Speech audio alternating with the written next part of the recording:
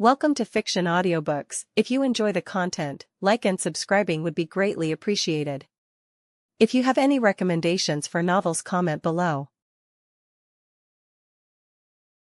Please join my Patreon at https://www.patreon.com/fictionaudiobook.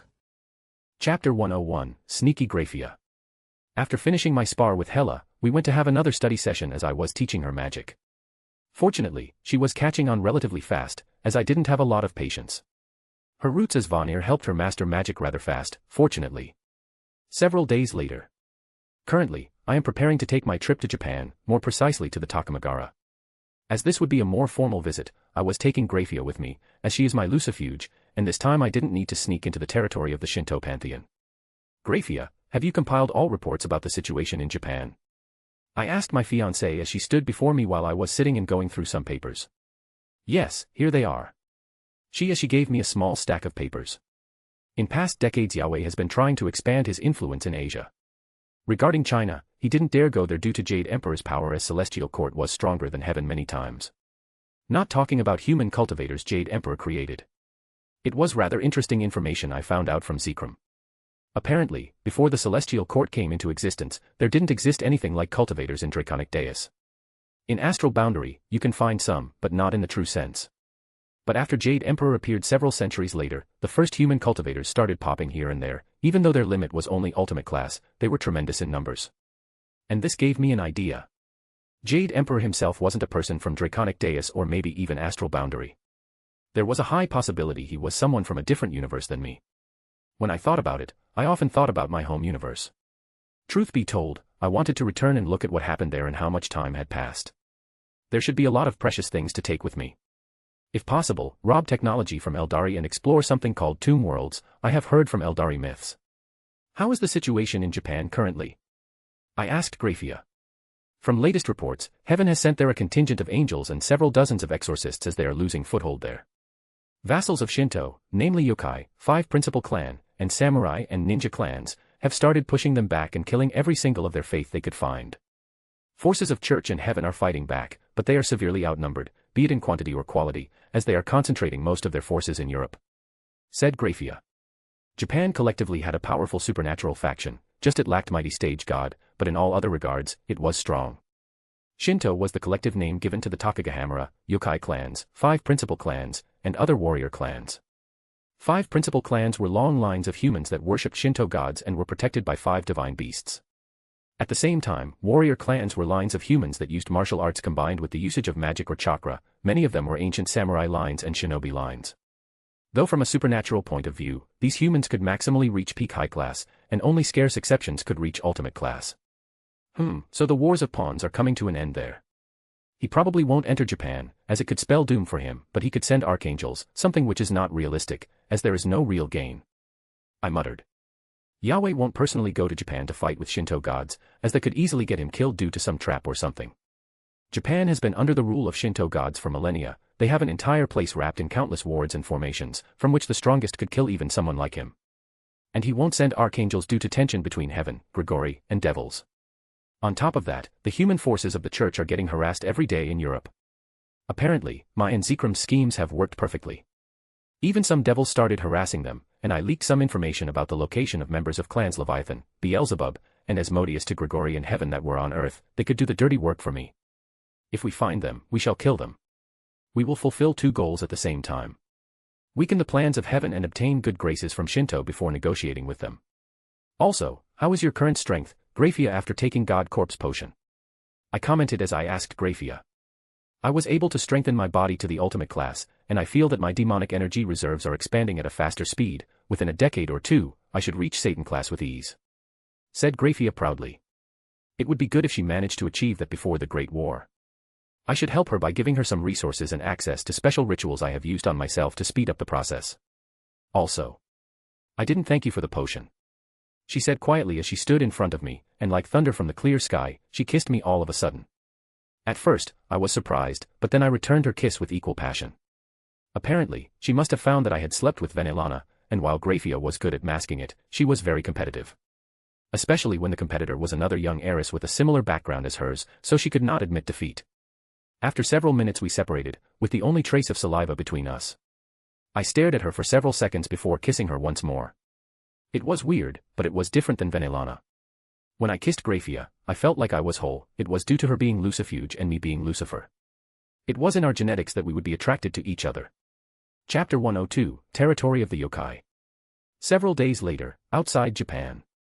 Do you think we can enter undetected, Zeoticus? Asked me Graphia as we stood outside Japan. Entire Japan was enveloped in the enormous magical barrier, whose purpose wasn't blocking entries but rather scanning, being and undercover those with magical power and alerting Shinto about them entering Japan. The barrier itself would activate the moment it detects somebody with magical power, currently unit. With this method, Shinto has practically covered the entire nation and absolute control over who entered and left the country. We can, such big barrier, unless created by someone on Apocalypse class with expertise in this type of magic or god with divinity over magic at mighty stage god, will have some weak spots. We just need to find them and disrupt the flow of magical power in the barrier, and we can enter. I explained as I cast a detection spell, and Graphia did the same as I taught her some spells. Several hours later, it was Graphia who found the weak spot in the formation. Good, and now we will do this. I said as I used some magical power to disrupt the flow of the formation in the weak spot. Quickly enter, it won't last longer than 10 seconds. I said as I unleashed my 10 wings, flew through the spot, and entered Japan, with Graphia flying closely behind me. As we entered the place, the barrier soon continued operating normally as it repaired itself rather quickly. Now, where are we? Kyushu, we need to get into Kyoto.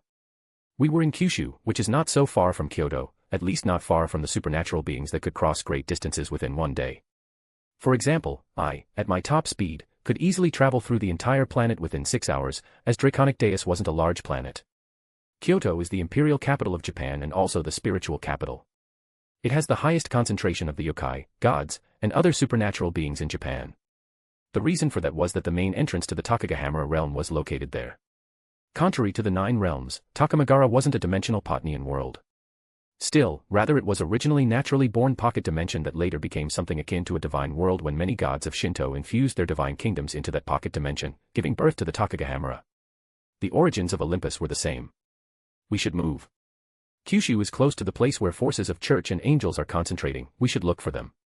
They should send maximally someone or 2 cadre-class angels, which I should be able to handle, while you will take care of weaker angels. No one can survive. I said with a bloodthirsty voice as I could not wait to spill the blood of some angels. Graphia just nodded and flew behind me as we were searching for angels that were in Japan. As we were flying through the lands of Japan, I observed the country itself. Medieval Japan was an absolute shithole. The current year 1414, around 50 years before the start of the Sengoku period, or the commonly known Warring State period, where Japan was engulfed in constant wars for about 150 years. Land down. As we landed down and went by foot, I said as I felt some disturbances through detecting spells. Currently, it was deep night, so it was a time when most yokai were active, and some malicious would often hunt for humans as their prey. We were walking for about 20 minutes before I stopped and took out my scythe Rosenkreuz. I silently chanted a spell, a strategic tier spell, Hell Flame, as dark red flames materialized out of nothing around my scythe. When they grew to sufficient size, I released them in a full might around my surrounding, burning down everything in diameter of 200 meters. After the dust had settled, I looked around and scanned the area. Oh, not dead yet. I muttered in surprise as I looked at the half-charred body of Onis that were following us. All of them were ultimate class beings in terms of physique, meaning they were pretty strong. They were following us? Asked Graphia, surprised and ashamed at the same time that she couldn't detect them. Indeed. You don't need to worry that you cannot detect these guys. In their home turn and during the night, they are strongest. Not to mention that they can use negative energy during the night to boost their strength even more. These ones should be some rogue Onis. I said as I swung my scythe and ended their pathetic lives. At the same time, I used Devour to absorb their life energy, as it would help my physique. Life energy of 4 ultimate class Oni absorbed. Physique collectively increased by 15 points. Each of my physical attributes was increased by 5 points. My bad for killing these guys in so a crude manner and not killing them instantly, it wasted too much precious life energy. Oni were species similar to devils living in Japan and its affiliated realms. They were a race of negative energy and were often regarded as evil spirits. They looked mostly humanoid, with 1 or 2 horns on their forehead. Contrary to devils, who were more inclined to energy training and magic overall, Oni was a race of physical warriors. Rarely were some Oni spellcasters or magicians, and all of them were warriors and were extremely dangerous in close combat. For them, it was very simple to reach ultimate class in physique, as long as they trained for several decades. Onis that were tailing us were rogue ones, meaning they were kicked out of their tribe or clan for committing some crime. They probably felt that we were wreaking negative energy and wanted to kill us so they could eat us and get stronger through eating us. Similar to devils who could eat souls, Oni could get stronger from eating the flesh of beings of negative energy, such as devils. Chapter 103, Killing Angels in Japan. Come Graphia, we are nearing the hole where angels and exorcists are coping up. We need to dye it red, I said as we went on the move once more. Soon enough, we have come to see a small city, housing probably a few thousand people. What was interesting was there were several churches there, so we had just hit the right place. Graphia cast concealment spell on this area, and when I am ready, you will break it. I ordered as Graphia cast the spell, and I was creating another. My newest creation, the first Ultra Order spell ever exist, Lightning Judgment. Currently, I have 2 Ultra Order spells, one of them was Lightning Judgment, and another one was Dimensional Slash, which was redesigned as an Ultra Order spell. I plan to do the most simple thing to lure the rats out of the holes. Destroy this entire city. Based on the number of churches here in the population, it should be one of the major strongholds of heaven and the church in Japan. The best thing was that not even Takagahamura would say anything about me massacring some humans, as they were already converted to the faith of their enemies, so gods wouldn't care if some humans that betrayed them died by my hand.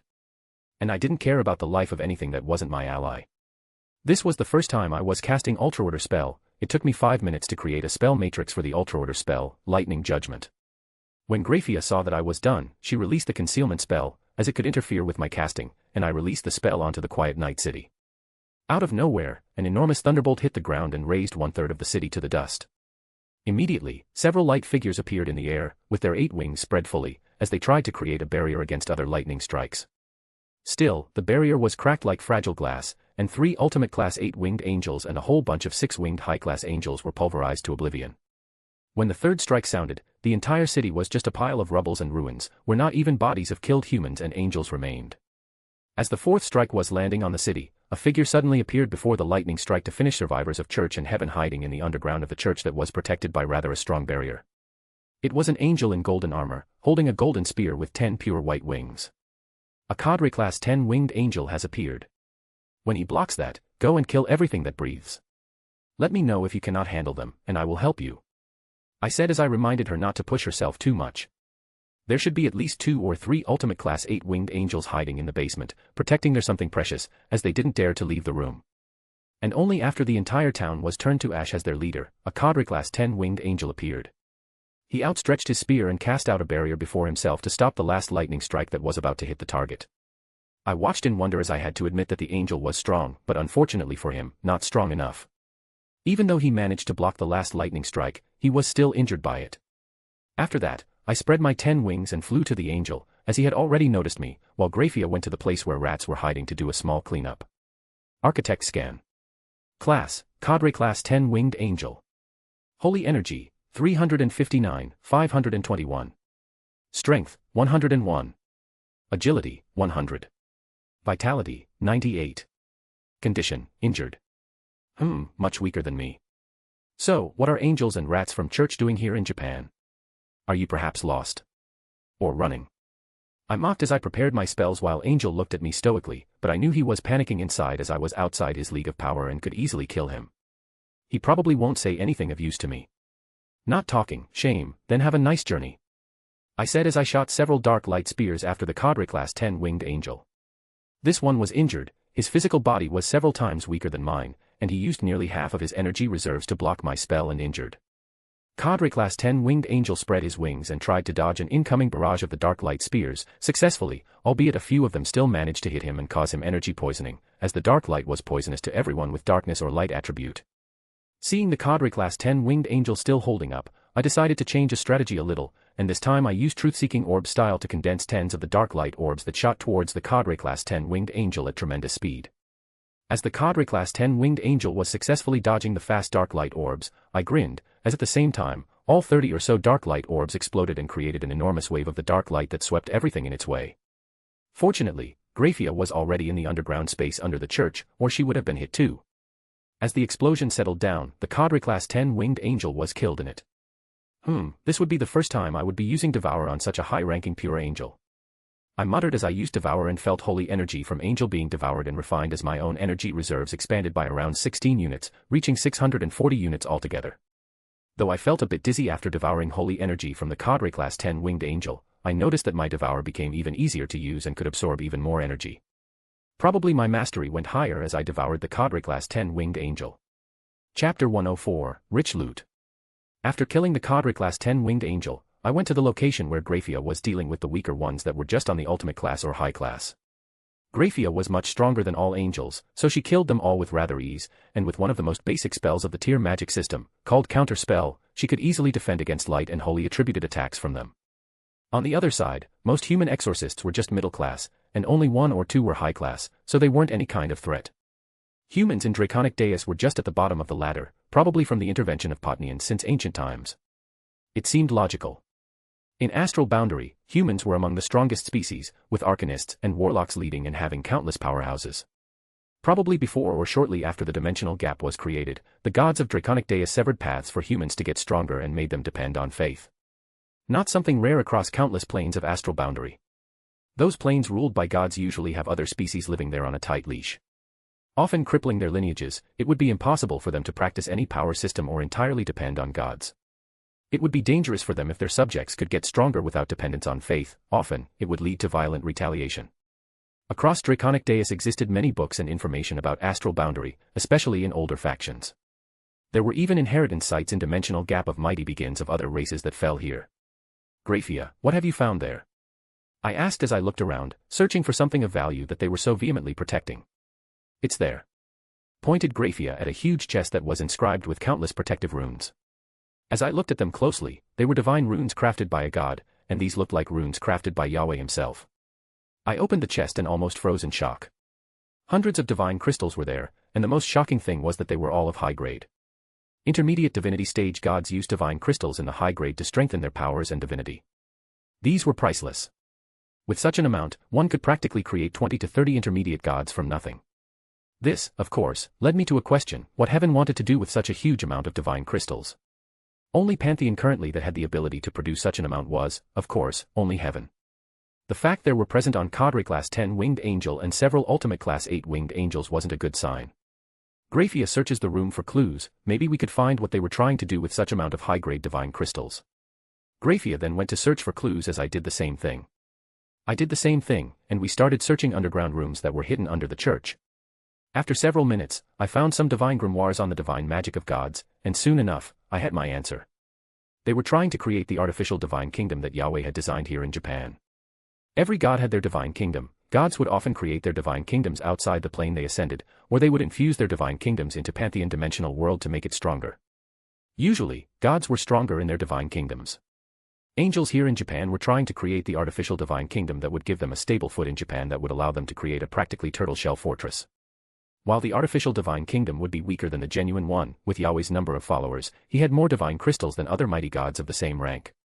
He used most of them to strengthen heaven to create an extremely strong divine kingdom and only a few on himself. He could easily strengthen this artificial divine kingdom to rival the genius one.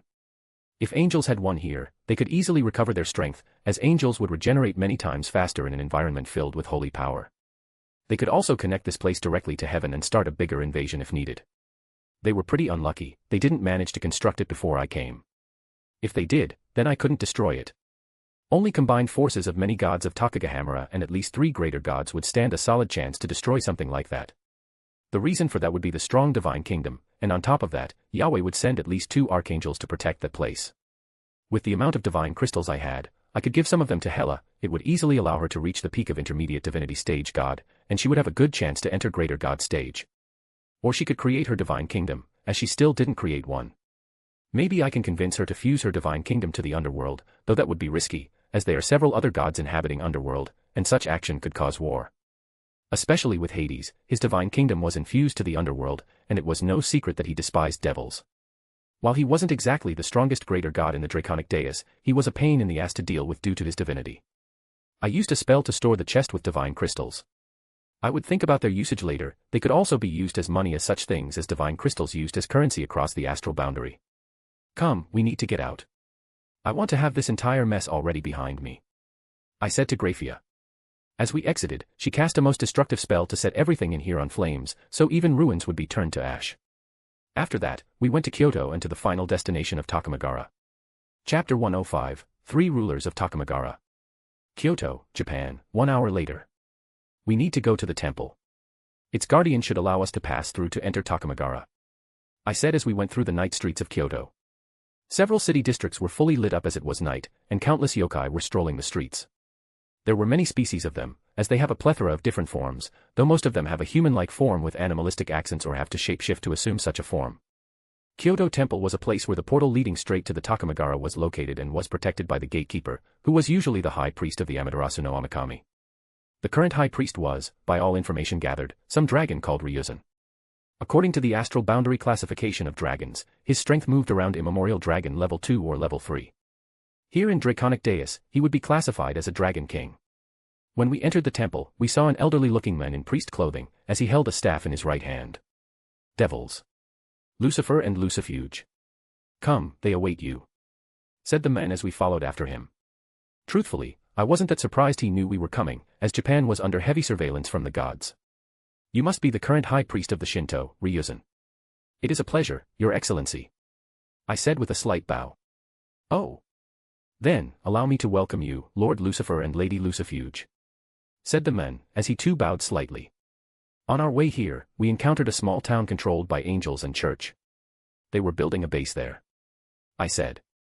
By your wording, I could judge that the town is not in existence anymore, angels and forces of church, including, said High Priest Ryuzen. Indeed. There was a cadre class 10 winged angel and several ultimate class 8 winged angels among them, including many weaker ones and at least 1,000 human exorcists. I explained as Ryuzen suddenly halted in his steps. Cadre class 10 winged angel, you say?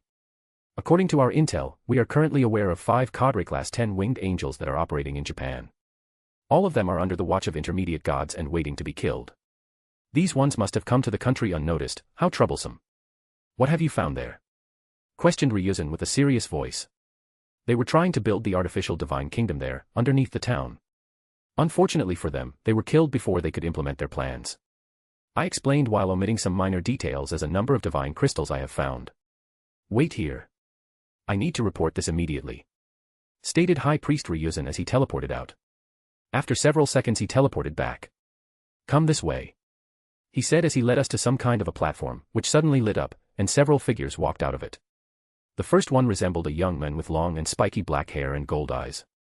He was dressed in armor that appeared to be of Chinese design. It consists of 5 parts: the white undergarment, gold pauldrons, the gold and red vest, gold arm bracers, and gold and white pants. In his right hand, he held long katana with a gold and silver handle. I recognized him as Susanoo no Mikoto, a greater divinity stage god. He had divinity over storms and seas. The second man was a tall slim man, appearing in his mid to late 20s, with long silky silver hair flowing past his shoulders. His outfit is a purplish blue and white kimono with moon representative ornaments. This was Tsukimi no Mikoto, a greater divinity stage god. He was the god of the moon. The last person to come out of the portal was a woman. She was a fit, beautiful young woman with long black hair around 20 years old. She wore clothing similar to Ryuzen, just her aura was that of a god. Amaterasu no Amakami is a pinnacle, a greater divinity stage god and goddess of sun. These 3 greater gods were basically rulers of the Takamagara and the entire Shinto pantheon. Descendant of Lucifer, you wish to speak with Shinto Trinity. Now speak, said Amaterasu with an aloof voice. Thank you for granting me an audience, honorable gods of Takamagara, I said as I bowed, showing my respect. Gods were arrogant creatures, especially the strongest ones of strong pantheons. To be granted an audience with all 3 rulers of the Takamagara was something I didn't expect. At most, I awaited that they would send a heavenly messenger god as a negotiator. Probably the info about angels building here the artificial divine kingdom must have been shocking for them. As you are aware that soon enough, the war between 3 Christian factions would erupt, and we devils hope that you, a Shinto pantheon, could attack the influence of the church on earth and eradicate it. Within your capabilities, of course, I explained. What about Yahweh? I doubt he would just watch his followers getting exterminated one by one, asked Tsukuyumi. He is not a problem. Great Satans have a method to make it impossible for him to intervene. Lord Baal already contacted Pale Blood of Yarnam, werewolf tribes, and Olympians from which all of them would make a move on forces of heaven and church on Draconic Deus, I stated. 3 of them looked at each other, probably communicating telepathically, before deciding on the next course of action. Very well, Shinto will make a move on church, Amaterasu no Okami said after a several-second long pause. Chapter 106, that went well. Then I must thank you, Excellencies, and now we will take a leave. I said as Graphia and I teleported out. We appeared in the outskirts of the Gremory territory in the predestined location I set up. That went well, said Graphia from behind me. Yes, but still, I hate gods. They always look down at us, just wait once you fall from grace. I muttered. Path of gods was a fickle thing. While being God gives you immense lifespan and powers, most gods depend on faith to create divine crystals so they can restore divine power quickly.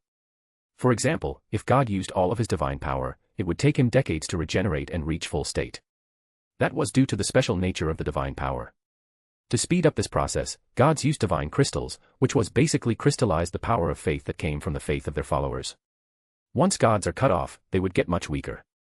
In the future, when the world gets more technological and faith becomes something obscure, gods will get much weaker. Their supply of faith would be much smaller, which would mean fewer divine crystals, which in turn would mean, first, making it almost impossible for gods to get stronger, and for a second, will basically cripple their ability to make a move. If they attacked or did something and used most of their energy reserves, they would be forced to recuperate for a long time, as they cannot use divine crystals to regenerate their energy reserves without planning for the future. The beginning of the technological age will mark the tremendous weakening of gods and pantheons in their ability to expand and attack others. Of course, pantheons with strong and long foundations will be less affected due to their long history and many trump cards. And species such as devils, pale blood, werewolves, yokai, Buddhas, and others would become real powerhouses. Of course, with the exception of some pantheons, which would enforce their faith even in that age, such as Hindu. At the same time, at the Kyoto Shinto shrine. Are you sure this is a smart move, Amaterasu? Meddling in the war between their factions? Asked Tsukuyomi, as he was always the most moderate among the three of them. Who knows, but this time is the best to strike at church and annihilate its influence from Japan. We need to secure dominance over humans in the future. Don't forget what happened in pantheons across the astral boundary that let humans grow too much, said Amaterasu in a stern voice. I doubt these humans will learn magic, or warlock cultivation or arcanist system, remarked Susanoo from her side. Of course, they won't, but when they start pursuing the path of technology, their faith in gods will weaken, and after several centuries it will be just a small fragment of what it was. Less faith means less divine crystals, and less divine crystals mean we can't use our divine power too much as we won't have effective means to regenerate it instantly, explained Amaterasu to her two brothers. So, what do you want to do after this mess passes up? Asked Susanoo. We will need to meddle more with human affairs. While our religion is not suitable to be a theocracy, it needs to be strong among people even after centuries to pass. And to achieve that, the first step is to push out all foreign religions from our turf. From now on, start giving a blessing to martially talented humans to strengthen them, maybe turn them into divine guards and have them create their clans with a bit of divine blood. Invest more resources into 5 principal clans, their patriarchs are only at middle stages of ultimate class, we need to push it up. Explained Amaterasu her plans for the future. What about those devils? They would profit too much from this mess, more precisely that one that came, if they became too powerful, it would be detrimental, said Tsukuyomi. I know, hopefully, that war will result in their mutual destruction, and I doubt Hades, Seth, or Izanami will leave them be after they are weakened. They will attack the first moment they see to seize devil-controlled parts of the underworld. For these gods, it is the only path to become mighty stage god, explained Amaterasu. That would be ideal. Underworld, Gremory territory, Castle Furig. After returning from the Takamagara, practically all things I needed to do were complete, and I had some free time. I had already promised Vanillana that I would meet with her parent and we would have dinner. I even met her brother, future Lord Baal. He was younger than her by several decades, and truth be told, he was pitifully weak. He was only around in the later stages of the high class, and he didn't train often. Just a bit of my aura and killing intent was able to scare him for life. Of course, an aura of someone like me at Satan class was not something someone on high class would be able to withstand. Now I was observing my familiar, Bloody Thorny Flower, which was already at the pinnacle of the commander level. Race, Bloody Thorny Flower. Level, Commander. Magical power, 99. Strength, 99. Agility, 75. Vitality, 80. Abilities, Take Root, Corpse Feeding, Poison Spit, Basic Elemental Magic. I will feed it several general-level monster corpses so it can reach the next evolutionary stage and then next, and become the terrifying enemy. Maybe I should go to Familiar Forest and try to get other familiars. Some have terrifying potential if groomed correctly, such as Nemean Lion or Wampus Cat, both would be tremendously useful. Especially Wampus Cat, which can cover for my weakness in illusions, mind magic, and hypnosis. I thought in my head about my next trip to the Familiar Forest. Additionally, I also wanted to go to the Sunset Monster Mountain range to explore the inner layer once more.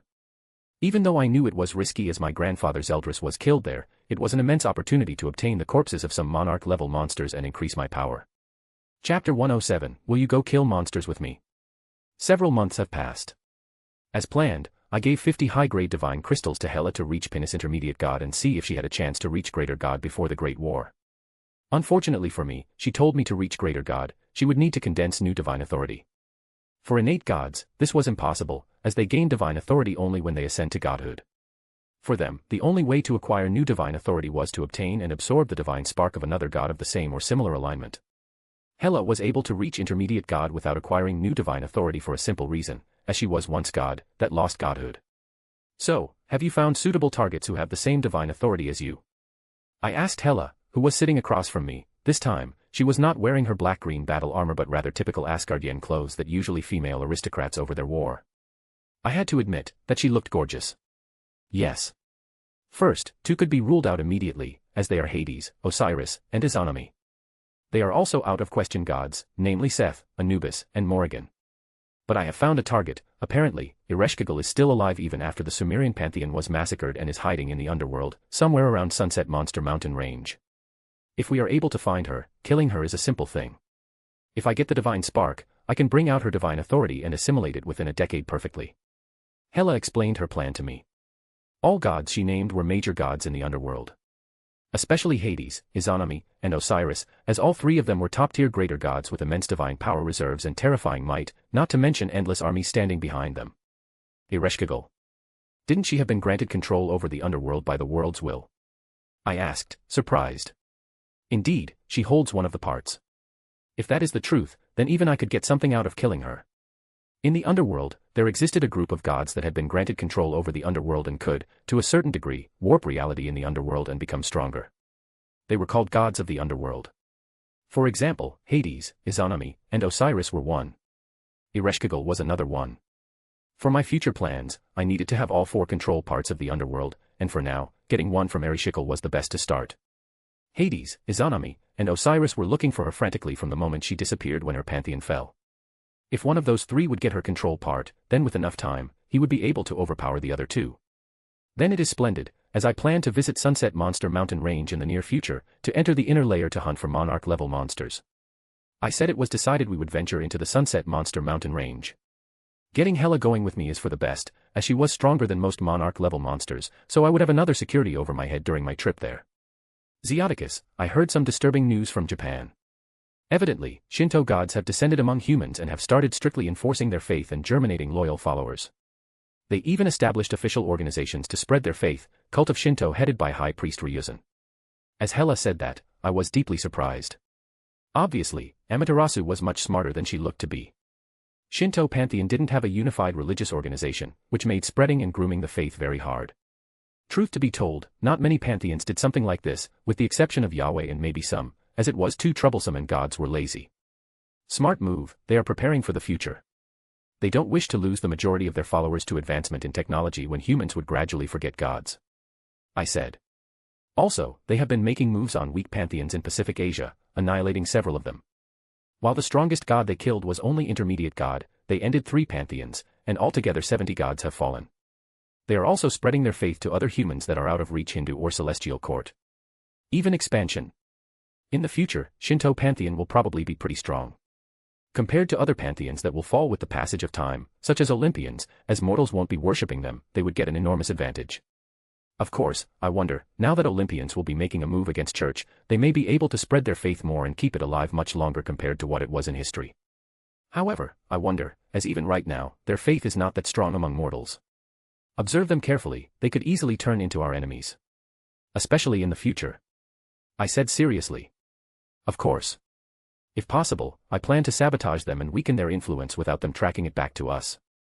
If Takamagara grows too strong, it would be detrimental for development in the underworld. What Hela said was right.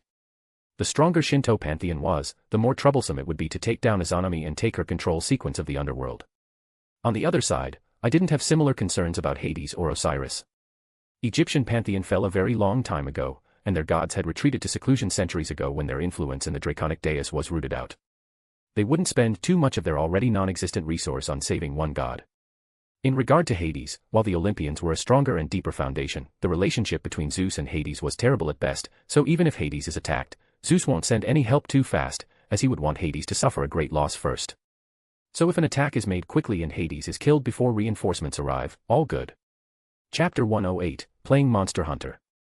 When I first entered the Sunset Monster Mountain Range, I was just a weak high class shortly after my rebirth. It was several years ago, but it seemed like decades to me. Now I was in the Satan class with combat prowess to defeat anyone at the same rank as me. Last time I was here, it was when I was high class, and I didn't dare to venture to inner layer, and this time we are going to the core layer. The entire Sunset Monster Mountain Range could be divided into 3 layers. Outer layer, where the strongest monster was at the commander level, then inner layer, where there was an abundance of general level monsters, and finally a core layer, where monarch level monsters were living. Of course, there were even emperor level monsters in the core layer, whose strength was comparable to the Super Devil class or Great God stage, but they were usually sleeping in their nests, not bothering with anything. And now, how do you want to find Areskigal here, Hela? Sunset Monster Mountain Range is an enormous place. I commented from the side as I watched Hela wearing her tight battlesuit, enhancing her womanly curves to the maximum. While as devil, my primary sin wasn't lust, I had to admit after sleeping with Venelana, lust has become one of my secondary sins. She would be hiding in the core layer. If it is so dangerous, then it would be a perfect choice for a hiding spot, as nobody would search there for her. Said Hela with a smile. We strolled through the outer layer like nothing as all monsters immediately ran away when they saw us due to our overwhelming aura. How long till we reach inner layer Zeoticus? Asked Hela with a bored tone. When we see first general level monsters running away from us, we would be either already in the inner layer or extremely close to it. I said as I already knew the layout and my way around here. Hela just nodded, not betraying her hope that we would soon arrive at the inner layer and then to the core layer. After 20 minutes, we finally arrived at the inner layer. Inner layer was full of the general level monsters, and commander level monsters were everywhere. As we were talking and observing various species living in the Sunset Monster Mountain Range, not even one of them dared to make a move on us, and all of them just escaped or pretended they didn't see us. One must know that monsters on the general level had the same intelligence as average intelligent species, so they knew very well who not to provoke. Soon enough, we arrived at an enormous valley, deep within the inner layer of the Sunset Monster Mountain Range, that was the path to the core layer. Not many devils have entered the true depths of the Sunset Monster Mountain Range. As I was admiring the beautiful nature here, all the various plants and trees suddenly heard a roar. I looked in the distance, and I saw a monarch-level violet-tattooed bear. Violet-tattooed bear was a monster of the bear species, with terrifying physical abilities and high resistance to energy-type attacks, due to its steel-like hide and fur. It was called tattooed because as the species of bears grew older, they would get various patterns on their body. All of them were magical and could release magical attacks during the fight. It is a violet-tattooed bear, monarch level. Physical ability is astonishing, and I don't want to use ultra-order spells to deal with it, so it is yours. Remember not to destroy nuclei. I said to Hela seriously. I wanted to fight strong opponents, as I had become a bit battle maniac after my rebirth, as every time I fought somebody strong, my blood was boiling, and I was in a state of absolute bliss. While my physique was strong, it was nowhere near to competing with Violet Tattooed Bear, so I let Hela kill it. She was a close combat fighter and was good as hell. Of course, I warned her not to destroy its nuclei, as it was a valuable thing for me to devour. It could increase my energy reserves by some amount. Hela's fighting style was brutal, nicely said. When she heard that, she grinned with a bloodthirsty grin and conjured 2 necroswords as she rushed at the Violet Tattooed Bear. Violet Tattooed Bear noticed somebody was attacking him, so he used his massive pawns to strike Hela down, but alas, she was too fast for his reflexes. She dodged Violet Tattooed Bear's paw strike, jumped in the air, high above the Violet Tattooed Bear's head, and slashed down with her necroswords. In the split of the second, a huge paw of the Violet Tattooed Bear fell down, as it was perfectly sliced off. I observed this battle from an aside, and I noticed why her combat style was so effective. She was using her magical power and divine power to enhance her strikes and weapons so that they would cause more damage. On top of that, her power of death was practically unhealable in Draconic Deus by normal or standard means. The bear roared in pain as Hela landed behind the bear's back and threw her 2 necroswords at the Violet Tattooed Bear, piercing through its legs as 2 missiles. Immediately afterward, another 2 necroswords were conjured as she ran up to the bear and sliced off the neck of the Violet Tattooed Bear. As anticlimactic as the fight was, Hela won very easily due to her combat experiences and other sets of abilities. Also, Violet Tattooed Bear was a rather ordinary monster with not a lot of special abilities, and as I warned Hela about its magical tattoos, she ended the fight as soon as possible to avoid unnecessary troubles. Bring me the nuclei, or do you want it? I asked her. I will keep it, my magical power reserves are stagnating already for some time.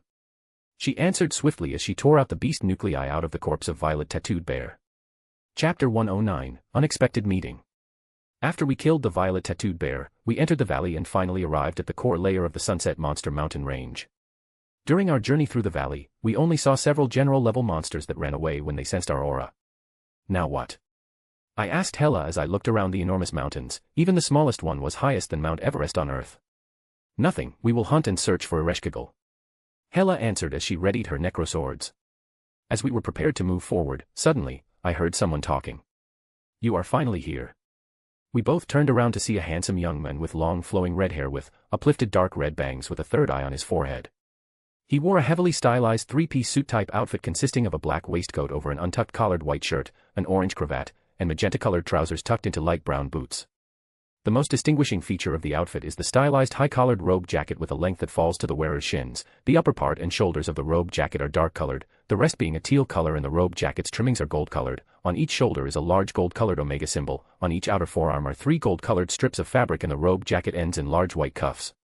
The outfit is finished with white gloves. He gripped a sword that looked like katana in his right hand, and in his left, he had a walking cane. When I looked at him, I felt absolutely nothing. Not even an ounce of any kind of energy. He seemed like an ordinary average human. What has brought your Imperial Majesty to a place like this? I asked as I stepped forward before Hela, signaling her with my hand to lower her weapons. As I already know who this person was, and with his power, he could kill both of us with a wave of his hand. It would be easy, like squashing a bug. The right question should be not what, but rather who, young traveler. He said with a smile as his third eye opened slightly, and my eyes widened in shock. Then it would be most appropriate to talk somewhere in private. I said as he tapped with his cane on the ground 3 times. Suddenly, the environment around me changed, and I was sitting in a garden of sorts. It was filled with peach trees and sakura. When I looked forward, I noticed those peaches weren't ordinary fruits but rather peaches of immortality. I wasn't in the Underworld. And Hela seemingly remained in the Underworld. I see you like the place here. I always go here to relax my mind, said the young man as he came to me, and we both sat down cross-legged. Now allow me to introduce myself, though you already know my title, the Jade Emperor. My name is Okwang, said the Jade Emperor Okwang with a slight gentlemanly bow. Zeoticus Gremory Lucifer. I did the same. It is interesting to meet a fellow reincarnator, though your rebirth was devised by someone else and mine by my own, stated Jade Emperor Okwang plainly. As I heard that, I froze in shock as I looked at Jade Emperor Okwang. What? Did you think that reincarnators were rare? Or perhaps your own was an accident? Come and drink this, he said as he gave me a cup of beautifully fragrant tea. I gulped the tea down in one go, as I didn't even have time to savor the wonderful taste of one of the most precious tea leaves in the entire draconic dais. You should now feel better, he said as I nodded. Indeed, I felt much calmer. You have mentioned that my own rebirth wasn't accidental. I have always wondered if it was indeed like that, I said as it was useless to hide more information, especially from someone who appeared to be stronger than the Great Red. I can see remnants of power of the artifact that caused your reincarnation. Pretty interesting. Someone of great power. My own body here is just a mere clone of my true body in a different universe which is built upon cultivation, but even my true body is a bit weaker than an entity that meddled here, probably only. He suddenly stopped in his speech as he looked at me and waved his hand as some energy entered my body. Shortly it vanished like it never existed in the first place. Soon after, it felt something change in my body and it gave me a very warm feeling, and I felt like I was freed from something. You have passed even before the test, he muttered in a very quiet voice, but I still managed to catch it. I would like to invite you to Longinus Drazian Orden. Here, take this, he said and took out something that looked exactly like a tarot card of the Devil Major Arcana. As I touched the Devil Tarot card, it started shining brightly in a pitch crimson color, as it soon broke down to crimson particles that all flew and were absorbed into my body. The Devil Tarot card wasn't the only thing I got. Still, I additionally obtained plenty of information about the astral boundary, other universe, important factions and powerhouses, and about Longinus Drazian Orden. In truth, it will take a week to process all information I got from the tarot card, which is now fused with my soul. The card itself wasn't only some kind of proof of membership, but also it was a top Empyrean grade soul and mind protection treasure. Additionally, it had many other functions, most of which were not usable. Something absolutely priceless no matter what universe you were in. Longinus Drazian Orden was a rather new organization, created only short tens of millennia ago. Altogether, it will have only 13 members in the future. Now, only 6 seats were filled, 7 with me included. Chapter 110, Enlightening Discussion, 1. Every member of the Longinus Dracian Orden had two identificators. One of them was Major Arcana, which was like the member's signature. Another one was the code, which was the cover name under which the member was operating in the world. Mine code was Samuel Zentor. From current members of the Orden, how many of them are from the astral boundary universe, Deus Ex Machina? I called Okwang his code, Deus Ex Machina, while his Major Arcana was Ironical, the Emperor. From current 6, 4 are natives of your universe. I am native to the other universe, though I was reborn in many universes to absorb their cultivation systems. Aside from me, Rot Spin is not from astral boundary, though he is traveler. He travels across universes and doesn't stay in one for a longer period of time. Also, Mercurius, while a native of astral boundary, doesn't care about almost anything and is only an observer. And Christoph Lohengrin usually sleeps and wakes up once per millennia. Answered Okwang. I was surprised about things he ever said about himself, but I wasn't that surprised. Basically, you can truth another member of the Longinus Dracian Orden at 100%, as betrayal is impossible thanks to the Arcana cards infused with our souls. What is your home universe like? I asked him. Did you know that I created 3 realms in Draconic Deus as an experiment? I wanted to combine various cultivation systems across several universes, but it didn't go very well. I am a cultivator, but not like these here, the true one, from universe you can call cultivation universe, the most common type of universe. I came from the ancient Tao universe, a place stronger than astral boundary, which is logical as ancient Tao universe is really ancient in every sense. There are countless powerhouses, and people with strength like Great Red are basically everywhere. Many of them were old, billions of Terran years. He explained with a sense of nostalgia on his face. At the same time, I was shocked listening to his description of his home. What about you? He asked me. When I died, it was the 25th millennium by our dating system, also called the Golden Age of Technology. I was a scientist in the Solar Federation tasked with weapon research. We didn't have a name for our universe, as only explored part of it was just one galaxy, called Milky Way Galaxy, and it was a shithole. There were constant wars among species, and we waged war against orcs, sometimes with Eldari or other species. Eldari were the most advanced species in my homeland. They ruled a large part of the Milky Way Galaxy and had strong psychic-like powers. Once I want to return and plunder all technology from those arrogant pointy-eared bastards. I talked a bit about my homeland. Eldari. Eldari, where I have heard that. Muttered Okwang as he tried to remember the name of Eldari. Oh. I remember now. It is the Immaterious universe. God damn it, you really came from a shitty place. I heard from rumors that the place is like a dead zone, avoided by practically every powerhouse that has power across universes. Apparently, something happened there that turned the entire place into one big no-go zone. Sighed Okwang, as I was now intrigued about what happened in my home universe. Well, if you want to return there to take a look, you should probably be at least as strong as Warlock Emperor in the astral boundary, which would be Lord class for you. Immaterious universe has become extremely dangerous these days. He warned me. Perhaps your clone can still communicate with your true body and exchange information. I asked, intrigued. Part of that, but I got this info from the annual meeting of Longinus Dracian Orden. At the last meeting, Christoph Lohengrin said that 2 newly advanced pale blood ancestors stole some spacetime artifact from the depths of the divine blood plane, an ancestral home of all pale blood and kindreds, and in their infinity arrogance and stupidity, by some accident they managed to open a portal to Immaterious universe. When they arrived, the place seemed ordinary without a strong presence, but soon they were attacked and nearly killed. Fortunate enough, they managed to escape back to the astral boundary, while the artifact was destroyed by something there. Said Okwang. I was now surprised as I knew that ancestor rank among the pale blood and kindreds was the same as dimensional class for devils, Holy Spirit warlock for warlocks, or Supreme God stage. Hearing 2 existences on that level could barely escape with their lives was absolutely baffling after several seconds of battle. Apparently, the waters of my homeland were far deeper than anyone in the Solar Federation could have predicted. Don't worry. I won't be going there anytime soon, or anywhere, unless we tore down the dimensional gap. I said. Tearing down that Pathikal spell formation is not that problematic. Though I cannot do it, as I am not a magician and don't follow your power system, we can do it together with ease. Said Okwang with disdain. Can't you destroy it with pure force? I asked him. I can, but that would lure here practically every existence on dimensional class from surrounding planes. Probably tens of Holy Spirit warlocks, Magister Arcanists and monsters, and Supreme Gods would arrive and probably kill everything here. And this clone body of mine must return intact to the ancient Tao universe without a fault. Answered Okwang seriously. I have wanted to ask, what exactly is the purpose of the Longinus Dracian Orden? I asked, like one would say, $1 million question. Longinus Drazian Orden has many purposes, but the main and primary one was to create an organization to help its members get stronger and gather information across astral boundary. Later Mercurius invited Rotspin and me, so it stretched its influence to other universes. Its goal is to help its members to sit upon a divine throne. Answered Jade Emperor Okwang seriously. Chapter 111, Enlightening Discussion, 2. Divine Throne.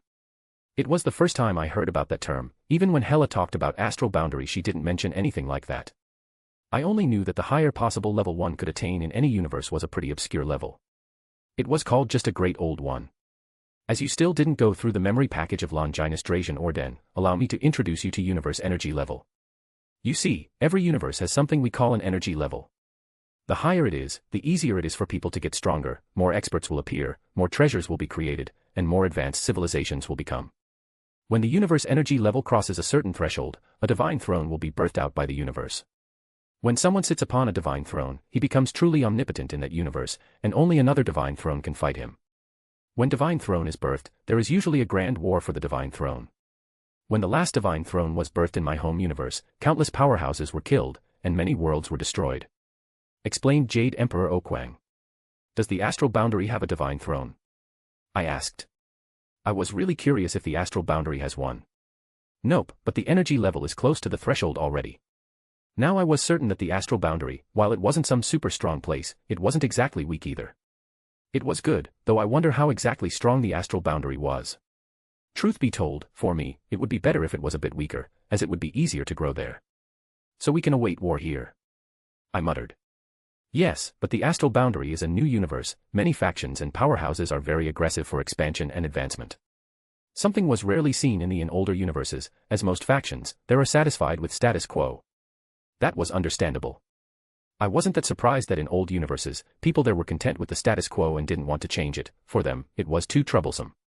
For them creating and advancing more would mean breaking the status quo, thus breaking the comfortable life. Such peace will eventually bring a deterioration of strength and fall of the faction in the end. Also, I wanted to ask, what were you doing by inserting your energy into my body, and when the Arcana card shined, I felt how to say, comfortably weird. Just a bit of help. What I did was activate something. When the card shined, it just verified if you were worthy of joining our little merry band. You know, sometimes people, gods, and other species are born with special constitutions. You were reborn, or rather during the rebirth, you have obtained constitution of Fateless One. He said as he looked at me. Seeing your confused expression allows me to educate you. Astral boundary is not the so-called cultivation universe, so many of the concepts that are common knowledge in many advanced cultivation universes are rather rare here. One of these classifications is constitution. It is a rather abstract term describing unique aspects of the body and soul. You can compare it to DNA. Every person has a constitution, but among 99.99999% of species, their constitution is without any abilities or advantages. Then there are exceptions, where the sequence is special, and some unique individuals are born with a special constitution. You have the constitution of Fateless One, which is considered as one of the most precious and strongest types of constitution. He explained it to me, and I understood what it was. If the constitution code for all humans is, for example, 1111, it means no unique abilities to it. But if it is 1011, it means you are basically unique. It was rather similar to the X gene in Marvel, though constitution was born naturally and not from genetic engineering. You also need to activate your constitution for it to be fully active. Fateless One is basically immune to the machinations of fate, it cannot be predicted, it cannot be seen, and it cannot be influenced. No matter if some magician, prophet, seer, cultivators, or anybody tries to intervene with it, is impossible. Just because of this alone, it is enough to invite you to Longinus Drazian Orden, as Fateless Ones are very mighty beings, and currently, there are only 3 known ones, without you included. From which 2 are old monsters that have been in secluded cultivation from immemorial times, and third one is the leader of a very powerful faction in a certain universe.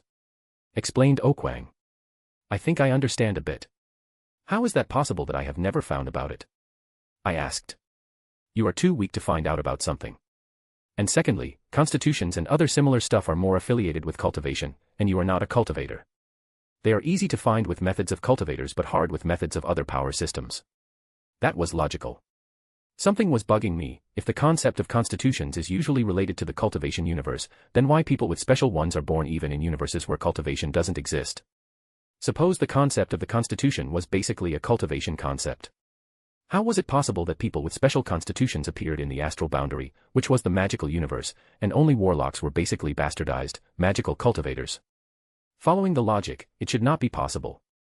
Chapter 112, Enlightening Discussion, 3. That is an easy question to answer. You see, the universe has two most important things to know. One is called laws, basically the working mechanisms of the universe. The second one, superior to laws, is called an aspect. An aspect is stating the nature of the universe itself. One of the most common aspects is the aspect of the power progression/advancement/cultivation, it depends. Without that aspect, it would be impossible for anyone to get stronger through natural means provided by the universe, and everyone would be forced never to get stronger. For example, if you somehow delete this aspect from this universe, then all beings that could be considered from an ordinary mortal human point of view as supernatural would either die or stagnate for the rest of their lives. They won't be able to progress, regenerate their energies, no one would be ever able to become magician or warrior, soon enough the everything magical would die out, and universe would be filled with just ordinary mortal humans depending on science as their only means for advancement. And additionally, they would never be able to get stronger even through scientific means, as lack of the aspect of strength would mean the universe itself would prevent anyone from researching something like that. Practically almost every universe has an aspect of strength, in one way or another, be it as cultivation, magic, ki, or any other means. That leads to the aspect of the constitution. This one is almost as spread up just like aspect of strength across many different universes, just the difference is that, in the cultivation universe, cultivators gave this aspect more weight, while in the most magical universe not, and they didn't develop the concept properly. Though you would find some arcanists that could easily detect and awaken unique constitutions. Answered Okwang. I had read about laws, as they existed in the astral boundary, but I had never heard about the aspects. Probably something one would never learn in an entire life, or only when reached some unimaginable level of strength. I learned it early, thanks to the Longinus Drazian Orden member. Have you heard about someone who did something like that? Deleting the aspect of strength from universe? I asked curiously. Yes, a very long time ago. I don't remember the name of that universe, but I know it was an incredibly advanced magical universe with countless mighty figures and very advanced magic. It was many times stronger than even my ancient Tao universe. Nobody knows why, but someday, its 3 divine thrones have killed the other 2 divine thrones, and after assimilating their power, they forcefully deleted the aspect of strength from their universe. Within several thousands of years, the entire universe was filled with just ordinary humans. So much knowledge was lost, but probably those 3 just hoarded it. I was shocked to hear something like that. Why would they do it? And didn't it affect them? Though I had a theory of why, as they probably feared their competitors, I wonder if it affects them in any way. Simple reason, their universe was very advanced with plenty of powerhouses, and there would be more divine thrones rising, and they didn't want to share their power. The other 2 didn't agree, so they were killed. And to your second question, no, they weren't, as divine throne is tied to the source of the universe, so no matter what happens to aspects, as long the universe itself isn't destroyed entirely, or their thrones aren't destroyed or absorbed, divine thrones are okay. Interesting, I thought in my head. Though the person who created your species did plenty of interesting things in your biology. Your power system is a mix of Arcanist path, Warlock path, and natural evolution of fiends from Abyss. Said Okwang as he looked at me. I was surprised to hear this, and it affirmed my suspicion that Lucifer didn't create the devil race by himself and that the book of Lucifer wasn't from the dimensional gap. When you arrive at the astral boundary, you should meet Kazikla Bey or Mercurius. They would for sure to know the origins of how your species were created. Both of them are some of the most brilliant magic users across many universes. Said Jade Emperor as I nodded. I was really intrigued about how devils were created, and Lucifer probably has the answer, though he doesn't understand properly. Do you have some compendium on alchemy?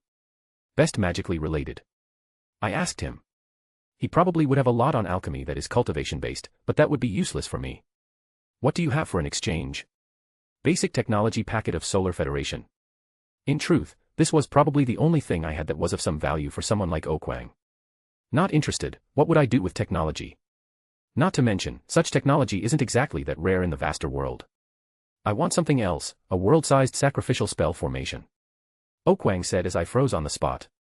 Sacrificial spells were common usage among especially human magicians that didn't have any other means to obtain more power, so they used sacrificial spells to absorb the life force of other humans to strengthen themselves. Of course, their way of using them was crude, and all sacrificial spells would leave severe backslash in the future. How large? I asked. Truth to be told, for me creating world-sized sacrificial spell formation wasn't that problematic even right now.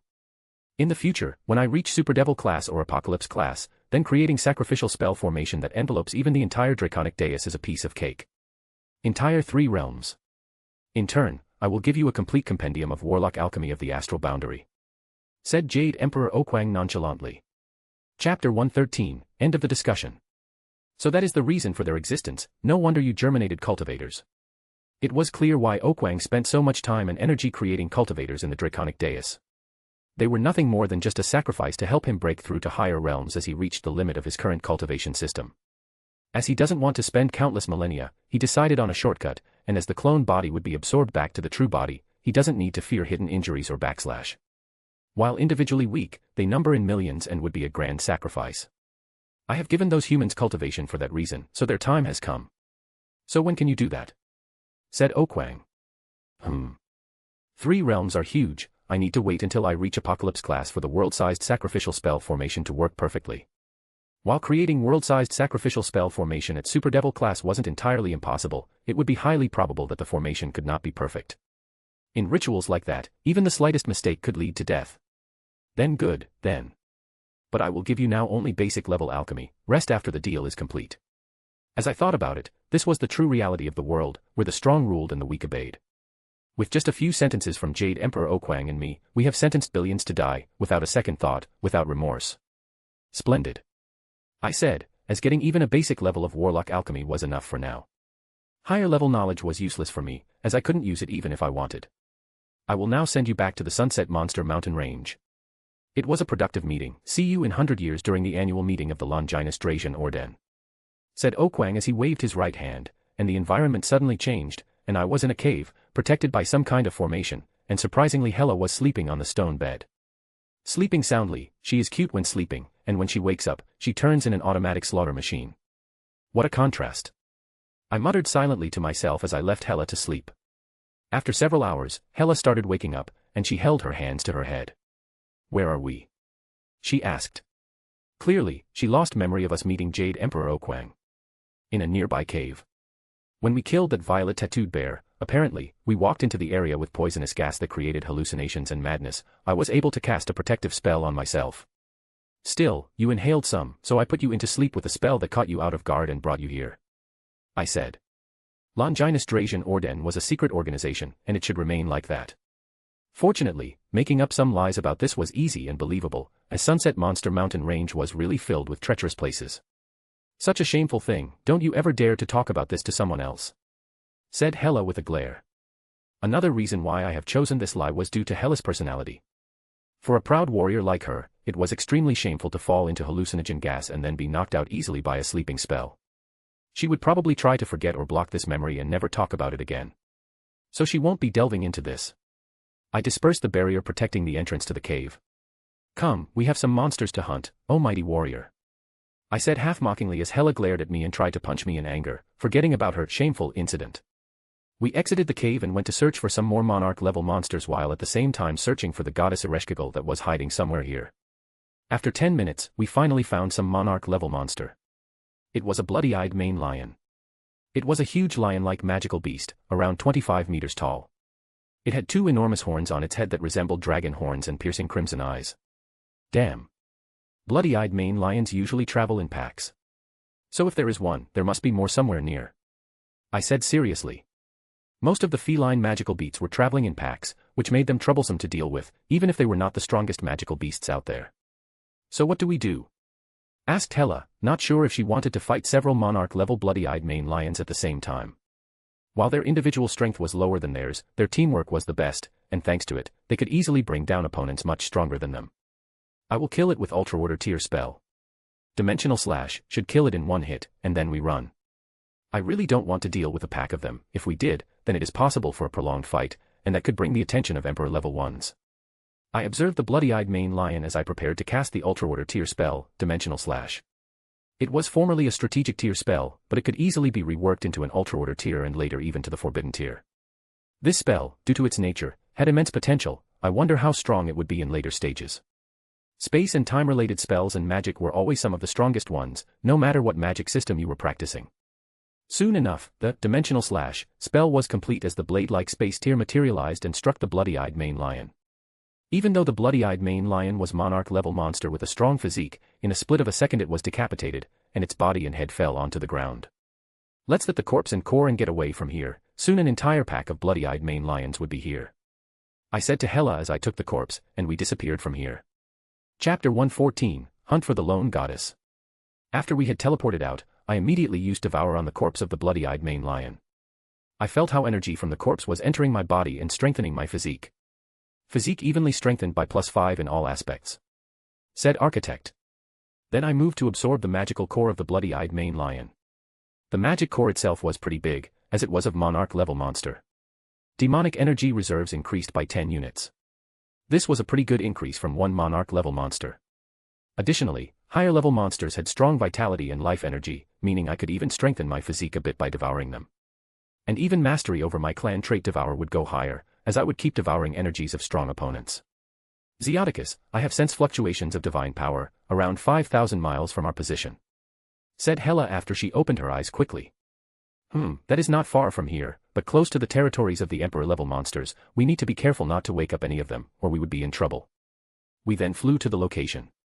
For us, crossing a distance of 5,000 miles wasn't anything hard to accomplish, just a few hours of flying at moderate speed. To not attract much attention from Emperor-level monsters or flocks of air-type Monarch-level monsters, we soon arrived at the approximate location where Hela sensed Areskigal's divine power. Several Monarch-level monsters appeared and pounced at us as we landed on the ground, out of nowhere. Seeing this, I knew that we were in the right place, as this was apparently a trap to kill us, as the gods of the underworld must see us from afar and prepared this trap with the help of the command sequence.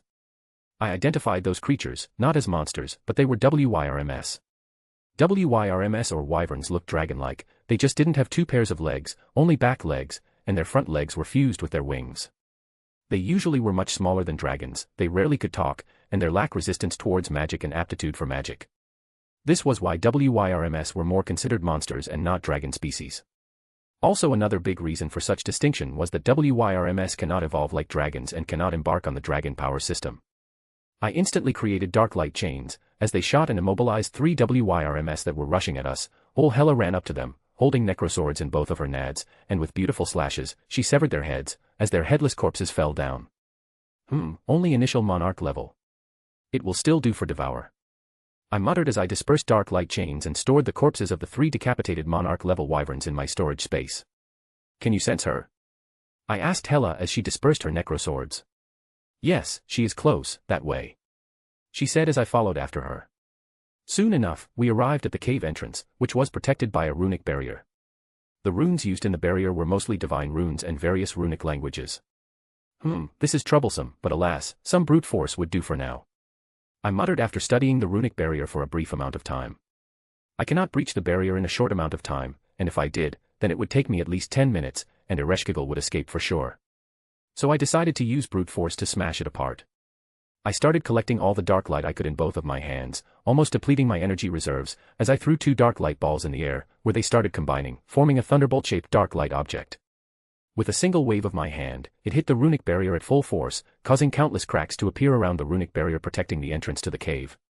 Soon, the first wave ended, but the second just started, as the runic barrier shattered into countless glass-like fragments, and a huge explosion followed after. And then our target appeared. Even I must admit that Areskigal was a beautiful goddess. She was very young-looking with crimson red eyes and beautiful long wavy blonde hair. She wore a body-fit armor outfit that further enhanced her curves. Hello, goddess of Underworld, Areskigal. You must know that it is nothing personal. I said with a slight bow as I silently conjured a gate of Babylon, and several weapons made out of the dark light pierced through her legs, stomach, arms, and heart. I went to her, and with a wave of my hand, a dark light chain enveloped her head in a way to prevent her from talking. I wasn't taking any chances with a goddess like her. While I knew that she was one of the better gods that truly took care of humans and wasn't evil, she had something I needed, and in this world, strong lived, and weak died.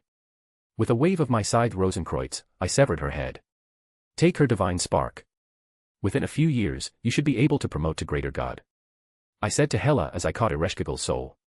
With a swift spell, I annihilated her soul as I burned it with hell flame, leaving only a tiny black crystal in my hand. You are a heartless man, do you know how many would do anything just to get into the good graces of gods like her? Said Hela with a false mockery as she crushed the severed head of the dead goddess. I knew that gods that had similar divinity often didn't like each other, as they thought of each other as competition in their divinities. But I like it, it makes me feel all hot. Said Hela as she pressed her body against mine. She stared into my eyes before she suddenly turned around and started tearing out the divine spark of Areskigal's corpse. Troublesome woman. I thought in my head as the black crystal fragment started shining. Chapter 115, Gains of the Hunt. Unknown type of energy is entering the body and fusing with the soul, said Architect's voice, as I felt something entering my body. When I looked, the black crystal that I obtained from killing Areskigal disintegrated and was nowhere to find. Suddenly, the environment around me changed, and I appeared in a pitch-black space, with just one speck of light being in there. You have acquired 25% of the command sequence, said the cold voice. I recognized it. It was the voice of the will of the Underworld. Shall you obtain the rest, a grand path will unlock before you, said the voice of the will of the Underworld as the surrounding around me changed once again, and I was back where I was. Architect, scan. Name, Zeoticus Gremory Lucifer. True name, Dismason, Devil Talent, Savant, Pride Guard. Race, Pure-Blooded Devil, Bloodline, Gremory, Lucifer. Occupation, Lord of House of Gremory, Grand Duke of Gremory. Age, 182. Class, Satan. Demonic Energy, 650. Strength, 461. Agility, 475. Vitality, 460. Underworld Command Sequence, 25%. Clan Trait. Dark Light, Master, Gate of Babylon Style, Truth-Seeking Orb Style, Chains of Heaven Style. The Devourer, Expert. Magic Systems. Tier Magic, Grandmaster. Devil Magic, Grandmaster. Norse Runic Magic, Grandmaster. Abyssal Runic Magic, Grandmaster. Human Magic, Grandmaster. Masteries. Scythe, Expert. As I looked at the result of the Architect's scan, I noticed a new column, Underworld Command Sequence. It was 25%, meaning I had 1/4 and needed to get the other 3 paths from Osiris, Hades, and Izanami. My masteries also went higher, as some of them that were mainly used were at the Ultra Order. Only Norse Runic Magic was at the Grandmaster, but that was not due to active practice but rather thanks to my understanding of Runic Magic as a whole. After studying it for a bit, I turned to Hela, who was now toying with some Monarch-level monster. I cast the Hellfire spell on the Areskigal's body to burn it down. While I could use it in some ritual or process it into a potion, she was a good god. If she didn't have the Underworld Command Sequence in the same divinity as Hela, I wouldn't kill her. There weren't as many gods as her, but alas, she had something I really needed, and only her death was able to give me that. As I watched her body burn to ashes, I went to Hela, that finished playing with Monarch-level monster, as she decapitated its head. I then went up to the corpse of the monster and used my Devour on it as I watched it wither and turn to the pile of bones. Physique evenly strengthened by +5 in all aspects. Strengthening by +5 in all physical aspects wasn't exactly that bad. For me, it was a good enough result. However, it was also slow at the same time, as it would require a very, very high amount of Monarch-level monsters to push my physique to the pinnacle of Satan class. So the only logical choice was first to obtain Super Devil class combat prowess, which exactly wasn't that hard, with my Dark Light ability, as the only thing that held me down from killing Emperor-level monster was my energy reserves. I predicted that if I reached demonic energy reserves of around 900 units, I should be able to kill Emperor-level monsters, albeit the weaker ones. Damn, the magical core is shattered. I cursed, seeing that the magical core was destroyed. Hela must have destroyed it during her play with the Monarch-level monster. I take it that you want to continue our little fun? Asked Hela seductively. Indeed, I need to increase my strength. Additionally, I feel that my mastery over the clan trait Devour would reach higher realms soon, after some more usage. I answered as we soon moved to the other areas to hunt for the Monarch-level monsters. With Hela by my side, it was pretty easy to hunt for them as Hela was the pinnacle intermediate god, so she could easily overpower several Monarch-level monsters simultaneously. And soon enough, maybe within 1 decade, she would reach the greater god stage. After that, we spent several additional days in the Sunset Monster Mountain range as we hunted for the Monarch-level monsters so that I could advance in strength. Hela also forced me to fight them in close combat, which ended in me being injured, so I, in anger, obliterated the monsters with my magic. Fortunately, from then, she left me to fight with my magic and clan trait. On the other side, I forced Hela to use magic in her fights instead of necroswords. As expected, it ended the same way as me, as she was forced to use close combat and weapons to win, as her magic was still not equal to her strength. She had enormous energy reserves of magical power and divine power, but her casting abilities were still subpar at best, even after learning from me. But what surprised me, she found out how to use many physique-strengthening spells to enchant her speed or strength. Maybe that was for the best. Everyone had a different affinity for different spells and their usage. Hela probably had the best affinity for body-strengthening spells and some other enhancing spells. After several days of hard work, I have managed to reach master-ranked mastery over the Devour clan trait, which was probably the best thing that happened during my hunt for the Monarch-level monsters. Additionally, I have managed to increase my energy reserves to 712 units from the previous 651 and even strengthen my physique a bit. Come, we should return back. I have already gained enough for now, I said to Hela. Now I need some time to acclimatize to my higher energy reserves and also to train more with the Devour clan trait as it reaches mastery-ranked mastery. Additionally, Hela needed to absorb the divine spark of Areskigal to advance to the greater god stage. Yes, I want to absorb the divine spark, said Hela as we teleported back to Castle Furig. Chapter 116, Progress of 1 Year. 1 year, Underworld, Gremory Territory, Castle Furig. During this 1 year, not many things happened, aside from me going back to the Yestra plane and clearing it out from the Monarch-level monsters together with Zekrom and Krumkruch. We went there for around 4 months and killed every single Monarch-level monster. Their bodies and magical cores were divided between Krumkruch and me. Now entire Yestra plane was under my control, and soon it would be entirely mined up. My strength didn't increase much, though, in terms of the energy reserves and physique, but I have perfectly consolidated everything I had right now, and in the near future, I can progress at a fast pace once again. That was an important step. To stabilize your foundation. One of the major things that happened was that I grew much closer with Grafia, that close that we had sex together at least once per day. Seeing that Venelana had led above her, she grew jealous, and her competitive spirit didn't let it slide away. And in turn, several days later, after I slept with Grafia for the first time, she and Vina got into an argument that destroyed several areas of the Furig castle, as they decided to fight to solve their issues.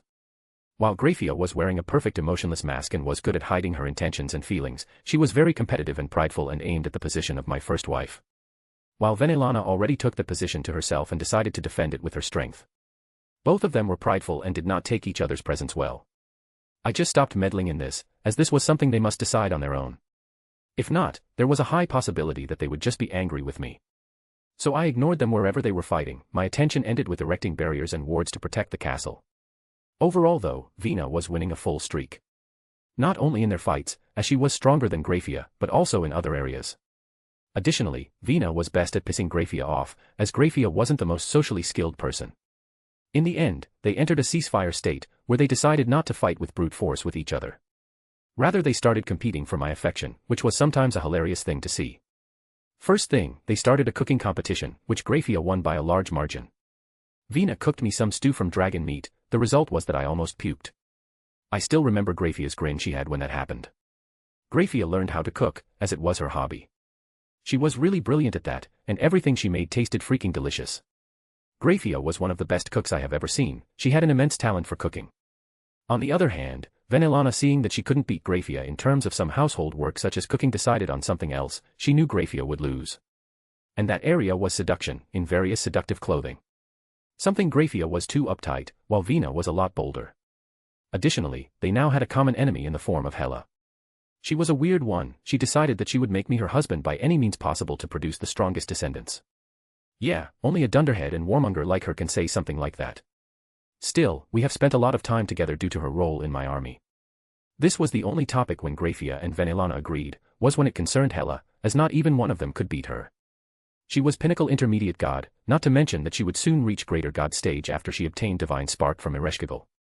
Right now, I am going to check up on the results of my latest project, and after that, I need to depart to meet with my uncle, Rise of Imlavon Lucifer, as we are going to hunt sacred gear users. I was deep within the underground of the Castle Furig, where countless arcanotech factories were constructing thousands of automatons daily. After completely clearing out the Yestra plane, the production of the resources obtained from the plane skyrocketed, and now my mechanical army expanded drastically. I have also sold mechanical legions to other noble houses. Currently, I have 10 million Arachne drones, 1 million Hydralisks, 1,000 antimatter Magicule cannon batteries, 100 Lunar-class cruisers, and 25 Avenger-class grand cruisers. This was a grand setup. And my military also grew to 50 million, divided between 50 legions. With 20 ultimate-class generals, after the integration with Asir and Vanir was complete. Hela was named the Marshal of Gremory Legions. She was best suited for the role, as she was extremely strong, and being a military and strategy genius gave me the best marshal of my legions I could wish for. Military-wise, I was currently the strongest noble with the strongest army, just ahead of the original Lucifer. Everyone knew that, and even 3 great Satans were reluctant to stay in my way, as even strength-wise, I was stronger than them. Another nail to the coffin is called devil government. Usually, great Satans just avoided each other and worked together only when absolutely necessary. Such dysfunctionality was bad for the government as a whole, but for ambitious nobles, it was best. I was practically at the level of Great King Zekrom. I was now faction on my own. Several of the lesser houses of the 72 pillars were already gathering around me to increase their social standing. Nobody in the whole underworld could now order me around, aside from the original Lucifer, but that would not last long enough. Also, during past years, some mysterious deaths happened as several less important descendants of the houses Leviathan, Beelzebub, and Asmodeus died. Nobody knew how and why just. Satan's raged over it for several weeks, and then it went to the forgotten. Chapter 117, Transdevil Gene Seed Project. Architect, how is the project Transdevil Gene Seed going? I asked my AI MTC as I looked at the germination chambers. Transdevil Gene Seed was something I have devised personally. The purpose of the Transdevil Gene Seed was to push already strong devil species on the higher ladder of evolution and speed up the evolution of the species. Thought, not of the species, but rather it would be used in the future, for my personal guards, for my personal enforcers and executors. They would be best among the best, most powerful, and most deadly warriors. Armed with the best weaponry and armor, access to the entire repertoire of countless magical systems, and the best training. Transdevil Gene Seed was basically about adding additional organs to the subject's body, which would greatly enhance its combat prowess, ability, survivability, and other aspects. It is nearing the end. Crystallization of the knowledge of the Solar Federation, Draconic Deus, and some of the astral boundary. All aspects of the Transdevil Gene Seed are perfected, and now the only thing needed is time to germinate the artificial organs with your DNA successfully. To perfectly accommodate and fuse Gene Seed with the subject's body, they were germinated with the usage of the DNA taken from the subject. Germination of each Transdevil Gene Seed took an enormous amount of resources, which took even a headache from me as I looked at the price. Still, I predicted that after undergoing it, my survivability would triple at least. Also, my combat prowess would increase a lot thanks to my passive abilities. Later on, I would need to create similar things for other species that would be citizens of the future empire, such as Aesir, Vanir, Oni. When can I undergo the fusion with then Transdevil Gene Seed? I asked Architect while overlooking the germination chambers. Month, maximally 2. Said Architect to me. There were 10 phases of the Transdevil Gene Seed project. Phase 1 Biscopia, this small, circular organ is inserted into the chest cavity and releases hormones that vastly increase muscle growth throughout the subject's body. It also serves to form the hormonal basis for many of the later implants. It is the first organ to be implanted. Phase 2 Hemostamen, implanted into the main circulatory system, this tiny implant not only increases the hemoglobin content of the subject's blood, making it more efficient at carrying oxygen around the body and making the subject's blood a bright red. Phase 3 Catalepsian node, implanted into the back of the brain, this pea-sized organ influences the circadian rhythms of sleep and the body's response to sleep deprivation. If deprived of sleep, the catalepsian node cuts in. The node allows a subject to sleep and remains awake at the same time by switching off areas of his brain sequentially. This process cannot replace sleep entirely but increases the subject's survivability by allowing perception of the environment while resting. Phase 4 Preomner, this is essentially a pre-stomach that can neutralize otherwise poisonous or indigestible foods. Northwest actual digestion takes place in the preomner, as it acts as a decontamination chamber placed before the natural stomach in the body's system and can be isolated from the rest of the digestive tract in order to contain a particularly troublesome intake. Phase 5 Multi-lung, this additional lung activates when a subject needs to breathe in low oxygen or poisoned atmospheres and even water. The natural lungs are closed off by a sphincter muscle associated with the multi-lung, and the implanted organ takes over breathing operations. It has highly efficient toxin dispersal systems. Phase 6 Oculobe, this implant sits at the base of the brain and provides hormonal and genetic stimuli which enable a subject's eyes to respond to optic therapy. The subject has a far superior vision to normal humans and can see in low light conditions almost as well as in daylight. The subject also can see magical particles more easily. Phase 7 Melanchromic organ, this implant controls the amount of melanin in a subject's skin. It also protects the subject from other forms of radiation and increases magical resistance. Phase 8 Oolitic kidney, in conjunction with the secondary heart, this implant allows a subject to filter his blood very quickly, rendering him immune to most poisons. The organ's everyday function is to monitor the entire circulatory system and allow other organs to function effectively. Phase 9 Mucranoid, offers resistance to extreme heat and cold and can even provide some protection for the subject in a vacuum and even void.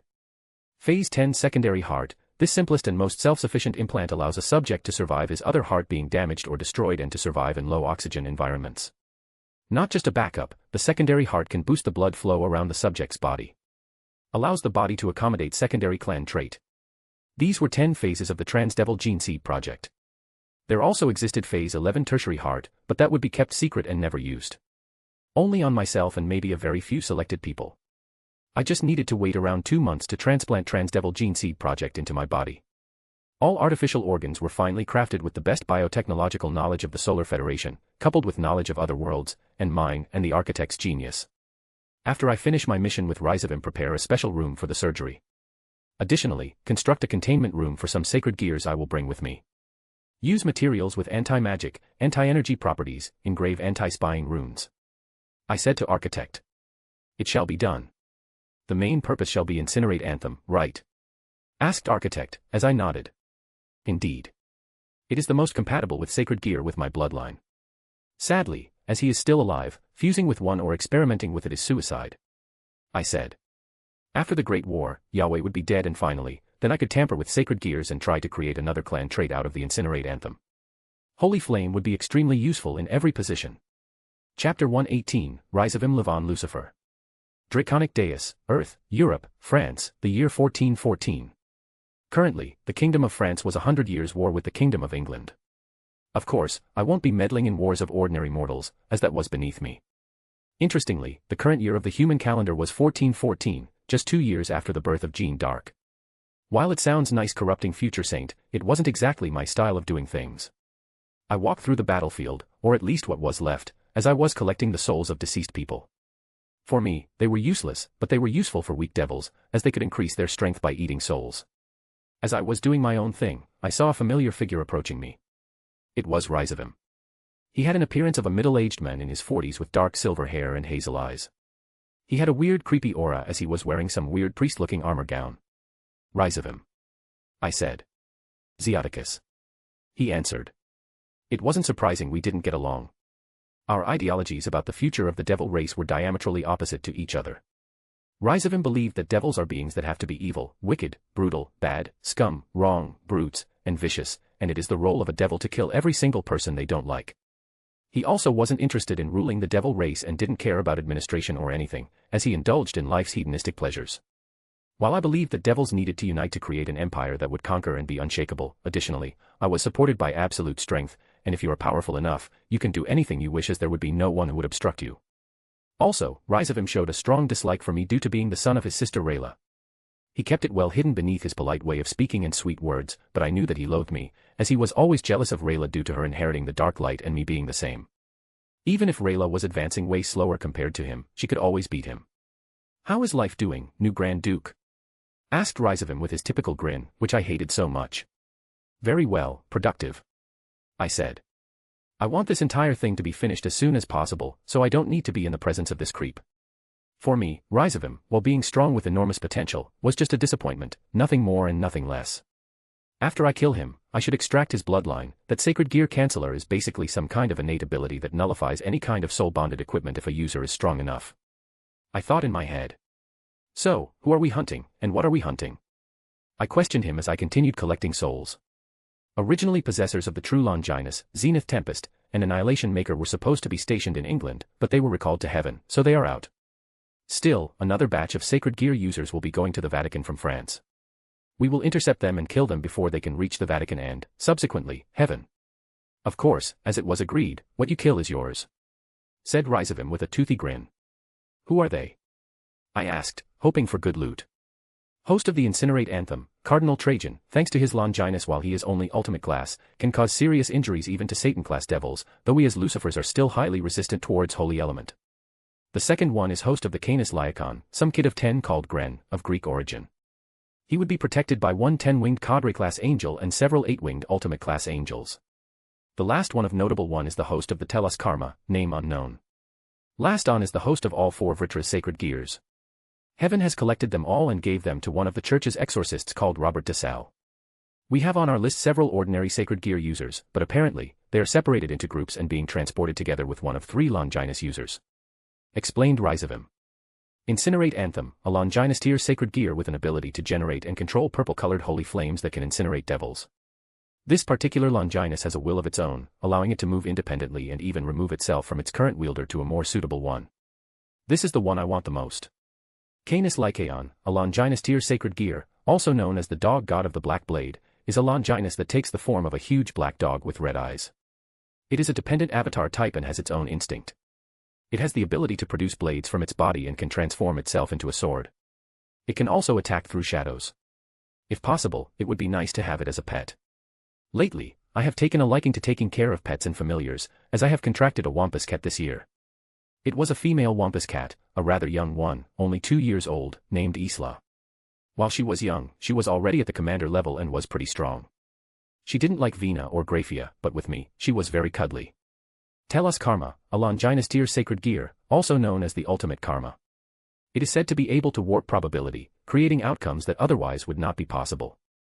Its ability to manipulate fate was really mysterious, but sadly, it was useless for me. As a fateless one, any tool, artifact, or anything that interfered with threads of fate would break in my hands. Vritra's sacred gears were a unique case.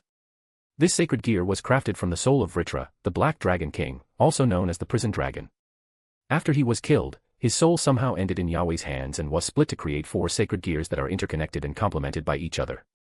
Chapter 119, Moral Codex of Ruthless Devil. While this sacred gear doesn't reach the Longinus tier because it is created from 4 individual sacred gears, it doesn't lose to 1. It is created from Absorption line is also known as the Black Dragon's Pulse. It resembles a small lizard, more specifically, a chameleon, with a deformed face that appears on the user's hand. It has the ability to make lines of connections that allow the user to either absorb or transfer power from opponents, allies, and objects. You can use it only if someone is either as strong as the user or weaker than the user. Blaze Black Flare, also known as the Evil Dragon's Black Flame, is one of Vritra's sacred gears that grants the user the ability to unleash Vritra's deadly black flames to burn their opponents. Delete Field, also known as the Domain of Darkness, is one of Vritra's sacred gears. It has the ability to suppress the opponent's powers. Of course, the user can suppress only someone on the user's own level or someone who is weaker, similar to the usage of the absorption line. Shadow Prison, also known as the Prison of the Dragon, is one of Vritra's sacred gears that allows users to use Vritra's shadowy aura to restrain their opponents. Shall we aim for the Canis Lycaon first? With 2 of us, it will be the piece of cake. I asked Rysavim as he nodded with glee.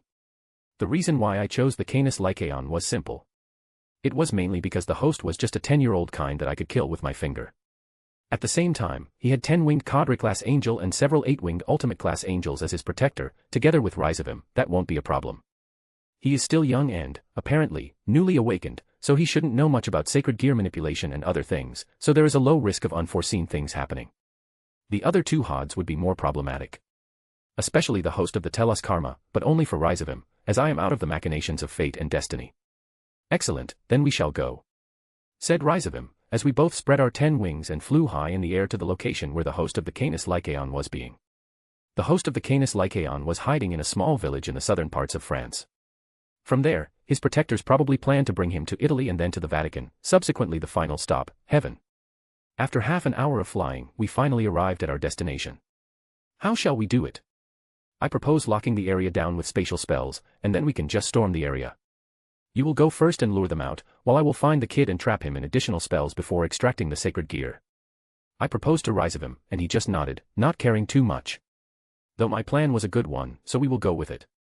I took out the Rosenkreuz and started this time creating a large-scale barrier that will resist even attacks of several Satan-class entities, so we will have enough time as it is. Soon enough, as I tapped with Rosenkreuz to the ground, an enormous barrier started rising from the ground, and it enveloped the entire town. I will go and play, said Rysavim as he ran to fight 10-winged Cadre-class angel and several 8-winged ultimate-class angels that were now in the state of utmost emergency. I just stayed in the back and watched as Rysavim grabbed one of the 8-winged ultimate-class angels and crushed his skull with his bare hands. So he even trained his body to Satan class. I thought as I moved and started searching for the host of the Canis Lycaon.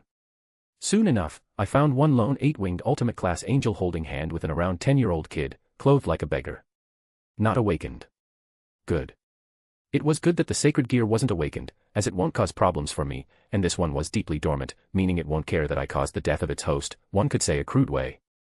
I silently cast a concealment spell on my and walked up close to the 8-winged ultimate-class angels and the kid that was host to Canis Lycaon. When I was close enough, the wall of the dark light appeared, and suddenly several dark light spears shot at the 8-winged ultimate-class angels and killed him in an instant. I then cast several silencing spells to make the entire area blank as the kid wanted to scream seeing his protector being brutally killed, but no single word came out of his mouth as tears were in his eyes. I grabbed his head and smashed his little body against the ground with enough force to knock him out but not to kill him. The problem with extracting sacred gear was that the moment its host died, the sacred gear would return to heaven's system. If it returns there, then it is lost, and I can wait only for a new host to be born. I pressed my right hand to his chest and started chanting an extraction spell. Usually, chants were used only in rituals and similar things, and I needed to best fast. One mistake could result in this kid dying, and then sacred gear would be lost from my reach. As I finished the chant, suddenly, the ominous black light entered the boy's body as he jolted awake and screamed in pain. The process of extraction of the sacred gear was something agonizing and of extreme pain and torture. As the ritual was ongoing, the user from whom the sacred gear was being extracted could not lose consciousness. So the boy cried and screamed as he was slowly tortured to end by my extraction magic, and soon I held a black sphere in my hands. Chapter 120, Next One. Of course, I knew spells that would make extraction painless, but I didn't see any benefit to using them right now and on humans. Such extraction that isn't painful and even leaves the user alive is possible, but it would consume more energy and needs to have some preparation. Not something I want to waste on some random human kid. Empathy and similar things didn't have a place in Astral Boundary. It was a place where you needed to do anything for power because, without it, you are nothing. And I was very well aware of it. When one day I went there, I needed to be strong, or everything I built will be destroyed, and my loved ones would be killed. So everything I was going was for the greater good. Yeah, sounds hypocritical. While this would be considered barbaric maybe by even devils, I didn't care about such things. Morals and standards were for weaklings who envied those with power. While my moral codex was non-existent almost, as the only people I cared about truly were Grafia and Vanillana. And, of course, I was a good leader and ruler to those under my rule if they were loyal to me. Fascinating. I will research it later. I said to myself as I stored the black sphere containing Canis Lycaon in a special container and then stored it in my dimensional storage. After that, I cast the Hellflame spell to burn down the corpse of the boy that was the host of the Canis Lycaon and also the 8-winged ultimate class angel. After burning every piece of evidence down, I turned around to see Rizavim playing with the angels. Not even the 10-winged Cadre class angel was a match for Rizavim. His skillful usage of magic and sword was a deadly combination, as every angel that was close to him died in a very painful way. Rizavim, stop toying with them, and for the fuck's sake, just kill them. I screamed at Rizavim, as he was too engrossed in playing with angels, something I never did and won't ever do. Playing with your enemy, even if you are way stronger, is one of the stupidest things to do during a fight. Sometimes, even the impossible becomes possible, and even desperate weakling may bring down lofty and mighty experts with the usage of deception, traps, and arrogance of the expert. After that, I cast several strategic tier spells and shot them at the 8-winged ultimate class angels, killing them on the stop, while Rizavim finally stopped playing with the 10-winged Cadre class angel as he tore his heart out and crushed it in his hands. Are there any more sacred gear users? He asked me as I shook my head. I searched the entire town but didn't find anything. I stored the corpses of the angels as they could be fed to my familiar, Dodo, which was the name of the bloody thorny flower, that has already evolved to the devouring thorny flower and was currently at the peak of the general level, thanks to the abundance of the fertilizer. It had evolved during this year and gained a basic level of sentience. It also gained new abilities, namely abilities called Thorny Flower Vines and Spore. Thorny Flower Vines were a simple ability to create thorny vines from its body and use them to attack or defend.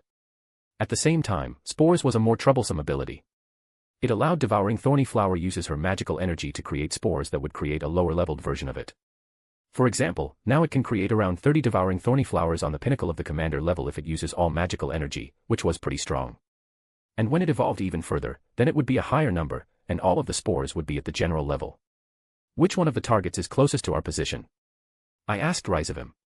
Exorcist Robert DeSalle, an ultimate-class human exorcist, with the usage of his Vitras sacred gears is able to contend against the Satan class with ease. He is currently located in a distant abbey far in the mountains. A well-protected place. Said Rizavim, as we flew high in the air, as suddenly I stopped. Wait a bit. I said as I looked at the half-destroyed town and surviving humans running here and there, searching for injured and bringing them out from the ruins of their houses. This place needs to be destroyed. It will be best if heaven doesn't know about these attacks as long as possible. I said as I started creating an ultra-order tier spell Lightning Judgment, and soon enough, an enormous lightning bolt struck the ground, leaving nothing more than just a crater in a place where the town was. Of course, heaven will find out that we were behind the attacks, but it is good to cover all tracks. This way, they will only find out after 2 to 5 months, and we could prepare for their retaliation. Or maybe the war will erupt prematurely. Or maybe they won't find out at all. All sacred gears I am taking with me are impossible to track, as I was jamming the connection between them and Heaven's system with special material mined from the Yestra, planar core stone. Planar core stone was a unique and precious type of stone that could be found extremely close to the planar core. As the Yestra plane was entirely under my control, mining works were nearing their end, and I already gave green to mining near the planar core. Currently, around 80% of all resources on the surface were mined, and 40% in the sea were extracted, so we slowly worked our way to the planar core. While the planar core stone was not enough to cut the connection, the box made out of that stone was enough to jam the connection, so Yahweh could not use Heaven's system to locate the sacred gear. Unfortunately, I had only 2 such boxes. One was used for the Canis Lycaon, and another one would be used for Incinerate Anthem. Chapter 121, A Fanatic. The second planar core stone box would be used for the Incinerate Anthem, so the other 2 sacred gears would be lost. While I wanted to obtain Vritra's sacred gears, as they would be pretty useful, alas there was nothing that could be done. At least they won't be used in a war. The time for the sacred gears to reappear wasn't short. Usually, for the sacred gear to reappear among the human populace took several decades at the fastest, and usually, the gap between the death of one user and the appearance of another was a century and more. Especially Telos Karma, while it won't have any effect on me due to me being Fateless One, and nothing could affect my fate as it didn't exist in the first place. Still, its usage in the war would be devastating. And that was only low-ranking equipment affecting fate. We were now searching for the abbey where the church's top exorcist Robert DeSalle was hiding or whatever he was doing there. I only hope that all devils are prepared for the war, as this could easily lead to war erupting prematurely. We are going to kill 1 cardinal and 1 exorcist with the rank of paladin. Both of them were top-ranking people of the church and greatly valued by heaven. What was now frustrating that even 1 day later, we couldn't find that fucking abbey. It was probably protected by countless barriers and wards, making it very hard to find even for skilled magicians.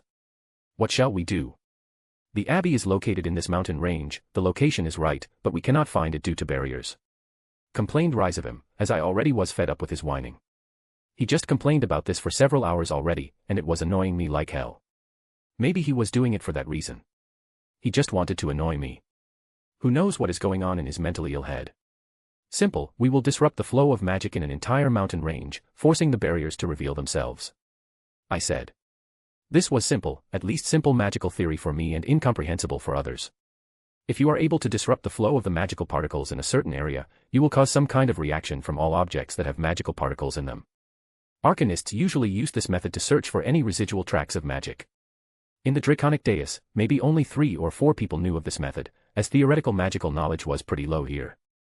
Rizavim didn't properly understand what I was saying, so he just shrugged his shoulders, closed his eyes, and went to have his day's sleep. I, on the other hand, took out a small ball-shaped Arcanotech device and tapped it several times. After 1 minute, I already could see some reaction from the surroundings, and one huge around 10 kilometers away. Get up, you lazy ass.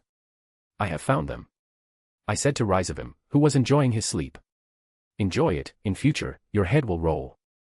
I thought in my head as I flew behind Rizavim as we finally arrived at the abbey. Breaking through the barriers was easy, as the flow of magicule particles was chaotic, causing the barrier's weak points to be even more vulnerable. Soon we entered the abbey. The abbey, while it wasn't exactly a huge place, still looked majestic in its Gothic architecture and overall design. I used several detection spells, and only 1 life form was detected. I know why you have come, you vile, filthy creatures, said a voice belonging to the middle-aged man clothed in a priest gown, with armor on his shoulders, arms, and legs, wearing the silver cross. He had brown hair and blue eyes and several scars across his face. He was one of the top-ranked exorcists with the rank of paladin in the church, Robert DeSalle. He looked at us with scrutinizing gaze before saying, "Heathens, you will be smitten by the Almighty, and to think you can get a sacred gear. Foolishness!"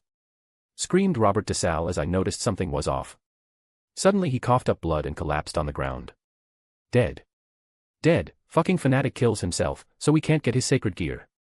I shouted in anger as I kicked his corpse several times in anger. While true, I don't have another planar core stone box, but I had some spells that could extract Vritra's soul from the sacred gears. That would be a great catch.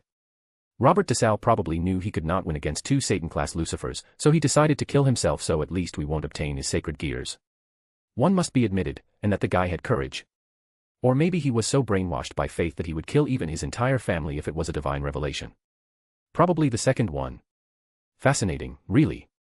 I never understood this kind of people, but still it is done. Vritra's sacred gear would need a century to appear and it won't affect tides of the upcoming war, said Rizavim as I nodded. Burn it down, I said as I walked out from the abbey. 2 targets were done. Now only Telos Karma and Incinerate Anthem were remaining.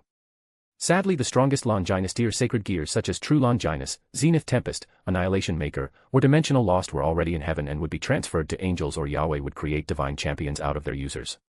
Divine champion was mortal that was granted a divine power and his fundamental being was transformed into some kind of quasi-divine being.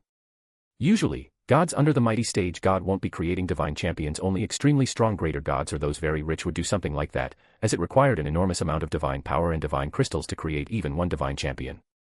If Yahweh created divine champions out of users of Zenith Tempest and True Longinus, then things would get pretty messy.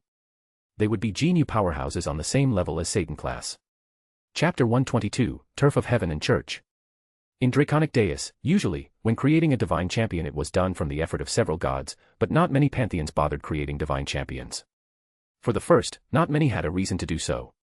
It was worth, only if a person who you wish to turn into divine champion had some unique irreplaceable ability, and you want to keep him alive and even strengthen him. In Draconic Deus were many methods to attain immortality, and in the astral boundary even more. Unfortunately for their users, the disadvantage was that they often had severe backslash. One of the most common ways was to use Elixir of Life to prolong your life to indefinite. The disadvantage of that was that, if the Elixir of Life was subpar, then while you won't age, your body will wither and you will be walking drog. While other means existed, they were all flawed in their fundamental basics. Then there were various magical rituals to prolong your life, but I didn't delve deep into them.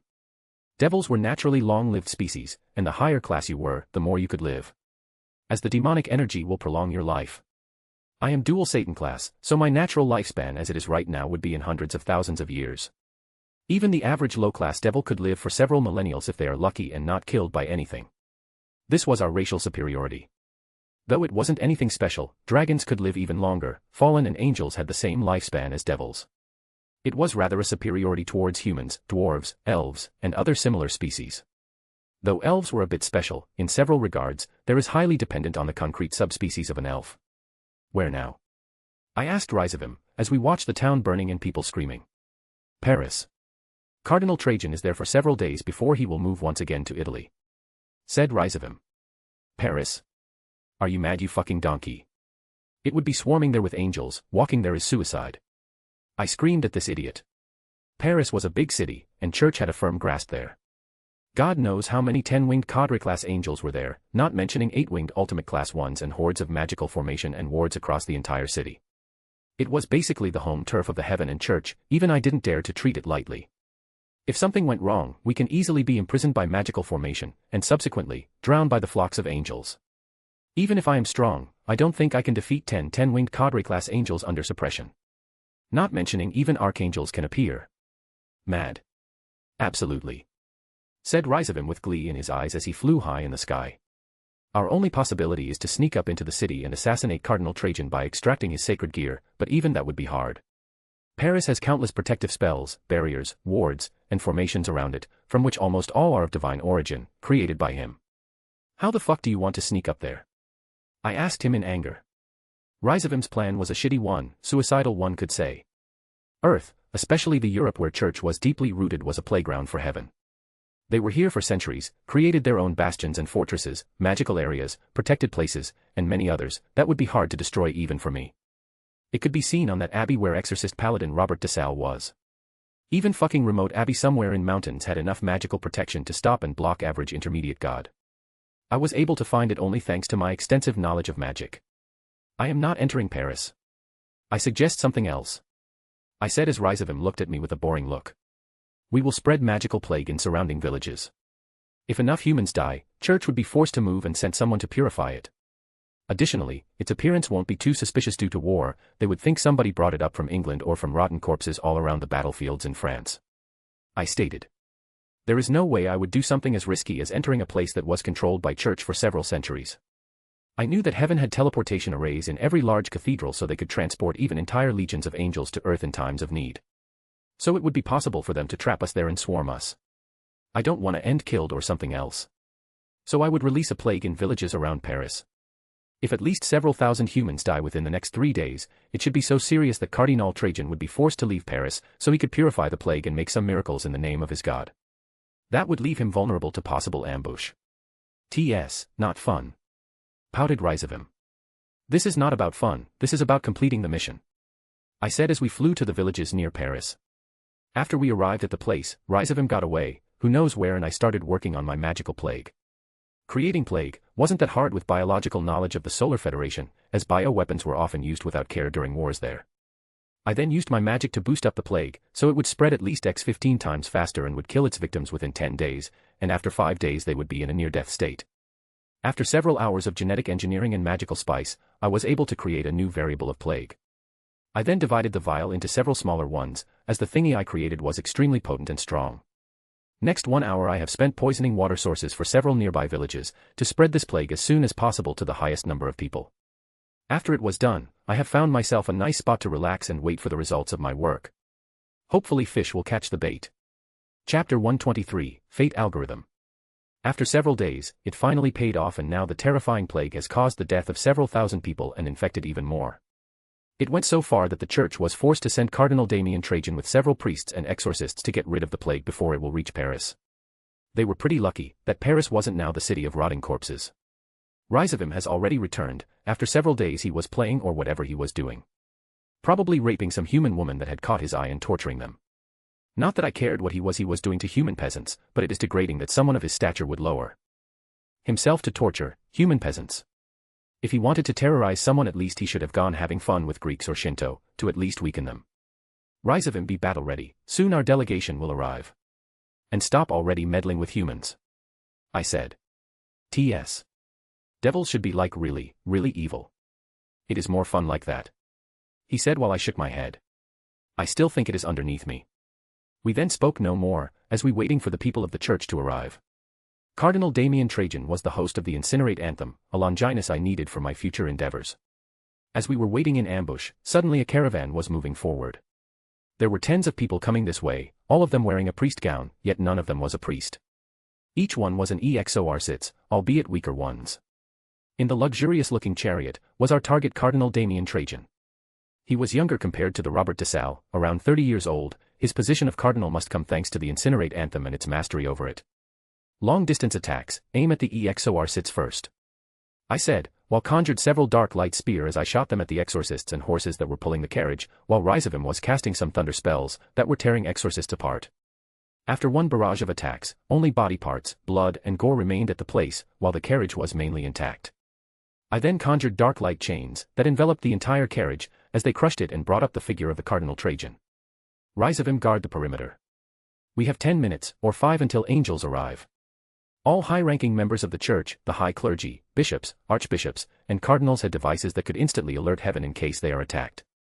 If a cardinal is attacked, heaven would send 3 or 4 10-winged cadre-class angels and an entire contingent of 8-winged ultimate-class ones.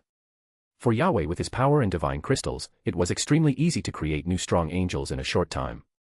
For example, if a mighty God's divine kingdom can support 50 10-winged cadre-class angels, then even if 10 are killed in battle, mighty God, if has enough resources, can cultivate another 10 just within a month. While 10-winged cadre-class angel was weaker in terms of combat prowess compared to Devil Satan class, but they had a numerical advantage. If 10 10-winged cadre-class angels come, then the situation would be fucked up. Rizavim went to guard the place, as I pushed Cardinal Damian Trajan onto the ground and bound him with dark light chains. I quickly started chanting the spell I did with the boy that was the host of the Canis Lycaon, and pressed my hand Cardinal Damian Trajan's chest and started extracting the sacred gear, Longinus Incinerate Anthem. This one was a bit problematic, as Cardinal Damian Trajan's will was slowing down the process. That kid barely knew what was happening, so he wasn't giving much mental resistance, but Cardinal Damian Trajan was, and it was annoying as hell. Damn you fanatics, even in a face of death, I muttered, seeing the face of Cardinal Damian Trajan that even in a face of certain death, upon extracting his sacred gear in a crudest and torturous way, wasn't losing his faith. 1 minute passed, 2 minutes passed, 3 minutes passed, and soon the sacred gear, Longinus Incinerate Anthem, was successfully extracted as I put it into the planar core stone box. As I was going to burn the body, another ball-shaped light appeared out of his body. That is Tellus Karma. I watched as the Longinus Tellus Karma appeared from the body of dead Cardinal Damian Trajan and started ascending high to the sky. I grabbed it with my hand, and then something weird happened. When I touched the Tellus Karma, it shattered down, and some kind of energy entered my body, as it shot me backward, smashing me to the ground, creating an enormous crater. I laid down there, absolutely unable to move, only to hear Rizavim running here. Damn, what happened?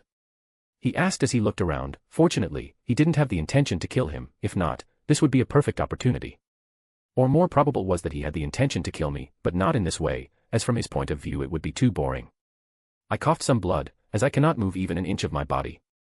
Rizavim came closer and cast some basic healing spells as he lifts me up and placed me across his shoulder. How humiliating. As he was teleporting us back to the underworld to get me treated, I heard Architect's voice in my head. Unknown energy entering the host's body. Memories are entering the brain. Memories have been recognized as Warlock's secret method of astral boundary. Unknown energy is getting into violent reaction up with the energy of Fateless One. As he said that, I started coughed even more blood, as I felt two different energies in my body clashing violently. One came from the Telos Karma after it was destroyed and another from my constitution as Fateless One. The Warlock's secret method has been identified from memories. Designation, Fate Algorithm. As Architect's last words sounded, everything went black. Chapter 124, Nothing is Impossible. Somewhere in the astral boundary. So the Fate Algorithm has finally appeared.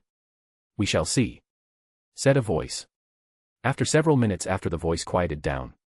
Impossible. Absolutely impossible. That could happen only when. It shouted in disbelief after it slowly quieted down. Fateless One has obtained Fate Algorithm, all of us are doomed. Said the voice once again after several minutes of utter silence. Underworld, Citri Territory, Hospital. I slowly opened my eyes, as my head hurt to see that I was in a hospital. The room was luxurious and very spacious, probably well-deserved VIP treatment. Citri clan was one of the 72 pillars, with the rank of prince.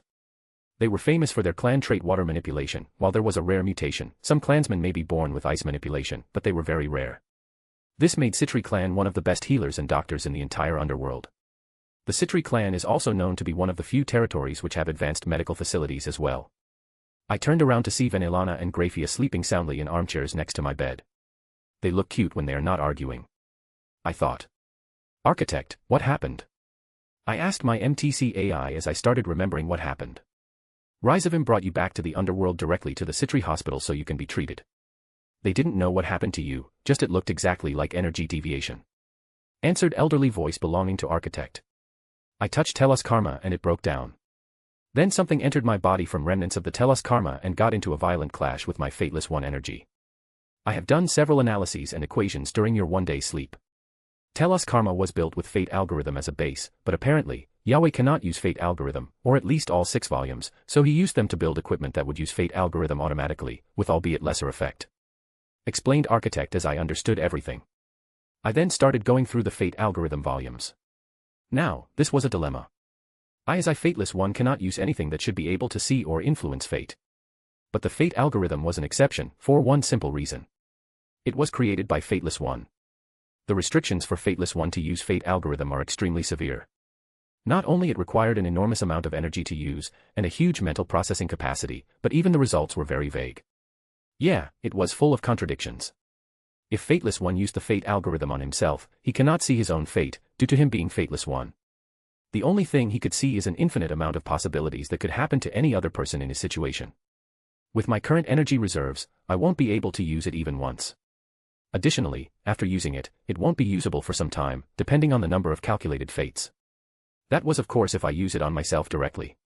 If I used it on any other person that is not tied with me and is not wreaking the aura of Fateless One, then it is possible. I operated the Fate Algorithm and tried to use it on Vanillana, only to see nothing. Not any kind of fate.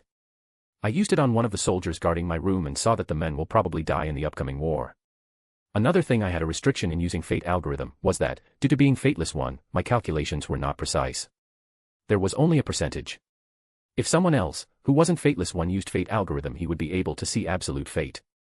I have not even considered teaching Fate Algorithm to somebody as it was too dangerous. In the universe and many others, existed beings of unimaginable power and Fate Algorithm would move even strongest of the great old ones and maybe even throne. That would be a pure disaster. Zeo, you are awake. Shouted Vanillana as she threw herself on me and hugged me tightly. Grafia was also instantly woken up by her shout. I hugged her back as I smiled slightly. You don't need to be worried already, silly girl. I am okay. I said as I gently caressed her hair, while Grafia looked at us in envy, but her personality doesn't allow her to act so emotionally like Vina. Of course I am and I will. It is natural to be worried for somebody you love. Said Vina as she buried her head in my chest, as I felt indescribable warmth in my heart. I saw Grafia nodding her head, as I pulled her to embrace, as I held both of them close. You will be staying home, no adventures and no fights, we will watch over you. And you will rest.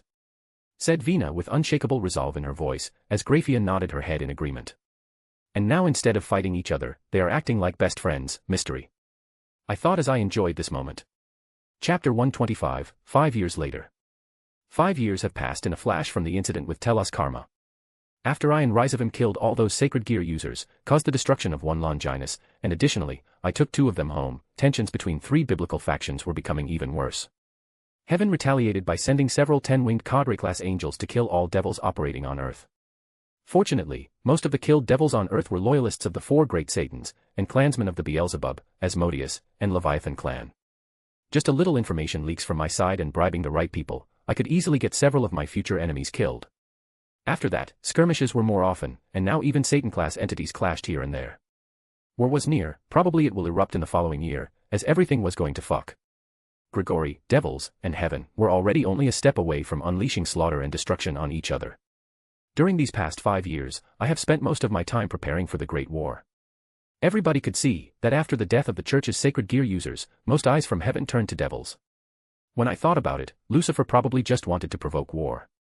Killing sacred gear users was just a bonus. It was a good move from his die, as he achieved 2 things with 1 move. After these 5 years, my strength didn't increase much, but my clan trait Devour has reached master-ranked mastery, which was a nice surprise. I have also started learning a new branch of magic, called mysticism. Mysticism was focused on rituals and various abstract and obscure usages of magic. It required extreme comprehension and understanding of magic to properly master mysticism. Usually, it was practiced only by very strong arcanists in the astral boundary. More changes have happened in my territory. Both of my fiancées, Venelana and Grafia, have taken up their roles in the management of my assets. Grafia was basically the general manager of my territory, as she had a talent for administration work. Thanks to her management and administration skills, the entire territory was working like a perfect machine. While Venelana was managing all my business ventures, increasing my profits of soul coins. She had talent in the business and was a good businesswoman. I completely entrusted her with all companies I had across the Underworld, as I didn't have time for managing it. Both of them were also at the pinnacle of the ultimate class, and soon would be reaching Satan class, maybe in less than 1 year. My faction grew with each passing day. The political situation in the Underworld was pretty interesting. There existed basically several subfactions of devil Satan clans, then 72 pillars and extra devil clans. Most of the time, 72 pillars had rather a negative relationship between them, due to members of the Satan clans would often look down on those of 72 pillars. Thanks to my unique heritage, I gathered a lot of political support among the 72 pillars and extra devil clans, which would be essential to my later plans. On the other side, Hela has been training my army. She could reach Greater God stage any moment given, as she almost completely digested the divine spark obtained from Areskigal. It had stabilized at the stable number of 50 million, which was one of the largest armies in the Underworld. Most importantly, all of my soldiers were peak middle class already. I have spent an enormous amount of money to bring all soldiers to that level. 150 high-grade divine crystals were used in rituals to help strengthen my army, as I wanted to have the strongest and best army in the Underworld. Commanding officers in the army were already high class, and there were thousands of them, under the leadership of 25 ultimate class generals of my legions. I have already tasked all generals to keep eye on promising soldiers with strong loyalty that would become part of my personal guard when I became the emperor. Zeoticus, a word has come from the Yestera that all resources on the plane have been mined up already. Said the melodious voice, as it woke up me from the meditation. I opened my eyes and saw Grafia standing before me, in the more revealing outfit as she looked at me. Then it is time to mine planar core. I muttered. What undergone even more exponential growth was my mechanical legion and arcanotech in the Underworld as a whole. I personally had an army of 25 million drones, 10 million hydralisks, 10,000 antimatter magicule cannon batteries, and a complete void fleet, consisting of X-100 lunar-class cruisers, X-25 Avenger-class grand cruisers, X-5 destroyer-class battlecruiser and soon-to-be-finished 1 Emperor-class battleship. Arcanotechnology could be divided into 9 levels. For example, Arachne-type arcane mechanical automatons, Arachne drones were low-end level 1 arcanotech, they had combat prowess of peak low class. While Arachne hydralisks were high-end level 1 arcanotech and had combat prowess of peak high class, which was especially terrifying. On the other side, lunar-class cruiser void ship was level 2 arcanotech that had firepower comparable to the average ultimate class. Avenger-class grand cruiser was level 3 arcanotech, which had firepower comparable to something I call legendary class. Between ultimate class and Satan class, the rank existed in the astral boundary, but not in the dimensional gap, as the laws differed slightly. Destroyer-class battle cruiser was level 4 arcanotech that had firepower around the average Satan class. And finally, Emperor-class battleship had firepower around Super Devil class. I have decided to develop more void fleet than the arcane mechanical automatons. For first, resources were limited in the dimensional gap, and mechs won't let me travel through the dimensional gap safely. Okay, we shall depart for the Yestera then. Is everything ready there? I asked while I stood up from my desk. Yes, General Amike has already retreated with all soldiers and mechanical legions are back in the Gremory territories. Mechanicum is managing the last works and relocations of the Arcanotech factories and production lines, said Graphia with her usual stoic expression. Chapter 126, Mining Planar Core. Mechanicum was one of the specially designed forces I had in my military. With the expansion of the Arcanotech, a new occupation has been created in the Underworld. It was called Mech Controller. They were mentally strong devils, skilled in the art of Arcanotech that were controlling mechs. As I cannot have Architect to control all mechanical legions at the same time, this was my solution. Currently, there existed only lower-ranked members of the Mechanicum, commanders that could control 10,000 mechs, manipulators that could control up to 100,000 mechs, and controllers that could control up to 1 million mechs. If I had to give myself a rank, then even without Architect's help, I could control my entire Hydralisk's legions, which numbered 10 million, that would correspond to the administrator rank. Many nobles ordered drones from me and paid tons of soul coins to get their hands on the newest inventions of the Arcanotech. These days, drones completely replace slaves as the main force working in hazardous areas. Drones were more effective, useful, versatile, and low-cost on maintaining. They could work indefinitely, as long as there was magical power to charge them up. Many devils were studying basic Arcanotech books I have published, with just some household Arcanotech gadgets. The technology level of devils was pretty messed up right now. Only part of the people that enjoyed a certain level of luxury and technology were nobles or military officers. The rest of the common devils lived similar to humans during the Middle Ages. If the population is on your side, it is easy to become ruler, as everyone would love you. So I threw some bits and scraps to the commoners, so their lifestyle would improve. I sold Arcanotech household gadgets through the entire Underworld, for rather cheap prices and make billions of soul coins each month from the sales. Then we shall go for the Yestera plane immediately. When all the work there is finished, we will start mining the planar core, I said to Graphia as we went to teleportation formation. After we arrived at the Yestera plane, I was pretty surprised by the change of the environment. Long gone were the clear blue sky and vibrant green forests and plains. Now the only thing that was here was hordes of waste, black sky from the trash from Arcanotech factories, and pollution everywhere. Not like that it mattered, as soon enough entire plane would be destroyed. I went to the central point of the plane, which was located on the main continent of the Yestera plane, as the path of the planar core was located there. It took us 2 hours flying to get there, and finally, we have arrived. In front of us was an enormous Arcanotech device that was around 50 meters tall, and its only purpose was to extract the planar core from the plane. Planar core was a crystal that was a condensation of an enormous amount of energy. Not only that, it could be refilled, and it was the best battery one could wish for. It would be a crucial part for the construction of the Adjudicator-class Juggernaut, a colloquial void ship that was level 6 Arcanotech, with firepower comparable to lower ends of the Apocalypse class. Of course, that would be in the far future, as right now I have no near abilities to build something astronomical like that. Adjudicator-class Juggernaut was a colossal, smaller space fortress that could blow up huge objects in space, even smaller planets. To construct something like that, a lot of precious resources were needed, and especially alloys, that were not available to me right now. How was the evacuation process, General Amike? I asked General Amike, who arrived around 10 minutes after me, as he bowed slightly. It is almost done, only a few minor factories need to be relocated, but the drones are working hard and fast, so it won't be a problem. How long after the extraction of the planar core we have until the plane is destroyed? Asked me General Amike. Hour, 2 hours, half an hour. I don't know, as it varies. Sometimes the plane will implode even instantly, but I hope this is not the process. Instant implosion is the case with low-grade planes. Yestera is grade 5 plane already, so it should hold for some time before it gets destroyed. Its planar core would be a great treasure. I explained, as soon enough enormous Arcanotech device lit up, and a beam of pure energy started being released from the Arcanotech device, called Planar Drill. Planar Drill was drilling through the crust of the Yestera plane with such ease, it even amazed me. After 10 minutes, it was done at 30%. It was a very fast process, fortunately. In Solar Federation, we used a similar device to mine planetary core for its energy. It was usually done from high orbit, so when the planet started to explode, the mining ship would have enough time to escape the range of explosion. I have talked a bit with Graphia about our upcoming wedding during waiting for the planar drill to finish. Yes, wedding. I would be marrying Venelana and Graphia next month. We wanted to have our wedding before the Great War starts, as during it, there won't be a time for anything like this, and after the war, if we survive in a good health, everyone would be focused on the rebuilding of what was lost. I asked them for their hand, around a year ago. Both of them said yes. And after that, we had our first steamy hot threesome. It was fun, as Vina was more open and Graphia was still a bit shy to do it in front of someone, especially when that someone was her rival. After 10 minutes the process of the planar mining was complete and the planar drill shut down the beam of energy.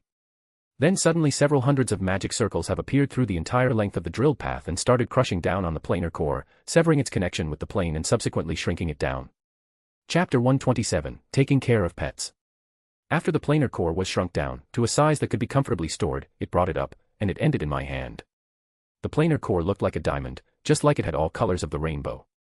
It was truly a beautiful jewel, and Grephia was absolutely captivated by it. Unfortunately, it wasn't jewelry but an essential part of the reactor that would be part of the Adjudicator-class Juggernaut void ship's engine.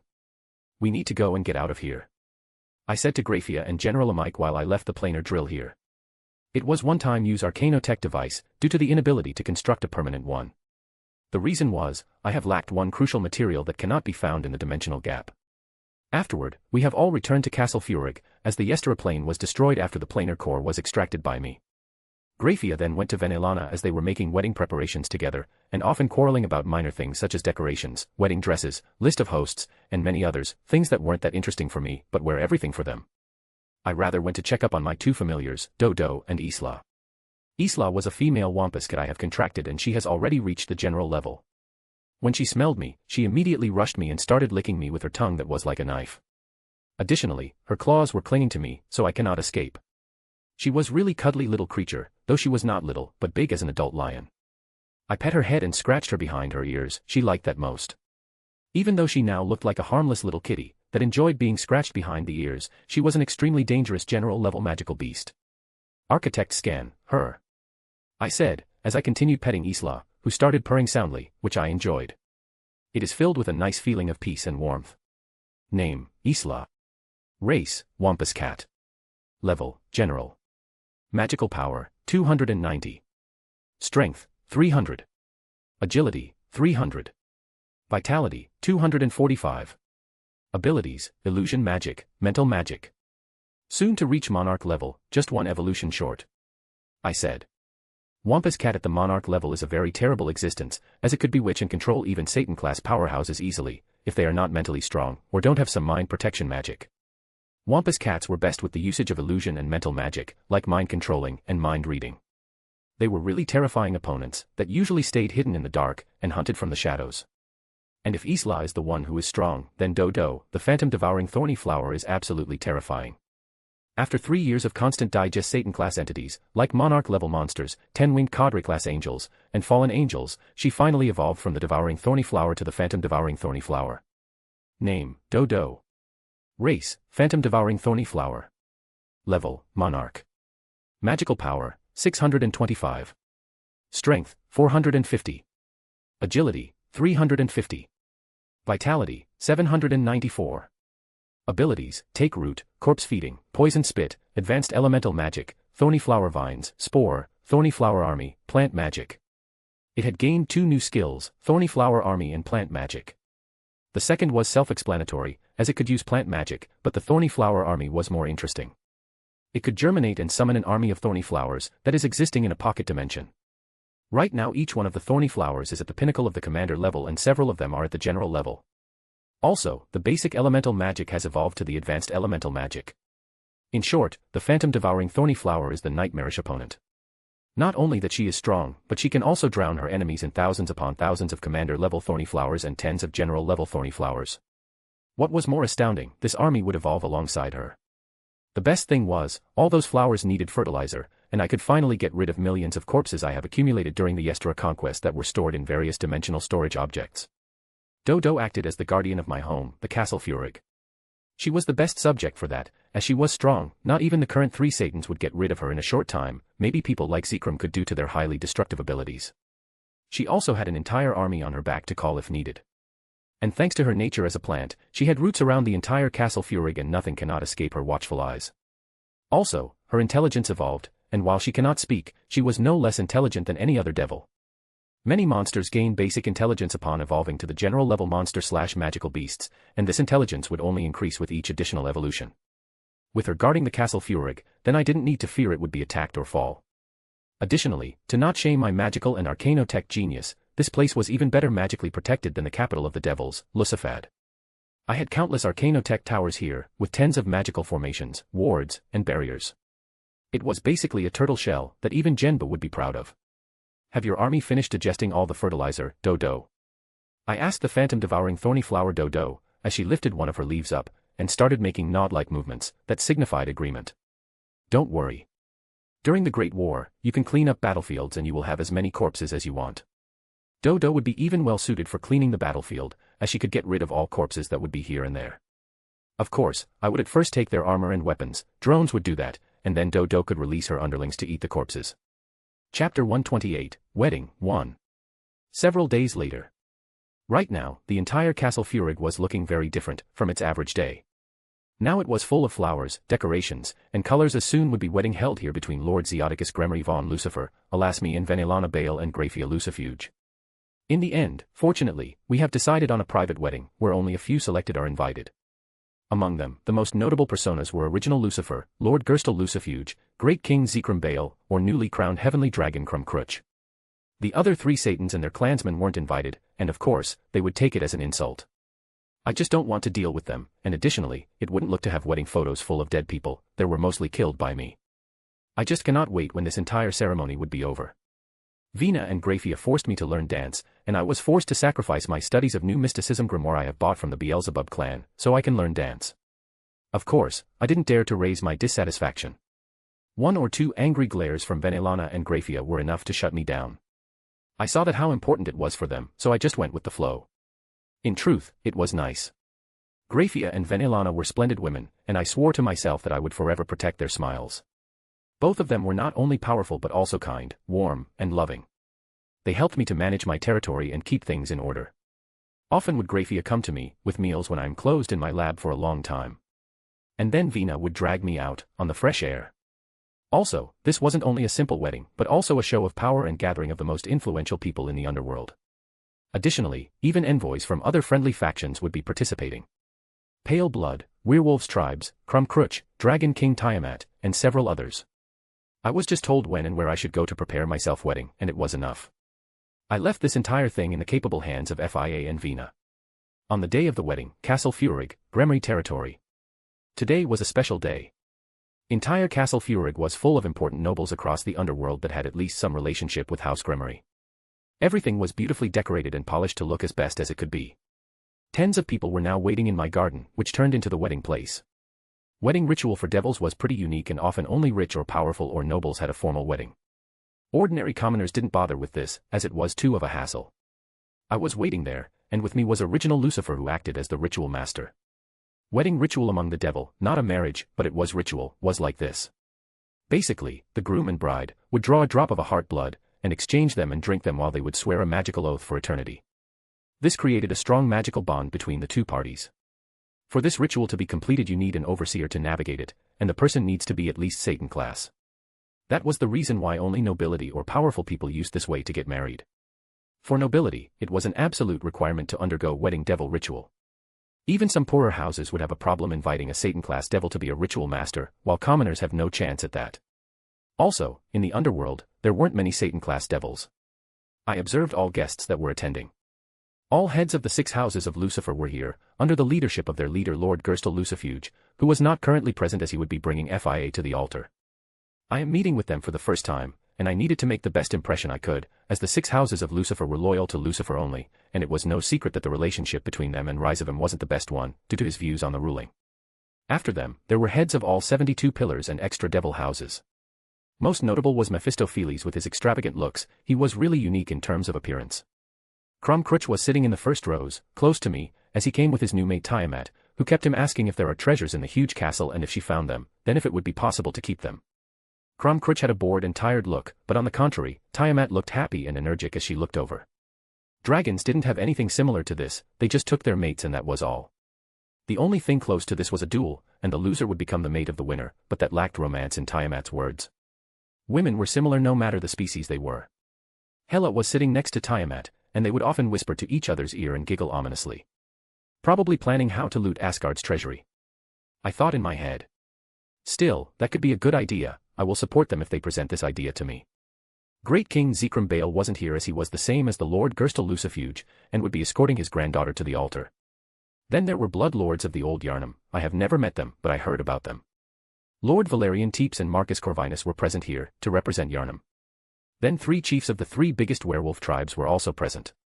Suddenly music started playing and everyone stood up, as brides were going in, Fia being escorted by her father, Lord Gerstel Lucifuge, and Vina being escorted by her grandfather, Great King Zeoticus. When I saw Vina and Fia I was charmed by their beauty in their wedding dresses. Chapter 129, Wedding, 2. Fia was wearing a beautiful Gothic-like wedding dress. It looked like an elven design. The corset dress is made of pale silver/lavender silk de peony, dusty lavender soft tulle, and decorated with silver Baroque-style details and amethyst stones. The corset has 34 flat and spiral steel bones. The back of the corset has metal eyelets and adjustable satin cord lacing. It had a flowing tulle skirt, has a side invisible zipper closure and a dusty lavender tulle fabric cape. She was really breathtaking. Next to her Venelana was wearing a beautiful crimson dress, made of burgundy taffeta and decorated with beautiful beaded embroidery appliques and trims. The bodice is lined with black soft cotton blend material. It had 12 spiral and flat metal bones. The skirt is bordered with a hand-pleated ruffle and decorated with black beaded trims and beaded applique at the back. They came to me, as I stopped starting. "Beautiful, both of you," I said as both of them smiled at my compliment. "Lord Lucifuge, Lord Baal," I greeted. "Now that everyone is here, we can finally start with the wedding ritual," said Lucifer, as Lord Lucifuge and Lord Zekrom stood behind Grafia and Venelana respectively. "Bring the dagger," said Lucifer, as his assistant. The assistant quickly brought up a ritual dagger and presented it to original Lucifer. "Zeoticus Gremory von Lucifer, present 2 drops of the heart blood," said Lucifer as he inserted his demonic power into the dagger and it shone with crimson light. I took the dagger from his and cut my hand, and draw out 2 drops of the heart blood. I put them on the altar. "Venelana Baal, present 1 drop of the heart blood," said Lucifer, as Venelana did the same thing, and cut her hand and brought up 1 drop of the heart blood. "Grafia Lucifuge, present 1 drop of the heart blood," said Lucifer, as Grafia did the same thing, and cut her hand and brought up 1 drop of the heart blood.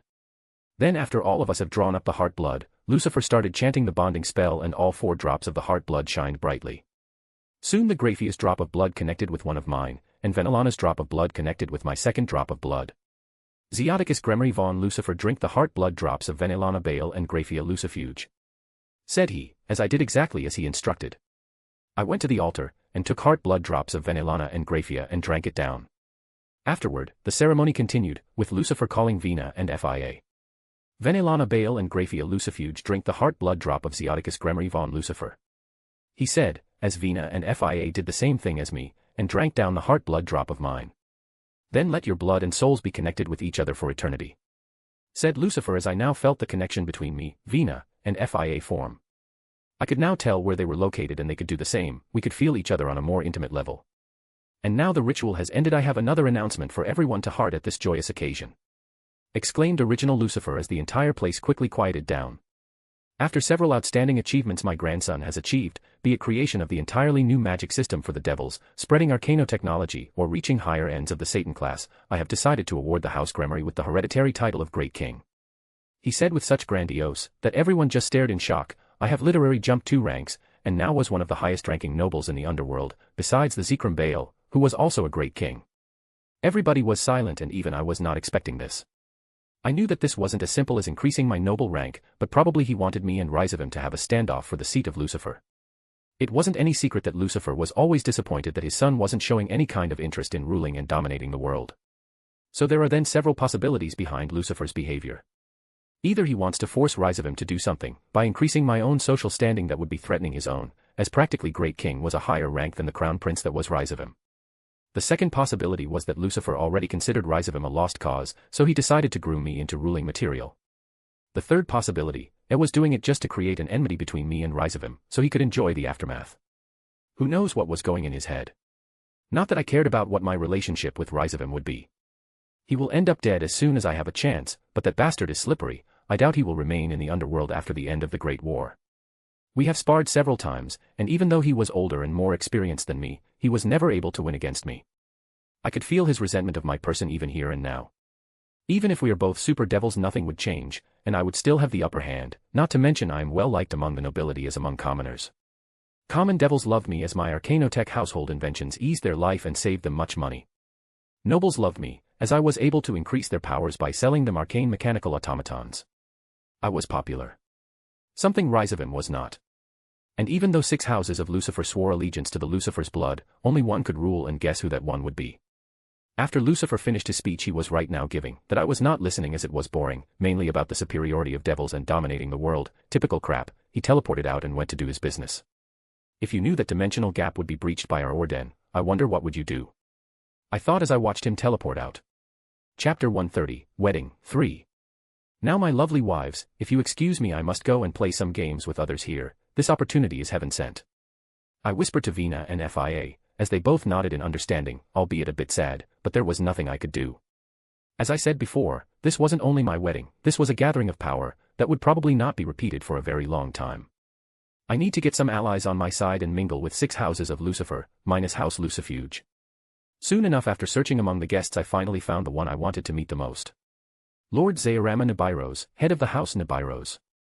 House Nibiros was one of the 6 houses of Lucifer, that specialized in various research such as biology, demonic power, and magic. They were the ones who invented a lot of new spells for the tier magic system. They also had a branch family among the 72 pillars, called House Nabrius, that alone talked about their power. Lord Zeorama Nibiros was a genius Satan-class magician, very skilled, but not as much as Lord Felis, but he had more firepower and might, as Lord Mephistopheles only recently entered into the Satan class. He was a well-built man with black hair matching colored eyes, wearing elegant aristocratic attire. Young Lord Lucifer, what a pleasure to meet someone powerful and talented as yourself, while being so young. Greeted me Lord Zeorama Nibiros with a cheerful voice. Indeed, while I was young, I was an extremely powerful Satan-class devil, a genius on his own who invented an entirely new magical system and build bases for the Arcanotech. While the Arcanotech was mainly Architect's achievement, a lot of inventions of the Solar Federation that were being converted to the Arcanotech mode were my invention in my past life in the Immaterious universe. I am humbled Lord Zeorama. I had also heard about your great achievements in the research of demonic energy, clan traits, and your recent fascinating research into the flora of the underworld and usage of rare plants in alchemy that could strengthen demonic energy reserves. I said as we shook hands. Zeorama Nibiros was one of the best experts on devil physiology. Lord Zeorama, I have heard that you can be considered as one of the foremost experts on the devil physiology, right? I have a little project that would need the help of someone like you, of course in absolute confidentiality. I said while seeing the glee in his eyes. Of course, House Nibiros is always to service to a Lucifer. He gave a bow, as a sign of allegiance. I needed to recruit House Nibiros to work on the Transdevil Gene Seed project. It needs to be adjusted greatly so it would be compatible with most subjects, as the current state was terrible. Transdevil Gene Seed project was heavily custom-styled currently, and that wasn't good. With Zeorama's knowledge and genius, he would be able to adjust the Transdevil Gene Seed project so it could be used on the wider populace. That one was necessary for the creation of the custodes and the evolution of devils as a whole. Of course, I won't include him from the start, but I will observe and test him if he is worthy to join my little inner circle of most trusted servants and subordinates. Good, I will visit you at your laboratory at the later day. Have a pleasant night, Lord Zeorama. I said to him, as I went to talk with the next person who was already looking at me with a grin. Great King, it has a nice ring too, don't you think so, old man? I said to Great King Zekrom, as I called him old man, we were essentially family and it was no secret that he favored Venelana too much, and despised her brother who would be future Lord Baal. Poor kid was scared like shit when he saw me or Zekrom. Indeed it has, but I am sure, you won't stay with that, right? He asked with a grin, not awaiting any kind of answer. I will leave that for your imagination. How do you enjoy the reception? See you over there.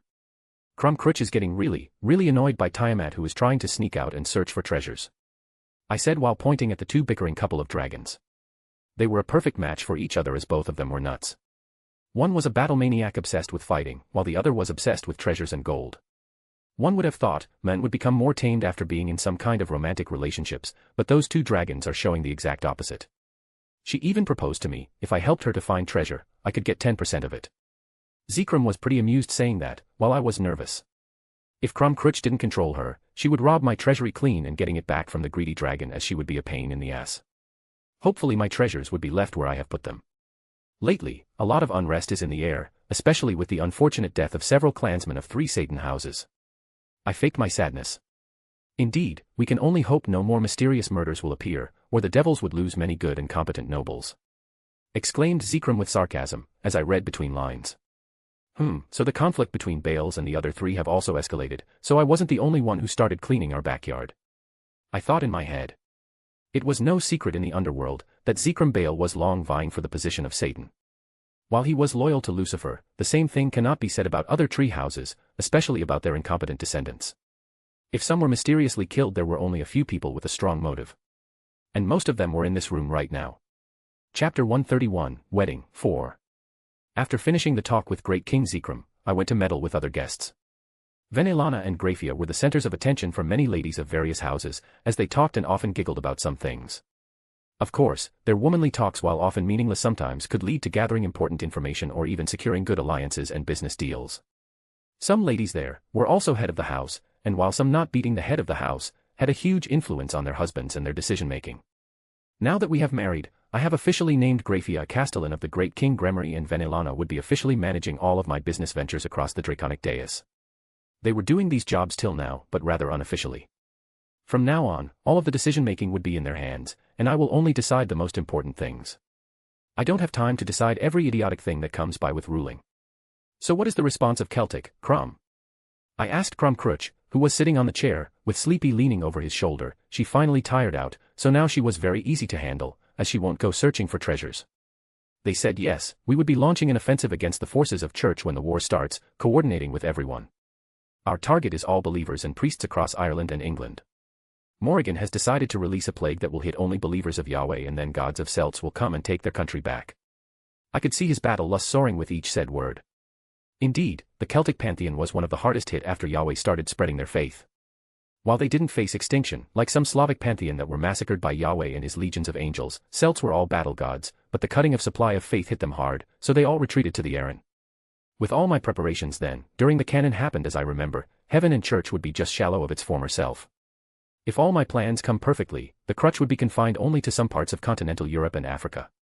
No England under their influence and no America under their influence. In turn, I plan to make the future USA my own dominion, which would be worshipping devils. I could construct some arcanotech device that would be harvesting faith energy to create divine crystals. Satanistic cults were trendy even right now, and there were countless humans that worshipped devils. Some of them were even useful, and later those with special talents could be reincarnated into devils. That is splendid to hear, my friend. Will you join the offensive? I asked curiously. Yeah. I, Dagda, Luff, and Morrigan will lead the charge. My target is Archangel Tamiel, who is one of 3 archangels stationed in England. Heaven had a lot of archangels, but they were mostly weak, and in the underworld, they could be easily killed by Satan-class devils. That was due to the fact they were so-called artificial archangels, meaning they didn't reach that class on their own, but rather were elevated by Yahweh to it. Yahweh could do something like that rather easily, but the side effect was that artificial archangels were far weaker in terms of combat prowess than GNU archangels, like Azazel, Azrael, Michael, Gabriel, or Uriel. Each one of those 5 could take several artificial archangels and even kill them. And even Zekrom, who was the pinnacle Satan class, could fight against 2 or 3 artificial archangels and kill them if they fought in the underworld. In the underworld, all angels are much weaker due to the environment, while all devils got a small boost in power due to the environment, while fallen angels were somewhere in between. While they didn't get weaker, they also didn't get stronger. Good, very good. Kill them all. Also, would you please sell me corpses of all 8-winged ultimate class angels, 10-winged cadre class angels, and Tamiel's corpse? I asked as I wanted to get my hands on them. They would greatly accelerate the evolution of Dodo, so she can reach Thorny Flower Demonis that could reach Emperor level. I don't really care about that, but I will ask Dagda. Even though most of those angels are artificially powered up, they still had some divine energy from extraction. He answered me. As Yahweh was mighty stage god with an enormous flow of divine crystals, he could easily elevate even 2-winged low-class angels with 8-winged ultimate class angels. Thought they would never be able to advance to a higher level and would have low combat prowess for an ultimate class. I am rich, I can pay. After that, we have talked a bit, before I departed for Vina and FIA, as we would be leaving this part, as all 3 of us were tired as hell. I wonder what 2 of them found out. So what information have my 2 beautiful wives found out? I asked them, as we walked to our chambers. Yes, we found. Said FIA. But that would be topic for later. This time Vina answered with a seductive smirk. Oh. I like where is things going, we will have a lot of fun tonight. I said as I pulled them into my embrace and locked the door behind us. Chapter 132, finally. 1 year and 5 months later. 1 year and 5 months passed from my wedding with Vina and FIA. We have started living together, as Vina and FIA, and both of them moved to Castle Furig. Both of them have reached Satan class after I invested a lot of resources for them. I managed to obtain 2 high-grade demonic energy crystals and devised a ritual to help them reach Satan class. Vina and FIA have both started training with Hela to improve their close combat skills. I have practiced the Fate algorithm and mastered Volume 1 of it. I can now use one prediction per year, and percentage probability has gotten more precise, which of good. Aside from that, I spent a lot of time studying magic, upgrading arcanotech, training with Hela, or having a threesome with Vina and FIA, one of the most pleasurable things in my life. Right now it was morning, laying in my bed, half naked with Vina and FIA in a similar state. Suddenly, as I was enjoying the nice morning, I heard somebody was running in the halls. My reflexes were superior, so it wasn't a problem. The sounds were nearing until my doors opened, and I saw General Zagan who entered my room. I knew the stern men who followed protocols above everything. He would never enter Lord's room without knocking, only when. My lord, 1 hour ago, Satan Asmodeus has attacked Sistine Chapel, during the conclave of church. He killed Supreme Pontiff and the majority of cardinals before he was fended off. In retaliation, heaven has sent down angel legions and killed every devil and majority of devil worshippers on earth. Forces of the Gregory are attacking some weaker noble houses as we speak. I stood up, without saying a word, and looked from my window. So it begins, I said quietly, as General Zagan nodded his head. We were at the war. Vina, FIA, I know you are awake, we need to mobilize and enter a war state. Grafia immediately shut down all teleportation circles outside our territory and use only the major ones with more protection. Send orders to all city governors to switch on wards and protective spell formation barriers. Vina, send orders to all our ventures to focus only on manufacturing war supplies and weapons, create reserves, and send emergency packets to all cities and towns. I said in hurry. General Zagan, call a meeting with all generals and Marshal Hela. Activate all magic towers around the demilitarized zone with fallen angels of Gregory, they would strike soon. Mobilize all of our soldiers and declare martial law and state of war, of the highest level. General Zagan then bowed and left the room while I sat down on the bed, as I felt Vina and FIA hugging me from behind, as their breasts pressed on my back. War has started at least 10 years early. They won't be prepared. Venelana said to cheer me up. Neither are we, at least for some exceptions, but the majority of noble houses are in a state of absolute chaos. Only recently, Zeo has gotten a grasp on them, and preparations for war take years, not one. Countered Grafia, and she was right. Neither side was prepared. But contrary to heaven, devils and Gregory were absolutely disorganized. I doubt we will have even some kind of unified military command, as 4 Satans are unavailable, due to seal with Trihexa, so all devils would be divided into several factions that would be acting separately. Probably houses of Beelzebub, Asmodeus, Leviathan, Lucifer, and Baal. All other devils would fall under the leadership of these 5. Fortunately, Yahweh won't enter the battle, as he would be preoccupied with Trihexa. That fight would go on for years. Only shame it won't kill those 4 idiots. I grumbled. Grafia, Venelana, even though I am not fond of this idea, both of you will soon need to head out to the battlefield and fight for the Underworld. I will assign you to command one of my legions. I said, while I was not a fan of sending my wives frontline, both of them were very strong Satan-class devils, so it was best for them to be on the battlefield. Just their presence could boost up morale by a good amount, and not talking about their combat prowess, which could take head on 2 or 3 10-winged cadre-class angels, with ease. Both of my wives were warriors, survivors, and winners. They were not like the majority of the noble ladies who did nothing and just participated in the tea parties. Don't worry, Zeo, we will be okay, said Vina as she rubbed her head against my back. She is right. Additionally, Underworld doesn't have as many Satan-class devils as Heaven has 10-winged cadre-class angels, not mentioning Heaven has several GNU 12-winged archangels and many artificial ones. Even without Yahweh, they still have an edge over us. Fortunately, their numbers are not that high, as many are falling to become fallen angels, stated Grafia as she leaned over and kissed me passionately. I know that where Arcanotech comes in. With my Arcanotech inventions, almost every noble house has at least basic defensive and offensive Arcanotech, and some of them even have void ships and mechanical legions. I have done everything I could do to raise the collective strength of all noble houses, be it selling them Arcanotech at a good price or creating and spreading an entirely new magic system, the tier magic system. Still, the forces of Yahweh are overwhelming even without him personally joining the battle. After that, all 3 of us wore our clothing, and I went to military HQ to meet Hela and all generals, so we could devise a strategy. Chapter 133, Military Plans, 1. After arriving at the military HQ and seeing Hela, I sensed something very different about her, in her aura to be precise. You have reached it, I exclaimed, shocked. Yes, just 2 days ago I have finally finished digesting divine authority from divine spark of Areskigal, said Hela happily, as she hugged me out of a sudden.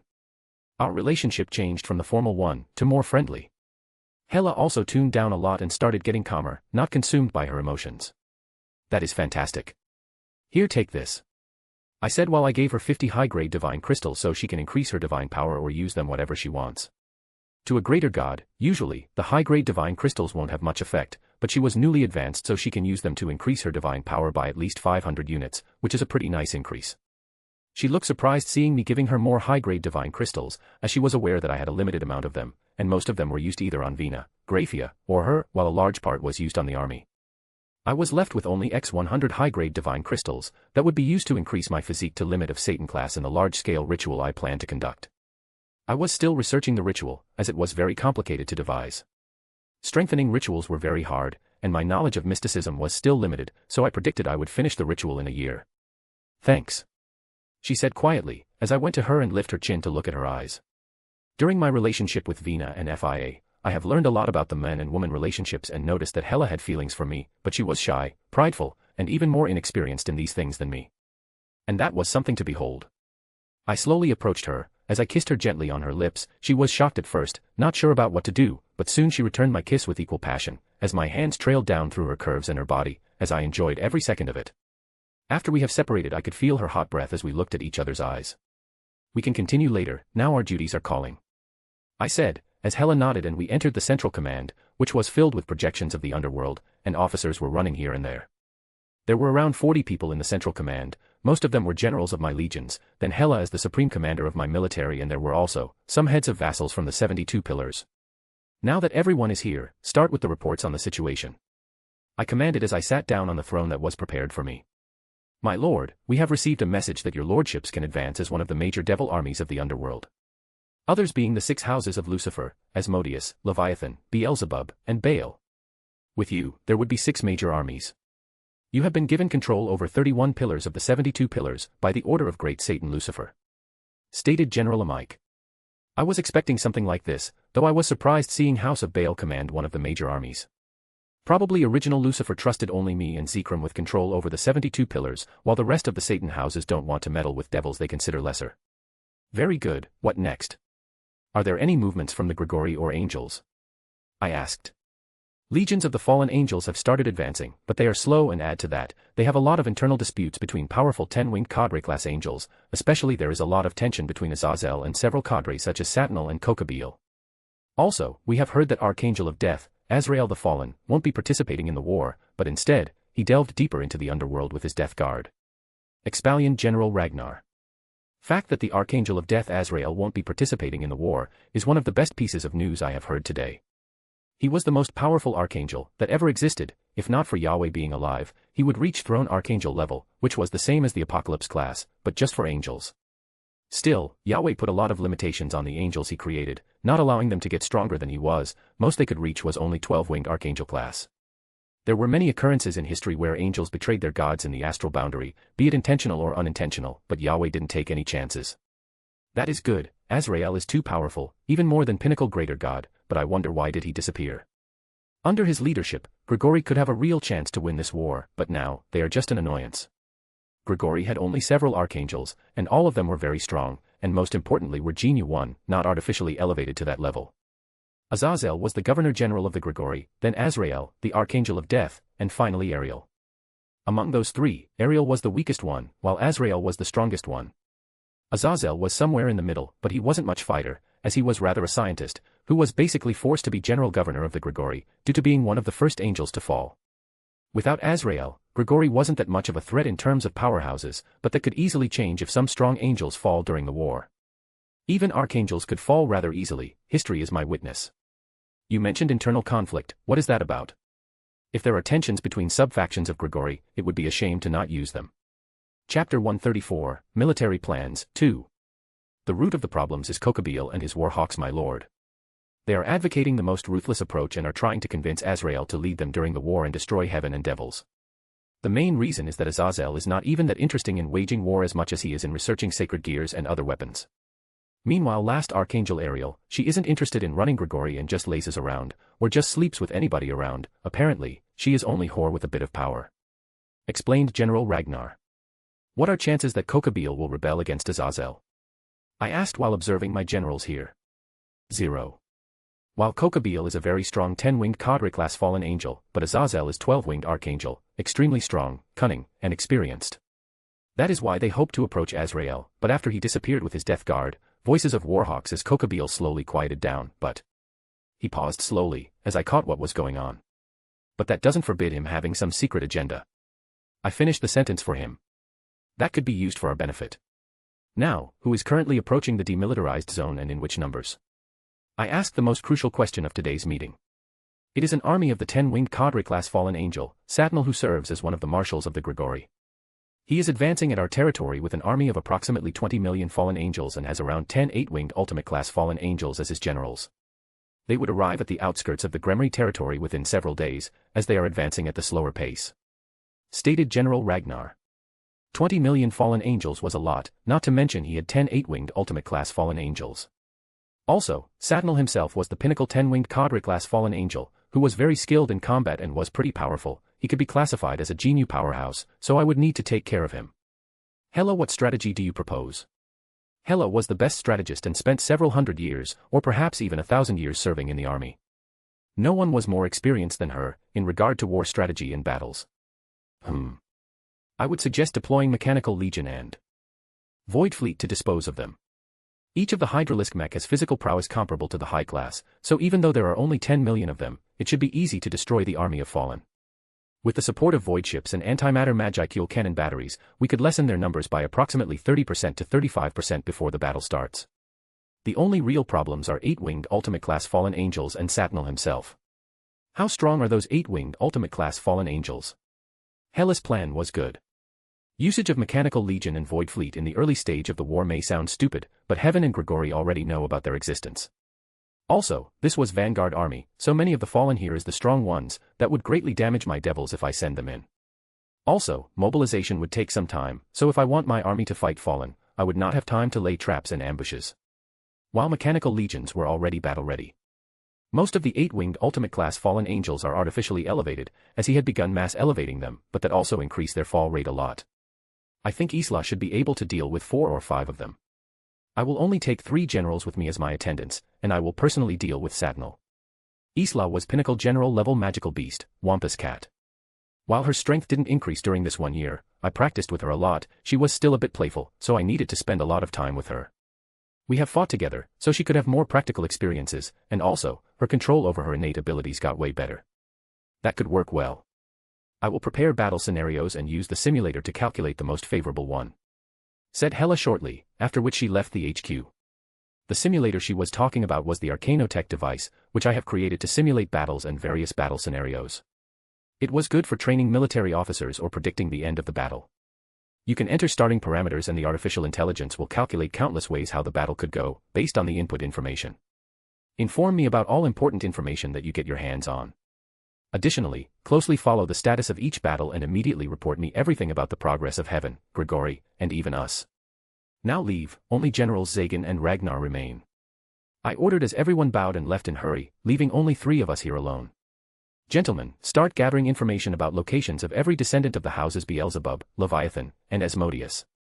After you have reliable info about their location, anonymously send it to Gregory and Heaven. Before the war ends, I want the majority of their descendants dead. I said quietly. It was time to get things to move. While some already died, the inheritors were still alive. My aim during the war was to get killed Sufame Tariku Leviathan, daughter of the great Satan Leviathan. She was pretty strong for her age, as she was in higher ends of the ultimate class. The same thing could be said about Bidliad Bashalan Beelzebub and Demedosus Aurical Asmodeus. They were children of the original Satans, that survived the bloodbath in every house for the position of heir. Branch members are of that interest to me, as they are pathetically weak. Their clan traits were weak and their potential was low. I also wanted to get my hands on the corpses of all original Satans. They would be good experimental subjects. Yes, my lord. Both of them bowed to me, as they left me alone in the central command. Chapter 135, Might of the Arcanotech, Familiar and One Devil, 1.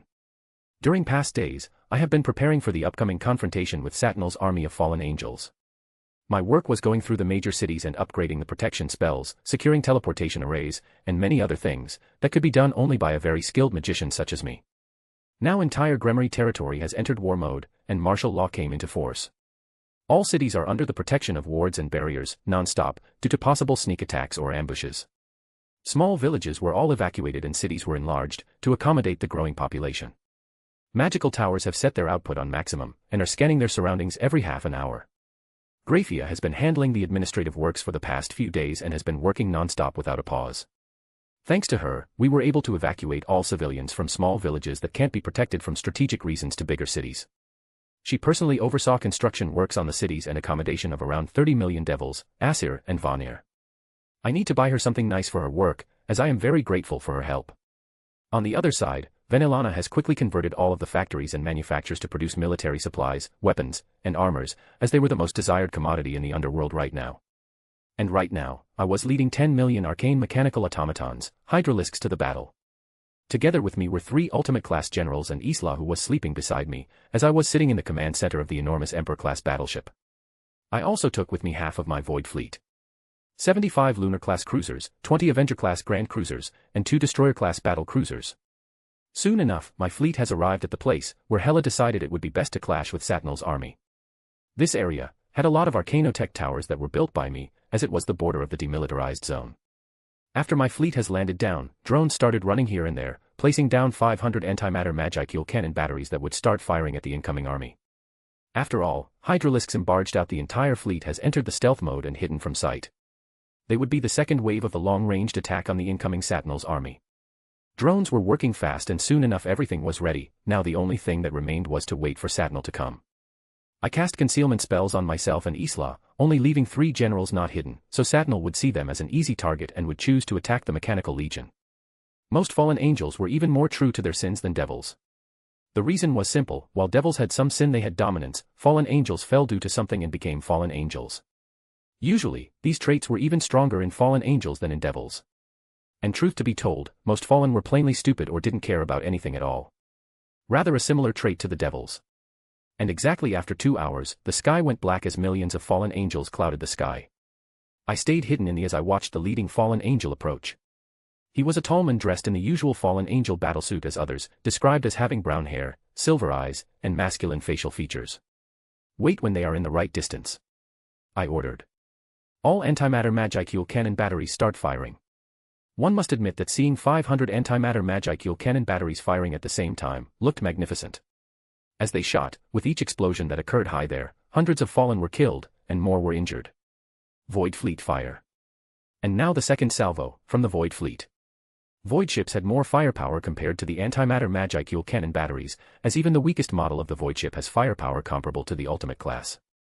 Not to mention stronger models that had the firepower of Satan class, and Emperor class battleship had the firepower of Super Devil class. It was really wonderful spectacle. Just one shot from the main cannon of the Emperor class battleship has killed more than 10,000 fallen angels alone. Keep firing till they are in distance. Then stop artillery and let Mechanical Legion engage them in close combat. I ordered as I spread my wings and flew high in the air while casting the Ultra Order spell Dimensional Judgment, which had the destructiveness that of Super Devil already due to its special nature. As the artillery was firing, be it from the antimatter Magicule cannon batteries or void ships, tens of thousands of fallen angels have been killed in a matter of minutes. I released Ultra Order spell Dimensional Judgment, which tore through space and alone killed thousands of fallen angels alone. Ultra Order tier magic was really terrifying, and I cannot wait how the Forbidden tier would be. After quick detection spells, after I saw fallen starting engaging the Mechanical Legion, around 4 million fallen angels were killed due to intense firepower of the antimatter Magicule cannon batteries and void ships. This was an enormously high number being killed just with Arcanotech artillery alone. Lucifer. I heard an anguished scream of the Satnal, who spread his 10 pairs of wings and flew directly at me in absolute rage. He was plainly stupid rushing at Master Magician like that, really some fallen had probably shit instead of brain. Isla, do your job, I whispered as I petted my Wampus cat over her head, as she lunged at the nearest 8-winged ultimate class fallen angel and tore away his arm in one swift move. Then she used her hypnosis magic and bewitched other 8-winged ultimate class fallen angel to attack his comrades, creating absolute chaos on the battlefield. Hello, pigeon, I said, as I created protective barrier around me with Protego spell, which was basically instant barrier spell of all tiers. Satnal's attack just scratched my shield, as I summoned my Scythe Rosenkreuz and cast several dark light spear that started bombarding Satnal with thunderous speed. Chapter 136, Might of the Arcanotech, Familiar and One Devil, 2. While I was fighting with Satnal, my mechanical legions were tearing the fallen angels apart. It was a bloodbath. While the fallen angels may be strong, they were nothing in front of my mechanical legion. Hydralisks with their agile shape and multiple arms, terrifying physique, and basic energy resistance, were killing one fallen angel after another. Though not without a sacrifice. Basically, one Hydralisk would be destroyed for every 10 fallen angels killed. But that was not a real problem, as Mechanical Legion could be easily and quickly rebuilt. My recyclation capability has reached 100%, so from destroyed mechs, I could get the same amount. Meanwhile, Isla was running around the entire battlefield, as she already killed 2 8-winged ultimate-class fallen angels. She was a predator, and Wampus cats were natural-born hunters that enjoyed toying with their prey and killing them slowly. It was really magnificent sight. I dodged every attack. Satinel threw at me with ease as I enjoyed his screams of rage seeing his army getting massacred, one after another. Cold corpses fell and blood flew in rivers. I cast another wave of spells that crashed on the Satinel, causing him to suffer serious injuries with each passing minute of our fight. What is it, Black Pigeon? Are you already out of breath or out of strength? Or maybe both? I mocked him, to anger him even more. Satinel was a prominent member of the Gregory and strong fallen angel of Cadre class. And as he dared to intrude upon my territory, it will become his grave today, as I never leave my prey alive. As predicted, my insults proved to be fruitful, and Satinel attacked me once more. This time I just defended as I was casting a protective ward around us. I don't doubt that when the situation turns dire for him, he will turn and try to run to save his life, something that cannot happen. Suddenly, a translucent shield barrier enveloped 2 of us, as Satinel looked surprised, until his surprise turned into horror, as he realized that I don't want to leave him any options to escape. As the barrier was created, suddenly several beams of energy flew into it and kept flowing from Arcanotech towers. They were supplying the barrier with power, so it won't be broken down by our clash, and Satinel cannot use brute force to destroy it. You know, I don't like leaving loose ends behind, not to mention powerful and vengeful loose ends. You understand me for sure, right? I asked the rhetorical questions, as I conjured tens of tactical tier spells such as Dragon Lightning, Thunder Deathburst, or Magic Lance and bombarded Satinel with an almost seemingly endless barrage of the tactical tier spell. I know, I cannot injure him severely with tactical tier spells, but their purpose was to drain his magical power reserves. It was clear he was no magician, or even experienced in magic, so his magical power regeneration and reserves should be low. Time to test a new spell. I thought in my head, as I was casting a Gravity Fall spell, at the Ultra Order tier. Gravity Fall was a spell that adjusted gravitational force in a certain area. It was good for training physique or tempering your body. In a fight, great gravitational force could not only immobilize your opponent but even crush him smiterness. Suddenly, a magic circle appeared above and below Satinel, as X100 gravity pull started crushing at him, causing him to stop protecting himself with a magic shield, as he was pushed down, and had a hard time getting up. His physique must be also at the Cadre class, as he could move even under such high gravity. As he stopped protecting himself, all spells were falling on him, causing him one injury after another, until he was completely bloodied and on the verge of death. I flew out to him and watched him growl and wriggle in pain, not to mention as I was pretty enjoying this sight. For me, from the moment somebody became my enemy, then every way to deal with him is acceptable, no matter how barbarous or brutal it was. As I went closer to him, several dark light chains materialized around him, and pierced through his limbs and torso, completely enveloping him as he coughed blood, not allowing him to move an inch, under the pressure of heightened gravity and dark light chains. Did you know that fallen angels and angels are the best nutrients for me? Due to my Lucifer heritage, I can absorb your powers with Devour more easily, and the strengthening effect is best. Especially from the stronger ones such as yourself. So, I must thank you, your sacrifice has brought me closer to the Super Devil class. I said to him, while I coated my right hand with demonic energy and pierced through Satinel's chest to his heart, and sued Devour clan trait to its maximum ability. I watched in delight as a huge amount of power flew into me, assimilating, and expanding my energy reserves by a nice deal. Additionally, I absorbed his vital energy, which strengthened my body, as Satinel started withering, and looked like a mummy. Then I retracted my hand, and dispersed the barrier, and let his withered body fall onto the ground, from the height of several kilometers, instantly shattering after the fall into several pieces. Demonic energy reserves expanded by 26 units. Each aspect of the physique is strengthened by 5 units. I heard Architect's voice in my head, as my demonic energy reserves has reached 800 units. My combat prowess was already terrifying as it is now, but after reaching 800 units, I was even stronger. Still, reaching Super Devil class would be very hard, as I need devour someone on that level. And I had a target, Albion and Drag, or more to be precise their dragon cores. After we kill them as 3 factions, I will either take them as my loot or just steal them. Chapter 137, Aftermath of First Battle. After Satinel's death, the remaining fallen angels tried to escape, but it was futile. They were chased by Hydralisks and in the end, were all killed. One of the first battles of the Great War has ended in the overwhelming victory of devils. From 10 million Hydralisks, around 5 million were remaining, while 5 million has been destroyed during the battle. Not that I cared about that, as they could be recycled and repaired, and just within a week or two, I would be at full numbers. To clean up the battlefield, I have ordered my drones to harvest armors and weapons of fallen angels. These weapons and armors would be melted down, and new ones would be created out of it. After the process was done, as drones stripped clean 20 million fallen angels and even cleaned remains of hydralisks within 4 hours, I summoned my familiar Rose. She immediately knew what was going on. I brought her to eat, at least in her own opinion. She immediately summoned tens of thousands of thorny flowers that started collecting corpses of the fallen angels and bringing them back to the pocket dimension that belonged to Rose, where a real body was located. Currently, the thorny flower army had just a pinnacle minion level standard, which was the peak of the low class. After digesting all these 20 million corpses of fallen angels, I predict that all 100,000 thorny flowers would be strengthened to the pinnacle of warrior level. Of course, Rose herself would digest the corpses of the 8-winged ultimate class fallen angels, so she can increase her own power a bit.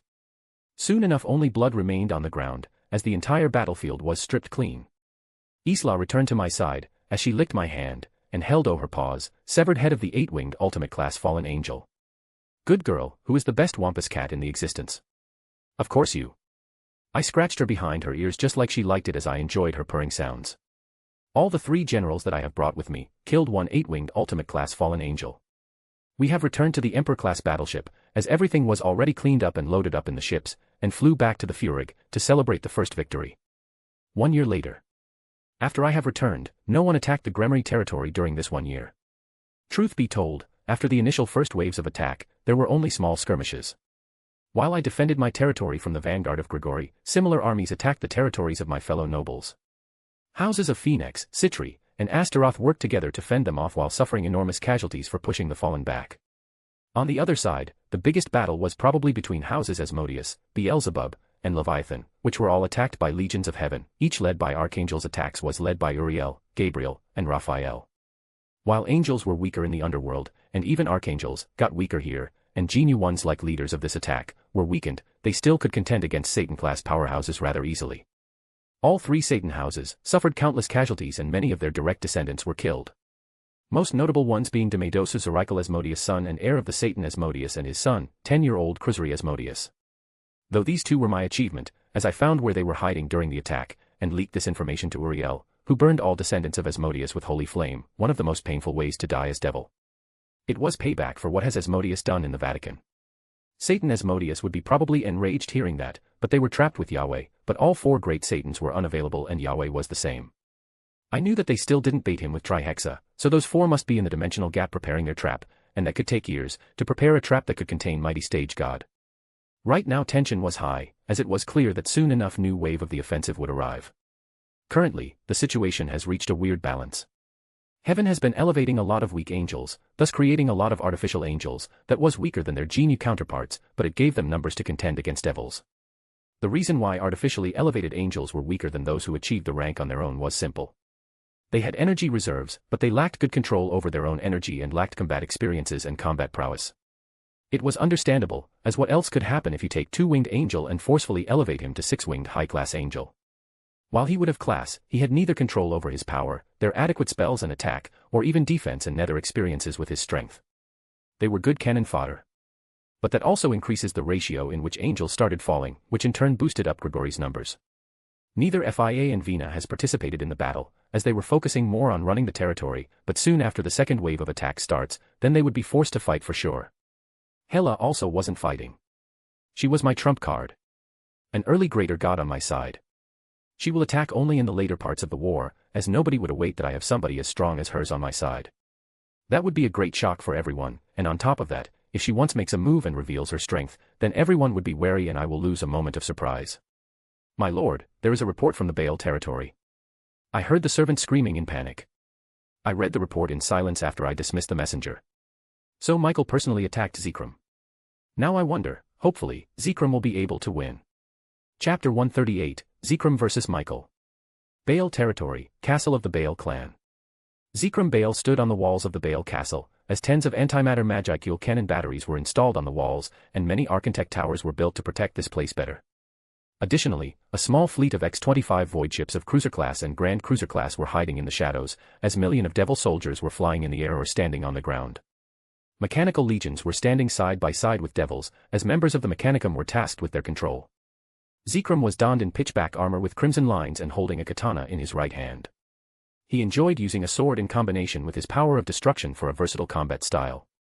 As he was looking at the crimson dark skies of the underworld, suddenly a brilliant shining light dispersed the dark clouds and millions of angels could be seen flying from heaven to the underworld. Michael, so he is leading them this time, muttered Zekrom silently as he looked at the angels in the lead. Michael has the appearance of a handsome-looking man with long blonde hair and green eyes. He has 12 wings growing from his back, and unlike other angels whose wings are white, his wings are colored gold, further symbolizing his position as the king of angels, leader of seraphs, and strongest archangel of heaven. He wears a red robe with a gold cross on the front of his white alb. He has golden shoulder plates with a white sash and a golden halo set above his head. He is already in the higher ends of the archangel class. His combat prowess should only be a bit weaker than Lucifer with the addition of Underworld's effect on angels. So, it is time to use full power, he said quietly while watching as the legions of angels were approaching and the sound of antimatter magic cannon batteries was firing at them together with void ships and was reaping lives of thousands with each shot. As Michael was approaching, Zekrom released the last magical seal that was hiding his power and released all of his demonic energy in one go, as everyone could feel a surge of the enormous amount of power from the devil's side, as commander of angel legions together with Michael looked there warily. Zekrom condensed power of destruction on the tip of his sword while using enhancing spells to boost up his speed, as he flew with tremendous speed at Michael, leaving aftershocks behind him. Michael, being an experienced combatant and strong archangel, conjured several light weapons and shot them at Zekrom, as he held a sword in his hands. It is the shining holy sword that saves the planet. A golden blade that repels pretty much any evil, built to defeat an outside enemy that destroys the planet. It was Excalibur, sword of promised victory. Sparks danced in the air, as the ground shook from the aftershocks as Zekrom's unnamed katana coated with the power of destruction clashed with Michael's Excalibur coated in holy power. Lord Baal, it is a surprise. You have reached Super Devil class, remarked Michael with a polite smile, while Zekrom nodded in agreement. If not for you leading the offensive this time, Archangel Michael, I would be able to keep my strength hidden for some time, but alas, the fate is having its own plans as it seems, stated Zekrom, simultaneously creating hundreds of orbs from the power of destruction that all barraged Michael with their lightning speed, as Michael created a barrier from the purest holy power to defend against self-exploding orbs of power of destruction. Though Michael's shield cracked in the end, he was still without a wound and uninjured. Same cannot be said about their surroundings. 1 kilometer around them, there was not even a single soul alive, as either everyone retreated and battled somewhere else or were killed by both of them as collaterals. The battle between powerhouses on their level could be extremely destructive. This time neither was using AoE spells or skills, just mainly focused on the close combat and duel. Zekrom gripped his katana with his 2 hands as the power of destruction started flaring around the length of the sword. With each slash he made, he sent a wave of the concentrated power of destruction at Michael, who always defended against it, but the same cannot be said about angels that were hit by a large-scale effect of these wave-like attacks. All of them were turned to the dust. Though it were not just angels that were dying, but also hundreds of thousands of devils have already fallen, as their corpses were laying on the ground, together with corpses of killed angels. Casualties on both sides were high, but Zekrom's side had an advantage in the usage of arcanotech. Zekrom and Michael once again clashed in the air, as their swords crossed, leaving them in a perfect stalemate. Zekrom was aware that the situation was going in his favor. He knew he couldn't kill Michael, as he was stronger than him, but he could stall him practically indefinitely, and that was his goal. Thanks to arcanotech he got from his grandson-in-law, and the advantage of home field, devils were slowly but surely getting an advantage over the angels. Retreat! Screamed Michael, as he saw through Zekrom's plan and didn't let it come to fruition. He didn't have enough numbers to push this with pure force, and the other 2 Archangel-class angels he brought with him were just former 8-winged Ultimate-class angels that were elevated to Archangel-class by their creator not long ago, and they were being stalled by 2 unknown masked devils, and one of them was critically injured. While they didn't win, they still inflicted huge casualties on Zekrom's army, and secured some foothold, as they occupied some outskirts of the Baal territory where they already started building holy zones. Zekrom looked at the retreating army of angels and decided to not give a chase.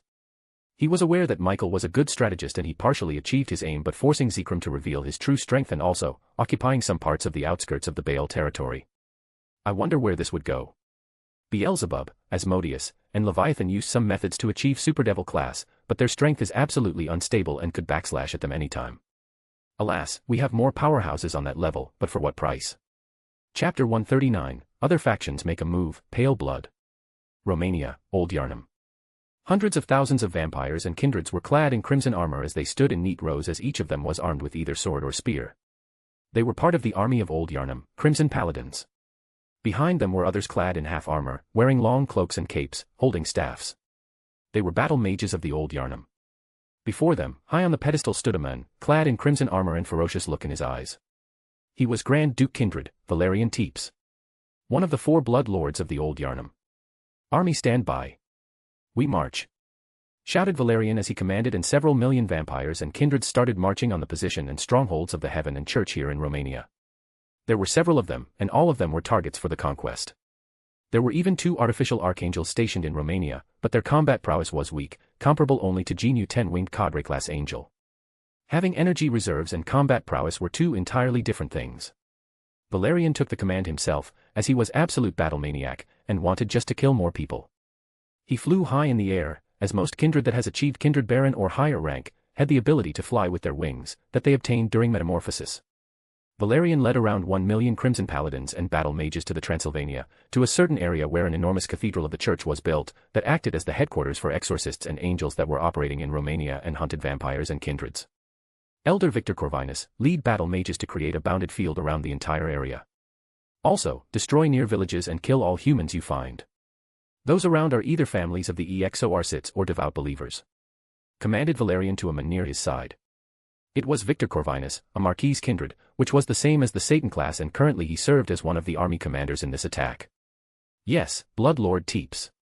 Bounded field is a topographic type of magic that consists of knitting a network of magical energy and spreading it on base areas, such as a piece of land or a building, to create a mystic boundary line that separates the inside from the outside.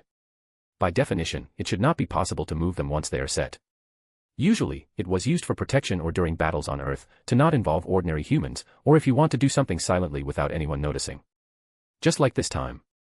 Several minutes after Elder Victor Corvinus went to attend his task, the translucent barrier was stretched up and enveloped the entire area around the Cathedral of the Transylvania and surrounding villages. Attack! Order Valerian Teeps as he swung his sword at the cathedral as he flew high in the sky and led the attack himself. As they were attacking, tens of thousands of angels flew out of the cathedrals and thousands of exorcists were ready to combat kindreds and vampires on the ground. Unfortunately for them, they were completely cut out of the world thanks to the bounded field, and also, they were surprised. Heaven didn't think that pale blood of Old Yarnum would attack so soon, or that they would attack either. For late centuries they were completely isolated and never involved in things of other factions. Even though Yahweh predicted that the pale blood would attack, he thought that possibility of such an act is low. Teeps, said female archangel, one of the 2 archangels in the air. Just 2 of you. Even though you are archangel class, you are just weakling elevated by Yahweh. If it was Michael or Uriel, I would reconsider my strategy, but you 2 don't have that right. Grinned Valerian, as he prepared his sword, and suddenly teleported out and appeared right behind the male archangel, and with one swift enhanced kick, he sent him flying, crashing into the cathedral, creating a huge cloud of smoke. With his free hand, he grabbed the female archangel by her neck, as he pierced her heart with his sword. Just like I thought, what were you before? Probably just 8-winged ultimate class angels, trash, said Valerian as he bit the neck of the female archangel and sucked her dry blood. While to ordinary vampires and kindreds it may be deadly to drink blood with so much holy power in it, there were many methods among the kindreds to refine that blood. Usually, only those with strength and high social standing knew such methods. He dropped the withered dry body on the ground, as he flew into the cathedral to kill the second archangel. Valerian was cautious and didn't enter the cathedral, but rather he started casting spells to destroy the entire place, as the sky darkened and flaming meteors smashed down on the cathedral. He knew that places like these usually had many wards and spell formation there, so he chose to rather destroy it and hopefully kill the archangel in it. As the angels watched one of their leaders getting killed and their cathedral being destroyed, kindreds watched in delight, as their morale was boosted and their attacks were even more ferocious and brutal than before. Burn them, kill them, destroy them. Don't leave a single one of them alive, kill every believer of church, kill their families, kill their children, kill them all. Let entire Romania be shrouded in the eternal darkness, shouted Valerian as he looked at the battlefield with satisfaction and mad glee in his eyes. Chapter 140, Other factions make a move, others. Siberia, at the same time. Chieftain, we got their track, reported masked man to a silver-haired old man, who was leaning over on the cane. Also, pack leader Garu is currently engaging one of the 10-winged cadre-class fallen angels that are near the research station of Gregory. The fight would be soon over, as the cadre has been severely injured by the leader Garu, reported another masked man. Send in all packs, secure all research materials Crow's Head there, and kill everyone there. Pack it up and we will sell it to young Lucifer for a hefty price, remarked the old man, who was chieftain of all werewolf tribes on the draconic dais. Yes, chieftain. I will relay the message over to the pack leaders immediately. It was well known that the young Zeoticus Gremory von Lucifer was an avid researcher of everything magical, and would pay hefty sums for magic tomes and grimoires. So research of Gregory on whatever they were researching over there would sell very well. Britain, England, Westminster Abbey. Westminster Abbey, formerly titled the Collegiate Church of St. Peter at Westminster, is a large, mainly Gothic abbey church in the city of Westminster, London. Built several centuries ago, and since the coronation of William, the Conqueror in 1066, all coronations of English and British monarchs have occurred in Westminster Abbey.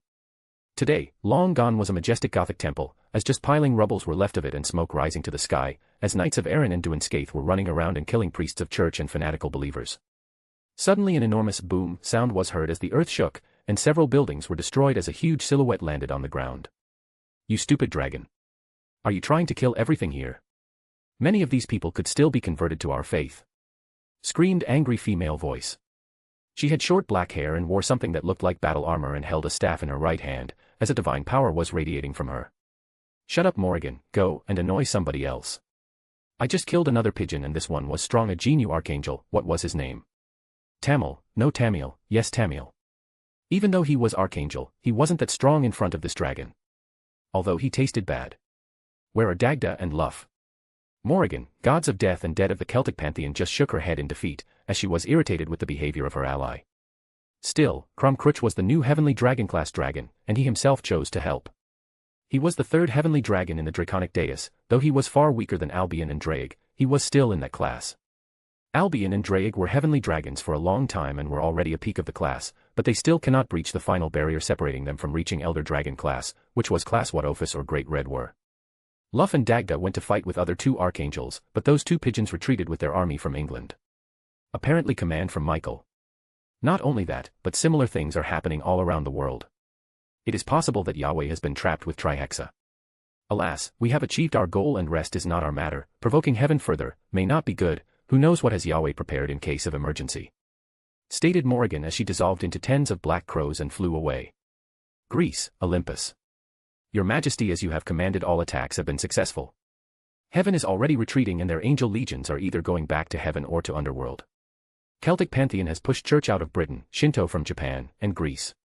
Kindred has turned Romania into lands of darkness and werewolf tribes are rampaging across Siberia and attacking Gregory strongholds.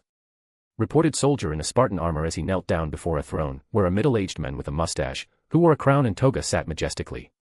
Inform Ares to stand by in case they try to retaliate. Ordered the king of the Olympus, the Skyfather, Zeus. Underworld, Gremory territory, Castle Furig. So, heaven retreated all of their forces from Earth back to the heaven and Underworld, and only left Vatican army intact. I asked FIA who came to report me good news. Yes, do you think? Asked Graphia with a bit of uncertainty, as I knew what she was implying. It seems the four have already awoken Trihexa and trapped Yahweh there. Who knows how long it will take before he will see the Trihexa and return back to the Draconic Dais, hopefully, it will be years. Additionally, for sure he won't leave it in a good shape. I stated my personal opinion on the matter. What if Trihexa breaks free from him? Indeed a valid question and really problematic one. Hopefully not. Even if combat isn't Yahweh's main forte, he is a master magician, mighty stage god, and master craftsman, not to mention that Trihexa is an apocalypse-class monster that has lost its mind to Law of Chaos, it doesn't have even a basic level of intelligence, so hopefully, he will be able to seal it, if not, then only we can hope that Jade Emperor, Shiva, or Great Red would intervene. I said. I knew that in case of emergency Okwang will make a move, he can't afford to leave me to die if he wants his clone to return safely to him. If I am not wrong, Satan's would be unavailable for some time, before they return, and now heaven would strike even harder than before. Send a message to all allied houses and our allies, that they need to be ready to fight at any time. I said to FIA as I gave her one kiss on the forehead to ease her worries as I hugged her, and she hugged me. Don't worry, we will be victorious. Chapter 141, Releasing the Apocalypse. Sometime before the attacks on Church, dimensional gap, unknown pocket dimension. Are you sure we are in the right place, Lucifer? Asked a haughty female voice, that belonged to a tall bespectacled woman with a voluptuous figure. She had tanned skin with long brown hair and purple eyes. Yes, it is Leviathan, and now shut the fuck up and let me concentrate. We need to find the seals that are connecting this pocket dimension to Zebul. Said Lucifer as he, Leviathan, and the other two men started to get to work. One of those men was a middle-aged man with place skill and pointy ears with violet eyes, Satan Asmodeus. The last one was a middle-aged man with wavy brown hair that covered his right eye, Satan Beelzebub. Lucifer found this place long ago, and not surprisingly he wasn't first. Yahweh was first and he sealed this world and created a sealed pocket dimension that was directly connected to the sixth heaven Zebul. Lucifer, I think I have found it, shouted Asmodeus, as the rest of them flew to his position, and Lucifer examined the seals on the barrier. Yes, this is it. Now we need to break it. These seals are almost impossible to break, be it from the outside or from the inside, and are able to resist full might of Pinnacle Apocalypse class for several hours without any damage, but alas, fortunately we have this, said Lucifer as he took something out, and it looked like a key, a rusty old key. One of the things I have managed to steal before my fall. Key of the Apocalypse. Yahweh had an interesting plan, as he himself planned to use Trihexa for his own gains and ascension to Supreme God stage. If he reached the Pinnacle Mighty God stage, he would release Trihexa on Earth, while it would destroy all pantheons and majority human nations, leaving him as only and sole true God. Sadly his plans would never come to fruition as they would be used against him, exclaimed Lucifer with madness. He thought it was good to plan to use Trihexa to cement himself as the only and sole God of Earth. With all pantheons gone, he would be the only God, and all faith would go to him, humanity would recuperate, and soon, there would be even billions of fanatics that would supply him with faith. Essentially he would easily reach even myriad God stage. If Lucifer was God, he would do exactly the same thing. Trihexa was strong, and while it cannot kill gods like Shiva, it could injure them, and then only Yahweh would have to finish them. Lucifer then inserted the key into the seal, as the entire barrier cracked down. Come, we have around 10 minutes before he arrives, and we need to wake up Trihexa. Preferably we make it angry, said Lucifer as all four hurried into the pocket dimension. And there it was. The Beast of Apocalypse, Emperor Beast of Apocalypse, 666, Trihexa. It had the appearance of a large beast with characteristics coming from different animals like a lion, a leopard, a bear, a dragon, etc. It has 7 necks, 7 heads, 10 horns, as well as 7 long thick tails of different shapes. It also has 4 stout arms and 2 legs that are even thicker than its arms. Its main body is that of a primate leaning forward and is covered in black fur and what appears to scale all over its body. Its size is well over several hundred meters, making it extremely large.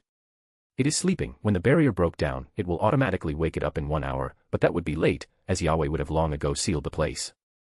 Start concentrating all of your demonic energy in one place, creating joint the attack. We will throw it on the Trihexa and teleport out, ordered Lucifer as all 4 of them started concentrating all of their demonic energy into a single point, as Lucifer created a teleportation circle that would send them out, moment they finished the spell.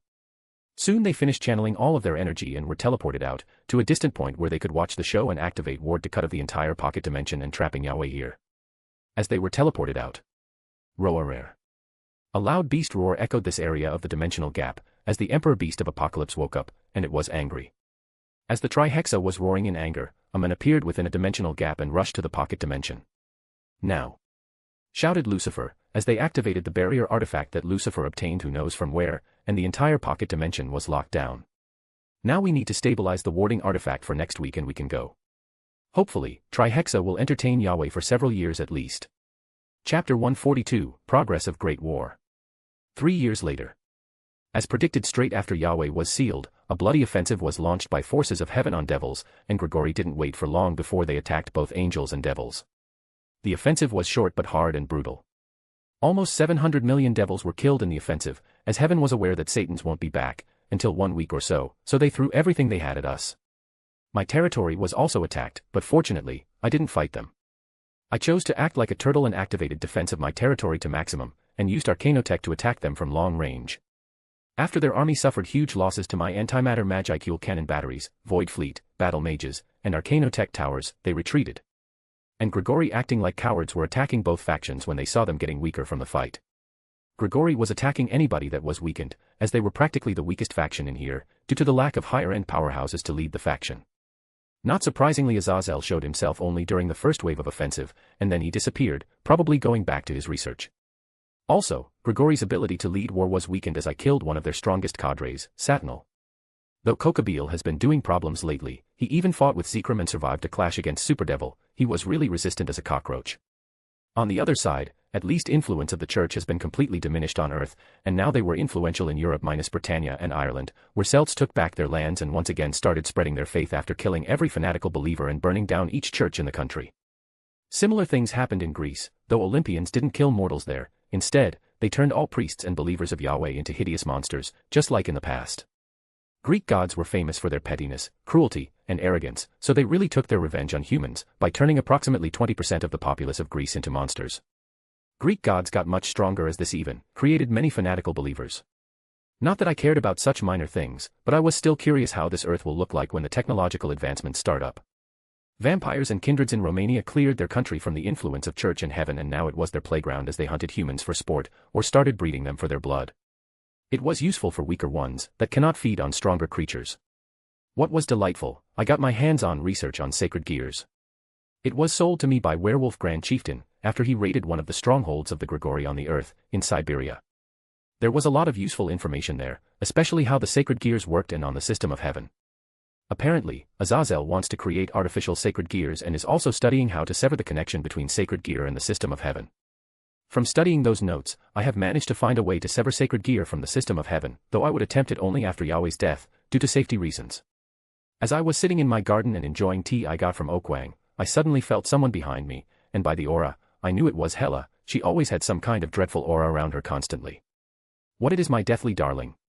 I asked as I teleported behind Hela and hugged her waist. Nothing, just. She muttered as she looked at the ground. Hela wasn't bold as Vina, or confident in these things like Fia. She was a warrior who spent most of her time on the battlefield, so when it came to men and woman things, she was pretty awkward. Just like me, before I met Venelana, and she taught me some basic things in a mystery called relationships. It was still sometimes awkward for Hela even after 3 years we have been together, after that kiss before the military headquarters. You know, you have really changed during these years. When I first met you, you were always filled with so much anger and violence, now it feels like you are a tamed kitty. I joked, but one precise punch to my stomach with her elbow quickly destroyed my illusion about peaceful and kind Hela. Just try that once again, and I will show you exactly how tamed I am. Said Hela, as I could swear to see blush over her face. And who told you to stop holding me? She shouted with fake anger, as we both sat below the tree and I hugged her close to me. You know. I want to meet my mother. I was honestly surprised hearing Hela mentioning someone from her family, and even meeting them at all. Queen Frigga. Hela nodded her head. She never supported Odin in training me to be his conqueror from a young age, but there was nothing she could do, as Odin's decision was final, and my powers were too great to be left as they were. She talked about old times in Asgard. Though I doubt such thing is possible in the current situation, right? Hela started at me with sad eyes, as I cannot bring myself to say yes. Just wait after the war between our factions has ended, and then we will search for a way to enter Asgard unnoticed and meet with your mother. Hopefully, your father or Heimdall won't notice anything. I said slowly. They won't. If they did, then Loki wouldn't cause such mess around Asgard and 9 realms and Earth so often. Answered Hela. Hey, are there any chances for Surtur to pledge his allegiance to me? I asked curiously. Surtur? Yes, you just need to defeat him in combat. Surtur was at the Emperor level and was strong as hell. He would be a great asset to my future plans and military. Not to mention his almost endless hordes of fire creatures. Chapter 143, Kolsh of Dragons. At the same time, Underworld, main battlefield. Main battlefield was just a fancy name for the wasteland in the Underworld, which served as a place for endless bloodshed among devils, angels, and fallen angels. It was a tacit understanding between 3 factions, to fight at some abandoned location, to not cause too many civilian casualties. Today, just like any other day, forces of devils, angels, and fallen angels clashed in a violent fight. Lord Gerstel Lucifuge was sitting in the military HQ on the devil's side because he was going through the strategic plans. Just 1 month and Zeoticus will finally take over my place, and I can go home. Said he quietly. Commanders switched each several months on the main battlefield, and now it would turn for his son-in-law to change with him. As he was in his office, suddenly, he sensed an earthquake and enormous waves of magical power radiating from the battlefield. Suddenly, 2 loud roars were heard across the entire main battlefield, as it seemed like time had stopped. Dragons. Cursed Gerstel Lucifuge as he knew exactly what happened, as he flew out of the military HQ to see 2 enormous dragon figures violently clashing on the main battlefield, with just aftershocks of their fight killing tens of thousands of devils, angels, and fallen angels with every exchange. One of the dragons was an enormous red western dragon with a long neck and green eyes, and he also had red and golden spikes throughout his body, Ydrae Gotch, Red Dragon Emperor, the Dragon Emperor of Dominance. The second one was his archrival, Albion Gwyber, White Dragon Emperor, Vanishing Dragon, White Dragon of Supremacy. Albion is an enormous white western dragon described as having a beautiful pure white body, he has blue eyes, 2 golden horns, and unlike most western dragons, he has feathered wings. Order retreat from the battlefield, full 1. How are our losses? Gerstle screamed one order after another. In hundred thousands, reported one of his adjutants. Albion and Drake were both pinnacles of Heavenly Dragon class, just one step away from Elder Dragon class. They fought each other not only from their rivalry but also to improve themselves in the hope of achieving enlightenment and reaching a higher level of power, the same as the Great Red or Ophis. They could kill average greater gods like nothing, so there was no way to fight with them head-on. The only way to fight with them was through deception and traps. Those two have started fighting at the main battlefield. Asked a male voice belonging to Original Lucifer, who just teleported to the main battlefield after getting the notice. Yes, what shall we do, my lord? Asked Gerstle. Contact Michael and Azazel to call a meeting. We will, for now, enter a ceasefire and try to deal with two of them.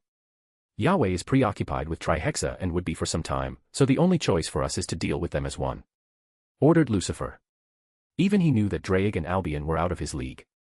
While he wasn't newly advanced Super Devil, he was still very far away from the level where Albion and Drake were, as they already touched the realm of laws.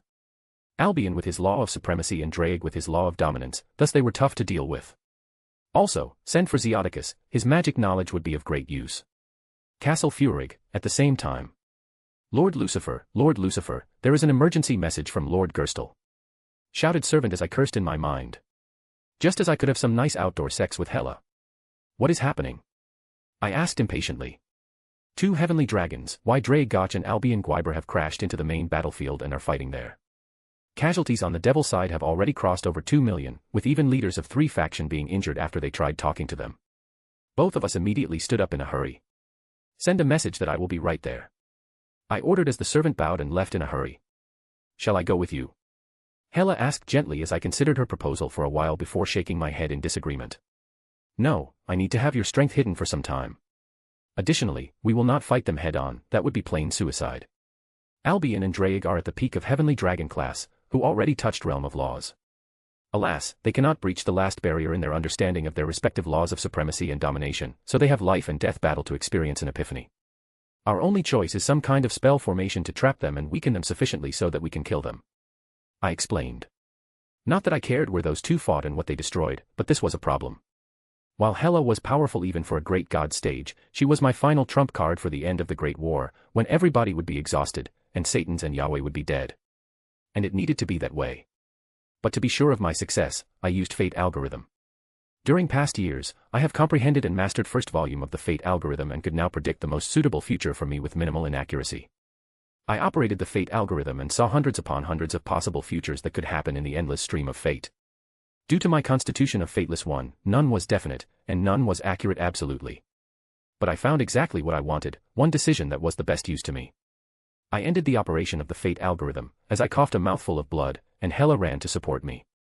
As a Fateless One, I can use Fate algorithm only once in several years, and each use would give me a big backslash.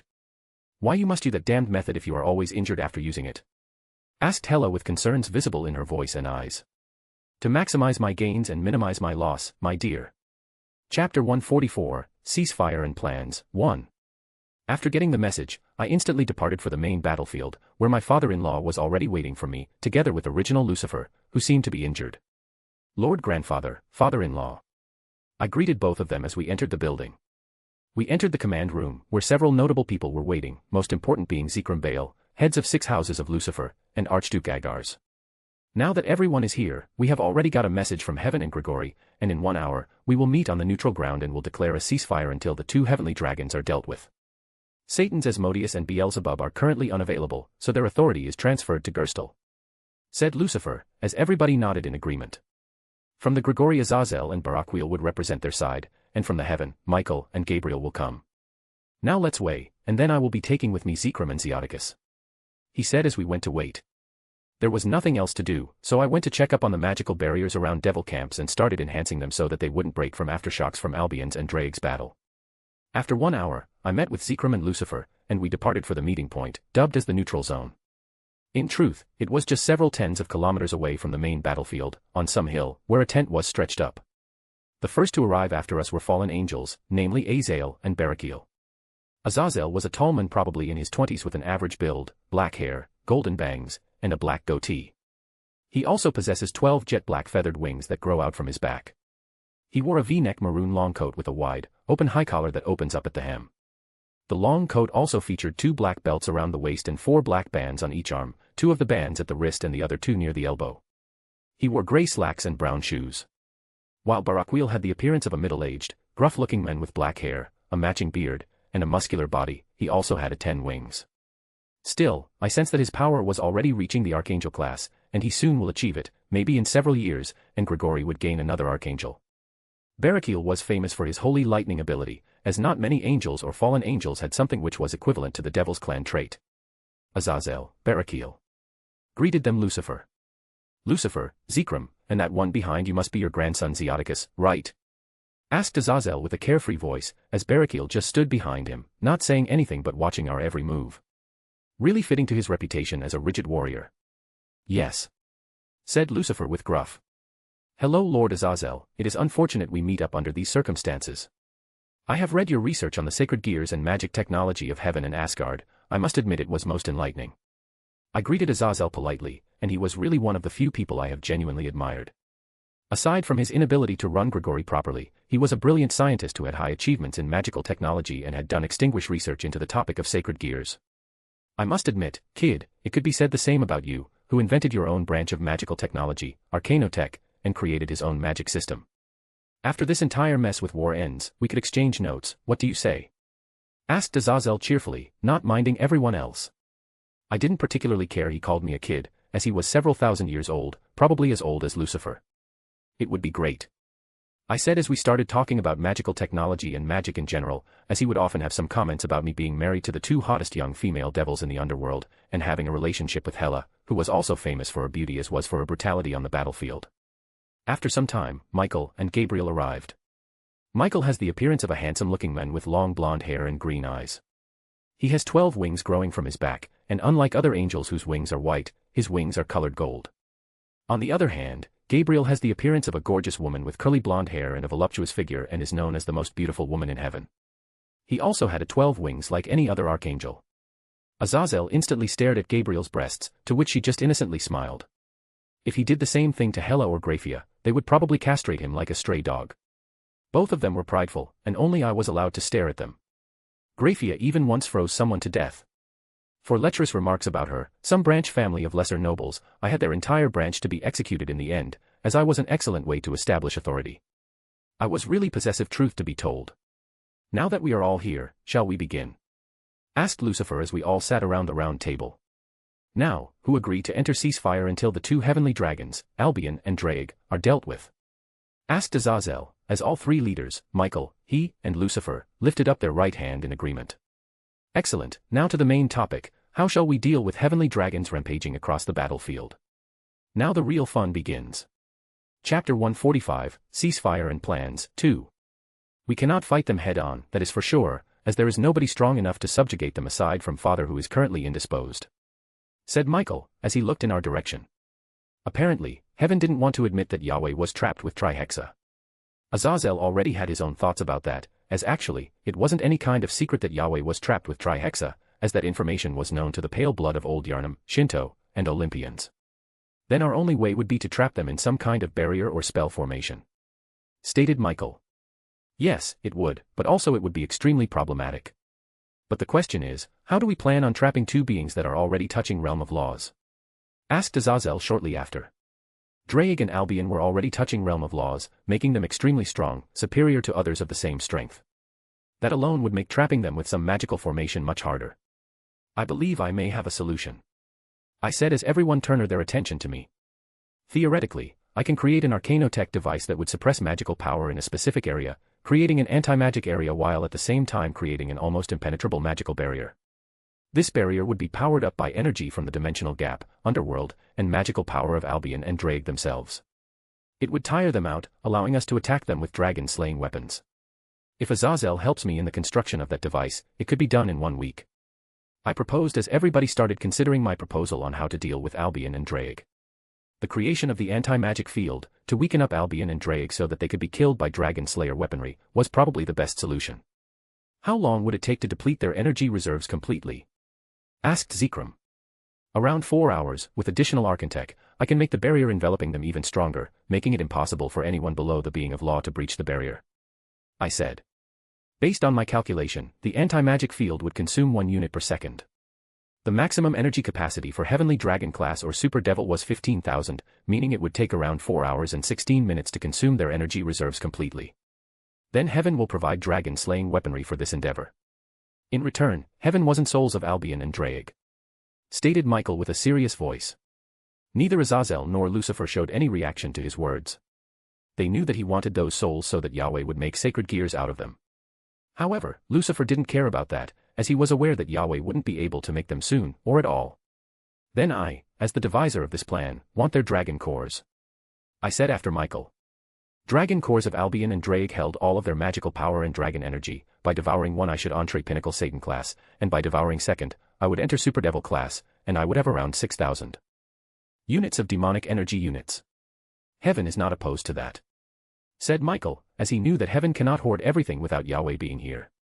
Then Gregory shall also supply dragon slayer weaponry and make claim over corpses of Albion and Drake, stated Azazel, as we have all come into an agreement. Lucifer and Zekrom didn't seem to care too much about gaining loot, and even if Lucifer was, I had insurance in the form of Zekrom to help me. Now that Zekrom achieved Super Devil class, ironically, Lucifer became even more paranoid about his old friend. Zekrom was now the second strongest devil in the Underworld. While the other 3 Satans achieved Super Devil class, Zekrom told me they did so by some obscure ritual, and their foundation was precarious. They cannot adequately control their demonic energy. They underwent the ritual so they could fight Yahweh and kill him, which was plainly stupid in my own opinion, but apparently, hatred has clouded their mind and their thinking.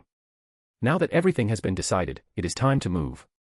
With each passing hour, those 2 lizards are causing more and more damage, said Lucifer, as everyone nodded and then went their separate way.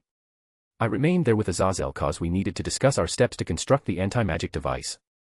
I will construct the prototype, and then I will contact you, I asked. Okay, I cannot wait for what you will construct, kiddo, said Azazel as he teleported away. The Great War was soon nearing its end. It has been 3 years since Yahweh was trapped with Trihexa. When he broke out, he will probably launch a final offensive, and it will be then when I will start actively participating in the war. For Satans will fight Yahweh and perish in his hands when the offensive starts, before Yahweh succumbs to his injuries. That would be time to assassinate all descendants of the Satans and take power from me. Fortunately, the war was going pretty well for devils, as thank my Arcanotech, devils didn't have that high casualty, which would significantly limit the usage of the evil pieces. After some time thinking about the future, I too teleported away to start working on the anti-magic device. Chapter 146, Fall of the Heavenly Dragons, 1.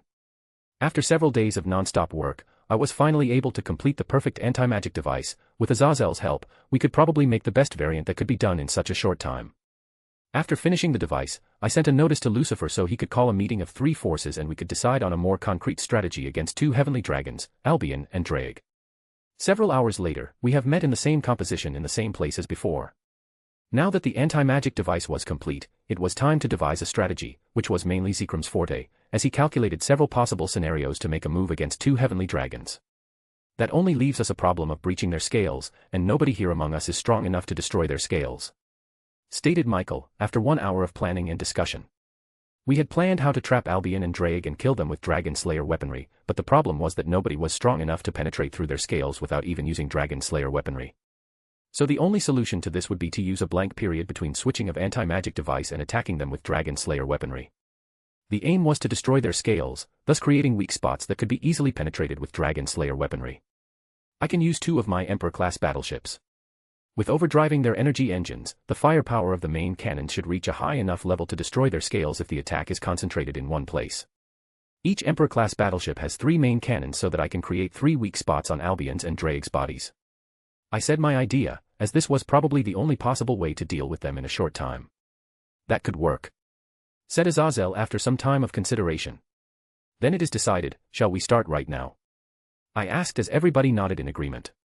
On the battlefield, Albion and Drake were still engaged in their never-ending fight, as they fought against each other, destroying everything in the process.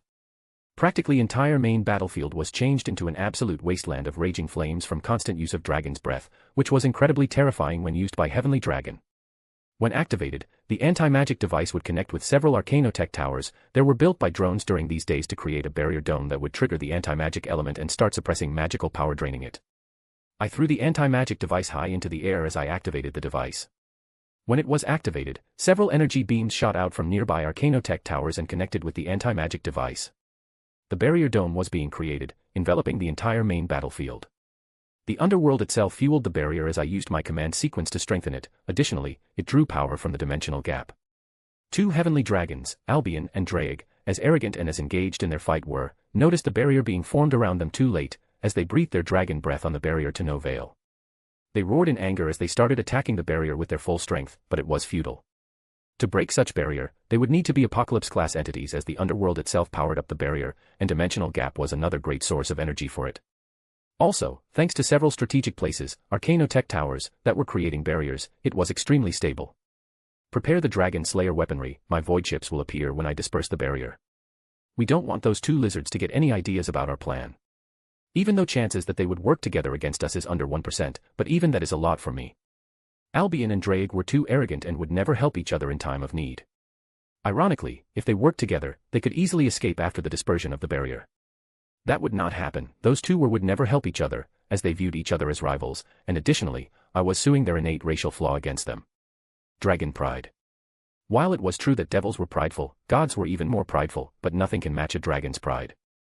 They cared about their image to the utmost extreme, and would never let any kind of insult slip away, and would do everything to achieve revenge even if it meant their own life. After 1 hour, their strikes were getting weaker and weaker, as I watched this in entertainment. It was amusing to watch them trying to break through the barrier. They tried something, then, they would often quarrel and even fight among themselves. After another 2 hours, they started a fight among themselves, after Albion mocked Drake for his dragon breath and compared it to the breath of Wyrm or Drake, which was one of the biggest insults among dragons. Wyrms were lesser breeds of dragons, with only 2 back legs, as their front legs were fused with their wings. While Drakes had 4 legs but lacked wings, thus they were often termed as earth dragons or land dragons. To insult a dragon as Wyrm or Drake is a death warrant, and since the moment Albion said that to Drake, they started fighting, which only sped up the effect of the anti-magic device on them. After another 1 hour, I saw that their energy reserves were depleted, as they fought with only physical might, but even that was terrifying. For example, Lucifer and Zekrom were super devils in terms of energy reserves, but their body was still on the level of Satan class, while they were physically stronger than me, not that much. But when Dragon reached higher class, it would be dual, both in energy reserves and physique. That made them one of the top predators of every universe. Chapter 147, Fall of the Heavenly Dragons, 2. Prepare your weapons, the time has passed, and we can start the attack. I said to several people gathered behind me as I told Architect to navigate 2 Emperor-class battleships so that they could fire their salvos at Albion and Drake. By my calculations, we have exactly 1 minute and 17 seconds to kill both of them before their regeneration kicks up, and their magical power starts regenerating at high speed. After switching off the anti-magic device, the impression effect will last only the time mentioned, and after another 5 minutes, all side effects will be off. I said as Azazel gave me a spear that was some unnamed dragon-slaying weapon. Everybody had a dragon-slaying weapon, as all 7 of us were waiting for the moment to attack. My 2 Emperor-class battleships were already waiting here in the stealth mode, as I was waiting for a moment to disperse the barrier and turn off the anti-magic device, as I saw that Albion and Drake were absolutely engaged in their attempts to kill each other. I switched off the anti-magic device as the barrier dispersed and ordered Architect to fire from main cannons of 2 Emperor-class battleships. As the barrier dispersed, the main cannons of Emperor-class battleships lit up in a split of a second. As their engines were overdriven and fired up their most powerful shot, they could muster without destroying themselves up. In an instant, Albion and Drake were hit each one 3 times, as their scales were destroyed on 3 points on their bodies, and both of them fell onto the ground as the earth shook and 2 heavenly dragons roared in rage that they were cowardly attacked.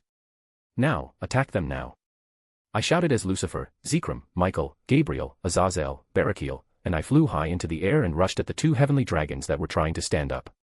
Seeing us coming close, they breathed some dragon's breath, which was easy to dodge, as their attacks were not precise due to their injury. Ruahar! Roared Drake, as Michael pierces his throat with dragon-slaying sword Ascalon. Then the second hit came, as Gabriel stabs one of his dragon's hearts with dragon-slaying spear, which was even cursed, as I sent several magical explosions in Drake's body. It was the final strike from me, straight into his brain as I pierced his head with my dragon-slaying spear that ended the life of the heavenly dragon, Drake Gotch, Red Dragon Emperor of Dominance. In truth, it was easy to kill them, as they were weakened to the extreme, then subsequently gravely injured by my 2 Emperor-level battleships, which shot them with power comparable to Pinnacle Super Devil class and then were attacked with weapons specially created to kill dragons. But still, one of the top powerhouses of the Draconic Dais has fallen. On the other side, Albion was in no better state, as he was gravely injured by strikes of Lucifer, Zekrom, Areskigal before Azazel killed him. He was more problematic to deal with, as due to his touch of Law of Supremacy gave him the power of dividing, so he used it on his attacker to recover some of his magical power, so it took more energy and effort to kill him, but in the end, second Heavenly Dragon, Albion Guider, White Dragon Emperor of Supremacy lay dead. As their souls started leaving their bodies, they were captured by some device in Michael's hands, probably crafted by Yahweh.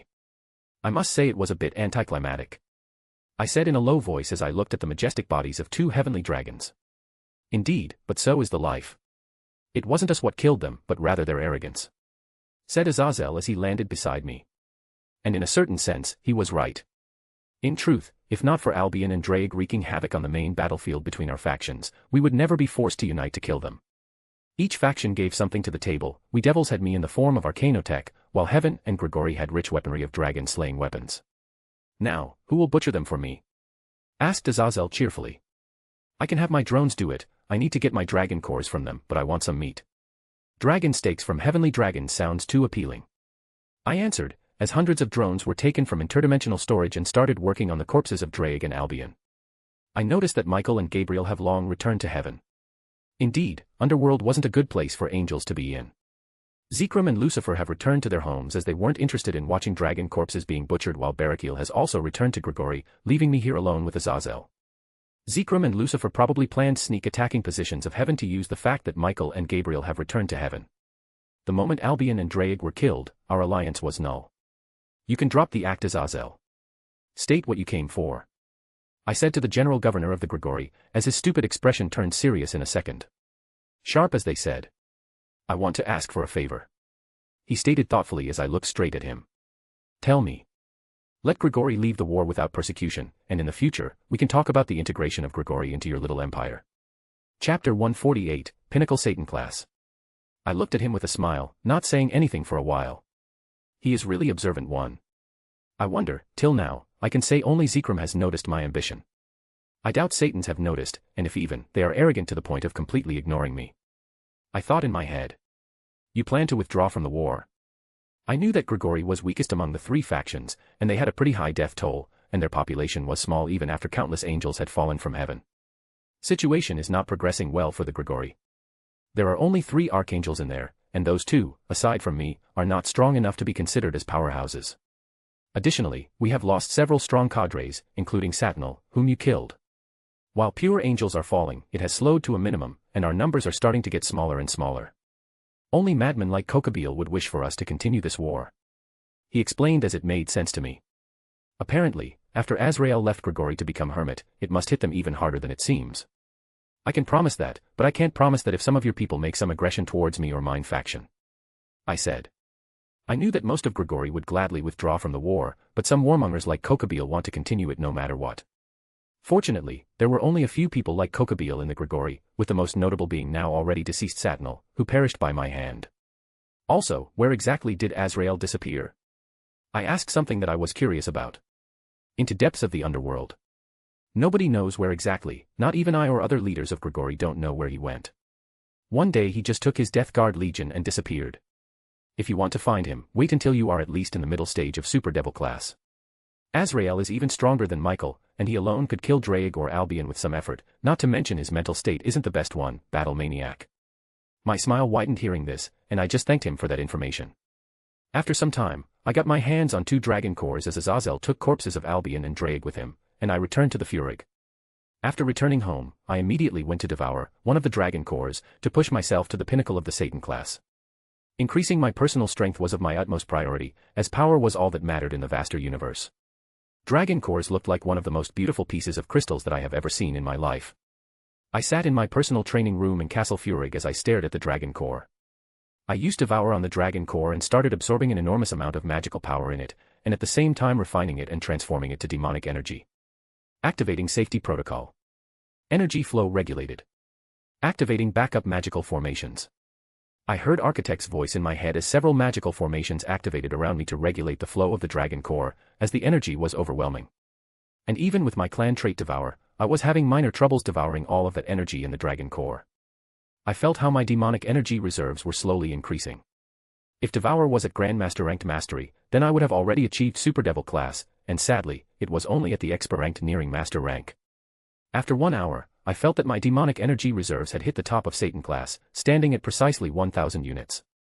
I felt that it was not worth attacking the barrier between Satan class and Super Devil class, with remaining energy inside the Dragon Core, so I directed the rest of the energy and activated body strengthening formation to strengthen my physical body.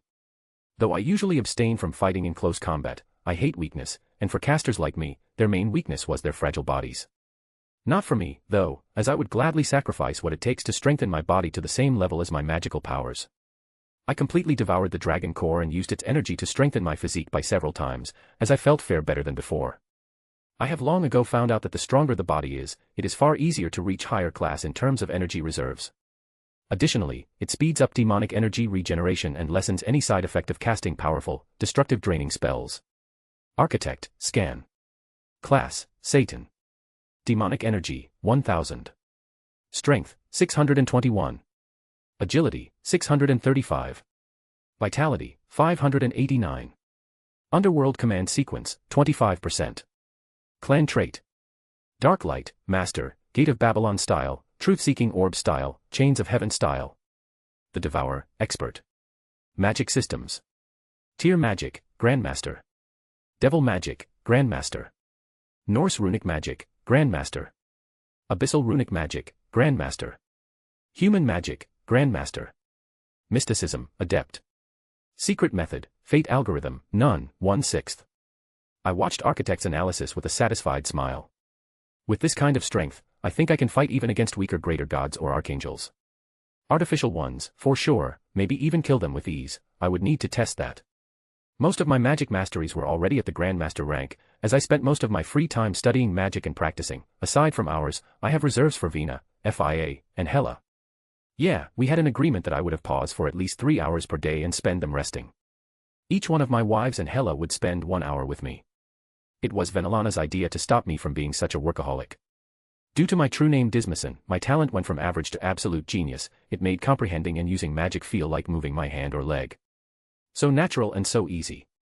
Now we need to wait. Chapter 149, Cockroach-like Fallen. 1 year later. The death of Albion and Draig was shocking to many people and factions across the entire Draconic Dais. Both of them were the pinnacle of Heavenly Dragon class, which was only a step away from reaching Elder Dragon class, already touching the realm of laws. So killing them, even with usage deception and traps, was an achievement of itself. I was even famous for dealing a finishing blow to the Draig, eventually killing the Red Dragon Emperor of Domination. After Albion and Draig were killed, instantly after that, we have launched an offensive against Heaven and Grigori, causing massive damages to Heaven and even some to Grigori. However, Azazel was really true to his words, and he started slowly withdrawing his forces from the battlefields across the Underworld. As I promised, I left them alone, as long as they didn't attack me. After 1 year, it was clear that the war was already nearing its end. I obtained information from Zekrom that Yahweh was already close to sealing Trihexa, and their several years-long fights would end in upcoming months, meaning tensions between factions were too high and battles were more intense. I have also prepared for reaching Super Devil class. I have also achieved master-ranked mastery over my clan trait Devour, which was very good. Now, I can devour even more energy. Right now, I was lying in my bed together with Vina, Fia, and Hela, after several hours of intense lovemaking, until I was woken up when all magical barriers around Furig were activated. Architect, what the hell is happening? I asked my AI companion. Furig is under attack by Kokabeel. Defenses of the Furig have been activated to the maximum. Kokabeel is leading the only ambush squad here of 10,000 fallen with many 8-winged ultimate class fallen angels. Fucking warmonger. I cursed as I stood up, leaving all 3 of my lovers asleep, while I went to deal with Kokabeel. I quickly donned my armor as I hurried out. With my current strength, I could even fight Azazel for some time before being overwhelmed by him, not to mention Kokabeel, who was just a 10-winged cadre class fallen angel, who was even weaker than Barakiel. After I exited the Furig, I saw Kokabeel flying high in the air, above the magical barrier. Kokabeel has the appearance of a man with long black hair and red eyes, and unlike other fallen angels, Kokabeel has pointy ears. Kokabeel possesses 5 pairs of black wings like any other 10-winged cadre class fallen angel. He wore a black robe with detailed accessories and purple shoulder pads with gold streaks on the side. Activate all antimatter Magicule cannon batteries and shot them down. I ordered as all antimatter Magicule cannon batteries charged themselves and started shooting down fallen angels from the sky, as they killed many of them with relative ease. Meanwhile, I started conjuring Dark Light, Gate of Babylon style full opening. With it, I could open more than 100 portals that could instantly shoot several hundred Dark Light weapons per minute. My own firepower was even more terrifying than several void ships put together. After antimatter magicule cannon batteries fired their waves, I ordered for the barrier to be shut down. As an instant the barrier dispersed, I released bombardment from the dark light, Gate of Babylon-style full opening as hundreds upon hundreds of dark light weaponry tore fallen angels to shred, be it 6-winged high-class fallen angels or 8-winged ultimate-class fallen angels. In the end, after several minutes of intense attack from dark light, Gate of Babylon-style full opening, only 3 fallen angels survived. All of them were 10-winged cadre-class fallen angels, though 2 of them were pathetically weak. And last was Kokabeel, who was surprisingly, or rather unsurprisingly he was uninjured. About Kokabeel was widely known that he was an absolute cockroach, he would probably be able to survive even fight with Albion or Drake at their peak. Even I doubted I can kill him, he was slippery and would instantly escape when he sensed something was wrong, not to mention he had some pretty nasty artifacts that often helped him escape from dangerous situations. But I would have enough if I killed those 2 dogs of him, and now even his soldiers who brought with him were dead. I flew to one of the 10-winged cadre-class fallen angels that was nearest to me, and with one precise slash of my scythe Rosenkreuz, one head rolled as the headless body fell onto the ground. At the same time, during the confusion, I instantly cast an ultra-order tier spell, called Solar Flare, that created a beam of intense crimson light that shot at other 10-winged cadre-class fallen angels and killed him in an instant. When I turned around, I only saw Kokabeel with a provocative grin as he activated teleportation artifact that teleported him away, too fast for me to do anything. Fucking crow, one day I will kill you. Still, he lost 2 of his adjutants and his most loyal soldiers, so he should lay low for some time now. I said as I looked around at the corpses of the thousands of fallen angels. These fallen that followed him here were his personal troops and probably elites, as Azazel forbade anyone from Gregory attacking my territory due to agreement we had. The only madman like Kokabeel would attack me, and God knows why, or rather the right question, who gave him the idea that attacking me was a good idea. I operated fate algorithm to get probably one statement. Was he sent by one of the 4 Satans? Even as a fateless one, I could use something that could influence fate to a certain degree. While harder for me than for others, soon after depleting all of my energy to make a calculation as a price for fateless one using fate algorithm, I got a percentage. 87%. I will need to return the gift soon. I whispered as I licked my lips. Chapter 150, Cutting Roots.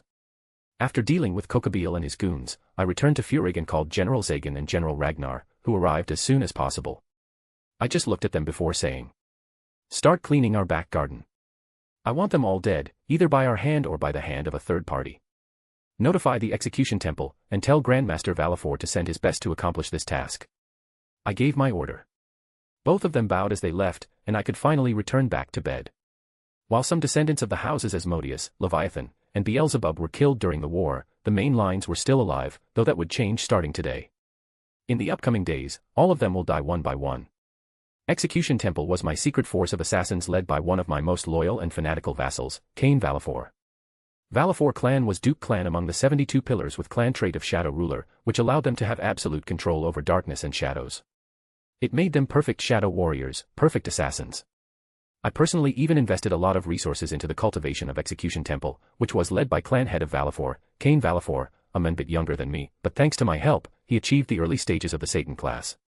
Not that it was known, as I kept their existence hidden and only used them in times of need. And now they shall perform the arduous tasks. The assassination of the bloodline of Beelzebub, Asmodeus, and Leviathan until none remains. I already had information that 4 Satans went to the pocket dimension where Yahweh was fighting with Trihexa and was waiting for a moment when they could strike and kill Yahweh. This meant that they wouldn't be able to retaliate as they would be dead. On the other hand, I also found out that Rizavim refused to participate in the war, which creates a lot of displeasure with him among the 6 houses of Lucifer, which was ignited even more, after Lord Zeorama Nibiros started rallying other house heads, of houses Satanachia, Algalurept, Fluidity, and Sargatanas. Getting allies on my side was most crucial, and Zeorama did a great job. He also practically helped me to perfect the Transdevil Gene Seed project, and probably after the Great War, we can start recruiting recruits for the Adeptus Custodes.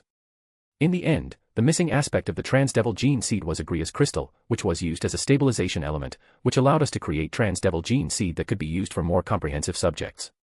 While the more personalized Transdevil Gene Seed was still superior and was more easily accommodated by the subject's body, the generalized version took lesser resources and thanks to the usage of Agrias Crystal could be used on not only devils, but it was tested on Fallen Angel, Oni, and even Nikomata. We have tested the Transdevil Gene Seed on several humans of various ages, ranging from age 6 to 50, but all of them ended in the torturous death of the test subject. The reason behind this was that humans' physical body was too fragile and could not handle the overwhelming power input of the Transdevil Gene Seed. Somewhere in the Underworld. A man wearing something that looked like a priest gown with a cape looked at the message he received before he started laughing crazily as he spoke to himself. "Your wish is my command, your Imperial Majesty," he said as he melted into the shadows. Beelzebub territory, Mansion of Beelzebub. Compared to the usual atmosphere, this time the Mansion of Beelzebub, where the main line of the Beelzebub clan resided, was filled with corpses, body parts, and walls painted red, as several people in priest-like gown with capes killed everything that moved, from maids of novels, including several newborn. Most notable were Bidliad Bashalin Beelzebub and his descendant Shalian Beelzebub and Shalba Beelzebub.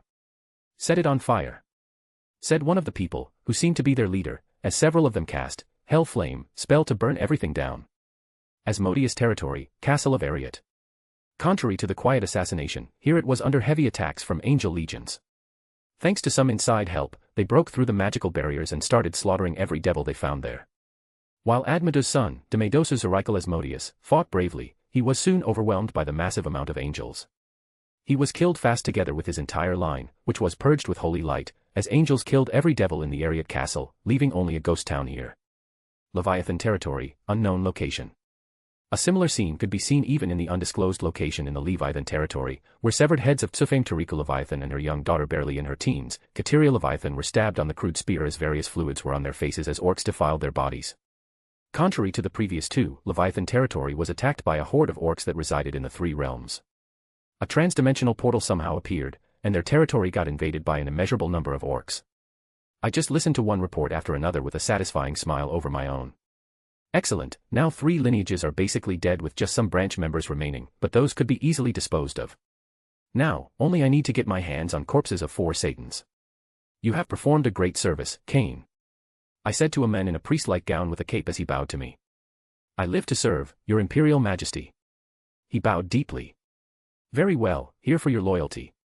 As I threw him several high-grade demonic energy crystals and 1 god corpse potion, I said that I refined from the corpse of God that Okwang sold me. The loyalty of Cain was unquestioned one, as he was my vassal through the Solgius crest. So I wasn't short on resources for him if he performed his missions well. Start slowly killing loyalists. They need to die, a necessary sacrifice for a greater good. Chapter 151, Super Devil. After several days of preparations, I was going to reach the Super Devil class by devouring the second dragon core I have obtained from the corpses of Albion and Drake. I have decided to reach Super Devil class before going to find Azrael, as our meeting would for sure end in a fight, and as Satan class, albeit now with combat prowess matching that of weaker Super Devil class, I still couldn't rival someone like Azrael. That was too way out of my league. So thus, reaching Super Devil class was my priority. Unfortunately for me, it was also a kind of level cap that could be achieved quickly. Even though Draconic Deus was basically a grade 3 plane, its environment was comparable to the grade 5 due to the existence of the dimensional gap. That meant that after reaching Super Devil class, I would be advancing in that class very, very slowly. For example, one thing that could significantly speed up my advancement in terms of demonic energy reserves was superior grade demonic energy crystals. Still, those were almost impossible to find in the Underworld, and high-grade ones were maximum. So my only choice for a fast advancement would be to trade something during the meeting of Longinus Drazian Orden. Or to devour some great gods, after my devour reached Ultra-Order rank, which was doable after training for 100 years in it intensively. Currently, I was in the underground complex of the Furig, which served as a testing field for my dangerous experiments or when I tried magic rituals or similar things. This time, I wasn't alone, as Hela came with me to watch over me. She was already a greater god with over 7,000 units of divine power and 10,000 units of magical power. Her training speed was extremely terrifying due to her being an innate god. Additionally, she practiced a unique technique that allowed her to convert magical power to divine power and increase her reserves. More she used it, the higher her divine power rose, and the same could be said about her magical power, that due to constant drain and regeneration was expanding naturally. "Are you going to start?" asked me, my lover, as she stood there in her battle armor. "Yes, when I activate the barrier and start devouring the dragon core, start supporting the barrier with your divine power. If something goes wrong and energies from the dragon core of Pinnacle Heavenly Dragon goes berserk, then it would be a problem. Last I got Architect to help me regulate the energy flow with some supplementary magical formations, but that was not enough. I noticed afterward that it was a significant risk, and only someone at a similar level of power could properly regulate it when something happened. Now, my Devour has already reached Master Ranked Mastery, so it should go easier compared to before. The higher the mastery over the Devour was, the more energy I could absorb. Not to mention, if I had comprehended the law of devouring, then absorbing Dragon Core like this would be in a split of a second with 100% absorption. Architect activate protective wards and barriers from 1 to 10. Hela starts supplementing them with divine power and takes control of the command. I said as several magical barriers were erected around me as I took the dragon's core from my dimensional storage. After looking at it for several seconds, I used Devour on it and started absorbing the energy from the dragon core. When trying to reach a higher class, the process was different, and I wasn't sending the converted energy to my hearts to increase my demonic energy reserves. Still, instead, I was concentrating on it at one point until it reached maximum, and my reserves started expanding on their own. When that started, I knew I had reached the higher class. This system was very similar to the Warlock cultivation system and evolutionary system of the Fiends of Abyss. Truth to be told, it hurt like hell, as I was concentrating the enormous amount of converted demonic energy in my two hearts, which were centers of my energy reserves. Only after several hours, my heart started absorbing the concentrated demonic energy that I had been devouring and converting, and now my demonic energy reserves started rising as they soon broke through 1,500, and after another 10 minutes, they reached 2,500, which was starting point for Super Devil class or Greater God or other equivalents. And it didn't stop at the meager 2,500 but kept increasing as my demonic energy reserves were getting expanded, purified, more potent, and denser. 3,000. 3,500. 4,000. 4,500. 5,000. 5,500. 6,000. 6,100. 6,120. 6,125. In the end, I had managed to reach staggering 6,125 units of demonic energy by devouring the second dragon core belonging to the pinnacle heavenly dragon. Gains from the second one was much better compared to those from the first one. Power system of us devils was very similar to warlocks of the astral boundary and fiends of the abyss till super devil class including. The only thing the devil needed to do was to accumulate enough demonic energy to break through the constraints over his energy core, which was his heart. If he did so, then he would evolve and reach a higher class. This was a combination of warlock cultivation and evolution of fiends. From then, it consisted similar path to Arcanist, as one must comprehend a law. Whoever created basics for our species was a genius on his own. Soon enough, I felt the will of the underworld descend upon me as my entire body froze. Already a very familiar feeling. Isaiah. Isaiah. Isaiah. Sounded now familiar creepy voice in my head belonging to the will of the underworld, precisely 3 times as always. Isaiah, when in the underworld, regeneration is several times faster, no matter of what type. Recovering from fatal damage is easier. The soul is tied to the underworld, by sacrificing part of your energy reserves, you can be reborn. Chapter 152, AM Feeling Great. The ability of the true name Isaiah was pretty powerful. I liked passive abilities much more than those active ones, as they were always on. Now when I am in the underworld, I would have faster regeneration of my demonic energy or would recover from injuries faster than before. But the most crucial part of this ability was to revive me if I am killed in the underworld by permanently sacrificing some of my demonic energy. While I would drop a class, but that could be quickly recovered. Still, I hope and believe I would never be in a situation where I would need to use this, but it was nice to have insurance. Architect, scan. I said in my head immediately after I felt the presence of the underworlds will vanish. Name, Zeoticus Gremory von Lucifer. True name, Dismason, Devil Talent, Savant, Pride Guard, Isaiah, Nirvana. Race, trans-pure-blooded devil. Bloodline, Gremory, Lucifer. Occupation, Lord of House of Gremory, Great King of Gremory. Age, 191. Class, Super Devil. Demonic energy, 6,125. Strength, 621. Agility, 635. Vitality, 589. Underworld Command Sequence, 25%. Clan Trait. Dark Light, Master, Gate of Babylon style, Truth-Seeking Orb style, Chains of Heaven style. The Devourer, Master. I observed Architect's analysis. One of the most notable changes was an increase in my demonic energy and a change of my race after I underwent assimilation with Transdevil gene seed. For me, fusing with Transdevil gene seed didn't give me any power increase but somewhat increased my survivability and some passive abilities. How are you feeling, Zeo? Asked Hela after she dispersed the protective barrier enveloping me. I am feeling great, far better than great. It's best. I shouted in delight. Currently, I was practically at the top of the power hierarchy in the Draconic Dais. Not counting Elder Dragons of Great Red and Ophis, or Mighty God Shiva or Okwang, who wasn't even native, just a neighbor cultivator reincarnated here. With over 6,000 units of demonic energy, I was already in an advanced stage of the Super Devil class. Limit for it was generally 15,000 units of energy, so having 6,000 already set in the high rank, probably in terms of class alone, I am higher than Seacrum, maybe even Lucifer. Of course, that is only class. I think that Zekrom could defeat me even as a newly advanced super devil. He has several thousand years of combat experience, and I think the only thing that is stopping him from reaching Apocalypse class is his energy reserves. Clan traits of devils were the gate to comprehension of law. When one reaches mastery of forbidden rank over the clan trait, he has already touched realm of laws, and his comprehension percentage of law should be around 15% to 20%. When one reaches comprehension of 50%, he would have changed to undergo law baptism, meaning laws itself would baptize him. If succeeded, then the probability of reaching being of law was sure for absolute. Of course, the death rate was 9 to 10. For example, based on my observation, Albion and Drake were at 49% of comprehension of their respective laws. If not, then killing them even with traps would be absolutely impossible. One needs to know that after law baptism, there is a tremendous qualitative change in one's body, making one several times more powerful.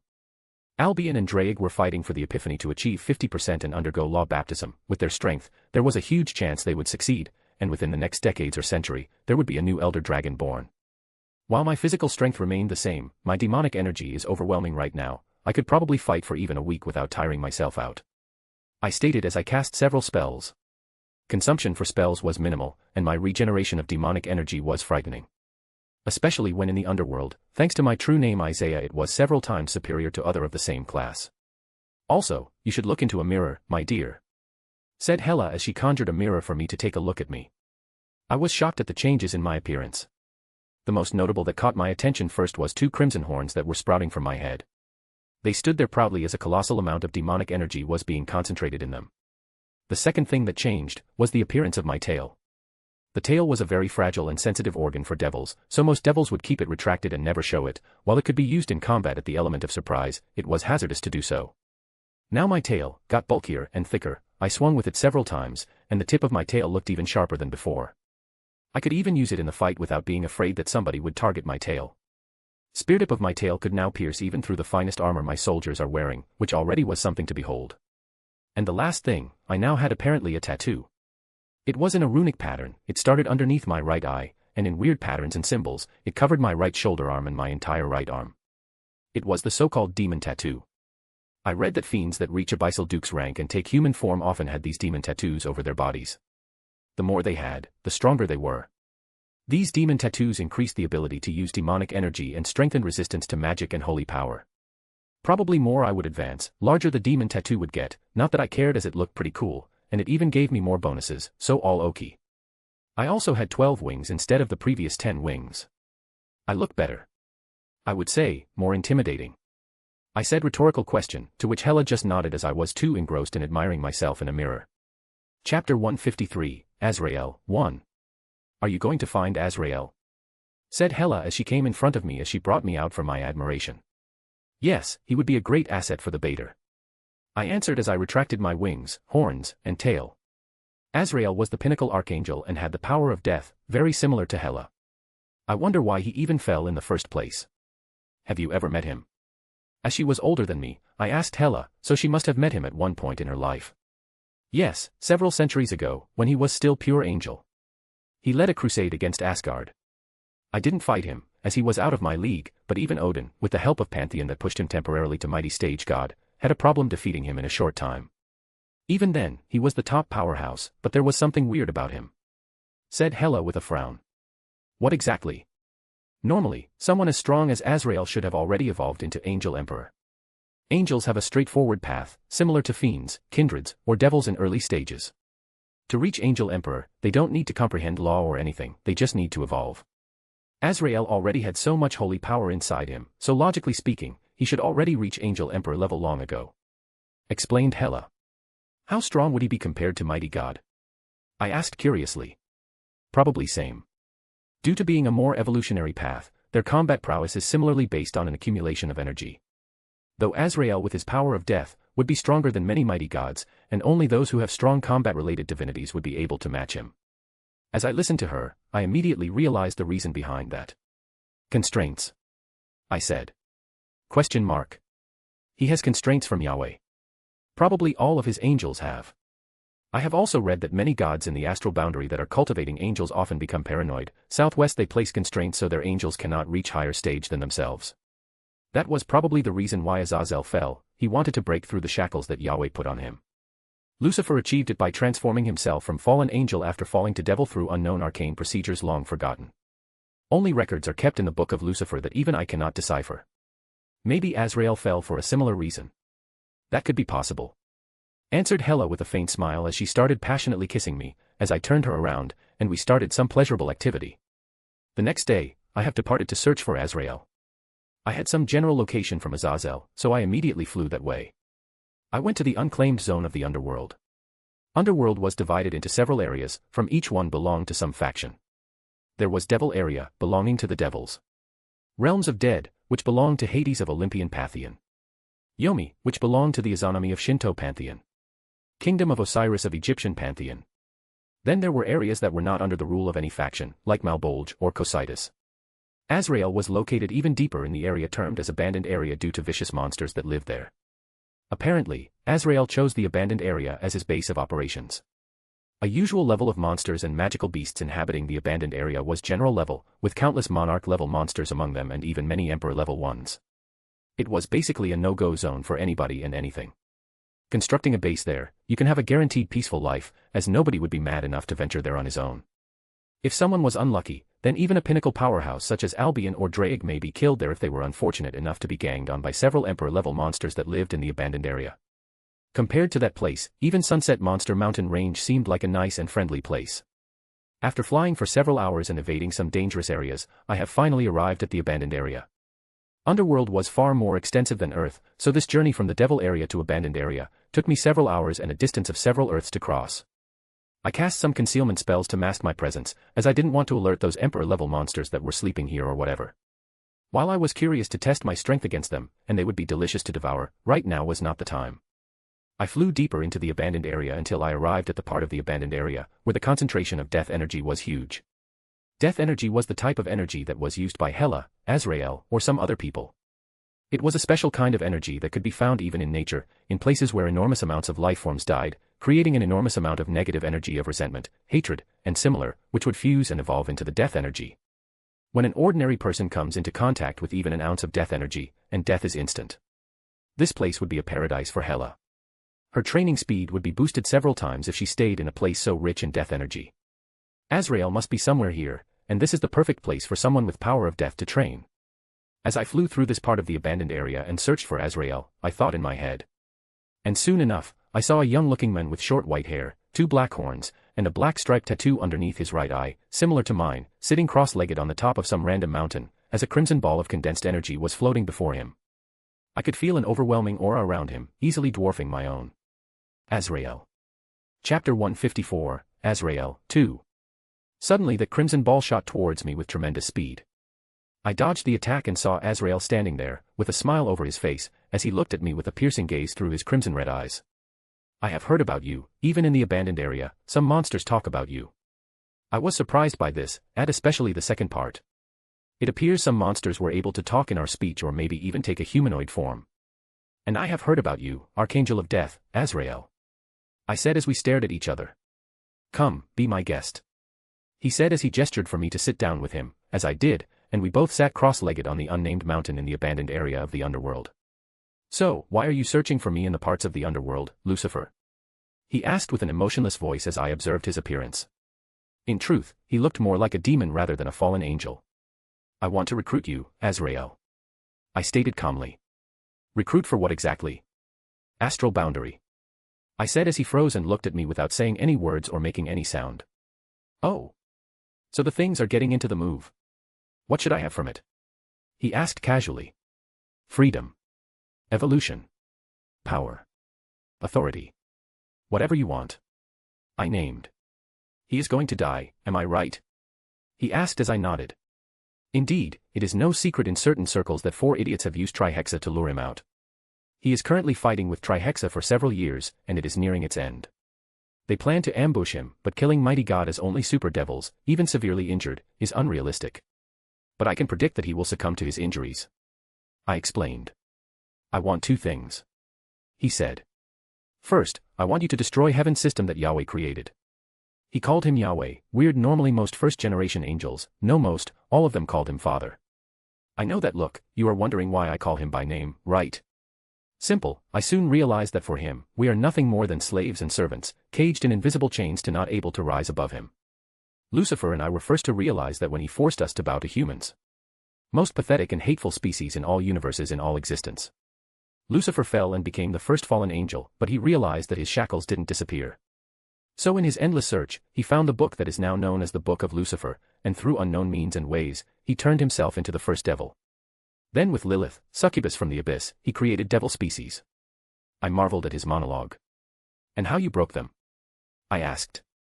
I found my way here, through incorporating bloodline of several fiends into my own, that is why I look like this, but it worked, and they were broken. But, the same thing cannot be said about others. Even if Yahweh dies, heaven's system will inherit his will and constraints over all fallen angels and pure angels. Indeed, Yahweh would use heaven's system to bind all angels to never evolve to angel emperor level. Why that was important was only for him to know, or if he had a plan to revive himself. While Law of Chaos was deadly and would kill him for sure, maybe he really found a way to revive himself. He was crafting genius that constructed literary wonders, so it was highly possible.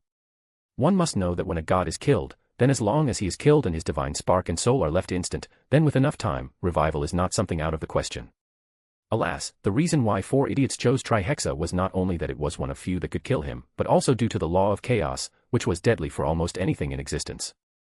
The Law of Chaos had a miraculous ability to disrupt and destroy natural order. In the future, it is doable and probably needed. I plan to obtain fallen angels as my subordinates in the future, so it would be rather bad if they were still constrained by something like that. In the astral boundary, only when one reached that level of power could be considered as somebody. I said. Excellent. You should have talked about it with Azazel, right? He was my favorite brother, only if not for his likeness for humans and too perverted behavior. Does he still lust over Gabriel? He asked with a small laugh. Yes, and he won't stop talking about her. I answered. Gabriel was always so innocent and so pure. Even now, maybe she still believes that we could be once more together. He said with a frown. And what is the second condition that you have? I asked. Fight with me. He said as I looked at him with wary eyes. Of course, you don't need to win, I just want to look how strong you are. Considering that you are under 200 years old and have already reached Super Devil class among human warlocks, reaching Infinity Warlock realm around 200 years old is almost unheard of. And among Arcanists. I nodded in agreement. If I don't need to win, then it is okay. Where shall we fight?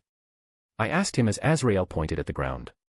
Right here, this place is devoid of any monster or magical beasts, so there is a very low chance we would be interrupted. Chapter 155, Azrael, 3. The moment he finished the sentence, I immediately started firing at Azrael hundreds of dark light weapons as I opened the gate of Babylon to the maximum. With the new addition of my new part of my Tetheru name, Isaiah, as I was fighting in the Underworld, I significantly boosted my demonic energy regeneration. Though, Azrael had the same advantage, as we were fighting in an environment that was rich in death energy, so he could effortlessly recover what he used. Architect, scan him. Use detection of laws. I said in my head. After I have reached Super Devil class, then I could barely sense the presence of laws, due to my low energy reserves, as I am just a newly advanced Super Devil, I cannot sense them more, not to mention comprehend, but when I am close to somebody I had some tricks to know if someone had started comprehending laws. It shall be done. Said Architect, as soon enough, I had analysis on Azrael before my eyes, as he was busy with dodging the dark light weaponry that was constantly being shot at him. Race, Fiend/Angel Hybrid. Class, Archangel. Laws, Death, Darkness, Light. Abyssal Energy, 15,000. Holy Power, 15,000. Strength, 5,890. Agility, 5,156. Vitality, 6,054. Damn, he is strong. Even his physical body is already in the same rank as his class. And he combined abyssal energy and holy power inside his body, fascinating. I thought in my head. Abyssal energy was native to fiends living in the abyss. It was even more negative and more aggressive than demonic energy, not just more harmful but even wilder and more destructive. Demonic energy was just a subtype of abyssal energy, that was calmer, more versatile, and easier to control. Each one had its advantages and disadvantages. What shocked me was how he managed to find equilibrium, but not only that, he had already started comprehending laws. One needs to know that angels didn't need to comprehend laws to reach the next level, not even fiends required, they just needed to evolve. But yet, Azrael already started comprehending the 3 laws of death, darkness, and light. If he reached the Angel Emperor stage, he would be invincible among those of the same level. One needs to know, aside from Arcanists, almost none of power systems required comprehension of laws, so it was easier to reach, for example, Warlock Monarch than Archarcanist level. He isn't going to evolve before comprehending those laws, he is searching for his own path. This is interesting. Have you finished checking me? Asked Azrael as I grinned. Of course, he managed to evade every attack flawlessly I threw at him. Yes, and I must admit, this is getting interesting. I shouted with a grin as I materialized Rosenkreuz in my hand and conjured several Ultra-Order tier spells, such as Dimensional Slash and Black Hole, and sent everything at Azrael. Even though I have right now used around half of my energy reserves, within several minutes, I will be at my peak, as my regeneration speed is tremendous right now thanks to my true name Isaiah. This time, Azrael looked at the incoming attacks warily as he took out some unnamed sword that I didn't recognize and coated it entirely with holy power and slashed through incoming spells with ease, which made me smile. It would be too easy that way, right? When he saw me smile, it was too late, as several black hole spells that were near him imploded out of nothing and started sucking into themselves every ounce of abyssal energy and holy power he had. In an instant, I sensed that his energy reserves were cut to half. Black hole was a spell that I devised. It had two functions. It could draw objects to itself, and everything that would enter the black hole would be eroded to death by its power. Second, I could switch it to energy devouring mode, and it could absorb enormous amounts of energy in a short time. This was the first time I have used the black hole, so it was like a trial test. And the results were even better than what I had expected. I knew that Azrael was many times stronger than me, so my primary strategy was not to allow him to come close, as that would be my death warrant. I successfully implemented my strategy until Azrael started ignoring incoming attacks and started getting closer and closer, with a sword in his hands, cutting down my attacks with ease while suffering one injury after another. T.S.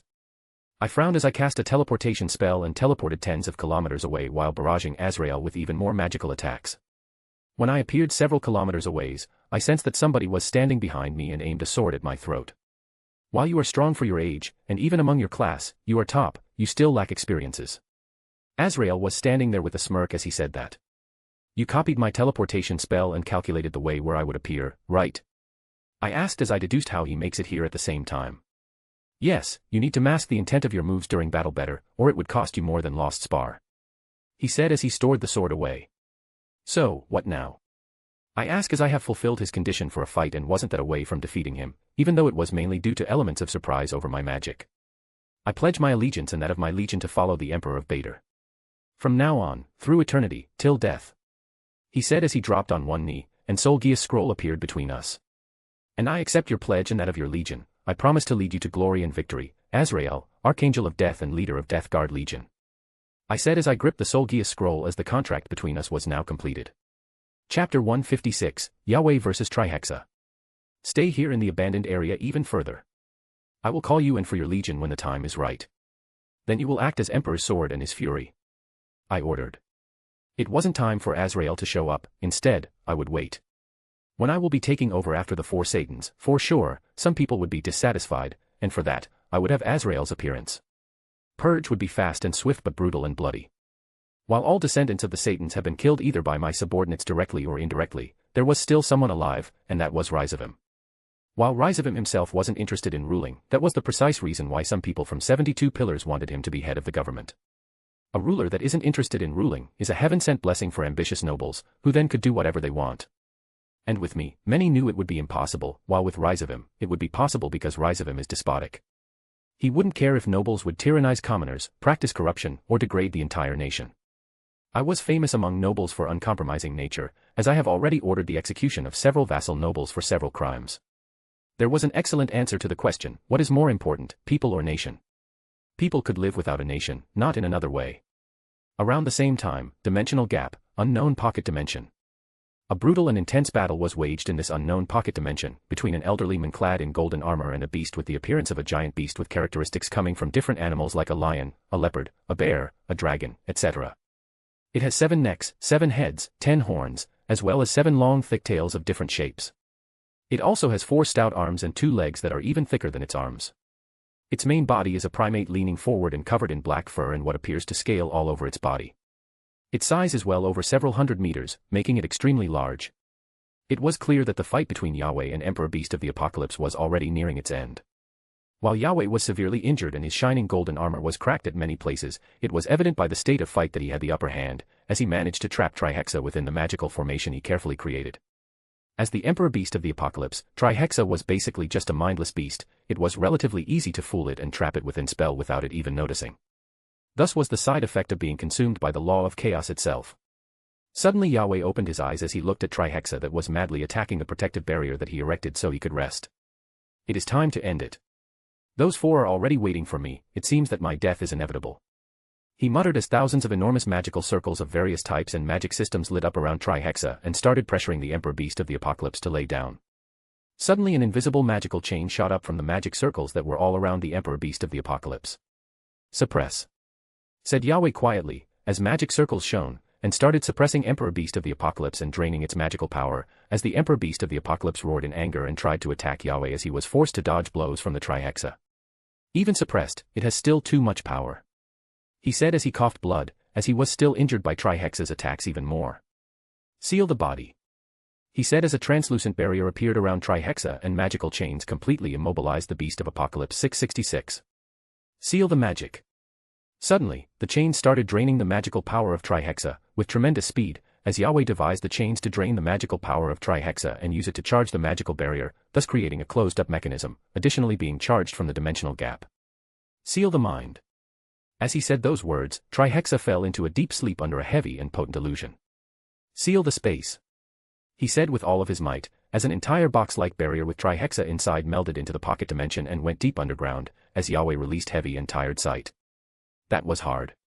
As he stared at the empty pocket dimension, he suddenly felt someone teleporting behind him. Lucifer, Asmodeus, Beelzebub, Leviathan. So you have finally decided to show up? All three of you are super devils.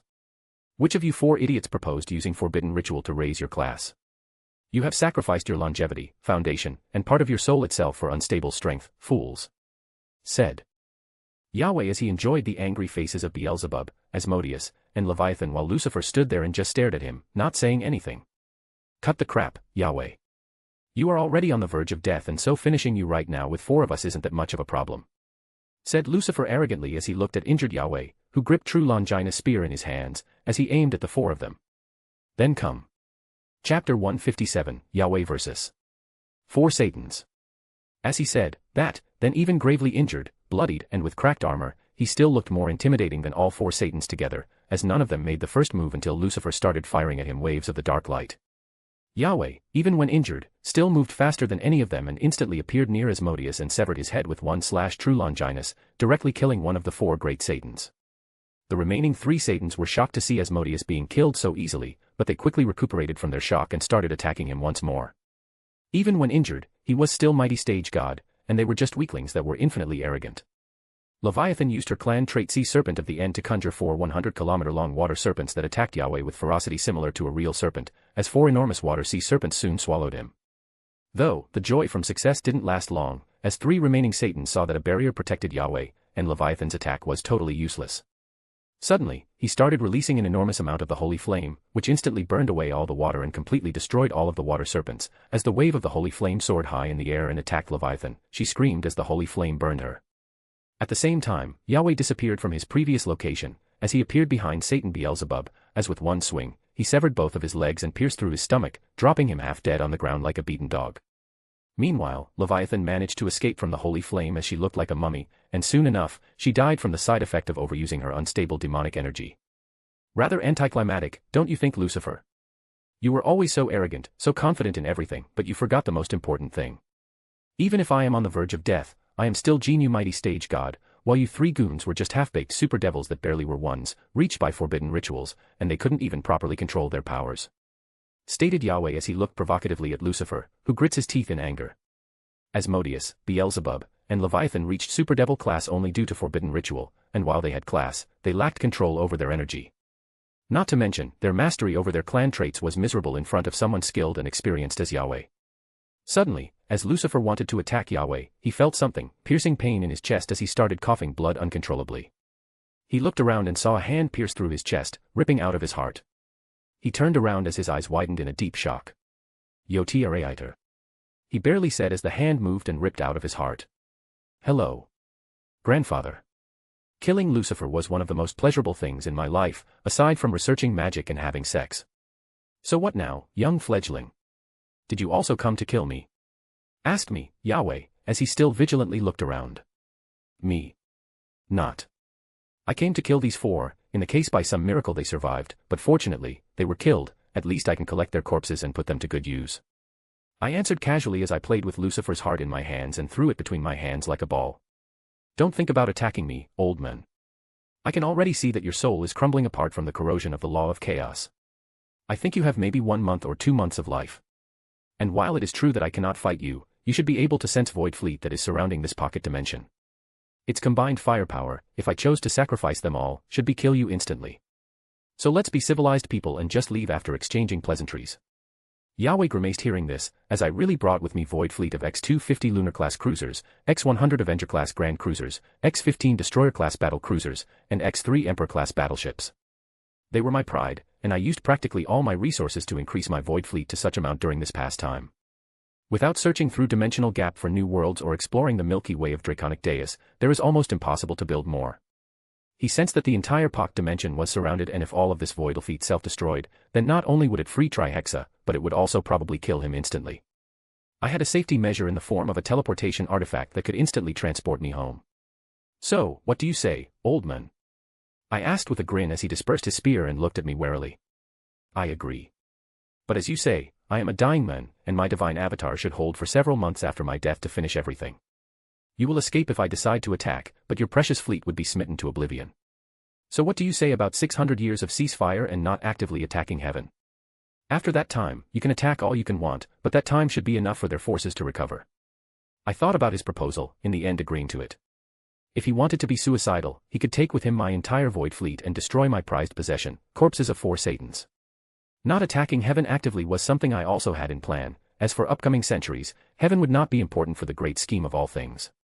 In the end, we both agreed to sign Solgius that was favorable to both sides, and then Yahweh left the pocket dimension, while I stored away corpses of 4 Satans and left the pocket dimension too, and returned to the Furig. Chapter 158, Touching the Laws. After returning to Castle Furig, Vina, FIA, and Hela were already waiting for me. As my flagship, an enormous Emperor-class void ship descended from the skies, and I existed down, with tired and yet happy and solemn expression at the same time. All are dead. I said in a simple sentence, as all 3 of them were surprised hearing that all 4 Satans were dead. What about him? Asked Hela with concern. Still alive, but barely.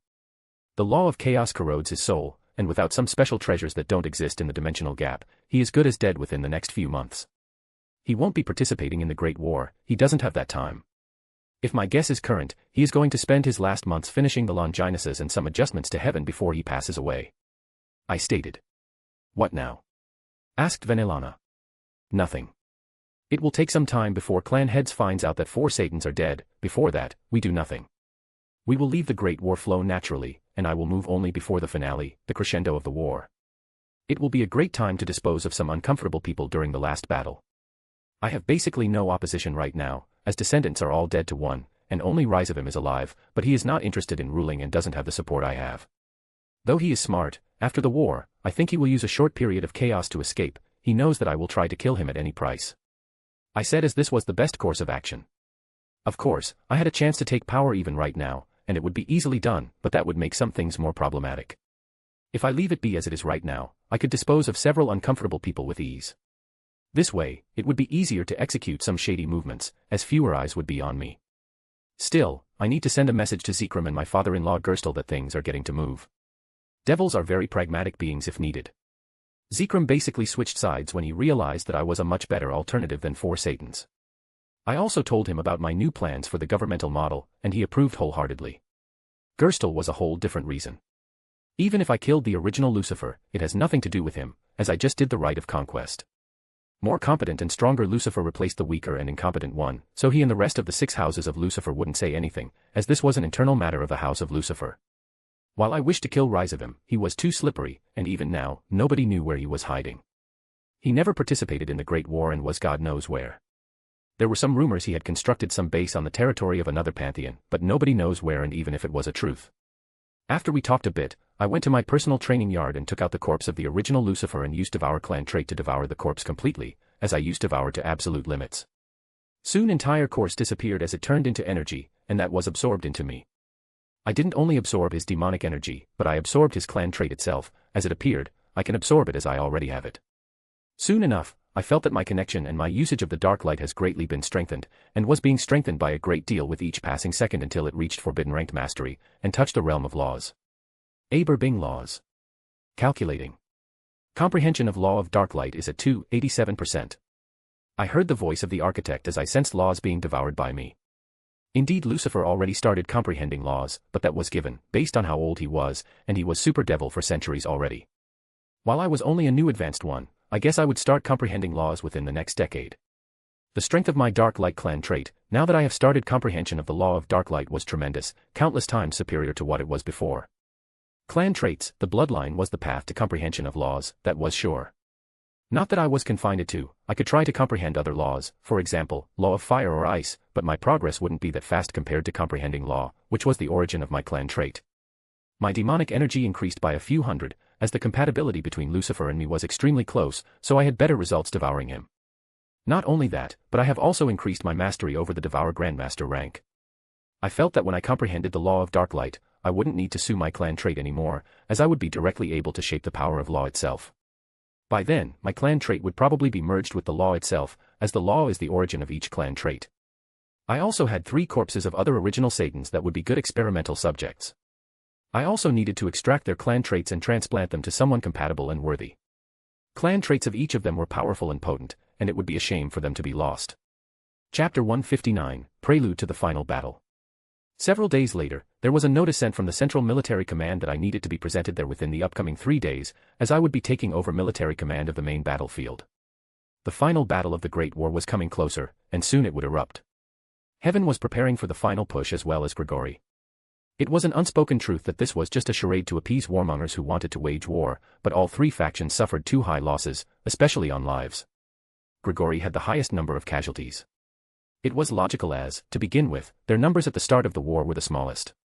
While devils were better in terms of casualties, thanks to Arcanotech, but we have enormous damages in property and destroyed cities and infrastructure. Some territories of more incompetent nobles were totally destroyed and would need years to rebuild everything that was lost. 12 of pillar houses had their territories completely destroyed due to war, and another 25 suffered heavy damages. Heaven also didn't fare too much better compared to other factions. They lost the majority of their population and almost all of their artificial angels that were created by Yahweh for the Great War. It may seem that Gregory and devils were hit hardest by the Great War, but the truth was Heaven suffered most. While Gregory had the highest death toll and devils had the highest property damages, Heaven lost Yahweh, many of their top fighters, and powerhouses, and after he dies, there will be no more pure angels to be born. While numbers of Gregory would recover over time, as pure angels would continue to fall, but Heaven had a bleak future.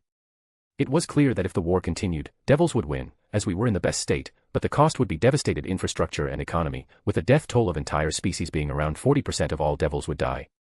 When the decision was on me, I decided against and went with the plan devised by me as the highest-ranked devil, Michael and Azazel. Even if we won, the losses would be too much, and our population would take a great hit, meaning that in the future, people would be using evil pieces, which is something I want to prevent at all costs. The main reason was that in the astral boundary existence of evil pieces would make us a grand target by strong factions for an attack. Things like that were priceless treasures even in the astral boundary, and from the information of Longinus Drazian Orden, then not many universes had something similar. That was why I planned to make them the utmost secret of our species and is used only in the direst needs. Hela, mobilize all legions. It is time to start. Send a message to Azrael to bring his Death Guard Legion to the main battlefield at the end of the battle. We are starting.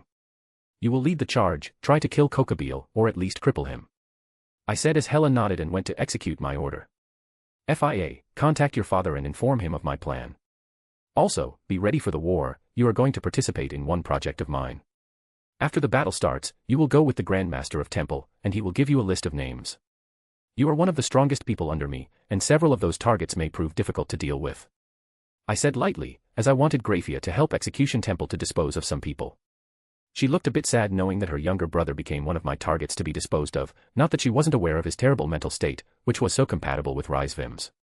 2 madmen that were made for each other, like sent from heaven. I know what are you thinking about Graphia, but there is nothing that could be done.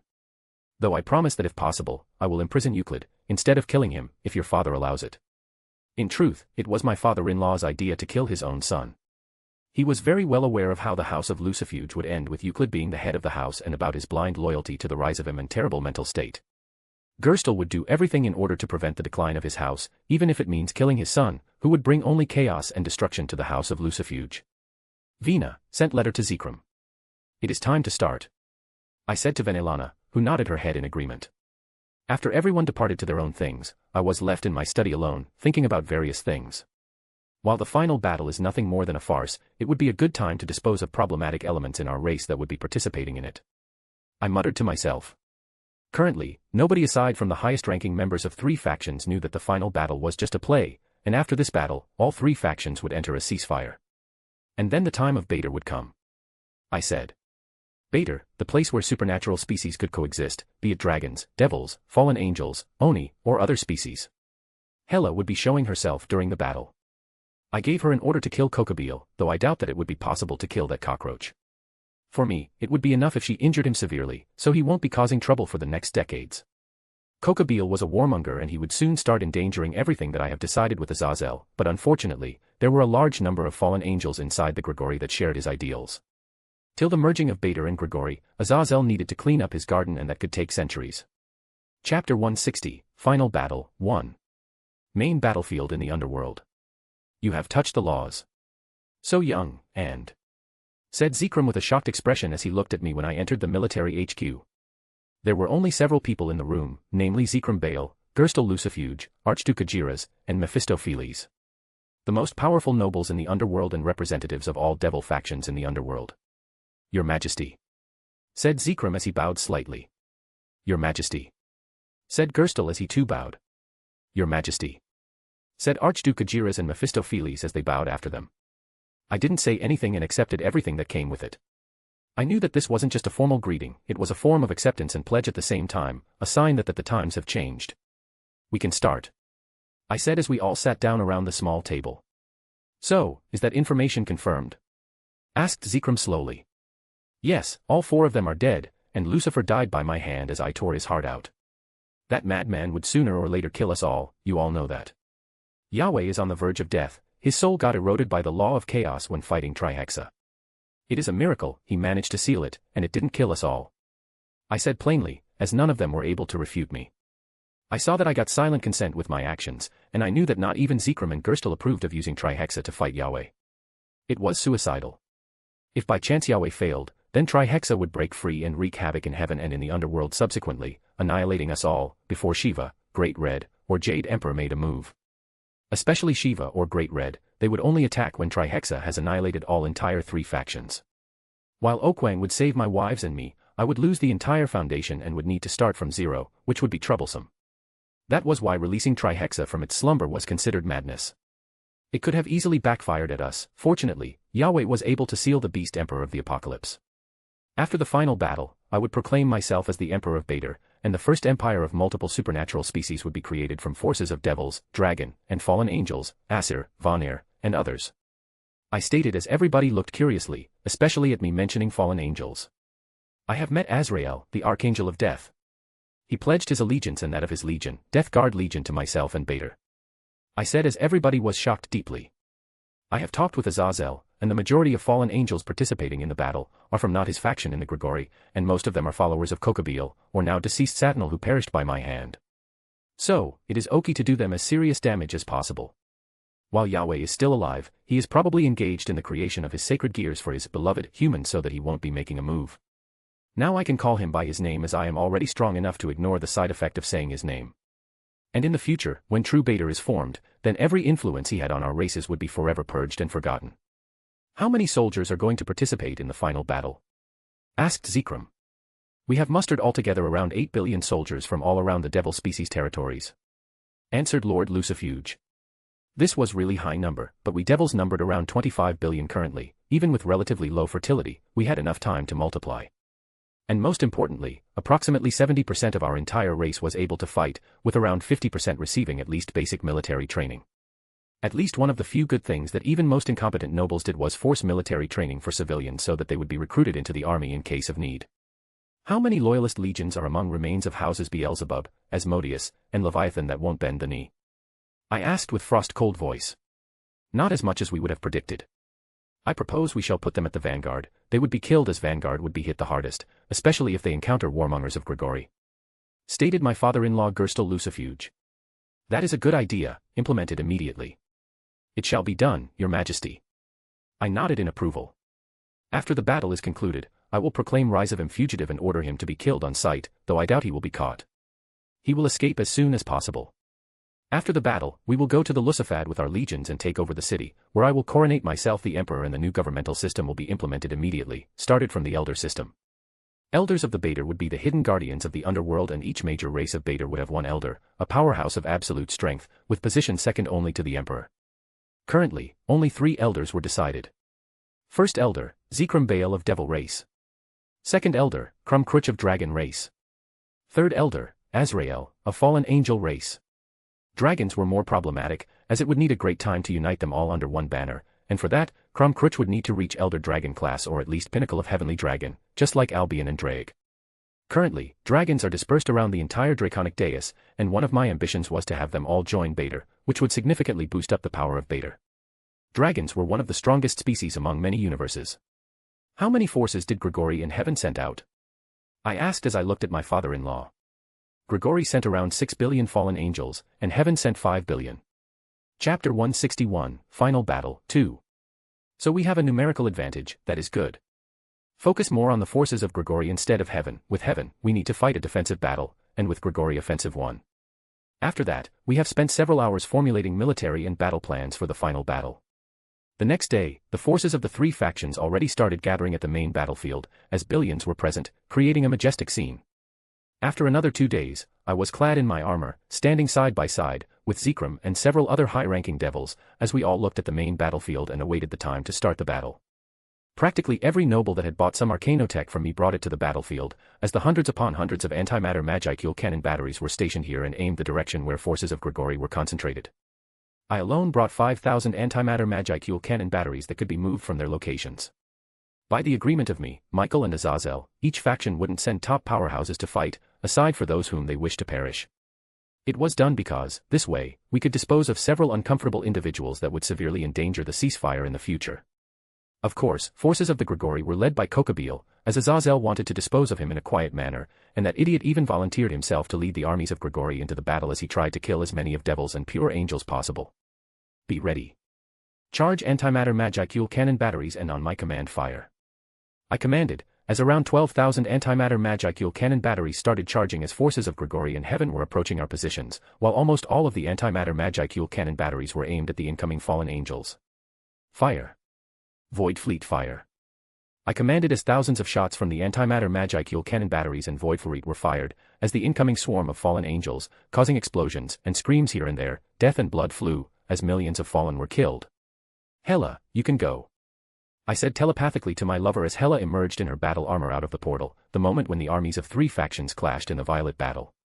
Each second's tens or maybe even hundreds were killed, who knows, as the Chaos Absolute ruled the battlefield, as the antimatter magicule cannon batteries and Void Fleet shot another salvo of their shots, at the forces of Gregory and several on the pure angels that were descending from heaven. Even Venelana was participating in the final battle, as she already reached Satan class long ago, and now led the entire legion as she clashed with forces of pure angels. I was utterly captivated by her figure as she kept blasting thousands of pure angels into nothingness with her power of destruction.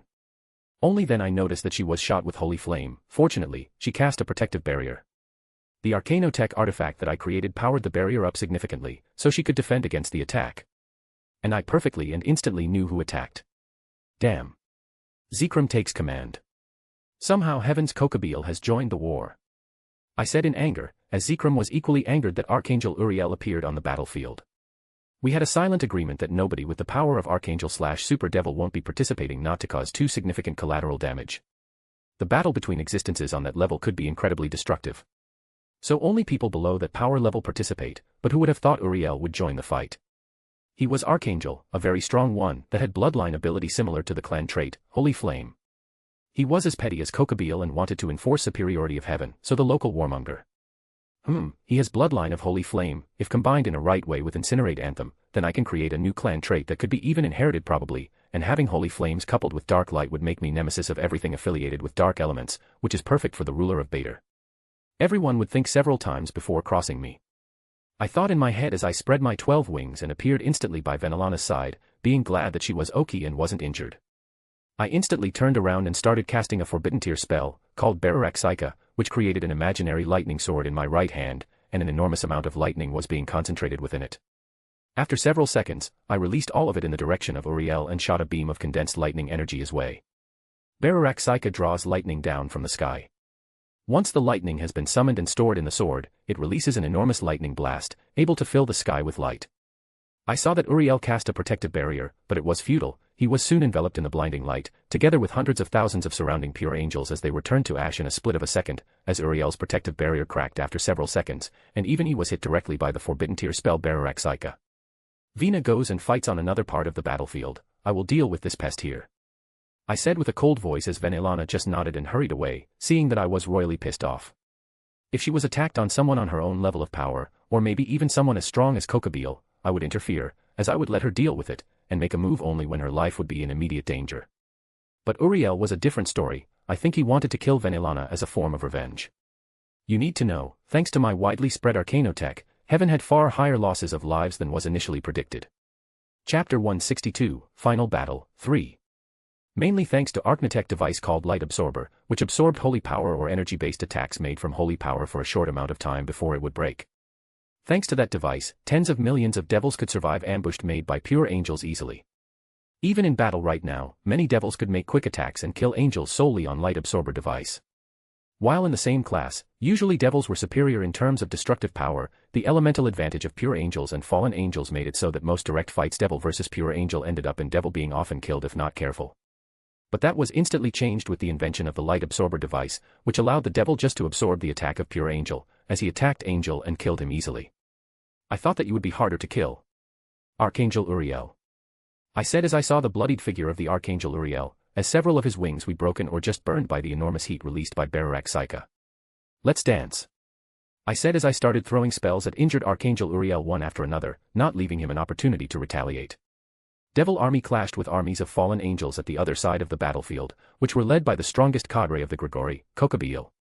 Devil army was slowly advancing further, with most eye-catching, being legions of berserkers under command of Hela that were clad in the finest armors, with finest runes and inscription and armed with best runic weapons that could be mass-produced in the Draconic Dais. Hela was on speartip slaughtering 8-winged ultimate-class fallen angels with her necroswords like they were cabbage, leaving only dread and fear after she was done with someone. Ragnar, take command of the vanguard and push forward. I am going to try to kill that pest, my beloved told me. Commanded Hela with a cold bloodthirsty voice as she looked at Areskigal, as several generals that commanded either Aesir or devils bowed deeply to the madwoman, be it in respect or fear as she departed to fight Areskigal. Hela was famous in the underworld as someone who did whatever she wanted and kill whomever she wanted. The only person she listened was her lover, Lord Zeoticus Lucifer. As Hela commanded, General Ragnar, who now reached early stages of the power comparable to Satan class, took command of the vanguard, numbering around 500 million soldiers as they drove deeper into lines of fallen angels. While Hela conjured several necroswords and threw them at Areskigal, who was flying in the air, issuing one command after another, as he sensed incoming danger and barely dodged the necroswords. Still, one of two of his wings were severed in the sneak attack. He quickly patched up as he coughed some blood and looked at Hela with shock and fear. She didn't give him any more time to recover, as she instantly rushed at him with 2 necroswords in her hands that shone in malicious black power, as she was using power of death to enhance her attack, as she ferociously attacked Areskigal. Fortunately for him, Hela still had the physique of intermediate stage god and didn't manage to advance her physical body to the great god stage, too, as that would require too much time and resources. Areskigal was physically as strong as Hela and was even a bit faster even with his injury, as his flight was now rather clumsy. Stop where you are, you fucking pigeon. Screamed Hela as she threw after his several necroswords along with blasts of power of death as she used her enormous reserves of divine power and magical power to conjure large-scale attacks of power of death or to cast forbidden tier spells that her lover taught her. Fortunately for Areskigal, or unfortunately for Hela and other fallen angels, she missed as Areskigal used his subordinates as meat shields in front of Hela's terrifying attacks that annihilated entire legions of fallen angels in seconds. Millions died like that. Areskigal barely managed to dodge those attacks and was injured by aftershocks of explosions or other side effects. Hela knew that she lost when she saw him reaching for the teleportation artifact. She knew about it from Zeoticus, but when she wanted to do something, Areskigal already teleported out, leaving there only enraged Hela, who to vent her anger started slaughtering nearby fallen angels by tens of thousands each minute. Meanwhile, one could see from distance that a large part of the fallen angels' army, around 40% that were talons of the army, started quietly retreating, not sending alert to their compatriots fighting on the front, as their commanding officer Cadre Areskigal ordered retreat as Azazel decided that it was enough. Strangely, only when an army of devils surrounded Areskigal's forces and factions of his opposition, led by Berserker Aesir, General Ragnar, who just now smashed the skull of some cadre-class fallen angel apart. While Azazel seemed like a good, cheerful, and friendly guy, he was still the most cunning, scheming, and despicable fallen angel. With this move, he practically decimated his opposition, and while Kokabeel survived as he escaped, his forces were gone. He still had 1 or 2 legions somewhere, but that was only a tiny part of what it was. He won't be able to make any major moves for upcoming centuries, and even if he tried something then, he would be no enemy for him. Chapter 163, Long Live the Emperor. All hail Baator. Meanwhile, Hela was enjoying the slaughter of the fallen angels here and there. I was finishing my duel with Archangel Uriel, who managed to recover his standing, and now we were dueling on equal ground. However, I had a slight advantage thanks to my higher mastery of magic. I was Grandmaster in most magic systems, which was something to behold. I already saw Azazel's loyal forces retreating from the battlefield as I released a small smile over it. I then shot another salvo from the Gate of Babylon style of Dark Light, which was now even stronger after I touched the realm of laws and started comprehending Law of Dark Light. My aim, on the contrary, was to comprehend and reach Apocalypse class through the Law of Devouring. For several reasons, to be truthful. The first one was that if I can comprehend the Law of Devouring, then my clan trait Devour would be so strong that I could devour laws of killed foes if they comprehended some. I have managed to do it with Lucifer, but that was more a stroke of luck than a show of proficiency or ability. The second reason was that with Devour, I could increase my energy reserves or get stronger really fast compared to the Law of Dark Light. After half an hour, my fight with Archangel Uriel has wholly obliterated the diameter of several kilometers, as aftershocks still killed some angels, devils, or fallens that were close to our position. Unfortunately for me, we have reached a deadlock. While Uriel was stronger than me class-wise, and even had some elemental advantage over me, with his light and especially his holy flame, I was perfectly able to contain all of it with the use of my superior mastery of magic and arcane. I really wanted to kill him, as his bloodline combined with Incinerate Anthem could create a new clan trait, and possibly another law for sure. I mean it, as if someone has clan trait and is talented enough in terms of soul aptitude, then the chance of comprehending the law which was essential for the already said clan trait was higher than people who didn't have anything and were forced to start from scratch. I looked at Uriel, who was flying in the air opposite me, as we stared at each other, until out of nowhere a beam of black energy, that looked like a sword slash attacked Uriel and sent him flying. Azrael. I instantly used the opportunity created by Azrael's sneak attack on Uriel and the arrival of the Death Guard Legion, which joined the forces of the devils and started ferociously attacking the remaining fallen angels on the main battlefield. I appeared in front of Uriel, who was greatly injured by Azrael's power of death that was used abundantly in the attack. I quickly cast Gravity Fall spell that increased gravity around Uriel several dozen times, as dark light chains bound him in one place, not allowing him to move an inch, as I used my scythe Rosenkreuz to decapitate Archangel Uriel. I stored the corpse of now deceased Archangel in my storage space and flew away to the place where Zekrom was together with other high-ranking devils, as Azrael also landed down. He and Zekrom stared at each other for several seconds as they shook hands and greeted each other like old friends. It was understandable as both of them lived for millennia, and of course, they would know each other. Zekrom was famous for his vast network of contacts in every faction and pantheon across the entire Draconic Dais.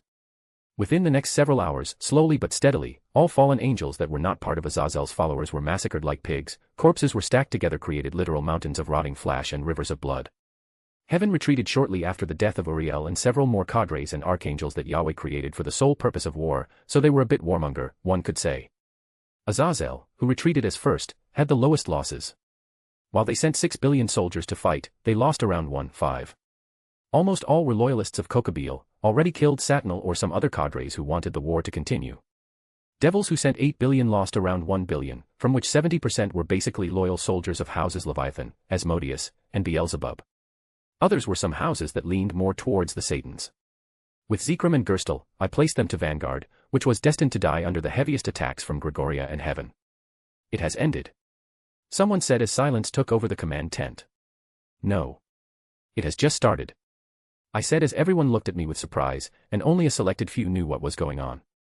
I then look at the group of generals and nobles, around 10 people altogether. 4 Satans are dead, and Lucifer has perished by my hand. Descendants of those weaklings who you call leaders were annihilated to 1. From today, there will be no Satans, there will be no division, conflict, discrimination between our race. From today, I am sole supreme ruler, the Emperor of Baator. I said, shocking everyone in the tent deeply, aside from a few, who were now standing by my side, most notable being Zekrom, Gerstel, and other heads of 6 houses of Lucifer, Azrael, Mephisto, or Archduke Agars. So what is it? Allegiance or death? I asked once again impatiently as I saw all of them reach for weapons as rage filled their faces. It's treason, then. I said as I released dark light chains out of nowhere that pierced hearts of all of them simultaneously, killing them instantly. Long live the Emperor.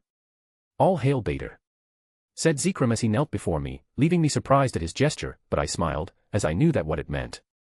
Long live the Emperor. All hail Baator, said Gerstel Lucifuge together with heads of 6 houses of Lucifer as they all knelt down on one knee. Long live the Emperor. All hail Baator. Long live the Emperor. All hail Baator. Long live the Emperor. All hail Baator, chanted rest of the nobles and military generals. Chapter 164, Awakening of the Fiend. From the moment we marched on the capital city of Lusafad, almost 1 billion armies of devils, fallen angels, Vanir, and Aesir marched in orderly formation under my lead. Through the journey, commoners knelt and chanted, "Long live the Empire." Practically everyone in the underworld already knew that what happened and that the new empire had been created. With each past territory, nobles reigning there bent the knee and swore loyalty to the Crimson Emperor as they joined me in the march with their armies. After several hours, we arrived at the capital city of Lusafad, where we were greeted by the Governor-General of Capital with his entourage, who came in front of me, knelt on right knee, and said, "Welcome home, Your Imperial Majesty." I nodded and then entered the city, where each one of the citizens knelt as they all greeted the birth of the new emperor and new empire. Long live the Emperor. All hail Baator. I went directly to Lucifer's palace that would become Temporal Imperial Palace before the entire city of Lusafad was reconstructed and turned into an enormous fortress city with an entirely new Imperial Palace. When I arrived at Lucifer's palace, there was a need to discuss some things, such as coronation, the official establishment of the Baator, unification, implementation of the TML, and several other things that needed attention. For example, things like complete restructuralization of administration and military, the creation of Imperial Army, or rather Imperialis Militarum, other branches, and many other things. After several hours of intense discussion, where more people participated, for example, Krumkruch arrived together with Tiamat and Tannin, representing dragons that would be part of the Baator. Works around the city had already started, and everything was going smoothly. The next meeting was decided to be scheduled after several days. So I used this time to go to Agrias to witness the awakening of the Malakota Malbranche. After extensive research conducted by House Nibiros, led by Zaorama, we have found that Malbranche was actually one person, an ancient demon, that was divided somehow into 12 weapons. We have found a way to combine 12 of them together once more and awaken an ancient demon by the name of Malakota Malbranche. His power was estimated to be at the pinnacle of Super Devil, with enough potential to reach higher class just after some time. Today was the day when the 12 pieces of the Malbranche would be awakened once more.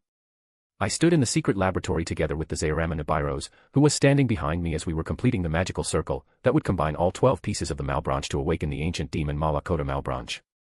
If I could gain his loyalty, I would have a great asset on my side, perfect leader for the Captain General of the Adeptus Custodes. If not, I have also prepared another magical formation that would instantly seal Malakota before he could regain his own power, and banish him into an alternate dimension. "Shall we start, my Emperor?" asked Zaorama Nibiros politely from the side as I nodded my head. Together we started chanting the activation spell, and soon enough, the magical circle started shining in the blinding crimson light as the 12 stone statues started disintegrating, and particles started concentrating in the one place, creating a silhouette of a man. He had black hair with streaks of red and golden eyes, he wore garments like that of a prince and had a majestic aura around him. He came to me and stared at me for several minutes as the absolute silence was in the place when he knelt on the right knee, and contract appeared in the air between us. I read it before agreeing to the conditions of it, as it was good for me. "Master," he said in a polite voice as he looked at me. "I, Diablo Noir, gracefully offer my services for the head of the Dawn Lord." He said, what was the object of his undying loyalty? The demon we thought to be Malakota Malbranche was named in reality, Diablo Noir, a mighty abyssal fiend, that was nearly killed, and then crippled by the Dawn Lord, a warlock emperor of the Dawn Warlock dynasty of the Tsangji Plain, before he went to sleep. Diablo was too powerful, or instead, his unique, innate ability made even mighty Dawn Lord unable to kill him, so he crippled him, and severed his body into 12 separate parts, and threw them across the entire astral boundary. In a weird twisted sense of fate and irony, all of them ended in the outskirts of the astral boundary after thousands of years, and after other untold millennia, they finished on the plane called Draconic Deus, long before the dimensional gap was created. Are you sure? It may take thousands of years for me to match someone as mighty as the Dawn Lord. I said solemnly, as Warlock Emperor was absolutely different league, and such existence could wipe out the entire Draconic Deus with the wave of the hand. Of course, my master. You, someone who lacks fate yet has the grandest destiny. He said almost with fanatical zeal as I was a bit wary around him, but with his age and experiences, it wouldn't be weird not to recognize Fateless One, as my energy combined with his during the signing of the contract. What caught my interest was the last part of the sentence, but I have decided not to question it, as it wasn't the right time and place. Then it is okay. I treasure and reward loyalty and punish incompetence. I said as his grin widened. What shall be your first order, my master? He asked as he looked at me, still kneeling. You shall be my sword and shield, my most loyal companion and enforcer. You shall be Captain General of Adeptus Custodes, Emperor's Golden Legion. I said with a majestic voice. As your Imperial Majesty commands. Said Diablo as he stood up. Chapter 165, Senatorum Imperialis, 1. Basically, the governing structure of the Baator is as follows. The head of state is the Emperor, who has absolute rule over the nation, of course, me. Then there are elders of the Baator, currently only 3 of them. Beneath them is an organization called Senatorum Imperialis. It consisted of the highest-ranked people in the Baator. They decide ordinary state matters, basically some equivalent of a very small parliament, much closer to council in nature.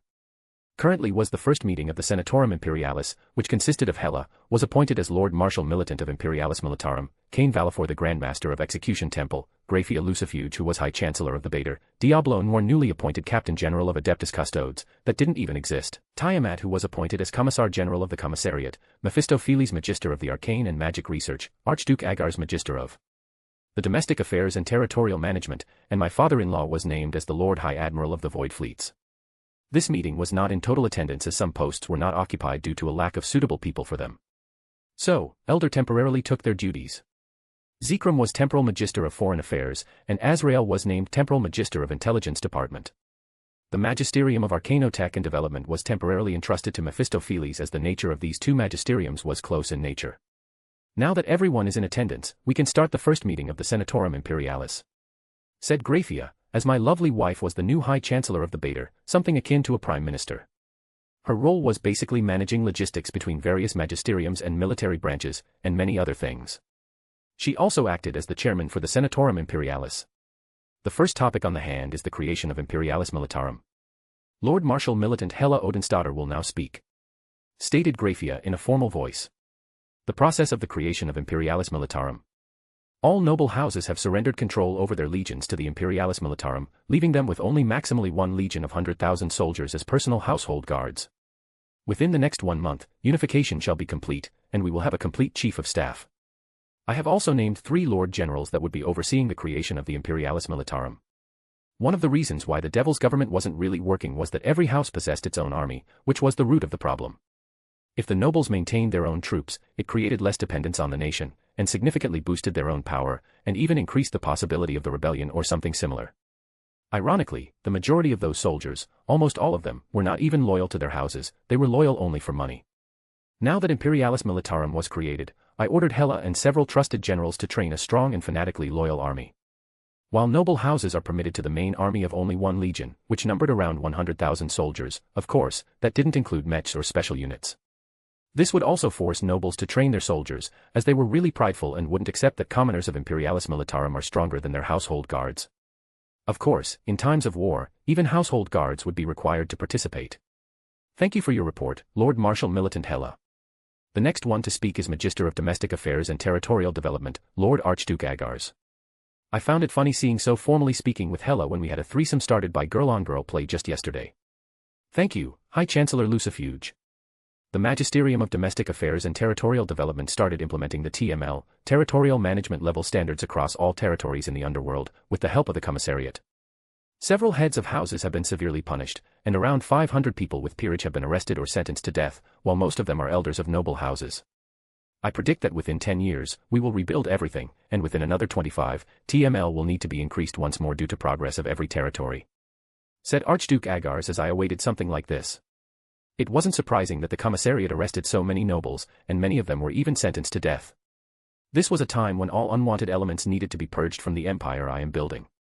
And when I get complete control over the Underworld's will, then my empire will be literally immune to things like corruption or misuse of power, as the worlds will see everyone and everything.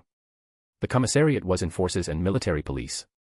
Their role was to root up any corruption and enforce laws. Also, they were kind of political officers in the army whose duty was to prevent any misuse of power, and they oversaw practically everything. How is the progress of rebuilding the capital?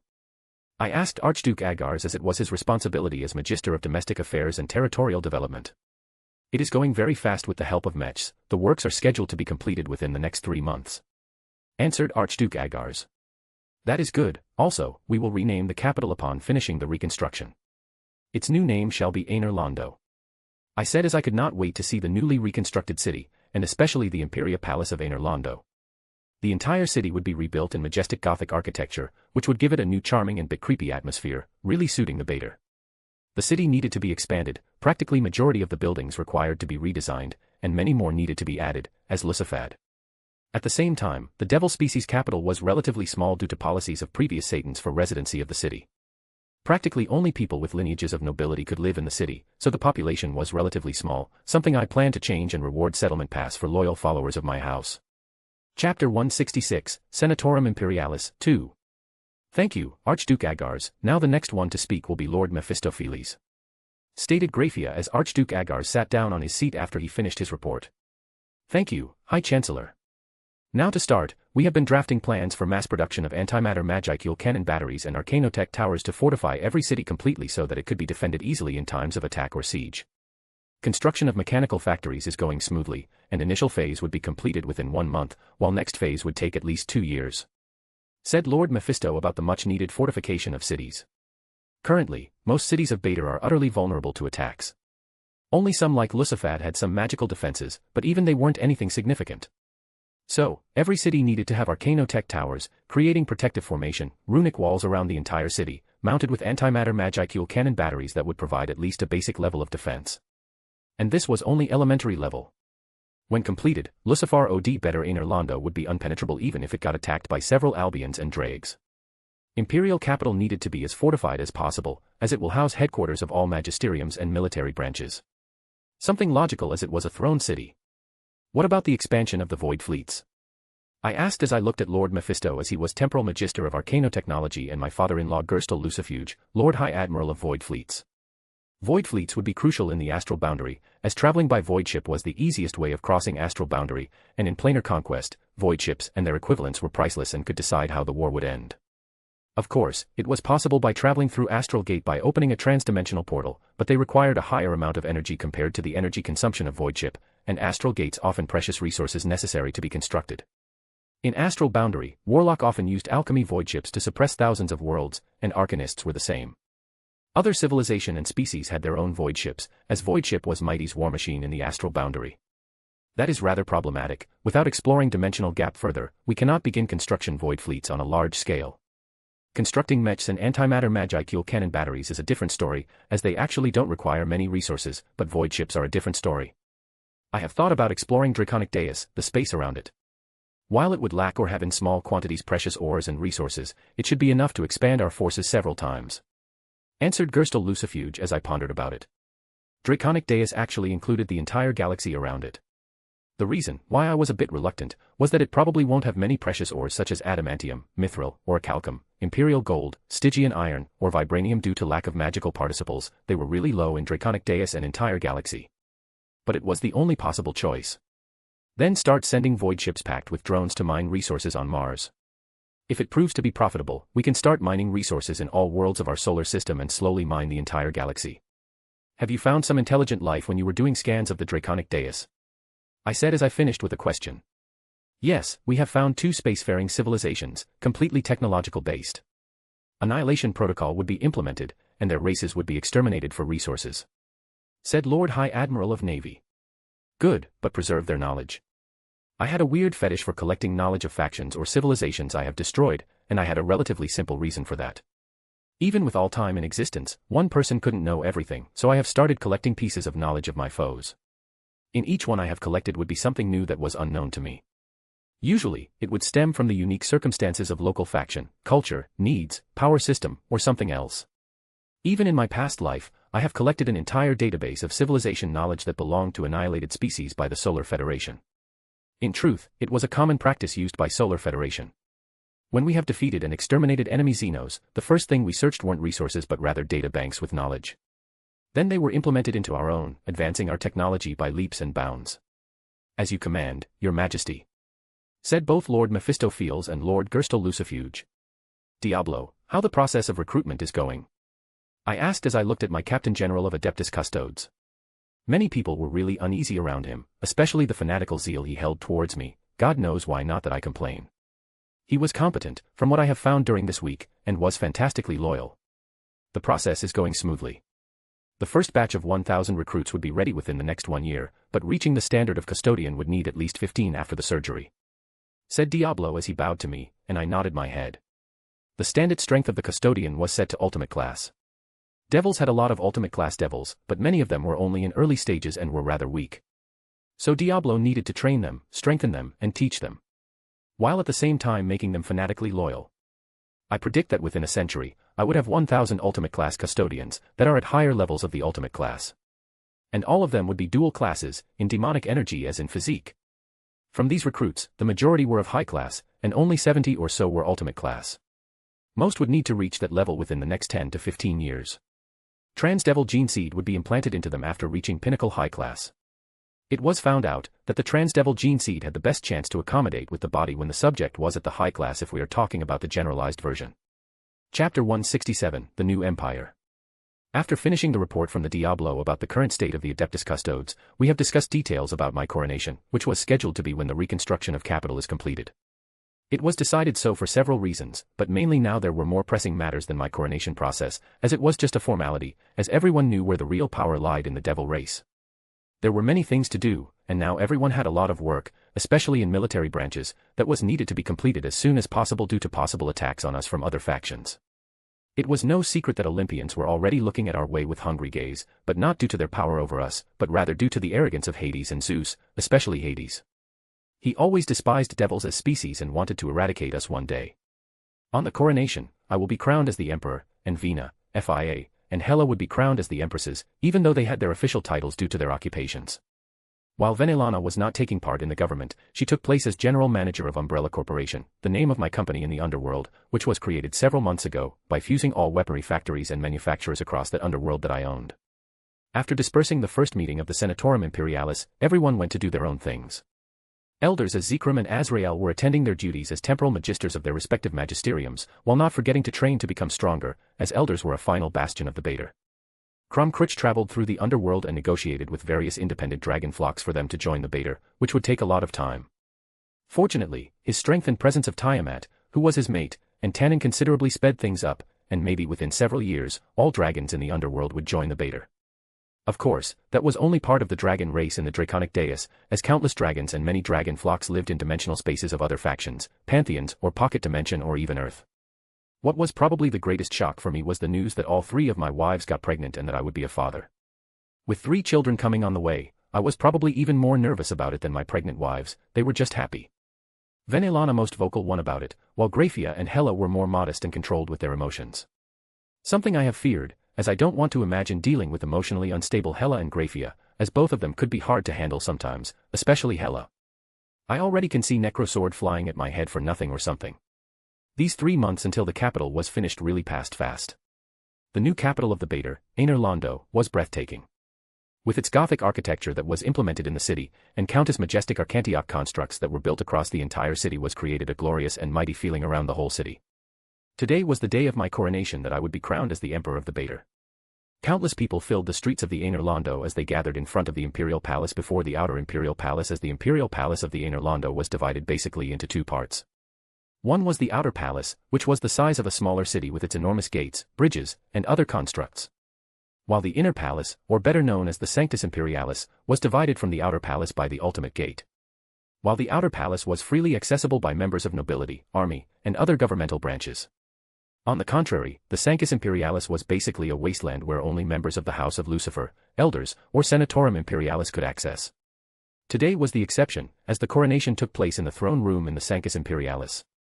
Thousands of people filled the throne room, hundreds of thousands in the entire Sanctus Imperialis and millions in the outer palace, and even more in the whole Aner Londo. I sat on the enormous golden throne that I personally constructed as it acted as an amplifier of my demonic energy. By my side was Diablo Noir, Captain General of Adeptus Custodes, with several custodians clad in golden armor holding halberds as their weapons of choice. Then a step below me stood Elders Zekrom, Azrael, Crumcrutch, my wives, and other members of the Centrum Imperialis. Then in 2 rows opposite to each other stood heads of houses of Baator nobility, chiefs of dragon flocks, and high-ranking officers of the military. Below them were ordinary nobles and soldiers gathered in thousands. By ordinary, I meant with sufficient social standing to be present in the Sanctus Imperialis. My brother and sisters. Today, we have gathered here to witness a major leap in our history. Today, many of you who are gathered here are of various origins and backgrounds, of different standings and species. For a long time, the supernatural species of Draconic Deus have been divided by our birth, strength, origin, and race. Stagnation and discrimination have become a common reality to us, and degradation of our glory would be our inevitable end. But today it has ended. Today, this day, we have gathered to create a better future of reason, progress, and advancement. No matter of race of Baator, be it a devil, dragon, or fallen angel, or any others that would join us in the future. In front of factions and beings of the astral boundary we are nothing. But united we stand for the future, and one day, we will take our rightful place in the universe as the Baator. So from this time, until the end of times, I proclaim the foundation of the Baator, and I crown myself the first emperor of the Baator to lead our empire to the ages of the unpreceded glory, victory, and wealth. To an age, where Baator would be the strongest faction, where there would be no discrimination of supernatural species, where there would be an opportunity and a world of infinite possibilities for everyone, where we would stand at the top of the food chain even in the astral boundary and even across many universes. Something I swear to achieve on my own very soul. All hail Baator. I finished my speech with great zeal. All hail Baator. All hail the Emperor. All hail Baator. All hail the Emperor. All hail Baator. All hail the Emperor. Chapter 168, 150 years later. 150 years. Such a long time. Underworld had changed from when the Empire was established. It had become a superpower in the Draconic Deus, with it being magically modernized to an astonishing level of arcano-technological level and magical level. Tribune, the Emperor has called you for a meeting. Said a man clad in golden runic armor to another man in the same armor, with just a red cloak attached to it. I will be there shortly. Answered another man as he stopped his training with halberd and went to the throne room. They were at the Aner Londo in the Imperial Palace in Sanctus Imperialis. The place changed exponentially, it had a more noble feeling to it, a more sacred feel to it. Surzex, father called you too? Asked masculine voice belonging to a huge silver-black-haired man with a short haircut, in military uniform, that was highly decorated with awards and medals. Sigmar Hellison Lucifer was one of two sons of the Crimson Emperor Zeoticus Gremory von Lucifer and son of Hela Odensdaughter, Lord Marshal Militant of Imperialis Militarum of the Baator. Following his mother's footsteps, he joined the army at the age of 14. He became decorated general at the age of 80, breaking historical records at the fastest promotion due to his brilliant strategies and overwhelming strength. He pulled his brother in a bear hug, lifting him half a meter in the air. Hi, brother. Surzex Lucifer was a bit shorter than his brother, but with his long crimson hair with silver streaks, he gave a more charming aura compared to the rather brutish appearance of his brother. They were of the same age and often competed against each other. Contrary to Sigmar, Surzex entered Adeptus Custodes, where he quickly rose ranks and achieved the rank of tribune by slaying early Emperor-level monster that attacked their mission as Pinnacle Satan. That happened just several months ago, and soon he will reach Super Devil class. Are you done doing ruckus, you two dunderheads?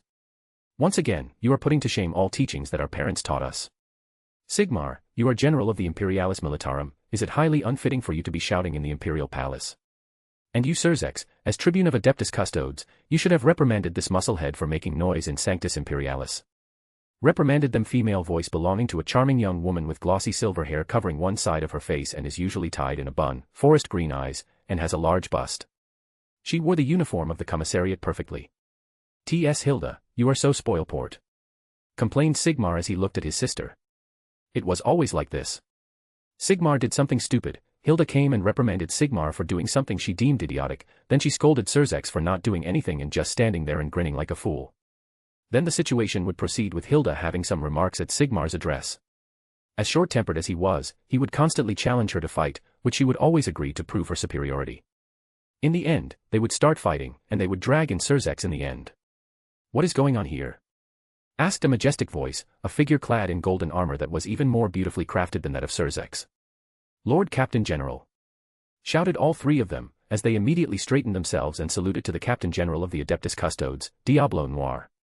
In Baator, there was an extremely strict social hierarchy, where the entire society was highly militarized and had the utmost respect for those with higher social ranks, and especially higher military ranks. Birthright gave you many privileges, but not even imperial princes dared to refute someone as Diablo, not only due to his post as the Captain General of the Adeptus Custodes, but he was also a pinnacle superdevil, and only a bit weaker than their father and elders. In the end, strength was the most essential thing in Baator, besides merits.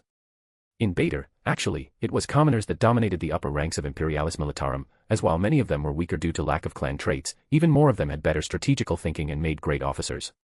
On the contrary, most noble devils joined either custodes or special units of the military, where high combat prowess was an elementary requirement. Now stop with this barbaric behavior and follow me. And don't forget I am watching you, especially you, Sigmar and Hilda. If you do something that would damage Sanctus Imperialis, I will deal with you like during your training. Warned them Diablo with a sadistic grin as both Sigmar and Hilda paled.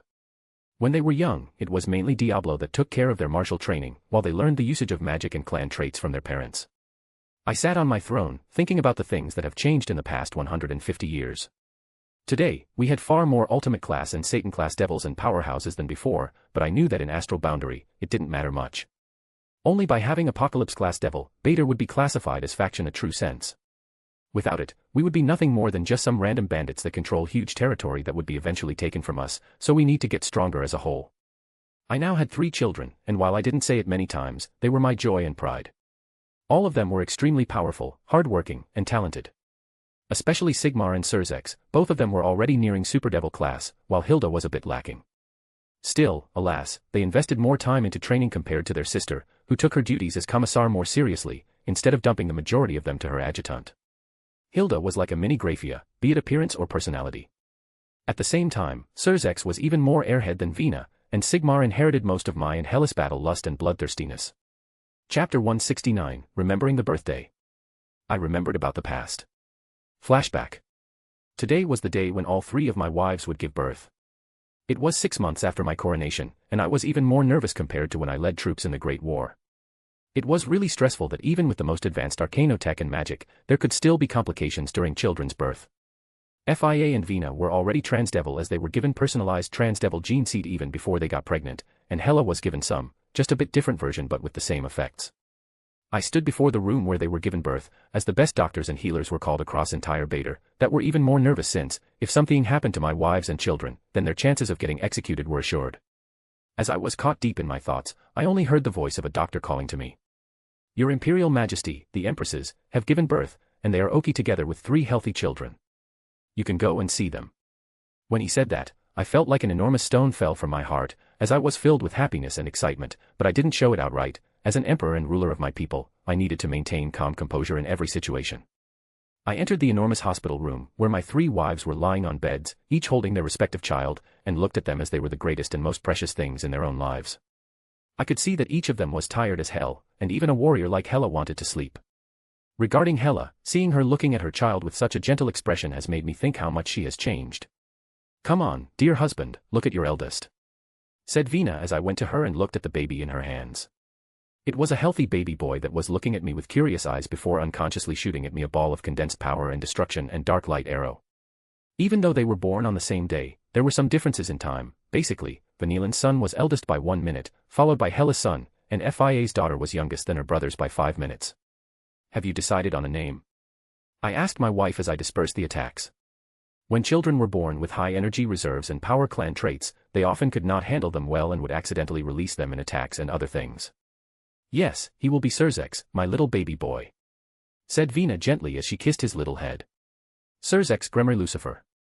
A fitting name for future unparalleled powerhouse under the heavens, I said. Architect scan. Name, Surzex Gremory Lucifer. Race, Transdevil, pure blood. Bloodline, Gremory, Lucifer, Baal. Age, 15 minutes. Class, high. Demonic energy, 87. Strength, 10. Agility, 14. Vitality, 30. Clan trait. Power of destruction. Dark light. The Devour.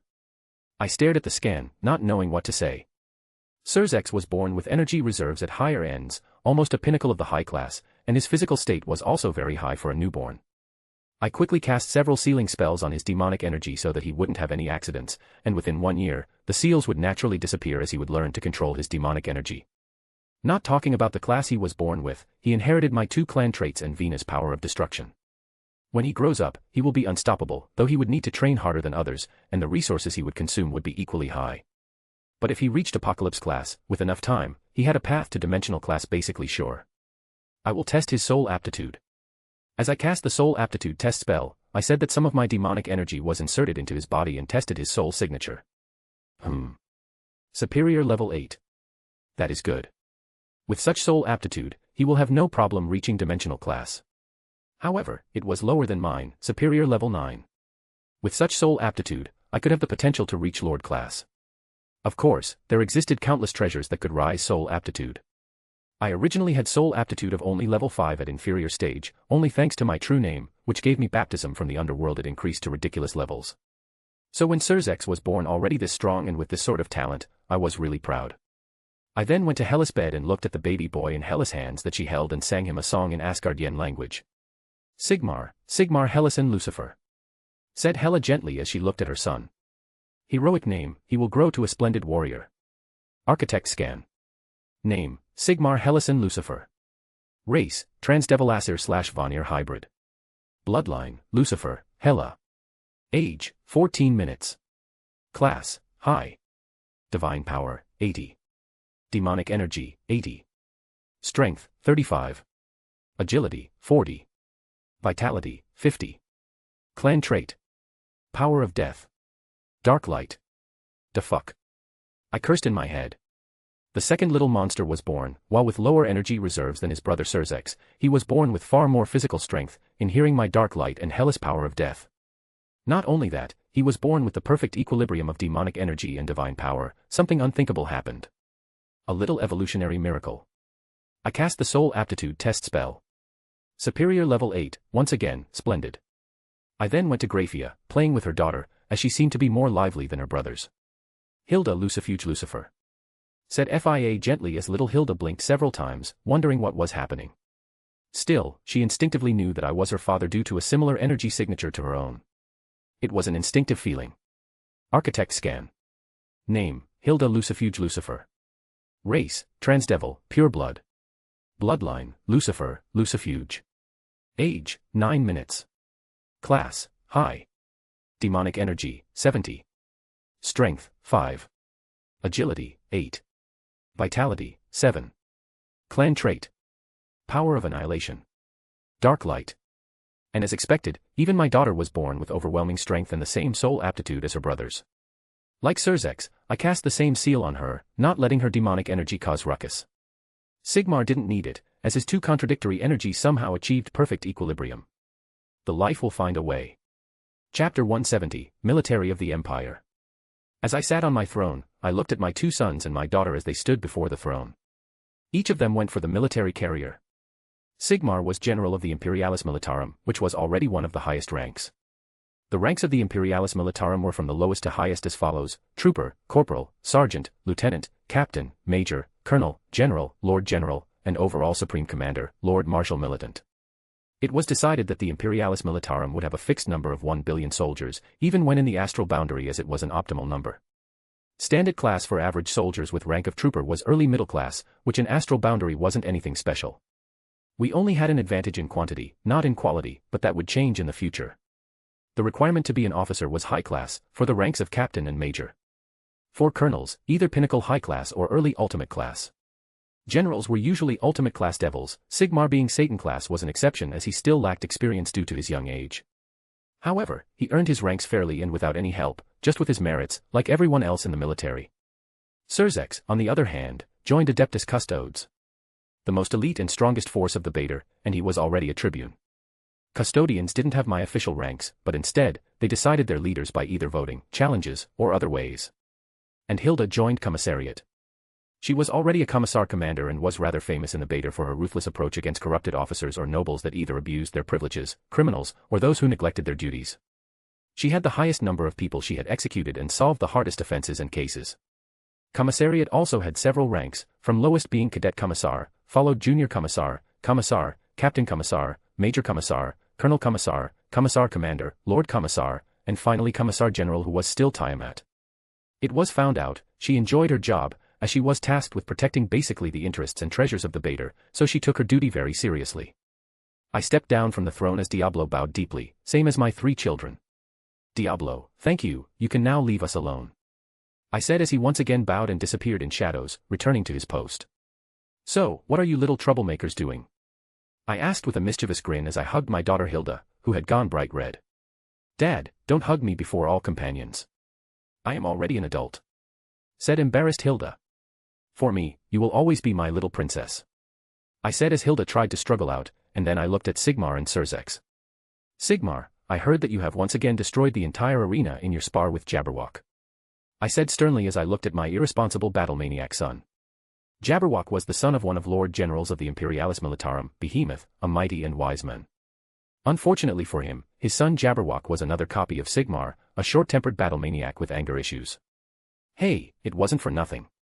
That bastard started courting Hilda. And then he dropped the bomb on my head as I looked at Hilda, who blushed and looked to the ground without saying anything. At least you inherited something from me, but still, it is a pathetic pretext. Damages you have caused will be deducted from your salary and no further discussion about it. Also, you will personally go and help with construction works with that another dunderhead, Jabberwock. And I will even send Lord General Behemoth overseeing you two idiots not to cause more trouble. I said sternly without leaving room for further discussion. Lord General Behemoth was someone I deeply respected.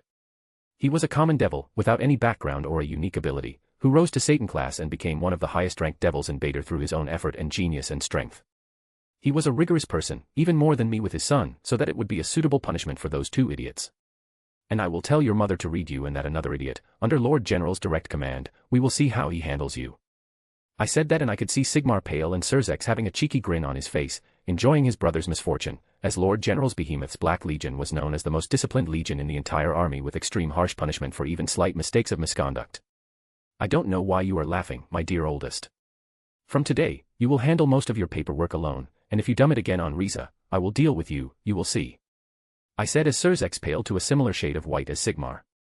Dunderheads. I thought in my head, as my sons were really problematic, but that was, of course, as both of them were in their more rebellious age, as they were only around 150 years old, they were really young devils. The devil usually is considered an adult around 200 years old. And to you, Hilda, I will just say this. Don't dishonor our line, and don't do anything stupid. If Jabberwock wants to ask for your hand, then he needs to defeat me in single combat. I said with an expressionless voice. Daddy! Shouted Hilda. Okay, then he just needs to pass my test. I won't marry my daughter to some weakling. I said as my final form of concession. That is doable. Said Hilda with a blush on her face.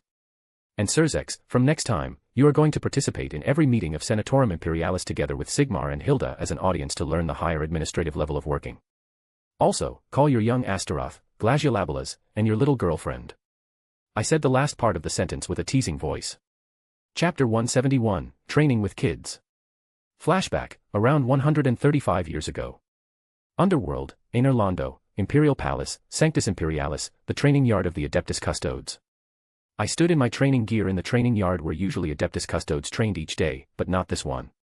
This one, they stood around the yard, in rather a protective formation, as I stood in the middle of the training yard looking at my 3 children, as today we would be starting advanced forms of training. Among my 3 descendants, it was clear that Sigmar was too hyped to fight, Surzex looked interested in new development, and Hilda had her mother's stoic expression. Hence, it was almost impossible to see what was going on in her cute little head, though she was as competitive and prideful as FIA.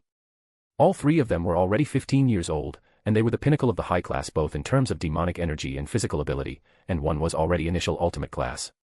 Surzex could have reached ultimate class 5 years ago, but I instructed him to wait and instead gain precise control over his demonic energy. Devils who advanced too quickly often happened that their control over their demonic energy reserves was lacking. They often suffered severe backlash when they cast bigger magical attacks or fought for a prolonged amount of time.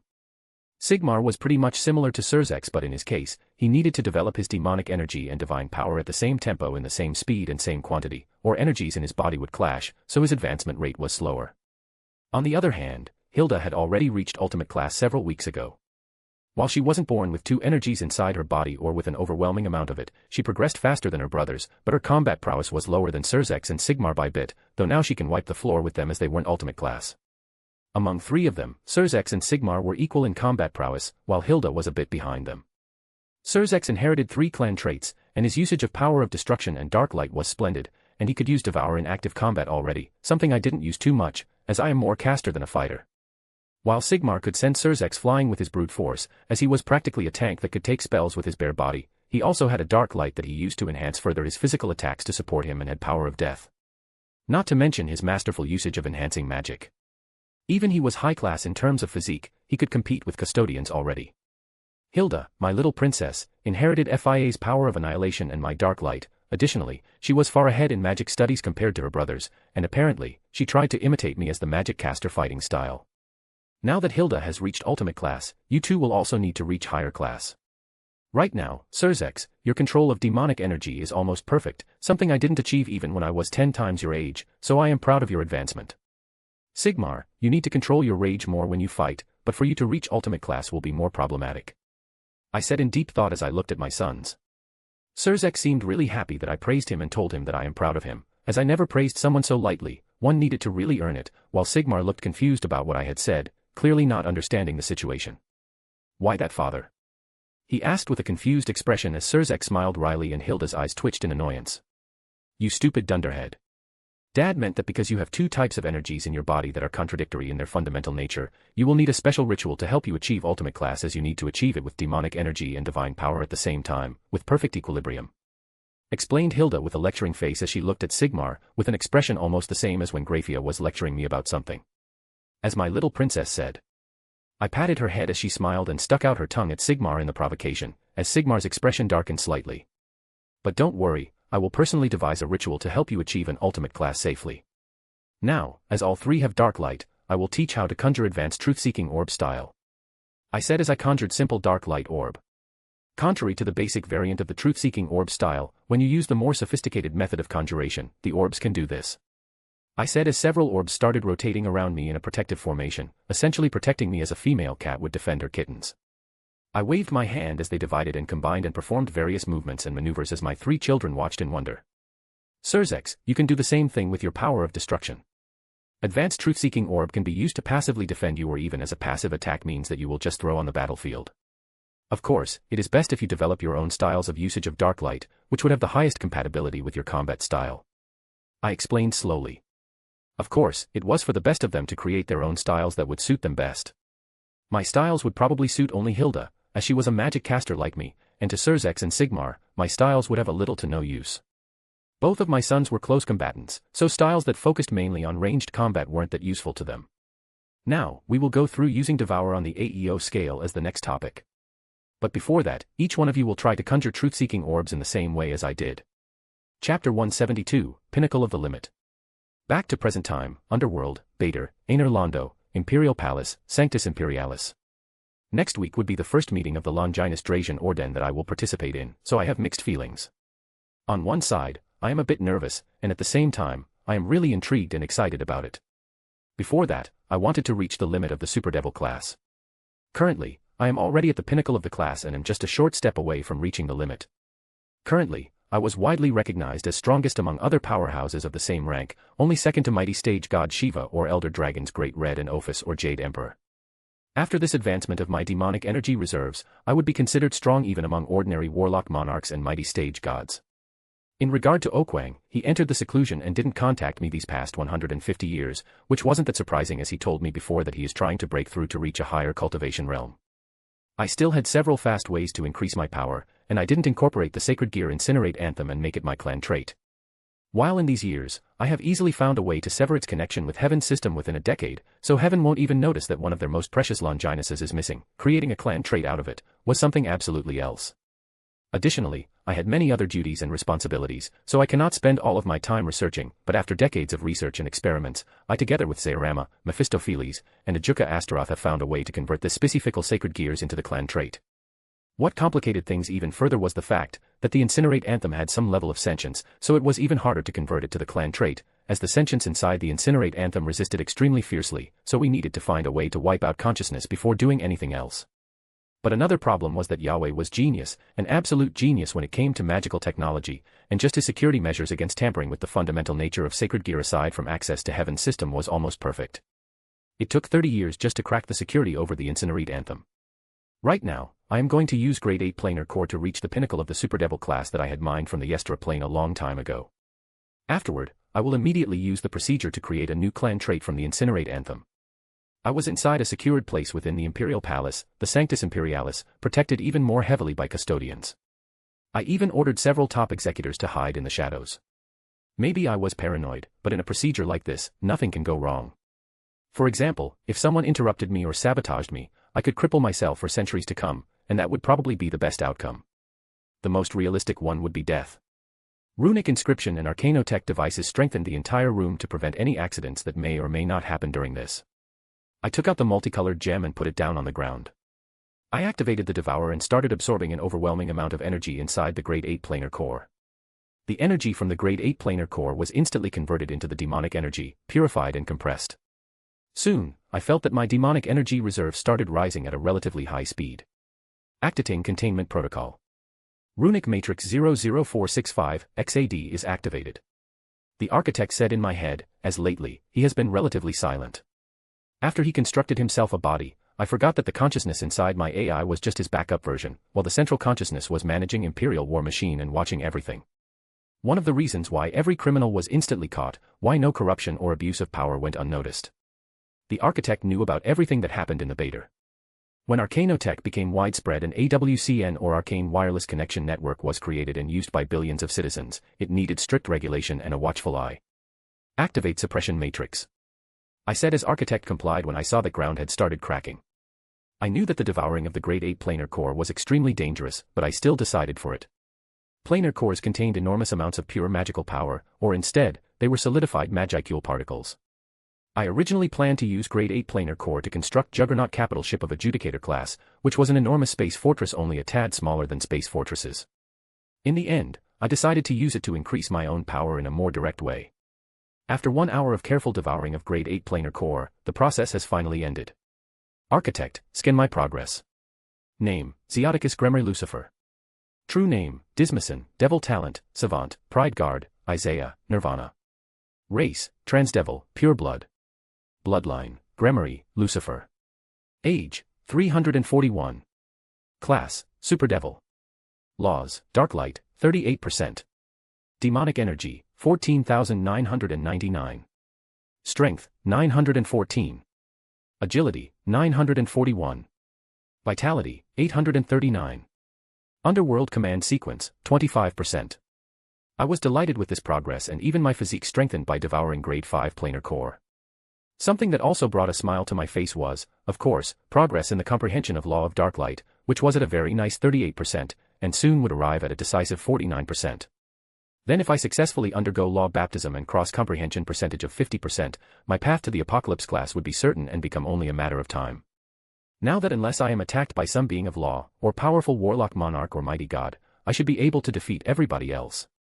My combat prowess right now should be around ordinary warlock monarch, which is terrifying by itself considering that I am still a superdevil. Chapter 173, New Clan Trait, Holy Flame. Being of law was a term of people who reached a certain level in their respective power systems by comprehending the laws.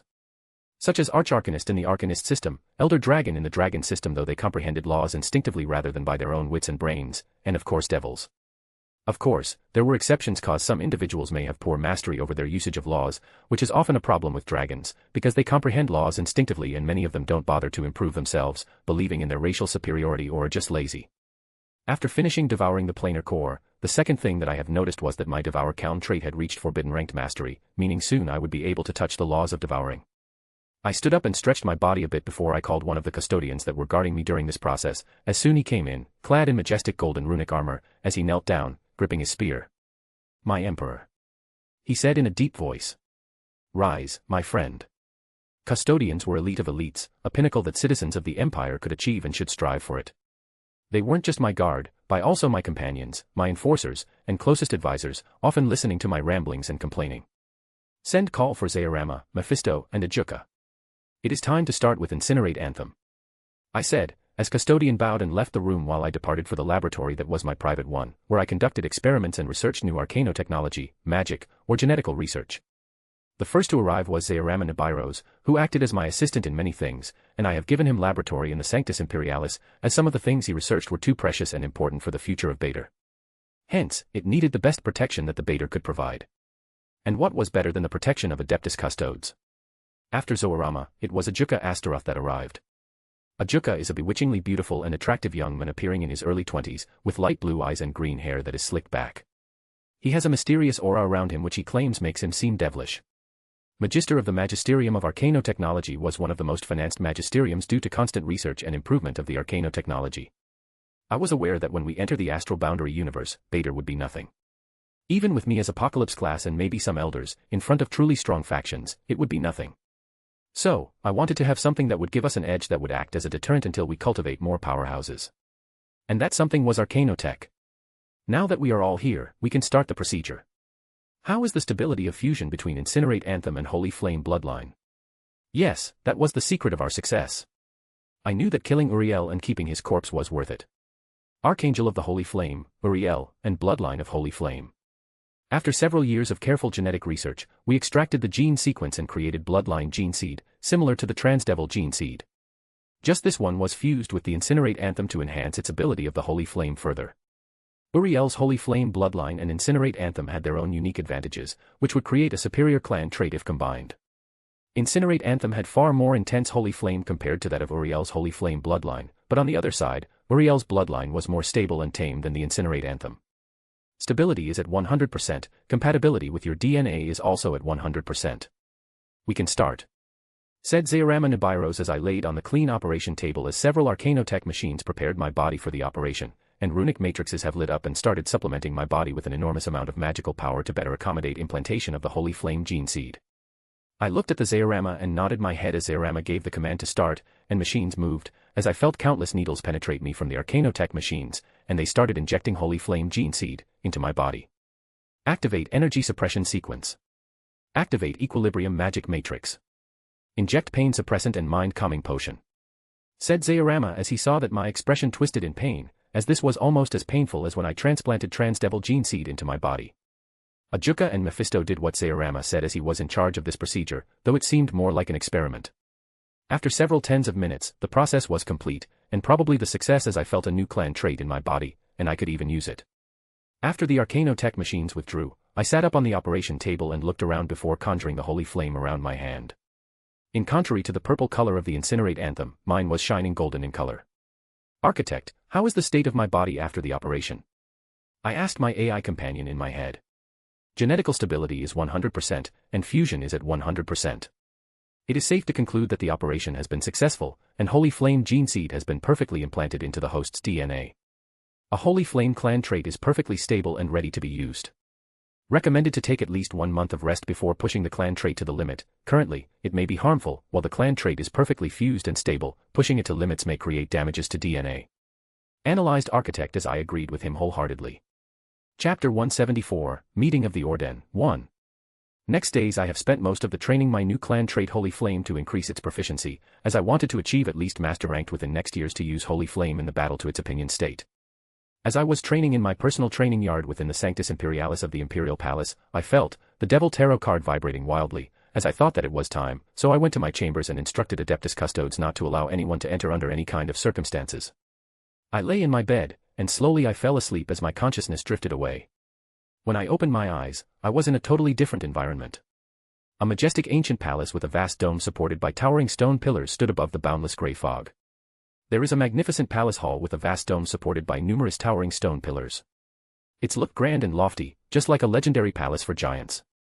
Directly under the dome where the grey fog gathered, there is an ancient, long bronze table with 13 high-backed chairs on either side in a symmetrical arrangement, each with the sigil of major tarot arcana.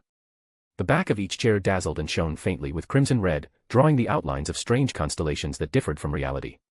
At the end of the table sat an androgynous man with long dark blue hair. He wore a blue outfit with high leather boots that seemed to be like some kind of military uniform. Next to him sat 2 other people. One of them was a tall man with a youthful complexion and had shoulder length and flipped outwards. His bangs were parted to frame both sides of his face, silver hair and grey eyes. His hair was straight with a single lock that fell to the right side of his face and split into 2 parts. He wore a formal attire that consisted of an open, dark green double-breasted coat with large cuffs and 4 buttons outlining each storm patch on the fronts of the clothing. The buttons and the lining found on the sleeves and storm patches were moss green. Underneath his coat was a white shirt with a ruffled collar and center front. He wore dark green pants that matched his coat and plain white shoes. The other one wore a brown jacket, and had red eyes and red hair, looking very handsome and at the same time very intimidating. He looked at me for a moment before nodding his head and continuing to stare at the top of the majestic palace where we were located. The last 2 people participating were 2 women, and to admit, they were stunning. The first one was human. I sensed her aura, as she was a lot weaker than everyone here, even weaker than mine. If I gave her class in my power system, it would be undoubtedly Grand Class, even though it didn't exist in the dimensional gap, at least yet. She was between high class and ultimate class, but considering she was human and only around 15 years old, she was very talented, a cultivator of some spirit-like energy. She was very beautiful, had fair skin and a perfect complexion with an air of noble radiance. She dressed in black gilt-lined luxurious robes, wearing a 9-tipped purple gold crown with a more than 2-meter-long scepter in her hand, inlaid with countless precious stones. But it was the last person that gave me a sense of dread and death. She had light purple skin and shining azure blue eyes, with sharp ears and deep brown eyes that contained lightning. She wore a complicated ancient dress. Her hair was black and held up into a bun. Her facial outline was soft, and her features were exquisite. She had a beauty that seemed timeless. She radiated an aura of death, dread, and calamity. Now that everyone is here, please welcome another new member to our little gathering.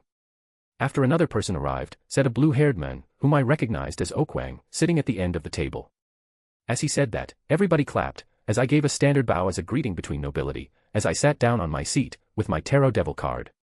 I am Karl Ernstcraft, code, the Mercurius, Tarot, the Fool. Now I know the name of our founder. While we could use only our code names between us, it was virtually useless, as during some time, each member would guess the identity of another, especially due to the fact most of us are from the astral boundary, and the majority are famous from what I know. Additionally, the tarot cards are the pinnacle of mind and soul protection artifacts, and they would perfectly conceal memories. Also, they could directly delete memories of faces and names of members if needed. Adolf K. Weissman, code, the Kazikla Tarot, the Magician, pleased to meet you. Introduced himself the silver-haired man. Enryu. Code, the Rot Spin, Tarot, the Tower. Said the red-haired man. Elven Queen of Calamity, Kohainam. Code, the Valkyrie, Tarot, the Death. Said a bewitchingly dangerous woman, and now I knew why I felt so much danger from her. BB Dong, code, Leonard August, Tarot, the High Priestess. Said the blonde human woman, in a bit uncertain voice as it was clear that she was nervous. So it was her first time attending, just like me. I looked at the BB Dong that was sitting next to me, as she looked at me with a sense of distrust, pretty similar way as she looked at Kraft, Weissman, Enryu, and Okwang. Only when she talked to Kohainam, she looked more confident, and it didn't contain the air of nervousness. Some bad experiences with men, then. Zeoticus Gremory Lucifer, code, Samuel Zentor, Tarot, the Devil. I said after everybody introduced themselves. Now that introduction part is over, let's start the business. Who has something interesting to report? Asked Macias as he leaned over his hand like he was really bored with everything around him. I have something that may be useful to the Orden. Said Weissman as he started talking. Chapter 175, Meeting of the Orden, 2. I have gotten info that 6 Warlock Imperial Courts are going to resurface within next 3,000 years, and even now, some weaker Holy Spirit Warlocks have already awakened. If they completely awaken and re-establish Human Warlock Council on the Kangxi, I can see a brutal war coming on all fronts. Currently, there are only a very few powerhouses on that level that didn't go to sleep or seclusion, so the state of the astral boundary isn't so intense, but our rather peaceful times are coming to an end. Stated Weissman as everybody was looking at him seriously, even always bored Kraft sharpened his eyes. That is sooner than initially predicted, and our initial prediction was 5,000 years, something has changed among warlocks. Still, as the conjunction is coming near, they don't want to bet anything. Also, Kangxi Plane is one of a few Grade 1 planes in the astral boundary capable of holding Exarchs and Eternals, so they probably fear other races will attack them to take off their inability to defend themselves effectively. Said Kraft soon after. In the astral boundary, Grade 1 planes were the most priceless treasures. Each one of them was of enormous size, where even one small province was several times the size of Earth. Each one of them has given birth to eternal ranked powerhouses before and was filled with riches, resources, and very high energy density. The strongest Grade 1 planes were Kangxi, Divine Blood, Dragon's Lair, and Dresden. Each of them was under the control of a faction with eternal powerhouse. Kangxi, while not unified, was backed by Warlock Eternal, Blood Covenant led by their primogenitor unified Divine Blood, Dragon primogenitor owned Dragon's Lair plane, and Dresden plane was ruled by Dresden Arcanum Empire that was founded by Weissman here. A bit of shock on my side, that seemingly friendly-looking Weissman was so powerful, but I had the same feeling about Kraft. He was stronger, while others aside from BB Dong were also extremely powerful. Aside from these planes, other Grade 1 planes weren't under the rule of such faction, instead, they were divided between several species and factions that waged war for supremacy there. We need to prepare more thoroughly for this. If 6 Warlock Imperial Courts awaken sooner than our initial predictions, we need to prepare to defeat them in the planar conquest. The first thing they would do would be to take absolute control over the Kangxi, which would give us some time, and only after that will they start planar conquest. Hopefully, they will squabble between themselves as they always did and create some friction. Said Weissman as everybody nodded at his words. Arcanists were different from warlocks in this regard. While same in the fact that neither of them had some kind of unified government, Arcanists at least had Dresden Arcanum Empire that was able to suppress and force into compliance all other factions, kingdom or empire created by Arcanists, while Warlocks had 6 imperial warlock courts that were similar in strength and their Warlock Eternal never interfered in politics, which began more conflict among warlock factions that started great infighting among each other for benefit and resources. We shall do that, now what next? Said Kraft, as Mercurius acted as moderator of their meeting, as he was basically a founder of the Longinus Dracian Orden. I want to ask for help. Said BB Dong with a low voice as everybody looked at her. With what exactly?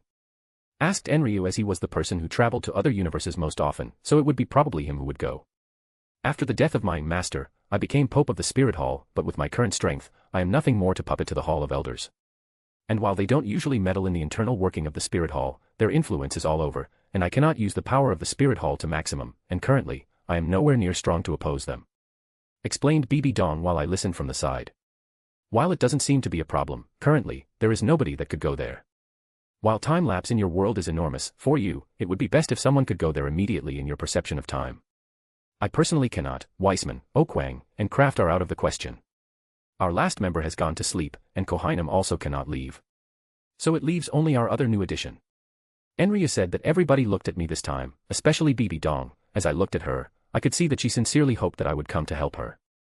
From what I have understood, she was really in a shitty position, and she was a very ambitious person, wanting to implement her plans as soon as possible, and very rational, to ask for help as now currently with her strength, she cannot do anything else aside from that or wait until she got a lot stronger and could say her way around elders of the Spirit Hall. How strong are they? I asked as I was really considering going. Why not? I didn't have anything to do right now, time flew far more slower there, and we were of the same faction. Additionally, she seemed to be a pretty woman, so. All of them are at titled Doolua, most of them are Hyper Dola stage, ranking from Spirit rank 95 to 98, while Grand Priest Qian Daoliu is rank 99 limit Doolua nearing Demigod stage. Answered BB Dong. In your system, it would be ranging from Advanced Super Devil to Pinnacle Super Devil. Though they may have martial spirits of holy or light element. Explained Weissman to me. Then I agree. I will be able to handle all of them. You probably want to enslave them, right? I asked to be sure. Of course, killing them would be stupid. With my current level of power, suppressing them is an easy feat, even effortless maybe. Thank you very much. I can give you access to our treasury and library if it helps you. Said BB Dong sincerely, as I just gently nodded. Chapter 176, Meeting of the Orden, 3. Going to her world, which was called Dolua Plain, could be an exciting experience. While I will gain nothing from the cultivation there, but several things could be of significant usage to the Empire. The first would be martial arts. From what I know from BB Dong, as we talked a bit, Spirit Hall had an enormous library with countless martial arts developed within the history of the Dolua Plain. While these martial arts utilized mainly pure physical body or some spirit energy, I can adjust them to work with demonic energy too. Another thing is spirit herbs. It was a bit of an experiment on my side, as I wanted to get some herbs to see if they could acclimatize to Underworld, becoming full of magical power instead of spirit energy. While Underworld had plants like those, but they were incomparably rare, while on the Dolua Plain, they were rather common. Also, I can pay you if you will add magical defenses on the Spirit Hall Pontiff Palace. I was told that this would be a good choice for payment. Said BB Dong as she created an image of a stone. But not any ordinary stone, but rather an astral stone. Astral stones were used in creating transdimensional gates that allowed direct travel through planes, and even universes in some cases. Astral stones were very precious in the astral boundary, and in the dimensional gap, I only managed to excavate a few pieces of a low quality. How much you have of this? I asked seriously. Don't know. There are whole mines of this, but nobody knows its usage, so it is basically worthless. Everyone looked at her with surprise. Even someone with as Weissman, who was the founder and ancestral figure of the Dresden Arcanum Empire, would be glad to find a single large mine of astral stones, not several of them. I want mining rights to those mines. In exchange, I will help you create a standing military of the Spirit Hall, easily rivaling those of 2 empires, and even help you train temple knights to standards of my custodians. I said my proposition as BB Dong looked at me for several seconds. You can have some, seeing those stones are precious, it would be foolish to give them away, all. We will discuss terms after your subjugation of elders is done, but I want for you to create a spirit-based technology. Answered BB Dong as this would practically solve one of her most significant problems. While Spirit Hall had quality, it lacked quantity.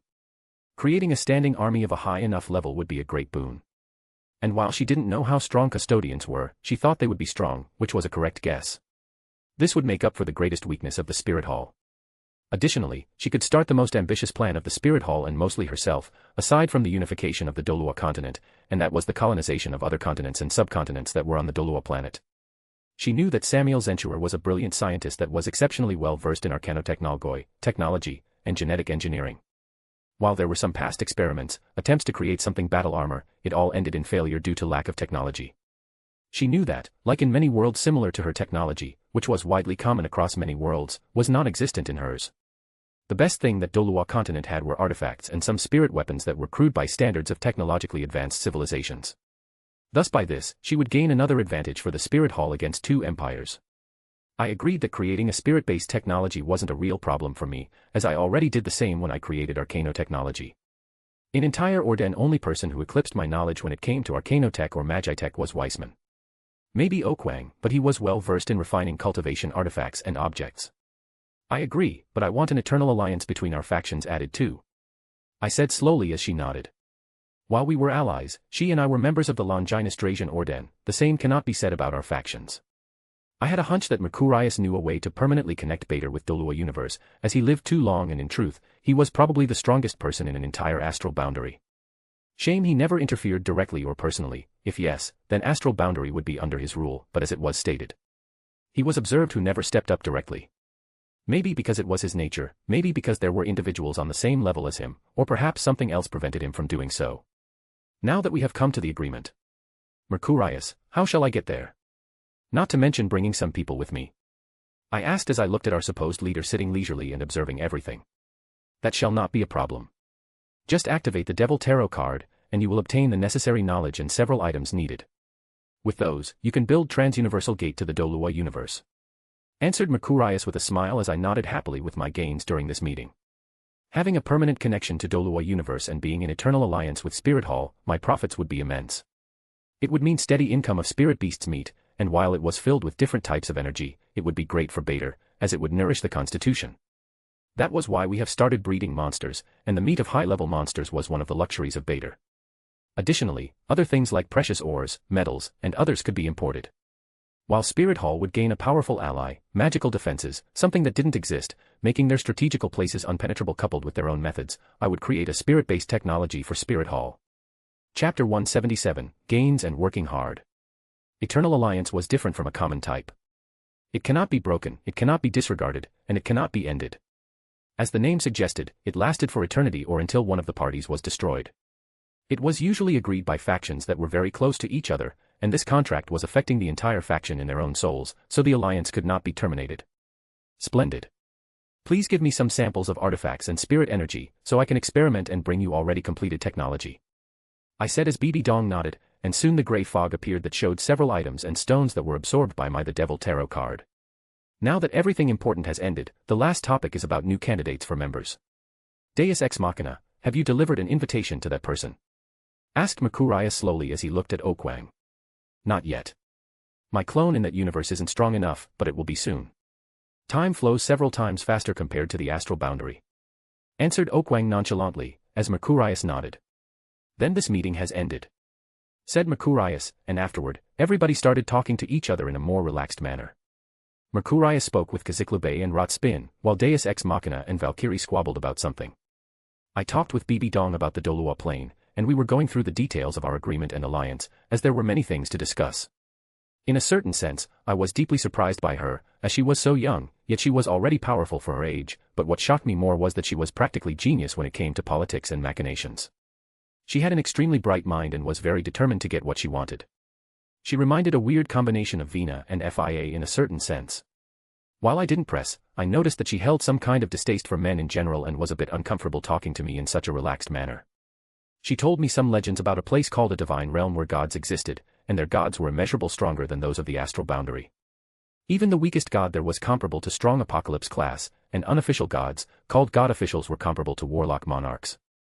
The reason for that, proper gods, had something called a god position, which was like comprehension of law, so a weakest third-class god was as strong as initial apocalypse class with one law comprehended, while those without god position were called god officials, and they were around average warlock monarchs, as they lacked the support of the god position, or in my language support of the comprehended law.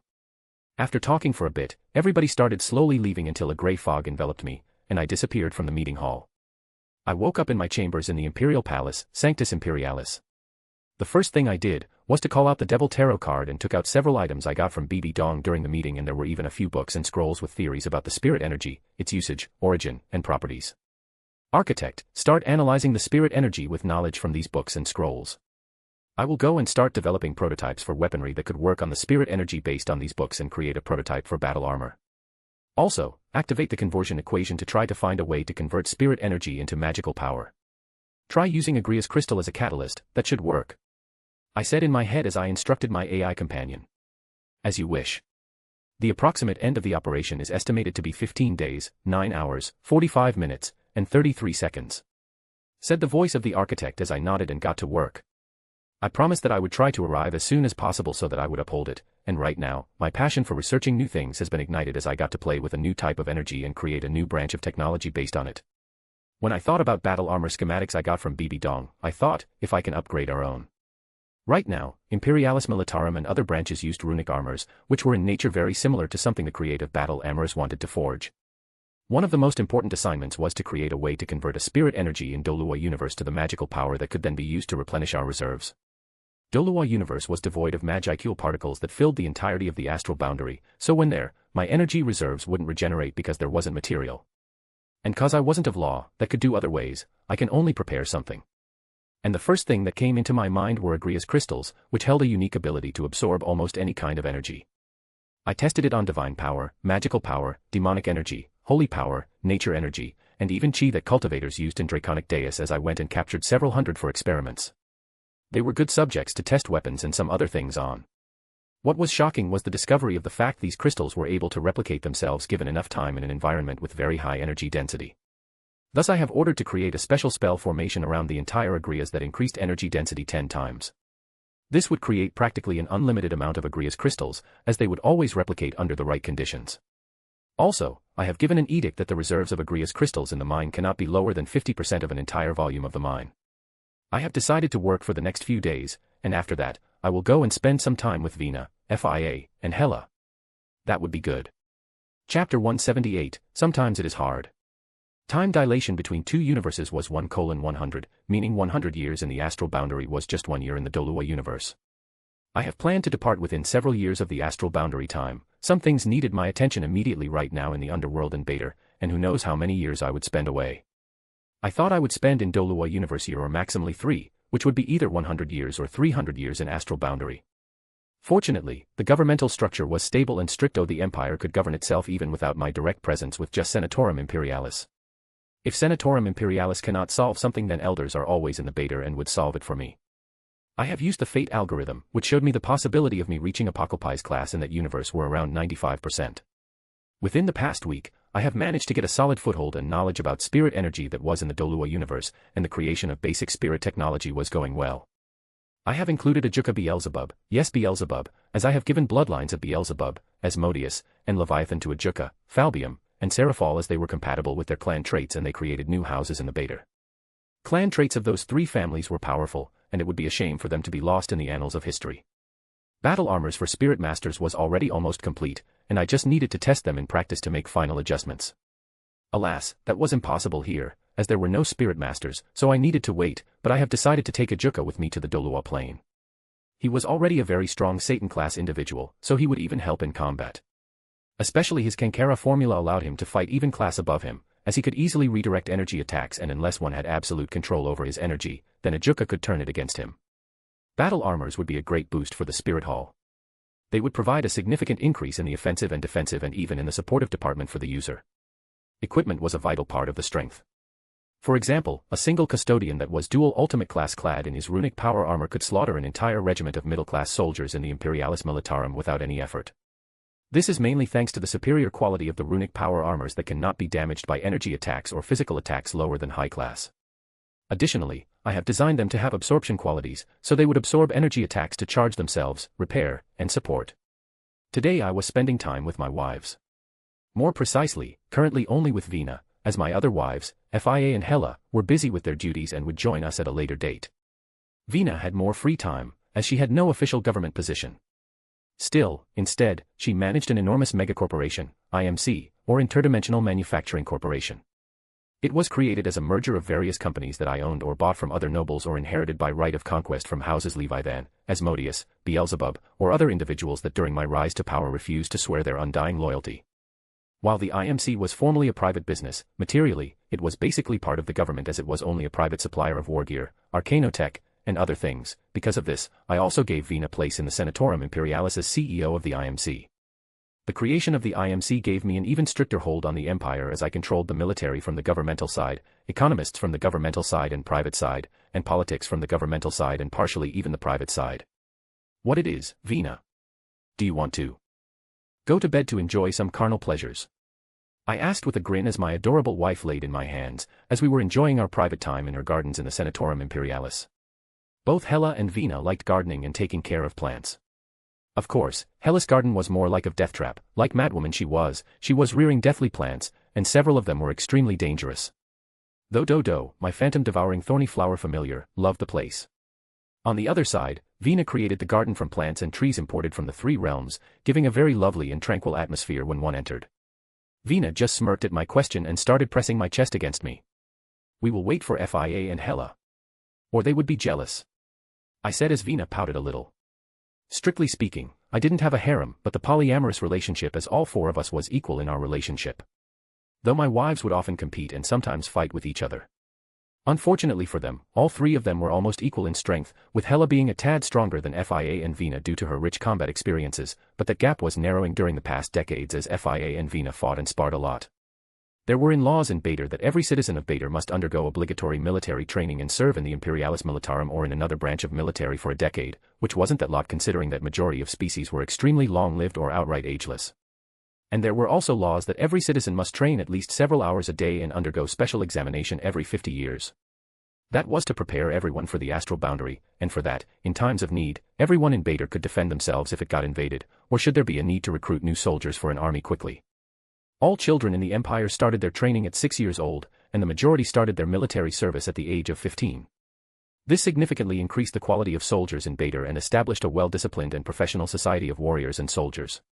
Chapter 179, Enjoying the Life. After some time, Grephia and Hela joined us in our nice garden. Grephia was fantastic to cook, and she often cooked for me, as she always found some time to prepare dinner for me. Usually, all four of us dined together when all of us were free that evening. Even during my experimentation, I always had 2 or 3 hours blank period to take a break and go spend time with my wives. Thus Fia prepared some tasty snacks, and I brewed tea. My art of tea brewing was superb. I even traveled to the three realms to learn from various masters of the art. I got my hands on some excellent teas from Okwang, who sent them to me through tarot cards from his homeland. Like Moon Soul Tea Leaves, Tranquil Imperial Tea, Heavenly Light Tea, and many others. All of them were priceless and had a good effect on the soul. Okwang told me they were able to raise soul aptitude due to their miraculous effect. While they had minimal effect on me, my soul aptitude was level 9 superior, thanks to the boost obtained during the time when I was granted my first true name, Dismason. But it immensely helped my wives of children, and I even gave some to Azrael, Zekrom, and Crumcrutch as they were either family or good friends and were pillars of the Baator. As we sat in my gardens, we talked about various mischievous things.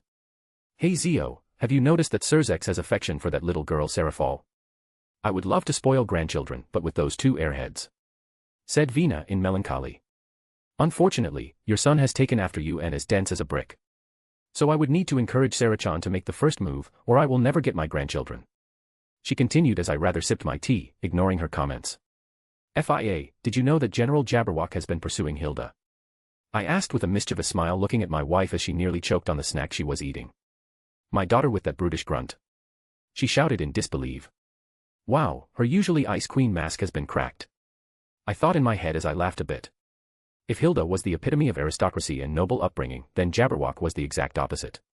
He ignored protocols, social hierarchy, and usually did what he wanted. He often behaved like a thug, getting into fights on the streets over arguments and many others. And of course, together with his partner in crime, my son Sigmar. Yeah, apparently, he has been chasing after her for the past several months. I even sneaked up on one of their dates. It was really fun to watch. I said with a laugh as I remembered the date between Hilda and Jabberwock. Hilda behaves exactly the same as her mother. She has him wrapped around her finger and sees him in a suit, sitting and drinking tea in a high-class restaurant trying to behave like a perfect gentleman, and with every mistake receiving her. Hilda's angry glare was really fun to watch. Oh, and I have sent both Sigmar and Jabberwock to act as Lord General Behemoth's attendants. Lately, they have been causing a lot of trouble, so I will let Oldman discipline them properly.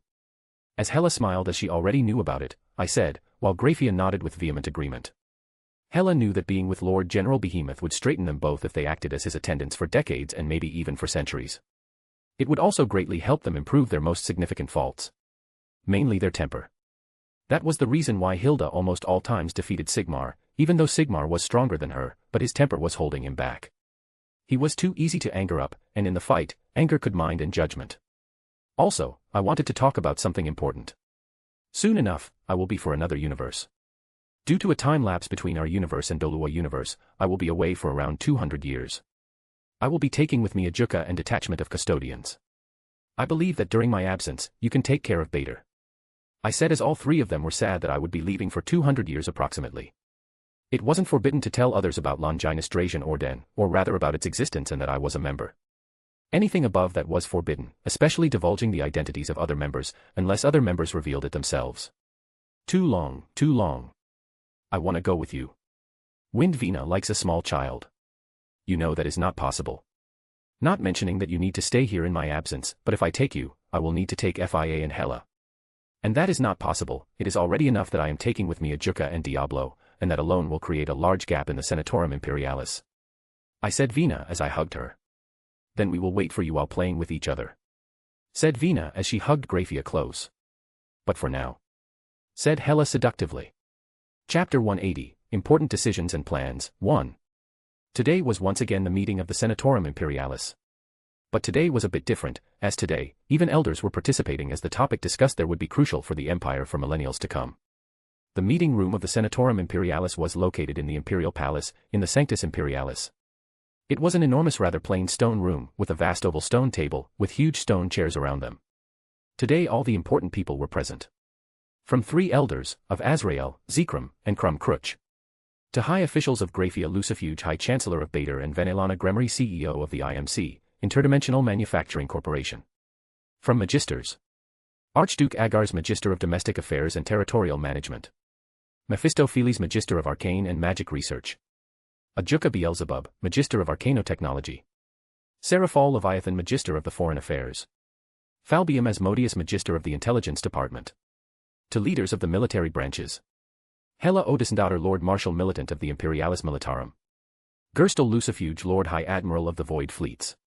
Diablo Noir, Captain General of the Adeptus Custodes. Cain Valifor, Grand Master of the Execution Temple. Architect as Temporal Lord General Matrix of Mechanicum. Tiamat as Commissar General of Commissariat. Additionally, other people were present, most of my sons and daughter, Lord General Behemoth, Lord General Ragnar. Important tribunes of custodians like Dihauser Belial or some Lord High Admirals. Now, during this meeting of the Senatorum Imperialis, very sensitive topics shall be discussed that required attention of all high-ranking personnel of the Empire. Now, I will leave word to the Magister of the Arcanotechnology, Lord Ajuka Beelzebub. Said Grafia as she looked at Ajuka, who stood up and activated the hologram to show us his presentation. During the last decades researching Agrias crystals and find many of the mysterious abilities and possible ways of usage, there is one that has been kept as of utmost secrecy, and none besides me knows about it. Apparently, Agrias crystals, if configured with the right rituals and arcanotech, have the ability to change the fundamental nature of species. The last test proved it could change humans into devils for easier understanding without any major side effects. Same has been tested for fallen angels or Oni. As he finished his presentation, a creeping silence took over the meeting. Everyone showed different reactions, while some of them were not bothering to hide them. Seraphal was horrified as this could spell a diplomatic catastrophe and possible wars. If it was freely given, it would be terrible. While Baator has been purged from most of the incompetent nobles or those who abused their privileges and were all executed, but wars won't be waged on them because someone had something, but because they had something like this in their possession. What is worse, what would happen if strong factions in the astral boundary heard about it? The problem was that their method of suing Agrias crystals was more effective and easier than other methods that some species or factions may have. If some race that desperately needed to increase their numbers learned about such an easy way as Agrias crystals, they would annihilate every living soul in the Baator to get their hands on them. I looked at Seraphal and knew what she was thinking. Exactly the same thing as I was thinking. While Hela was thinking about how could she weaponize this invention, Mephisto showed looks of wonder and curiosity. Elders were quiet, but they were thinking the same thing as Seraphal. They knew that we were nothing in front of strong factions in the astral boundary. I have come to the decision regarding this. I said with an authoritative voice as every eye looked at me. First thing, from today, entire Agrias Island shall be turned into the military base, under the direct joint control of custodians and execution temple. Archduke Agars will receive appropriate compensation for this act. I said as Archduke Agars nodded with a satisfied smile. All of us knew that I didn't need to compensate him anything for the nationalization of the Agrias Island, which served even now as the touristic attraction of the House of Agars. But I was the fair monarch. I knew that it was the right thing to do, and that was because my subject followed me. That was how loyalty was created and grown. Second thing, Agrias crystals shall be used to create special arcanotech device with the design of cards consisting of 7 class cards. We shall card them servant class cards consisting of cards for ruler who shall act as commander of the unit. Then we have Saber, Archer, Lancer, Berserker, Caster, and Assassin. Additionally, we will create independent card, so those who are reincarnated by those cards are not tied by any ruler. From today, all control, overseeing, and deciding who will be given servant class card peerage set shall be entrusted to the execution temple.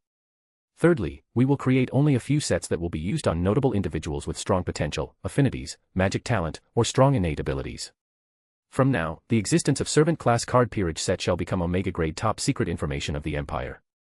Anybody who divulges existence it shall be instantly executed. Also, create something that will hide the appearance of those who were reincarnated by the servant cards to avoid unnecessary problems. I said with an authoritative voice as everybody nodded. Nobody can know about the existence of the servant class card peerage set. For that, I have decided to limit its usage, and they will be used only by executors or agents of execution temple. This basically prevented another civil unrest that happened in canon, as no reincarnated devils would exist, at least formally. Additionally, they weren't needed. Thanks to many of my inventions and interventions, our population didn't suffer great losses during the Great War, and what it did suffer would recover given enough time. I can see that my decision was met with good reactions, especially from an older generation that knew how dangerous it was. Truth to be told, it could be worse if given to every noble house like in canon. It would be terrible. Even though almost all uncomfortable people or bad apples were dead, it was never wrong to be cautious. Chapter 181, Important Decisions and Plans, 2. Also, Grandmaster Valifor shall be looking for potential candidates with enough talent and potential that could be reincarnated into devil, fallen, or dragon and be subsequently absorbed into the execution temple. This way, we could test servant class card peerage set in reality. Use only independent cards. After the initial testing period, we will focus on creating entire peerage sets of specialized units. Another thing, every person who will become ruler will be instantly absorbed into the execution temple or will have very strict surveillance placed upon them if they don't be initiated into the execution temple. Grandmaster Valifor focus mainly on people on the verge of death, and don't leave any traces after you. I continued. Of course, Your Majesty. Stated Cain Valifor with zeal. Now on to the next topic, please. We have been developing for a long time already, so I believe it is time to start the unification of the Underworld. Within next year, Empire will launch a surprise attack on Hades and Osiris to kill them so I can absorb their command sequences. When it comes to Izanami, she is still holed up in her palace, but when I obtain command sequences from those two, hers won't be a problem. I said as everyone looked either shocked or eager. Now Falbium, how much have your magisterium gathered on their strength? I asked as I looked at Magister of the Intelligence Department. Then first, let me start with Hades. It is apparent that he has at least another greater god under his command or has some kind of coordinate relationship with him. By our info, it should be Thanatos. The most concerning matter are Titans, who are imprisoned in the depths of the Tartaros dimension that is connected to the Underworld. When the Titanomachy happened, Titans had several Titans on the Great God stage, including 2 pinnacle Greater God Titans, Kronos and Atlas. It is unknown if he releases them to fight us or not, as that could easily backfire. Concerning Osiris, it is a mystery as their pantheon is too reclusive after it was forgotten on Earth, but we can conclude that they are many times weaker than Olympians. Explained Falbium Asmodeus as everyone listened. What are the chances of Zeus sending his immediate support for Hades? Asked Hela as she was too eager to fight Hades. If she can get his divine spark and other gods as well that share the same divinities as hers, then she would instantly reach the pinnacle greater god and have a solid chance to enter mighty stage, God, during the upcoming century. That is where things are getting interesting. 30 or so years ago, Hades and Zeus got into a huge fight, resulting in both of them being gravely injured. While Zeus, in terms of divine power, is weaker than Hades, but his offensive capabilities are many times stronger. If he knows what we plan, then despite their animosities, there is a very high chance that he would come and help him, probably together with Poseidon, Ares, and Athena too. That is becoming troublesome. While Baator has grown many times stronger, we still lack top powerhouses to fight several factions in the Draconic Dais at the same time. However, that will soon change with my trip to Doolo Universe hopefully. What about making a deal with Titans? We have no interest in being the ruler of Draconic Dais. For us, astral boundary is a priority. We could free them, give them some resources to heal, and send them directly to Olympus to wreak havoc," proposed Hela. She was really best at war strategies. "That seems doable. Though how we will get them from Tartarus without Hades noticing and sending them to Olympus. Also, somebody needs to go there first as a negotiator," stated Zekrom. "That shall not be a problem, Lord Elder. With the right magic and arcanotech, it is possible. The only negotiator needs to be found," answered him Ajuka. "Then I shall go. As Pinnacle Super Devil, I am itching to get a good fight, at least I can beat them so they would listen." Yeah, Zekrom was an excellent choice to go there. He was extremely strong so that he could force them into compliance. Titans have been locked in Tartarus for millennia so that they would be greatly weakened so that he can take care of them. Then Ajuka with Mephisto will start working on this project immediately. I want it to be completed within a month, so Elder Zekrom can go and negotiate the deal. I gave my order. "Yes, Your Majesty," said both Ajuka and Mephisto. "What about Osiris? We need to obtain more info about the state of his territory and pantheon," I asked. "I will send more spies, and after they get the information, we can plan more precise moves against them," stated Falbium as I nodded. "Then this matter is finished.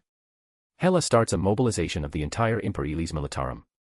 We will deploy 60% of the entire army." "Lord High Admiral, how is the state of the fleet?" I asked as I looked at my father-in-law. "Standing and ready. During the past 150 years, we have increased our fleet significantly by mining resources from the Draconic Deus or rather its galaxies. Unfortunately, for now, we cannot pass further beyond Andromeda Galaxy. Even if we could, our scans show that those places are even more desolate than the Milky Way Galaxy. Currently, we have 1,310 void ships in the service, from which X-1000 are lunar-class cruisers, X-250 Avenger-class Grand Cruisers, X-50 Destroyer-class battle cruisers, and X-10 are Emperor-class battleships. Construction of Adjudicator-class Juggernaut capital ship is still going on. We have mined resources from Earth's solar system and then slowly from the entire galaxy during the past century. While precious ores like adamantium, mithril, orichalcum, Stygian iron, and many others that were crucial in the construction of the Navy were exceptionally rare, there were still some. Of course, there were other ores present like black iron and similar that were of lower quality but were enormous in quantity. Chapter 182, Important Decisions and Plans, 3. This allowed Empire to increase its mech's production in quantity and quality considerably. Nowadays, all drones were reforged with black iron add with additional runic inscriptions, and all drones were of middle-class standard, which was a great boon compared to previous low-class. Also, their numbers have increased to 500 million. Most of them were controlled by members of the military branch, Mechanicum. Hydralisks have been increased to the Grand Class due to new material, and currently, there were 100 million of them in active service. And additionally, we even had a new type of mech built. It was of Arachne type, Hive Warrior. It was a huge humanoid Arachne type mech, around 5 m tall, usually weighing more than 2,000 kilograms. Its combat prowess was at the ultimate class. Unfortunately, due to a shortage of crucial materials, there were only 1,000 of them made for the foreseeable future.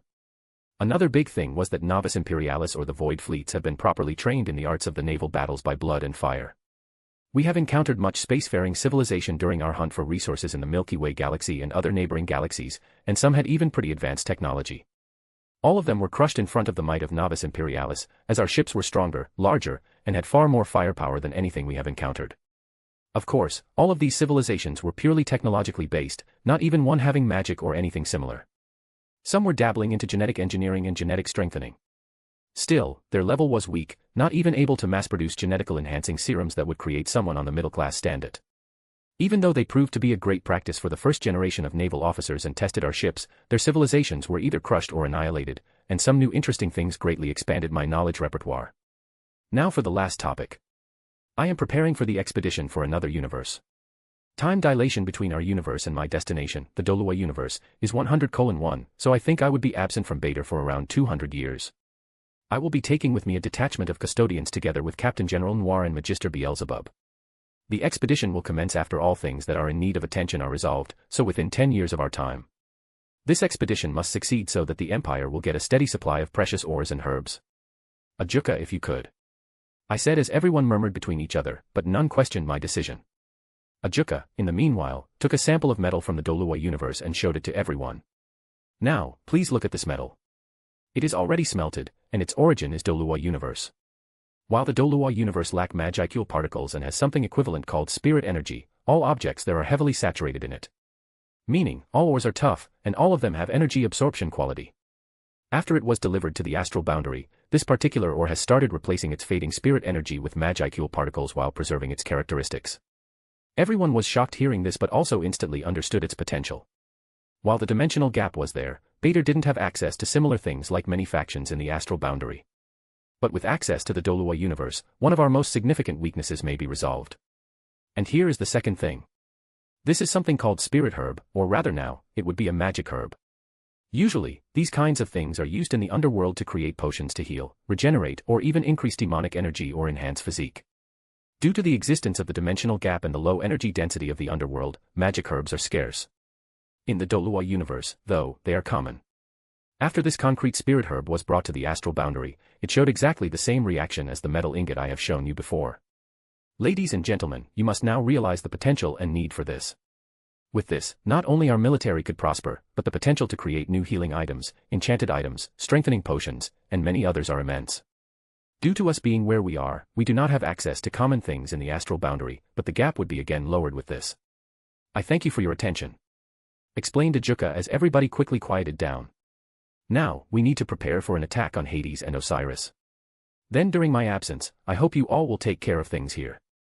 And, as my primary heir, Serzex would take the place of acting emperor as crown prince of the empire.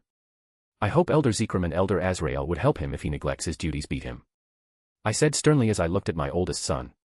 No matter how I loved my children, I am well aware of their faults and weaknesses. That was why Serzex was crown prince. While he was lazy, he had a good head on his shoulders. He was sensible, knew his way even though he seemed like a total dunderhead. Sigmar renounced his claim, as it sounded too dull by his words, and Hilda was satisfied with her position and carrier in the commissariat. While I didn't plan to step down from the position of being emperor, I needed an heir. Probably when Baator would establish itself as a faction in the astral boundary, I would pass the crown to the Serzex and become ancestral figure, so I can have more free time and not do paperwork several hours per day. Even with advanced tech, it was too much on me. I will do my best, father, said Serzex mentally as he looked at me, and I could see that he really meant it.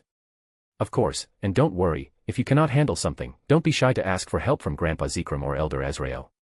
I answered him through a telepathy spell soon after. Chapter 183, Preparations for Battle. Borders of Empire and Territory of Hades.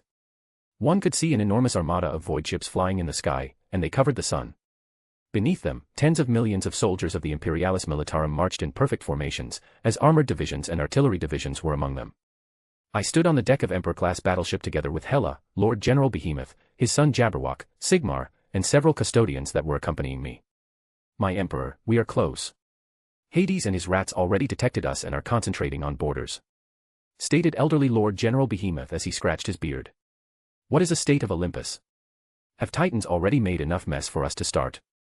I asked while looking at the armies of Grim Reapers that were running here and there, clearly in shock that they were attacked. Yes. We have enough time before they are defeated, and all greater gods of Olympus are caught up there. Even if they send some support, they won't be sending too many people due to several Titans besieging Olympus right now, answered Lord General Behemoth as Jabberwock looked at me before he noticed my glare and looked away. In truth, I wasn't really against him dating and maybe even marrying my daughter, the only reservation I had against him was his temper. It could lead to many problems, and during the fight, it could engage not only himself but Hildegard too. Surprisingly, negotiating with Titans went well, and after some time, they have recuperated enough to attack Olympus once more. Currently, Kronos was attacking Olympian gods together with his strongest Titans, including Atlas and several others. Aside from them, there were countless monsters that we have released from the Tartaros straight to Olympus. While the conclusion was clear, that if Zeus used his authority as God King, he would be able to wipe them out, but they would suffer tremendous losses, and contrary to Odin, who used it the moment he had an opportunity, Zeus was an arrogant prick, he will use it only in direst time of need. Halt. Start artillery and aerial bombardment on the position of Grim Reapers. I wonder how much we will need to kill until Hades shows himself. I commanded with a bloodthirsty grin to Lord Admiral Orlok. Lord Admiral Orlok was a bald, middle-aged man with a mustache. He spent his entire life in the military and showed himself to be an exception commander, especially when it came to commanding void fleets. Of course, Your Majesty, grinned Lord Admiral Orlok as he gave the command, and hundreds of void ships started firing, according to the naval doctrine, situation, extermination. Together with them, thousands upon thousands of antimatter Magicule cannon batteries that were making together Artillery Division 2 joined the fun. I could see that Grim Reapers were prepared for my ship, and several translucent shields appeared around their position several seconds after the main salvo sounded, but it was not enough. To completely defend against such an attack like this, you need several opinions to have. Firstly, have very skilled magical legions that would jointly cast defensive barriers or have several top powerhouses do the same. Secondly, you can have advanced magical technology that is able to do the same thing or have already pre-prepared advanced defensive spell formations. Apparently, Hades' little army didn't have either. Instead, they had some small pre-prepared defensive spell formations that were rather crudely made and shattered upon withstanding several rounds of attacks from void ships and antimatter magicule cannon batteries. Increase the output, shouted Lord Admiral Orlok as I enjoyed the show, together with Hela as she cuddled together with me, and I could see she was horny.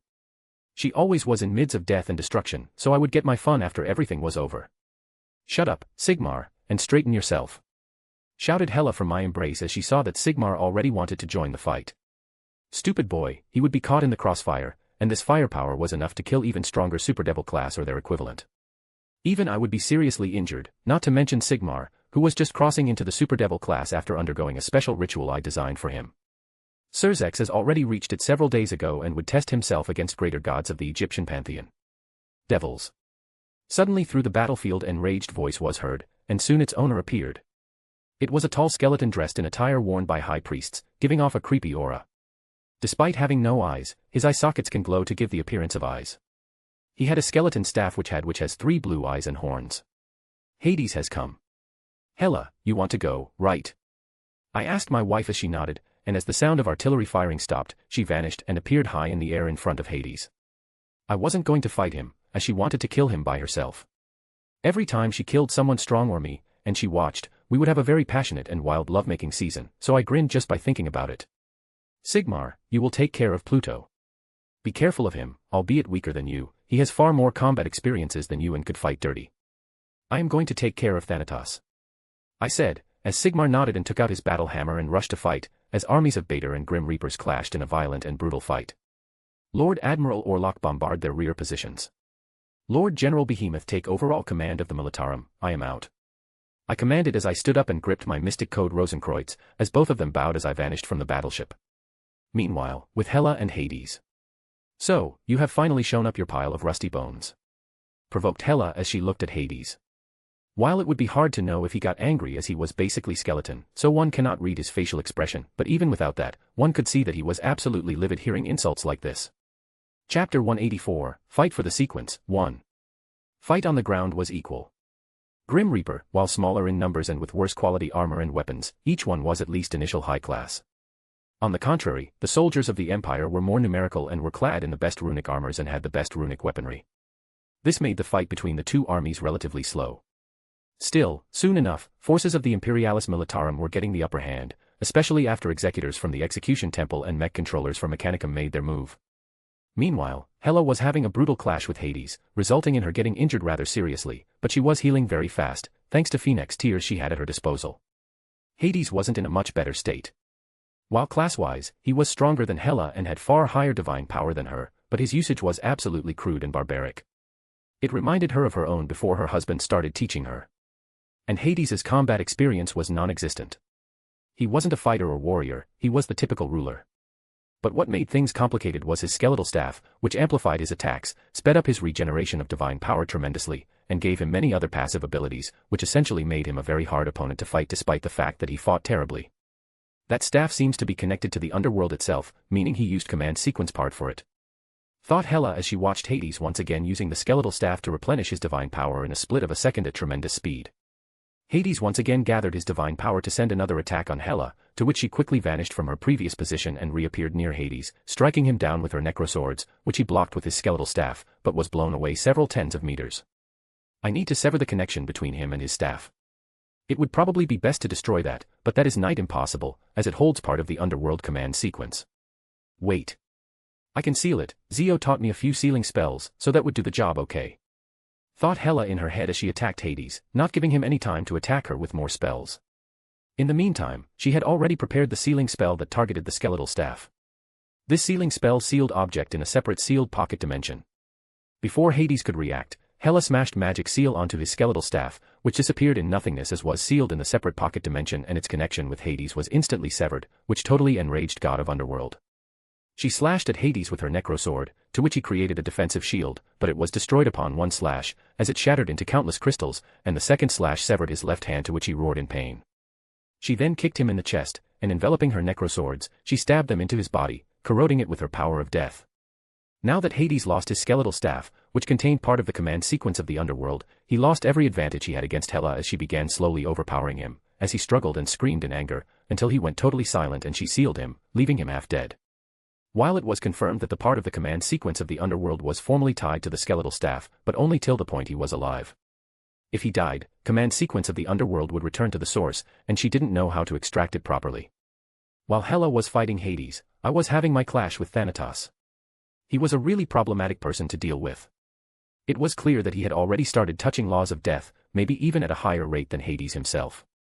Not to mention he was a more experienced combatant, and he had the innate ability to turn his body incorporeal in the form of pure death energy, so it was rather hard to harm him. Thanatos was a close-ranged combatant who used a scythe as his preferred weapon, same for me, so I needed to keep him out of my zone.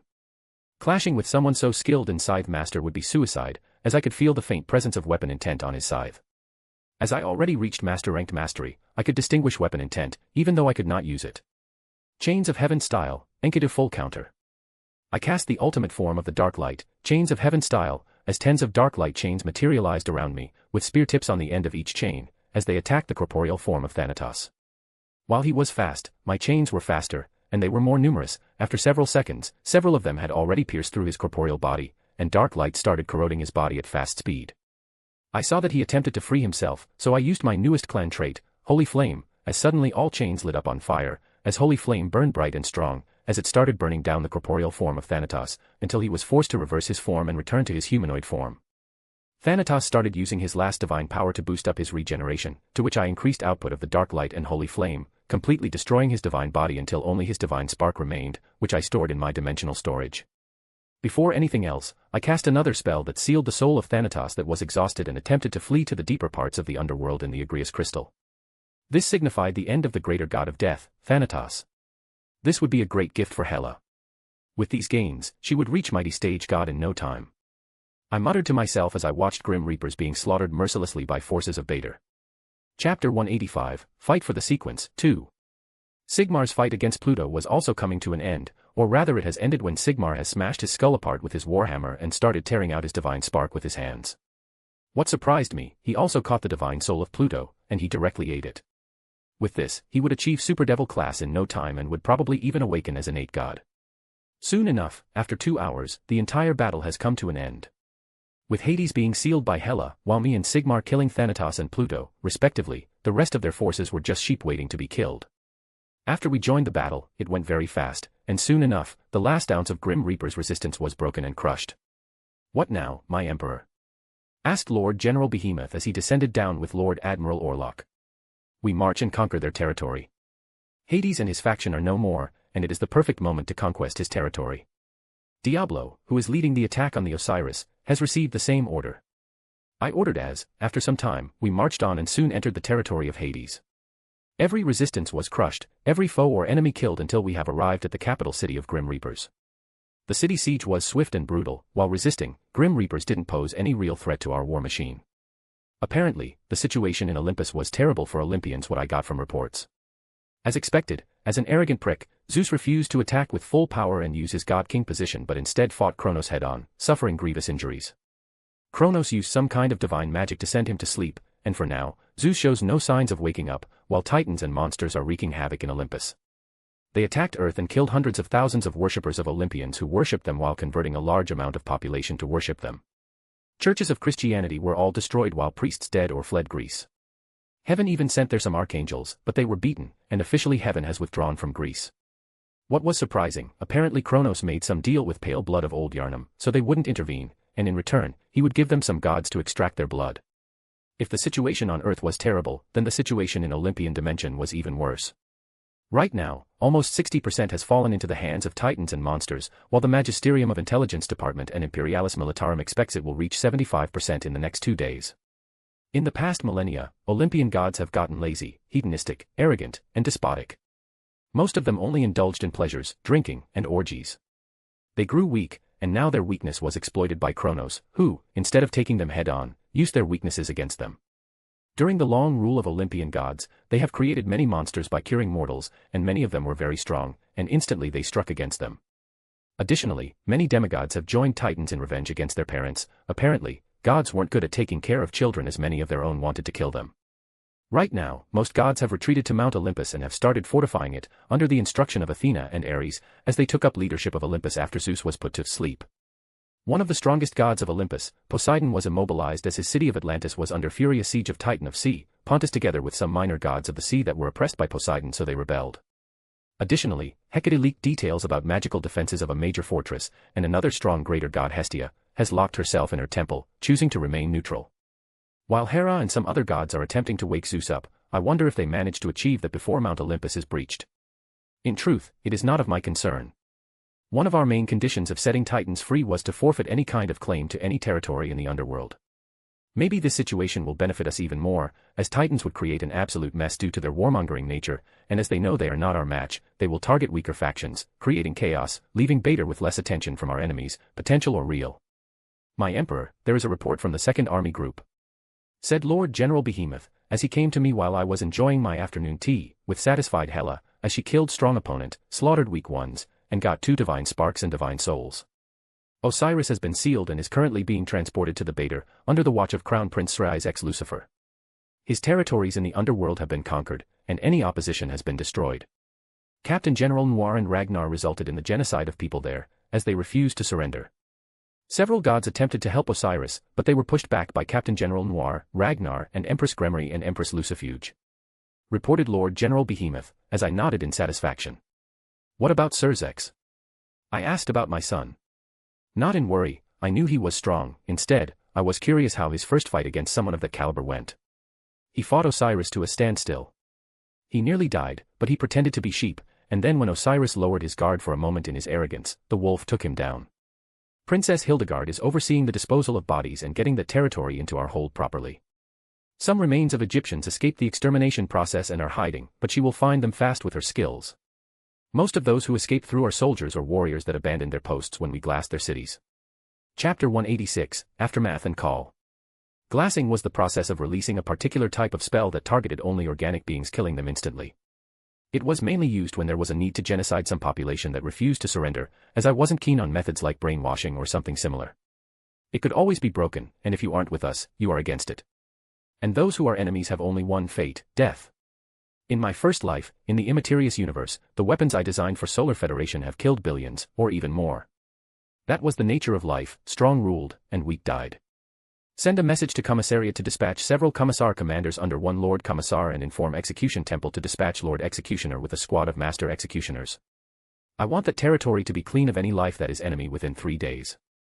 I stated as Lord General Behemoth nodded and left. Grim Reapers that surrendered here and pledged their undying loyalty under the Solgius to Baator were granted citizenship of Baator with the same rights as any other citizen.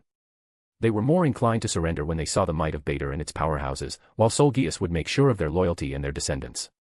Apparently, subjects of the Egyptian pantheon were more loyal to their gods. Something I applauded for, but it won't stop me from killing them till the last soul. The life of even a single citizen of Baator was far more important than the lives of hundreds of millions that weren't. It may sound cruel, but those who served me loyally could always count on me for their protection.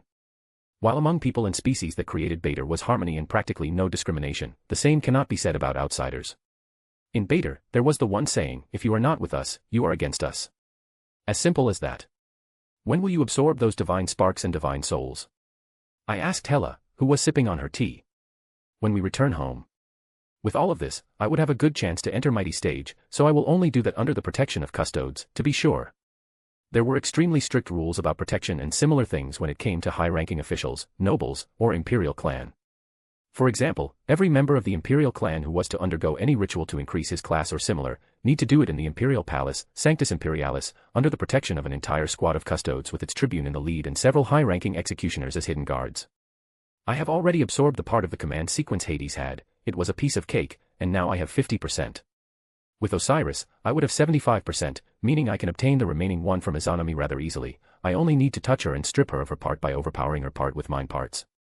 Then I will banish her and her people from the Underworld. This would lead to no war between our factions, as Izanami didn't have a good relationship with other gods of Takamagara, and I don't want to wage war with them. They were different breeds of gods, in their warlike mindset, somewhat similar to Hindu pantheon. Good then. We will return to the Aner Londo then. I said as I ordered my battleship to depart for the imperial capital Aner Londo. When we arrived back, around half an hour later, another battleship entered the perimeter of Aner Londo that contained Surzex with his captive Anvina. Where is FIA? I asked Surzex as he came to give me sealed Osiris. Aunt Graphia remained there with Hilda to help her out with routing our remains of Osiris's forces. He answered shortly after as I nodded. I heard from Lord General Behemoth that you nearly died, but in the end, you have managed to end him. I am proud. I patted his shoulder as I took Osiris and extracted from his part of the command sequence. Thank you, Father. I will take this one to Aunt Hela so she can extract his divine spark and divine soul. He said as he left to deliver Osiris, who was still alive, so she could kill him and take his divine spark and divine soul for her to absorb. I would send Surzex to take him to Azrael, but Azrael was very close to reaching the next stage and evolving from what he told me. Just he was doing something to modify his body, to follow Arcanist system combined with Angel Evolutionary 1. I went to my lab to do some experiments with new Arcanotech for new upgrades for mechs, as I devised a new type of weapon for them that would increase their combat prowess. As I was working on my new weaponry for mechs, suddenly, my Tarot Devil card started vibrating. I took it out, and soon holographic projections were created showing a familiar face of one member of the Longinus Dracian Orden, Kazikla Bey, Adolf K. Weissman. Kazikla Bey. Samuel Zentor. We greeted each other. Why are you calling me in this hour? I asked, genuinely interested why he would call me. I have some information for you, consider it as goodwill. Said he with a silly smile. From what I have read about Weissman, he is a certain sense, was a somehow naive person who would often help others if needed, and it won't endanger him or his family. These are planar coordinates for a certain plane that is located in the outskirts of the astral boundary and happens to be in the dimensional gap. If you go there, I can say that your breakthrough to the Apocalypse class would come much sooner. Said Kazikla Bey as he gave me planar coordinates. May I ask why you are helping me like this? I thought higher existences like yourself didn't bother to help weaker ones. Chapter 187, Deal. 2 reasons actually, or maybe 3. First one, I am personally curious how far your species could go. Second, there is something I don't want to be lost. And the third one, you will see later. He said. So, I can assume you know about the nature of the devil species. I asked as I looked at the holographic projection in curiosity. Indeed. As you have thought, your species was artificially created by combining various power systems together with some other things. It is really marvelous, even Macias was deeply surprised about this. Stated Weissman casually. Do you know who created us? Lucifer probably not, it must be someone of the astral boundary. I said as he nodded. The one who created your species was a great old one that fell countless eras ago. Somehow, his grimoire and samples for the prototype of your species were lost and ended in the place you call dimensional gap. You need to know that astral boundary was a long time ago strong and was under the rule of the great old one powerhouse known as Forbidden King. From what Mercurius and I gathered, he planned to invade other universes to speed up the evolution of the astral boundary, and to achieve that, he needed an army. So, he took the best aspects from the Arcanist system, warlock cultivation, and evolutionary system of Fiends of Abyss, and by using his status as the Great Old One, he directly bypassed the restriction of the universe in the creation of devil species. You are the embodiment of 3 different paths, bearing their strongest aspects. Unfortunately for the Forbidden King, before he could implement his plan, the astral boundary was invaded by a stronger universe, and war took place in the event that is called the Undead War because exceptionally strong undead creatures invaded astral boundary. Forbidden King was killed by another Great Old One in a trap, but his legacy survived and is currently spread across the entire astral boundary. Who would have thought that his greatest creation would be in place that is so desolate that even third-rate factions are not interested in it? In truth, it was a lot to take in, but I have already predicted something similar. Great Old Ones were not only entities, right entities, not people, as every Great Old One is strictly speaking a night omnipotent being in their home universe that could bypass or ignore fundamental rules of their home universe. No wonder he managed to create us, the devils. So my assumptions were right. Perhaps would you know how to access the grimoire, Book of Lucifer how we call it? I asked as he shook his head. Unfortunately, unless you obtain key, you can read only what books allow you to read. He said as I nodded. Nothing could be done about it. Also, what is that wondrous plane you are talking about? I ask. It is grave with the legacy of one very strong Arcanist. Perhaps if you are lucky, you will find there's something that will achieve you reach Apocalypse class. Get stronger faster, I think Baator would be a great ally to my faction when you arrive at the astral boundary. He said as I felt this would be interesting. So warlocks are really going to wage war? I asked him. Devil power system was based both on arcane and warlock path, but later stages were the same as the arcane path, which made Arcanists very close to devils in nature of the power system. It won't be good if Warlocks won and destroyed Arcanists. That would be a significant loss for the Longinus Drazian Orden as a whole.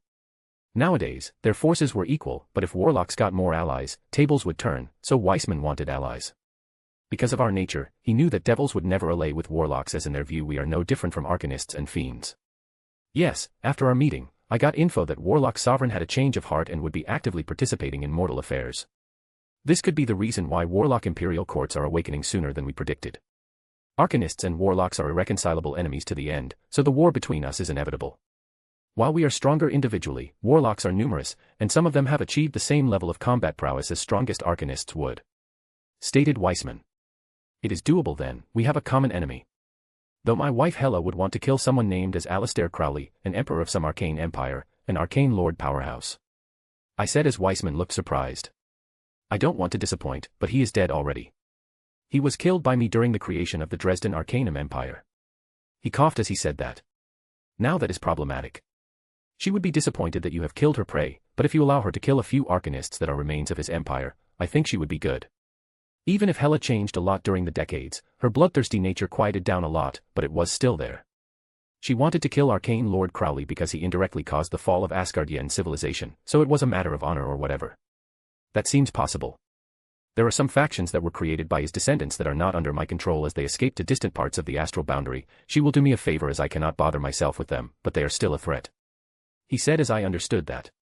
While they won't be attacking Dresden Arcanum Empire, and Weissman and his faction had Warlocks to deal with, they don't have time to go and search through the countless planes across the universe to find some weak factions, weak by their standards, and dispose of them. Then I will go, I have some experiments to attend. Said Weissman as he cut down the connection while I leaned over my chair. Chapter 188, Teaching. Things are getting complicated. I shouldn't overestimate the strength of the Longinus and underestimate other factions of the astral boundary. This could lead to our downfall. I muttered quietly as I watched various pieces of machinery and magic diagrams in my lab. Everyone strived for supremacy. Every single faction wanted to rule. Every single powerhouse wished to be at the top. The path there is carved through blood and destruction. After this discussion, I had a hunch that Mercurius wasn't maybe only half-step great old one in the astral boundary. That would explain why he can't interfere in things of mortals and just observe everything or manipulate from the shadows. Only when one sat upon the divine throne, one could feel safe. I said as I slowly drifted into the world of dreams. Several days later, Aner Londo, Imperial Palace, Sanctus Imperialis. Two figures clashed in the training yard in the Imperial Palace, Sanctus Imperialis.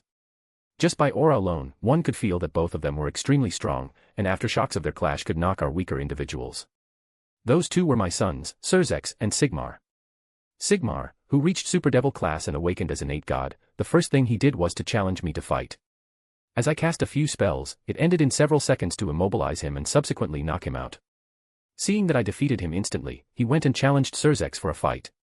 And unfortunately for me, Vina sent me to oversee them to make sure not to destroy parts of the Imperial Palace. I was maintaining a protective barrier while two of them started using their clan traits and more destructive attacks in their spar. If any other person saw their fight, they would assume that those two were trying to kill each other. Sigmar rushed at Surzex with his warhammer that was coated in power of death and dark light together, as he swung at Surzex, who created a barrier to protect himself from the attack, as he didn't have enough time to dodge. The barrier shattered in pieces, and Sigmar's warhammer hit Surzex, sending him flying until he crashed into my barrier. He barely stood up as he coughed blood and looked at his brother in wonder. This was the first time he was wounded by someone who wasn't Diablo, Hela, or me.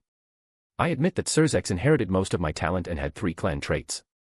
He was a very hard-working boy, who spent his entire childhood training to be stronger and get my approval, and I didn't say it often, I was delighted with how he grew up. In truth, all 3 of my children were exceptional and talented, hard-working, and I loved them more than anything together with my wives. Rather irony how my priorities have changed over time.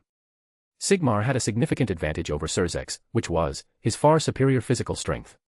Sigmar was already super devil physically wise, far stronger than me in terms of physique, but he had low experience and didn't know how to properly fight someone like me that was overwhelmingly stronger energy-wise and had many combat experiences fighting close combatants like him. I let the fight continue for more, watching Surzex getting beaten by Sigmar, who solidified his superiority in this fight until I stopped it as Surzex was greatly injured from being beaten continuously for half an hour. Now, Surzex, do you know why you have lost? I looked at my son sternly. Because I was arrogant. He lowered his head in shame. And I pressed further. and I let Sigmar get close to me, thinking I can take him out with enough strong power of destruction and dark light. He said quietly. Indeed. It was foolish action, but it is not a shame to lose. Greatest warriors are not those who never lost, but those who lost realized their mistakes and learned from them, to not make the same mistakes another time. You are more of a long-distance to mid-distance fighter. If you let someone well-versed in close combat, you will become a ragdoll when you don't maintain distance between you. If you had used supportive magic to keep Sigmar away from you, then the battle would have ended in a different way.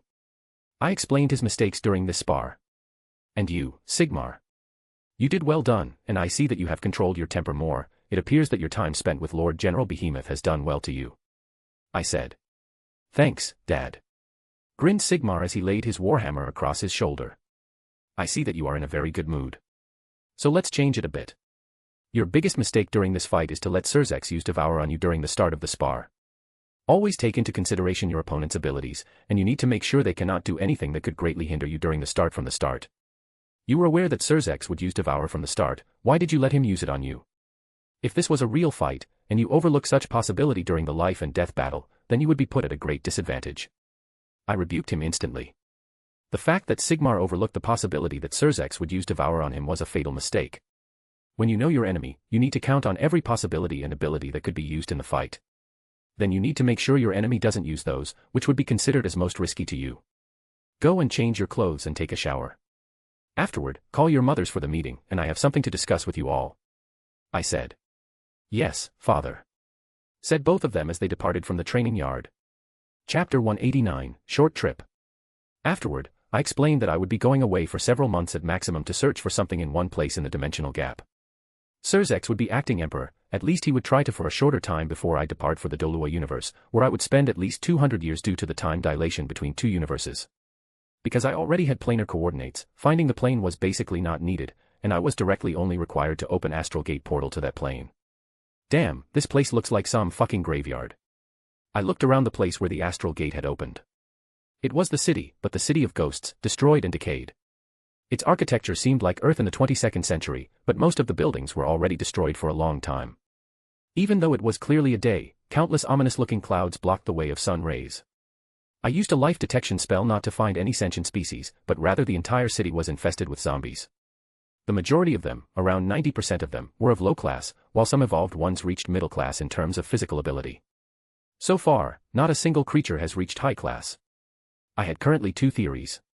One, the human civilization here destroyed itself by tampering with some genetic research and created something that annihilated their society. Things like this weren't uncommon, entire worlds were burned to prevent some dangerous viruses and pathogens from spreading. Second, and terrifying variation, civilization here found the burial site of the fallen Magister Arcanists, and this originated from there. It could be they activated some trap, or it was a curse. Still, from what I have observed about these zombies, it was more of a genetic thing than a magical curse.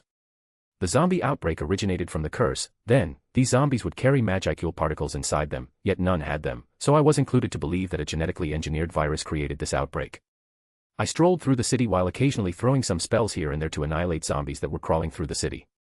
It was disgusting, smelled terrible, and I was already annoyed to the max. I decided to search for the burial site of the Magister Arcanist. This plane was initially a grade 6 plane, but it was dead after I did some spells on the world's will. No wonder I didn't feel any kind of suppression when I entered the world. So before he died, he must have killed the world's will and used some kind of mystic magic to keep the world functioning even after the death of the world's will, though this caused the plane to be completely devoid of magic, making its environment even worse. Grade Barren. Grade Barren was terminology for planes that were utterly devoid of any kind of magicule particles and other types of energy. For example, Earth in my previous life could be classified as this probably.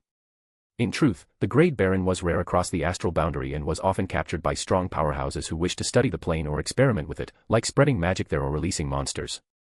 When I thought about that, maybe I should try that once I find some plane like that. During my scans of this place, I have also found out that this world was about as big as Earth in the Draconic Dais, but this world was entirely destroyed. I have also found the location of my target, which was deep within the mountains that were around several hundred kilometers away. There was the entrance to the tomb of the Magister Arcanist, while the tomb itself was apparently very deep in the ground, very close to the planar core itself. I spread my wings and started flying to the location where the entrance was located. I flew for around 1 hour till I have arrived at the destination. During my flight there, I have enjoyed the environment of the decaying and destroyed world. It had its own charm, to be truthful. I exterminated a few zombie hordes that I have encountered during my flight. For some survivors, I didn't encounter any. Probably, this world has been occupied by zombies for so long that all zombie apocalypse survivors were killed or died due to a hostile environment. What was interesting, that some zombies started evolving, becoming not only stronger, faster, and more durable, but even more intelligent. I was tempted to capture a few of them so I can study them, but it was a risk. If the virus was due to humans, then I would do that. But the second possibility, even as small as possible, if it was really from the tomb of the Magister Arcanist, then it could greatly endanger the entire Baator. By the looks of the entrance, there were still remains of some primitive technology that natives here used to study the entrance to the tomb and its interior, and things found up there. The entrance was carved into the mountain itself. It was an enormous stone construct with various engravings upon the 10-meter-tall stone gate, depicting multiple creatures such as dragons, phoenixes, and other monsters, while having countless arcane symbols inscribed onto them. The stone gate was opened, which was fascinating by itself alone. As to how have they managed to open it was beyond me. Only if they didn't open it, but instead, it opened itself or something from beyond opened it. I cast a few detection spells to scan the stone gate and the area around, finding no life forms near. Stone gate itself was created from some kind of magical stone. As the gate reeked magicule particles, the entire tomb was filled with magicules in reality. Chapter 190, Meeting Remnant of Magister Arcanist. I entered into the tomb and found myself in a narrow corridor that was without a speck of light. I could easily see in the dark, so it wasn't that much of a problem.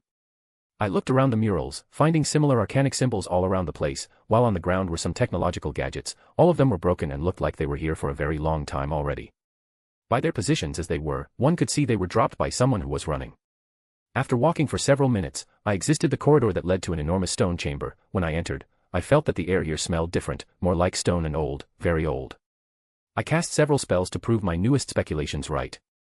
So that corridor is a transportation spell itself. If I am right, then currently I am in the heart of the tomb, near the planar core.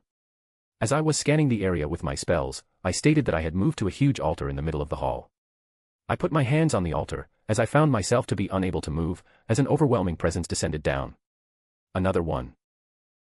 You are not human. Interesting, what are you? Asked a rough male voice as I looked at the silhouette of a middle-aged man that was created in front of me, as the silhouette was looking at me like I was some kind of interesting specimen. Devil. And you should be a remnant of consciousness belonging to the Magister Arcanist. Weissman sent me here. I stated, plainly waiting for what would happen. As I mentioned the name of Weissman, the silhouette of the Magister stopped in his tracks and looked at me in deep thought. So he sent you? This is problematic, so the situation with warlocks must be bad. Probably warlock sovereign started meddling in mortal affairs, for now, backing up the 6 warlock imperial courts for real. I am Barth Rogan Balcoin, Magister Arcanist, and during my time alive, I was one of the guardians of the Dresden Arcanum Empire. He introduced himself formally. Zeoticus Gremory Lucifer, Emperor of Baator. Though my strength and social status don't mean anything in front of you. I have a question, how were you killed? I asked curiously. Fight with a pinnacle Great Step Holy Spirit Warlock, Sword Great Holy who served as guardian for the time Emperor, a really terrifying entity. Even though I died, I still managed to send him to sleep with his injuries at least for several eras, so you don't need to worry about the possible encounter with him. He answered truthfully. What will happen now? I asked uncertainly what would follow. You will go through my test to see if you are worthy of my inheritance I have left here. Unfortunately, it is only one thing, as that fucking bastard took my entire belongings after he killed me. Only my soul survived for some time after it possessed the nearest powerhouse. I have created this place with my remaining power. I had to admit that he must be very strong during his life, but if Great Sword Holy killed him even while suffering some injuries was a remarkable feat. I made a mental note to never underestimate warlocks. Even though the majority of them are weaker than Arcanists in terms of combat prowess if they are at the same stage, but that is true mainly till the Holy Spirit Warlock / Magister Arcanist. Then, they are mostly equal. Usually, Holy Spirit Warlocks have comprehended one law, even if their control was lacking, it greatly boosted their combat prowess. I take it that you are aware of what is happening on the outside, or rather of what has already happened. I asked as he nodded. Indeed, I have allowed them to enter, as they wanted to destroy the entrance, as normal humans cannot enter. Their civilization had some pretty destructive weaponry, so they would be damage my beautiful creation, that's so no. So I let them in and played with some undead curses, which created the zombie outbreak. It was around 50 years ago, probably 50. When I listened to this guy, I felt better. Finally, someone more ruthless or crazy than I am. So that it was. I muttered as I thought about this over. If you pass my test and inherit my legacy, then this entire world would be destroyed. I don't want someone after that to find my body. Many things could be done with the corpse of a mighty being. He stated plainly, as it was statement and warning. Now, what test do I have to pass to inherit our legacy? I asked Remnant of Magister Balcoin.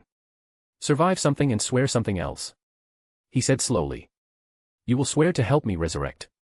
During my life, I have left several failsafe in case I was killed in battle. You will go to one plane to activate such failsafe. He said as I nodded, as this was something doable. And second to fight. Chapter 191, A Daily Life of Surzex Lucifer, 1. Draconic Deus, Underworld, several days later. After Zeoticus had prepared for another plane, Surzex took his place as an acting emperor to deal with official matters and paperwork. Surzex didn't like it at all, as it was too much of work, dealing with paperwork, official meetings, and discussing various ongoing plans in the Baator. There were many meetings with other high-ranking officials in the Empire from various branches of government of the Empire or with heads of noble houses that had something to report or discuss personally with the Emperor. From when the Baator was created, the nobility lost many of their power that existed during the Age of Satans, but in turn, they gained even more in other aspects. Now noble houses became what they should, what nobility was about. It was a privilege and duty to protect ordinary citizens, fight the strongest enemies, lead the battles, and develop their territories. It was nice to see that most of the magisterium of the domestic affairs and territorial management and commissariat punishments were so severe that all nobles were attending their duties to maximum efficiency. It was like that since the first decade when tens of executions were handled out. From then, they did what they should, developing their territories to prosper. After several decades, tensions between common devils and nobility have lessened enough, and the social tension wasn't that bad as it was before. Your next meeting will be with Magister Leviathan of Foreign Affairs Magisterium. There is some new development with a trade agreement with Shinto and Hindu, more precisely Shiva. Said Adjutant to Surzex, who had a lifeless look before, only to become reinvigorated hearing that Seraphal would visit, or rather, meet with him on a formal occasion. Zexchan, magical girl Leviathan is here.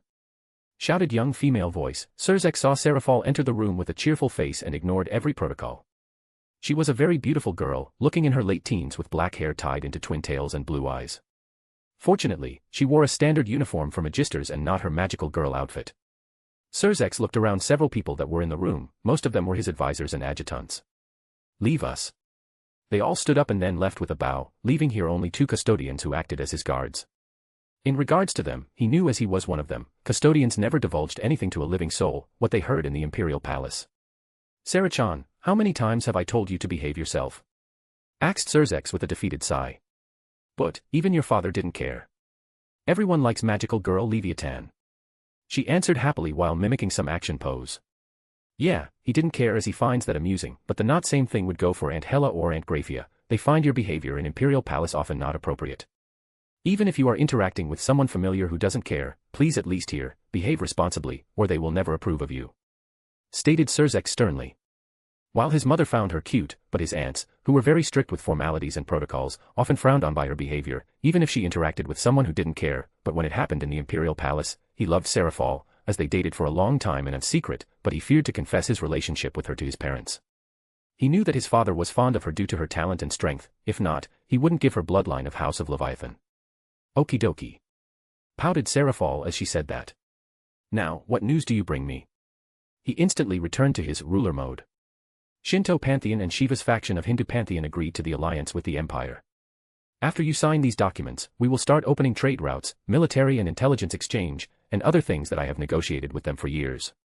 Explained Seraphal.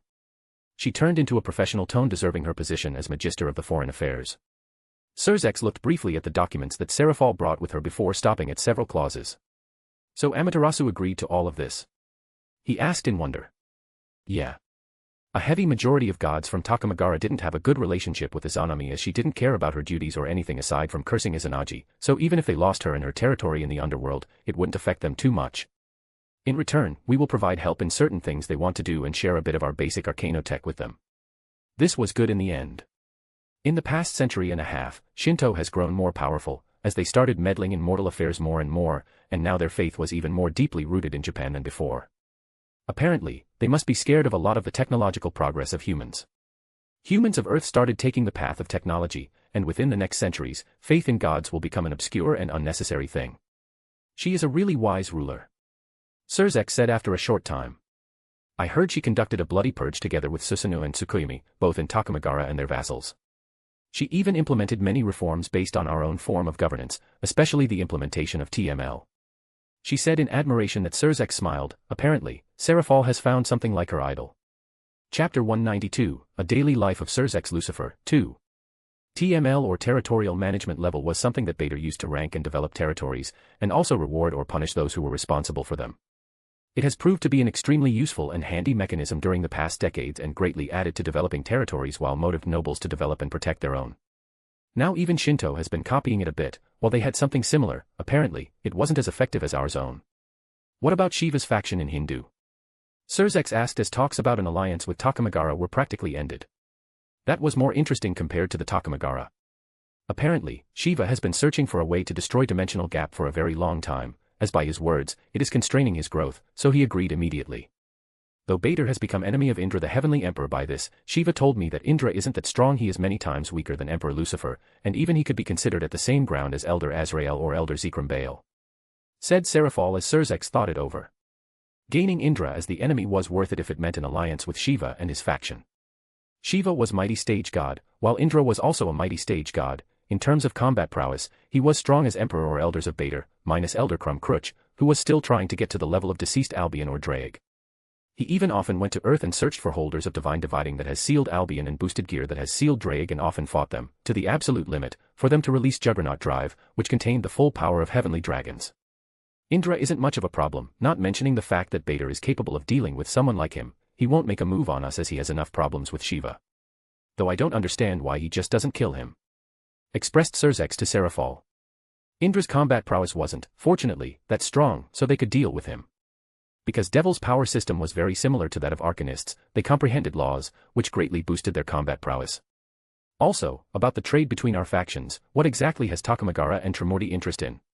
Asked Surzex. Mainly weapons for Shiva, and that is practically the answer to your question. While Shiva is stronger than Indra, Indra has an enormous army backing him that is equal in size to Shiva's own, so they are in a stalemate. Shiva doesn't want to attack Indra, as that would result in the senseless slaughter of their own people, and who knows what Indra has hidden. Many older pantheons have methods to restrain or even injure mighty stage gods. And Takamagara is interested mainly in some Arcanotex gadgets for civilian and administrative use. Both of them are going to pay in raw materials. Explained Seraphal as Surzex nodded. Raw materials were something that Baator desperately needed, especially ores rich in magicules like mithril, adamantium, and similar. Unfortunately, most of the mining spots in Draconic Deus were in the hold of old pantheons, so they couldn't get their hands on them and could only find resources elsewhere. Okay, that will go to Magister Agar's and Mother as she is CEO of the IMC.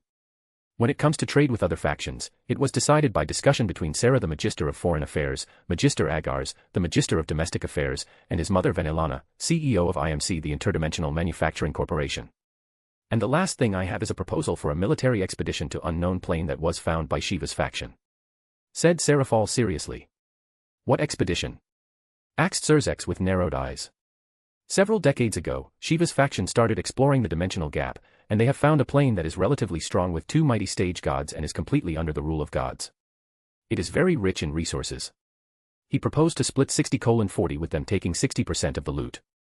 He stated that our Arcanotech and experience in this will make the conquest go fast, and he will deal with mighty stage gods, as they aren't that strong, but we could send someone to help him. If I remember correctly, Elder Azrael is very close to reaching metamorphosis and converting himself to power system of devils. Explained Seraphal. This would be discussed at a meeting of Senatorum Imperialis. Father gave me a task to resolve everything, but on this, I opinion from other governmental branches. Stated Surzex after a short time. Key. Now that is all. Surzex sighed as it was over, and he could go to relax. Sarah, when do you want to tell me about our relationship with my parents? Asked Surzex after a short time. Probably they already know. I don't think that your mother won't notice, after all. Said Seraphal in a low voice. So you don't have anything to worry about anything. As I told you, everyone likes magical girl Leviathan.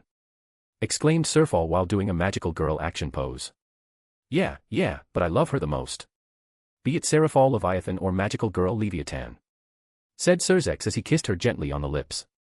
Chapter 193, Fiends of Infinite Abyss Universe. After I swore that I would in the future help revive Magister Arcanist Balcoin, we went directly for the combat test. While it is indeed true that compared to warlocks, we Arcanists are more pursuing knowledge and understanding of the world around us, combat strength is still essential in everything we do. So the first part of your trial, if you can call it like that, you will fight with Fiend at the level of Abyssal King. Your task is to kill it. Even though this Fiend was sealed for a long time by me, it is still comparable to Mighty Stage God in terms of combat prowess. I stated remnant consciousness of the Magister Balcoin as I grinned slightly. I quickly recalled knowledge that I knew about fiends, what I obtained from the Longinus Dracian Orden. Being a member had such perks, like that I have access to practically most knowledgeable people in the entire astral boundary universe and that vast repertoire of knowledge even about many other universes. Fiends originate from the infinite abyss universe. It is a very mysterious universe where enormous negative energy from countless universes gather, as infinite abyss universe is connected to the enormous amount of universe, planes, sealed worlds, and many other realms of existence. This negative energy, in turn, gives birth to creatures known as the abyssal fiends. Contrary to other universes, Infinite Abyss Universe is stylized as some kind of tower and has an immeasurable amount of floors. With each century, new floors are birthed and expanded while some crumbles away. It has a great number of abyssal primogenitors, which are the same as Warlock Emperor or Lord Class Devil, Great Old Ones, and several divine thrones. Fiends are by nature destructive creatures that only care about slaughter and chaos while devouring universes to expand abyss. Thus they are often called the menace of all existence. Infinite Abyss Universe isn't ruled by anyone, but rather various abyssal primogenitors are waging war against each other in fierce and brutal slaughter, while Great Old Ones and Divine Thrones are permanently sleeping. They didn't awaken, not even in past conjunction. They only awakened during the certain event that was known as Fiendish Exodus, when several powerful universes got invaded by power-hungry abyssal primogenitors. They invaded several powerful universes, including Okwang's Ancient Dao Universe and Sarian Universe, which housed mighty sorcerers. In the end, abyssal primogenitors were banished, but it didn't stop there.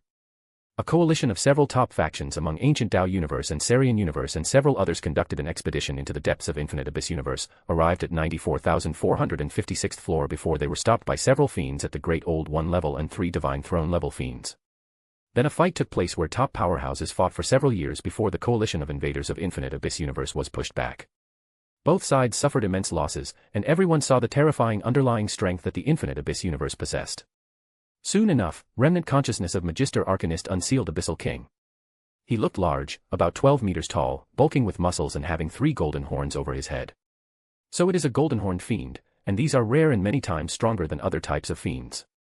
Though if I can get my hands on this bloodline, it would improve my physical abilities tremendously. I thought in my head as I observed the Abyssal King looked confused before becoming enraged and attempted to attack the remnant consciousness of Magister Arcanist Balcoin only to find that his fist passed through his corporeal form. Golden-horned fiends were the rarest species of the fiend race and had the strongest bloodline among them all. Actually, most of the top powerhouses of the fiends were golden-horned fiends, so they were something akin to holy race among the fiends. But fighting a fiend as a test, this was good. With my Dark Light and Holy Flame clan traits, I had the perfect counter for fiends, and even this one was way stronger than me. I could kill it. Before remnant consciousness of the Magister Balcoin can say something, and golden-horned Abyssal King Fiend can understand what is going on, I instantly conjured Dark Light, Enkidu, and shot them at the golden-horned Abyssal King Fiend, binding his arms and legs in the Dark Light chains, as they started burning the Fiend, as he cannot handle well elemental disadvantage of the Dark Light. General knowledge about fiends says, approximately 99% of their race is stupid as brick, and the only task that required usage of the brain they could handle is scheming. So almost none of them attempts to comprehend laws, minus some exceptions that now reached an extremely high level of power. This meant that while I was weaker, my comprehension of the law of Dark Light made up for it. Coupled with the fact that this golden-horned Abyssal King Fiend didn't have anything to strengthen his defense against Holy/Light attribute attacks against him, I had it even easier. Unfortunately for me, after several seconds, golden-horned Abyssal King Fiend broke free from the Dark Light chains and rushed directly at me. His physical strength was something else, as he was able to break free from my Dark Light chains with relative ease. Seeing this, I frowned slightly. I cast Gravity Fall, spell at Forbidden Tier and directly increased gravity around the golden-horned Abyssal King Fiend more than 100 times, though to my shock golden-horned Abyssal King Fiend was able to move fine. Now he was moving at a speed that I could easily follow. I instantly teleported several hundred meters away while at the same time barraging him with Dark Light Spears and Holy Flame Spears. Golden-horned Abyssal King Fiend roared in rage as he was attacked by hundreds of Dark Light Spears and Holy Flame Spears, and while they didn't cause him severe injuries, they were too much, and soon his body started to be covered by wounds.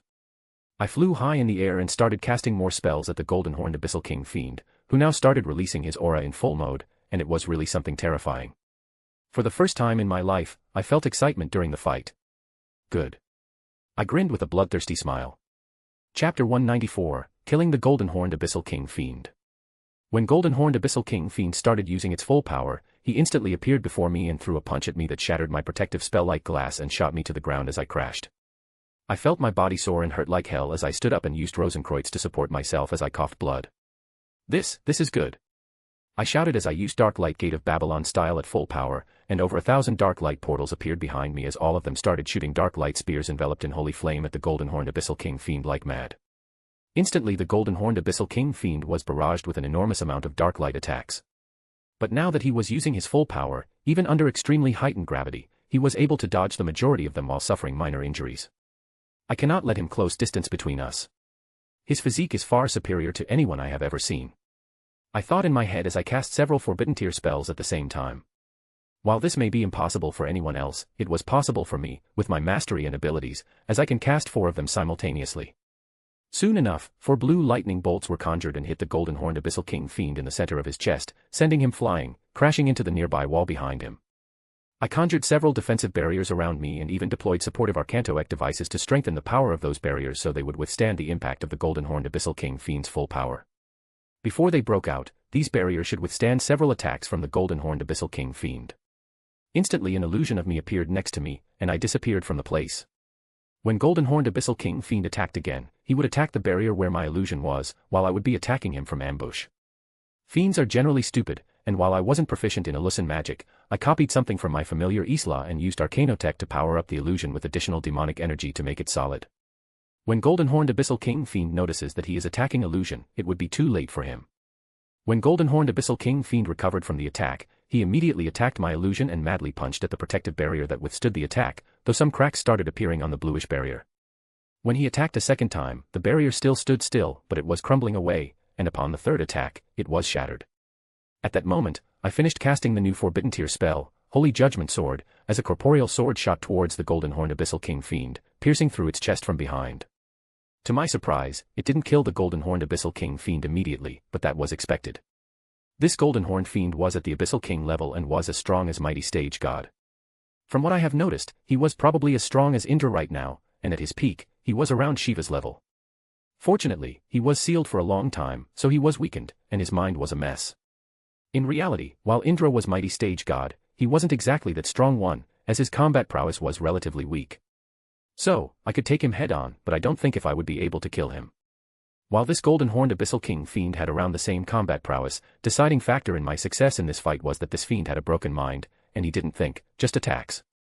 I wonder what Magister Balcoin was doing with him, probably the same thing I would do, experimenting.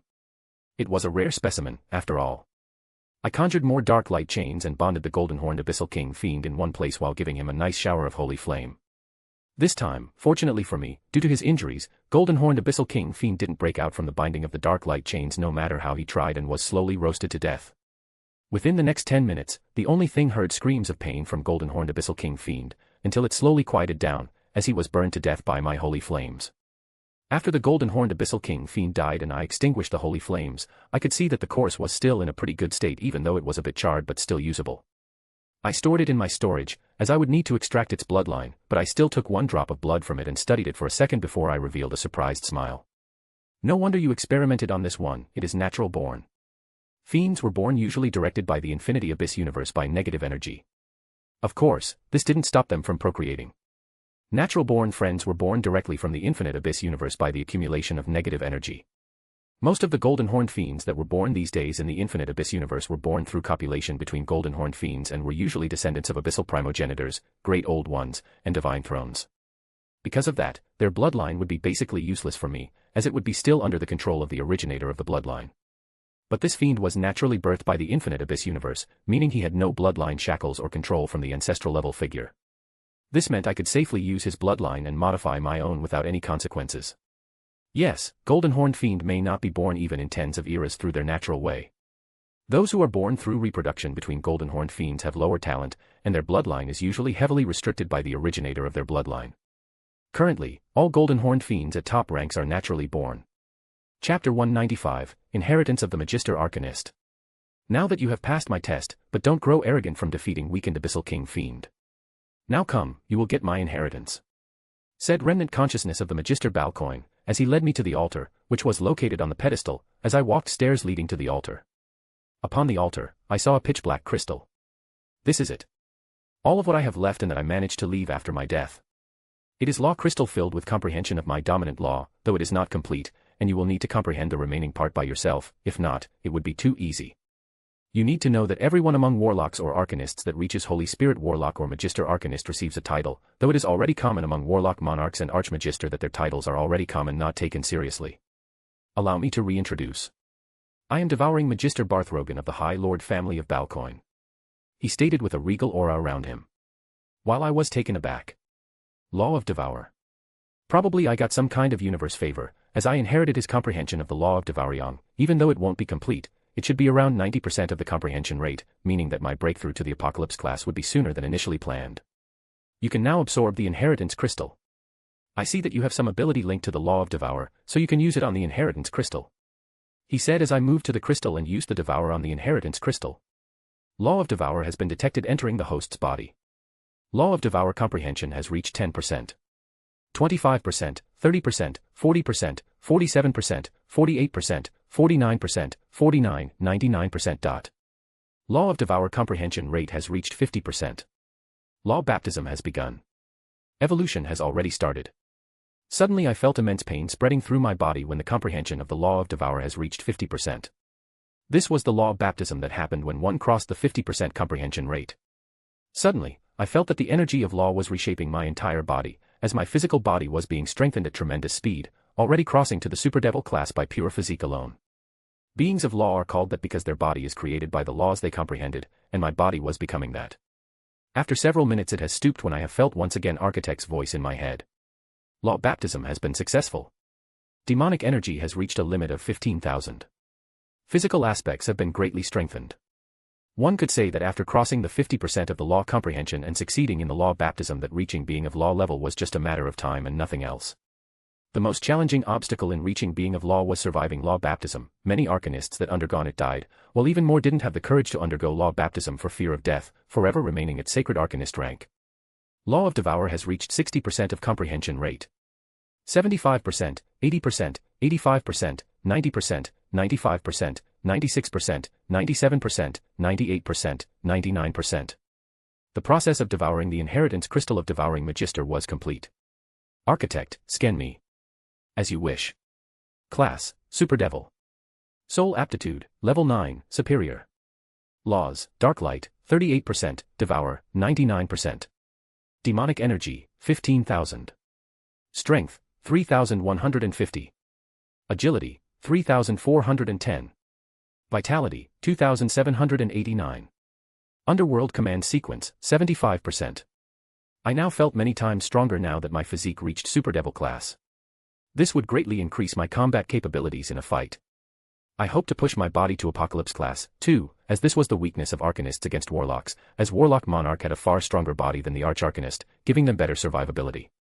The most precious thing gained was comprehension of the Law of Devour, which was already at the 99% of the comprehension, and only 1% was separating me from reaching the Apocalypse class, which would open an entirely new world for me. To be considered as a real powerhouse in the astral boundary, then one needed to be at least Apocalypse class or its equivalent. If I reached Apocalypse class sooner than I thought, then my plans could start sooner. Most importantly, I can contact Melvazoa, an Eevee god of machine lifeforms that ruled over half of planet Eevee Atolled. They were pretty interesting, and I set my sights to obtain for Baator, especially they would do splendidly in Mechancium. And if they didn't cooperate, I would let Architect assimilate them one by one. He already got the body, albeit primitive, and the body of Eevee would be best for him, as it could achieve innate godhood. I see you are done, said remnant consciousness of the devouring Magister Balcoin as he awakened me from my trance. Indeed I am. I nodded. Then you can be on your way. This plane will destroy itself within 60 seconds. He stated as I prepared Arcanotech device that had an inbuilt astral gate and could be used to open astral gate to a plane, which already has been registered at the device. I instantly activated it and entered the gate. He created this self-destruction as a countermeasure that someone got his hands on the Inheritance Crystal without his approval. Then without knowing that plane would self-destruct, the offender would die. After he informed me, it took me around 15 seconds to open astral gate and disappear from the plane. Chapter 196, A Daily Life of Hildegard Lucifuge Lucifer. Draconic Deus, Underworld, Baator, the former territory of Egyptian pantheon, several days after Emperor's departure. Hello, mother, it is good to see you here. Greeted Hilda, her mother who came to visit her daughter, as she was working hard past days, in the stabilization of the former territory belonging to the Osiris. Hello, daughter. Greeted Graphia formally. Both of them were formal with each other as they followed the protocol of conduct among high-ranking officials of the Baator and the military. So what is the reason for your visit, mother? I doubt that you came all the way here from Aner Londo just to check on me, asked Hilda as she led her mother to the office room, where they sat down. Of course not, I need to check up on this territory, as soon after your work is done, only tribes that swore fealty to the Empire would be moving here and making this place their home. Several million of them would be migrating from Earth to Underworld within the next half a year, so I need to oversee this personally. After signing the alliance with Shinto, we got a clause in the agreement that any vassal species of the Shinto can join Baator if they are approved by Baator. Stated Grephia as she started pointing on the map which territories would be inhabited by Oni tribes that pledged themselves to the Baator. Many of them chose so, all tribes that lived on the Earth chose to swear fealty and migrate to the Underworld, as the environment was much better here, and the majority of tribes that already lived in the Underworld also chose to swear fealty, while the remaining ones are still in process in negotiation. Also, I heard that after you complete this task, you would be promoted to the Commander-Commissar rank in the Commissariat. Said Grephia as Hilda nodded. I already was notified by Commissar General about it. When that happens, I will ask for reassignment to the Ishgard. The city is still under construction, and there is a need for Commissariat officers. Explained Hilda. Currently, Baator has capital city, which was Einerlando, and several major cities of Graylian, which were the city of Arcanotech and Inselheim, which was mainly inhabited by Aesir and Vanir that came with Hela or after her. Some many minor cities or cities were seats of power of noble houses. Then there was Augustgard City or Ironforge that was the capital for dwarves of Baator. Cities of Augustgard, Ironforge, Inselheim, Graylian, and Ishgard were creating together the shape of pentagram, with capital Einerlando in the middle of the pentagram. Also, they were all interconnected with each other, so they were called pentasities. Indeed, one of the newly made major races of the Baator were dwarves that started migrating from Earth, 9 realms, and one plane in the dimensional gap that was inhabited by dwarves but was on the brink of destruction. Baator was a place that treated all races fairly, as long as you were citizens. Practically no discrimination among species existed, while it also recruited species that were not citizens to the Baator, as it would strengthen it. Every person who became a citizen would swear the Solgius to never betray Baator, among several other things. I thought that you would choose something closer to the Einerlando. It doesn't have anything with the fact that Jabberwock's legion would be stationed in the Ishgard, right? Asked Grephia with a bit of tease as her daughter stiffened a bit before her cheeks blushed little, and then she shook her head in denial. Of course not, why would I follow that brute? Said Hilda with a quiet voice that seemed like a whisper. Of course, of course. When I was young, you were like me, but I had Venelana to push me forward with your father because we were competing. If you wait for too long, someone will snatch him. Teaser her Grephia with a small grin. Hilda seemed to be lost in her thoughts as Grephia just shook her head. Now, back to the business. What is the current state of this territory? Asked Grephia as she returned to her formal mode, while Hilda did the same thing. With the additional help from the execution temple, we were able to find all hideouts of survivors, and we have glassed all of their holes.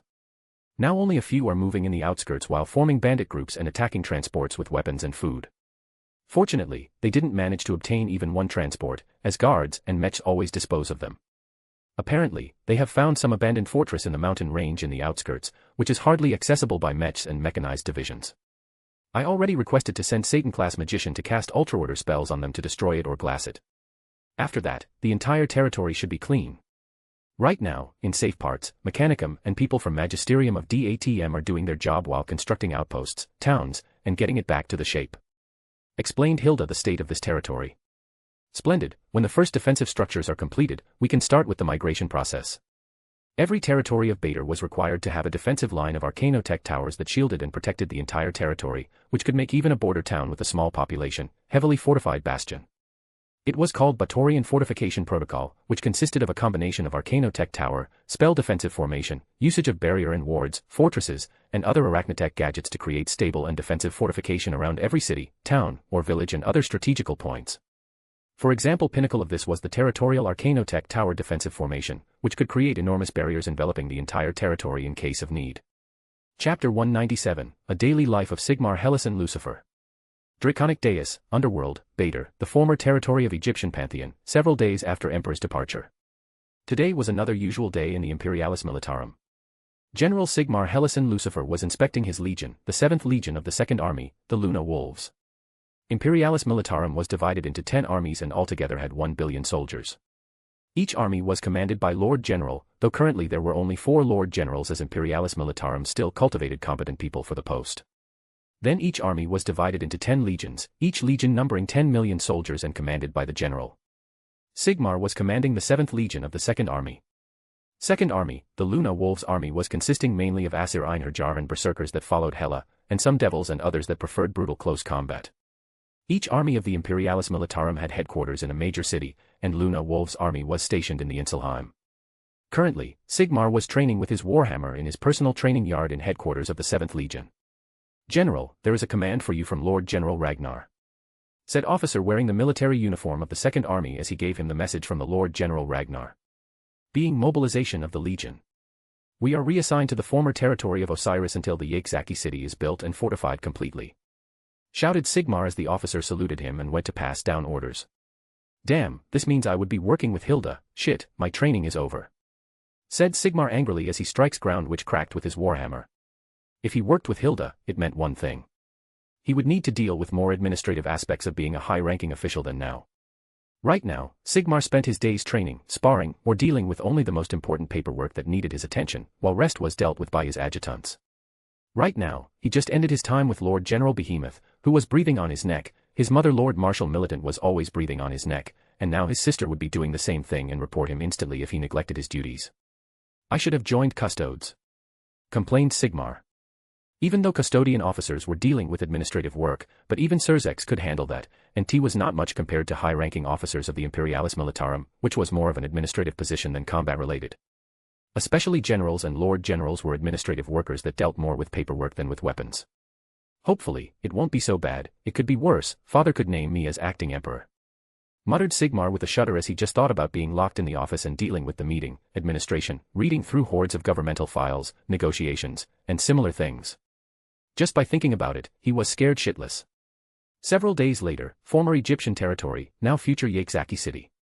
The future Yaxaki city was still under construction as countless workers, mechs, and people from Mechanicum were running here and there, building buildings, walls, Arcanotech Tower, and other essential structures. The future Yaxaki city. Sigmar oversaw the accommodation process of his legion until he was interrupted from his process of thought by someone coughing to catch his attention. "Hilda, you are already here," said Sigmar as he looked at his sister. "Brother, I need for your legion to march into the outskirts of the territory. Many bandits are roaming around, and we need to clean that area before we smoke rats out of their holes," stated Hilda as Sigmar revealed a bloodthirsty grin. "Finally, some action. I was already getting bored," he said as he gripped his warhammer in his hands. "So, what are you going to do after finishing your mission here, Hilda?" asked Sigmar as he looked at his sister. "Reassignment to the Ishgard city," she answered stoically as he had a sly grin over his face. "Then you can be with your boyfriend more often, right? You can finally fucking marry and let this charade end," he said with a teasing voice as Hilda blushed in embarrassment and then started fuming in anger. Why you brute," she said with a shaky voice as she sent a ball of power of annihilation straight at him, which he defended with his bare body while suffering only some superficial wounds. Seeing his stupid face grinning, she got angrier and started sending one dark light orb at him after another, which were all defected by his warhammer or physique. "Oi, sister, slow down, or you will destroy everything around you," he said with a smiling face as Hilda looked around her and frowned. "Just wait, this is not over," she fumed in anger before she stormed out of the place. "Oh god, this was fun," grinned Sigmar.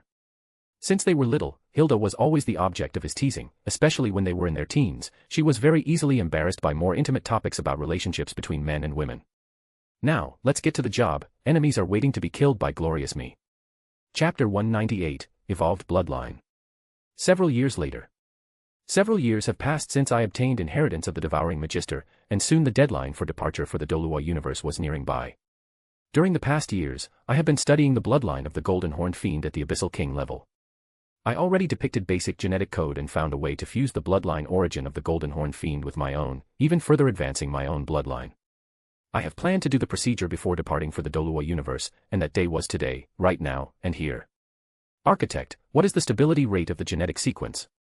I asked Architect, who was in his new metal body, which looked like an advanced robot from the Solar Federation and heavily resembled Arachne mechs. 91.12%. Higher than expected, then let's start. As I lay on the operation table, I said that the Architect in his mech form started inserting needles into me that was filled with a special concoction made from the bloodline of Golden Horned Fiend that was modified so it was compatible with my DNA. As the first needle was interested, a magic sequence was activated that stimulated both bloodlines and started smoothing the bloodlines in my body with additional magicule particles. Contrary to what I had expected, it was less painful. Bloodline integration at 57%. I heard the voice of the Architect in my head, as I felt my entire body pulsating with power, as my physical body was being strengthened by each passing second from the fusion with the bloodline of Golden Horned Fiend. Devils were species whose creation was based on fiends of abyss, so our genetical sequences were very similar, meaning bloodlines between our two races were compatible to high degrees. While devils were more inclined to magic aspect, fiends were more included to physical aspect. Combining these two would create the perfect balance between those two, and I could now have the perfect body. Bloodline integration at 89%. As the bloodline integration was nearing its competition, my wings, horns, and tail appeared as I was feeling too many things going on in my body and didn't focus on folding them. The reason why devils were hiding their wings and tails was simple. Going here and there with spread wings was unpractical, while the tail was a very sensitive organ for devils, and in combat, it was a weak point, so many experienced devils hid their tails during the combat, not to give enemy visible weakness. Both of my wings and tail were getting shades of golden color on the ends of my wings and the tip of my tail. Additionally, I felt enormous pain from my head as another pair of pure golden horns have spread on my head. Altogether I had 2 pairs of horns on my head, which made me look even more majestic and intimidating. Additionally, over my left shoulder and left hand, a golden demon tattoo appeared, contrary to the pitch-black demon tattoo over my right shoulder and right hand. Bloodline integration at 100%. When the voice of Architect sounded in my head once again, I knew that the entire process was ended, as I sat up and looked at myself in the mirror. Now I looked more muscular with more compressed muscles, and with a new addition to my horns and new demon tattoo, I looked even more intimidating. Also, I think I looked even more handsome than before, but that may be my narcissism. Architect, calculate my stats. I said as I felt that my physical body had reached higher ends of the super devil, just by integrating with the bloodline of the golden horn fiend, and as this concrete fiend was at the abyssal king level, its bloodline was more potent. Class, super devil. Soul aptitude, level 9, superior. Laws, dark light, 38%, devour, 99%. Demonic energy, 15,000. Strength, 12,456. Agility, 11,498. Vitality, 14,564. With this, I don't have to fear even mighty stage gods right now. Who would have that this would give me such increase in strength? I muttered as I observed the increase in my physical state. While I wasn't a close-quarter combatant, I have never neglected my physical body. Though trained rarely, something that needed to be corrected in the future, my physical body didn't lose to anyone who was focusing on it. The stronger the vessel was, the better magic was. For example, suppose Super Devil class magician used too many forbidden tier spells. In that case, he could suffer backslash if his body was at the ultimate class, for example, as casting such potent spells would often result in violent injuries if they are cast in high numbers continuously one after another. Then, reaching Apocalypse class, my body would be at the same level. Finally I have achieved equilibrium.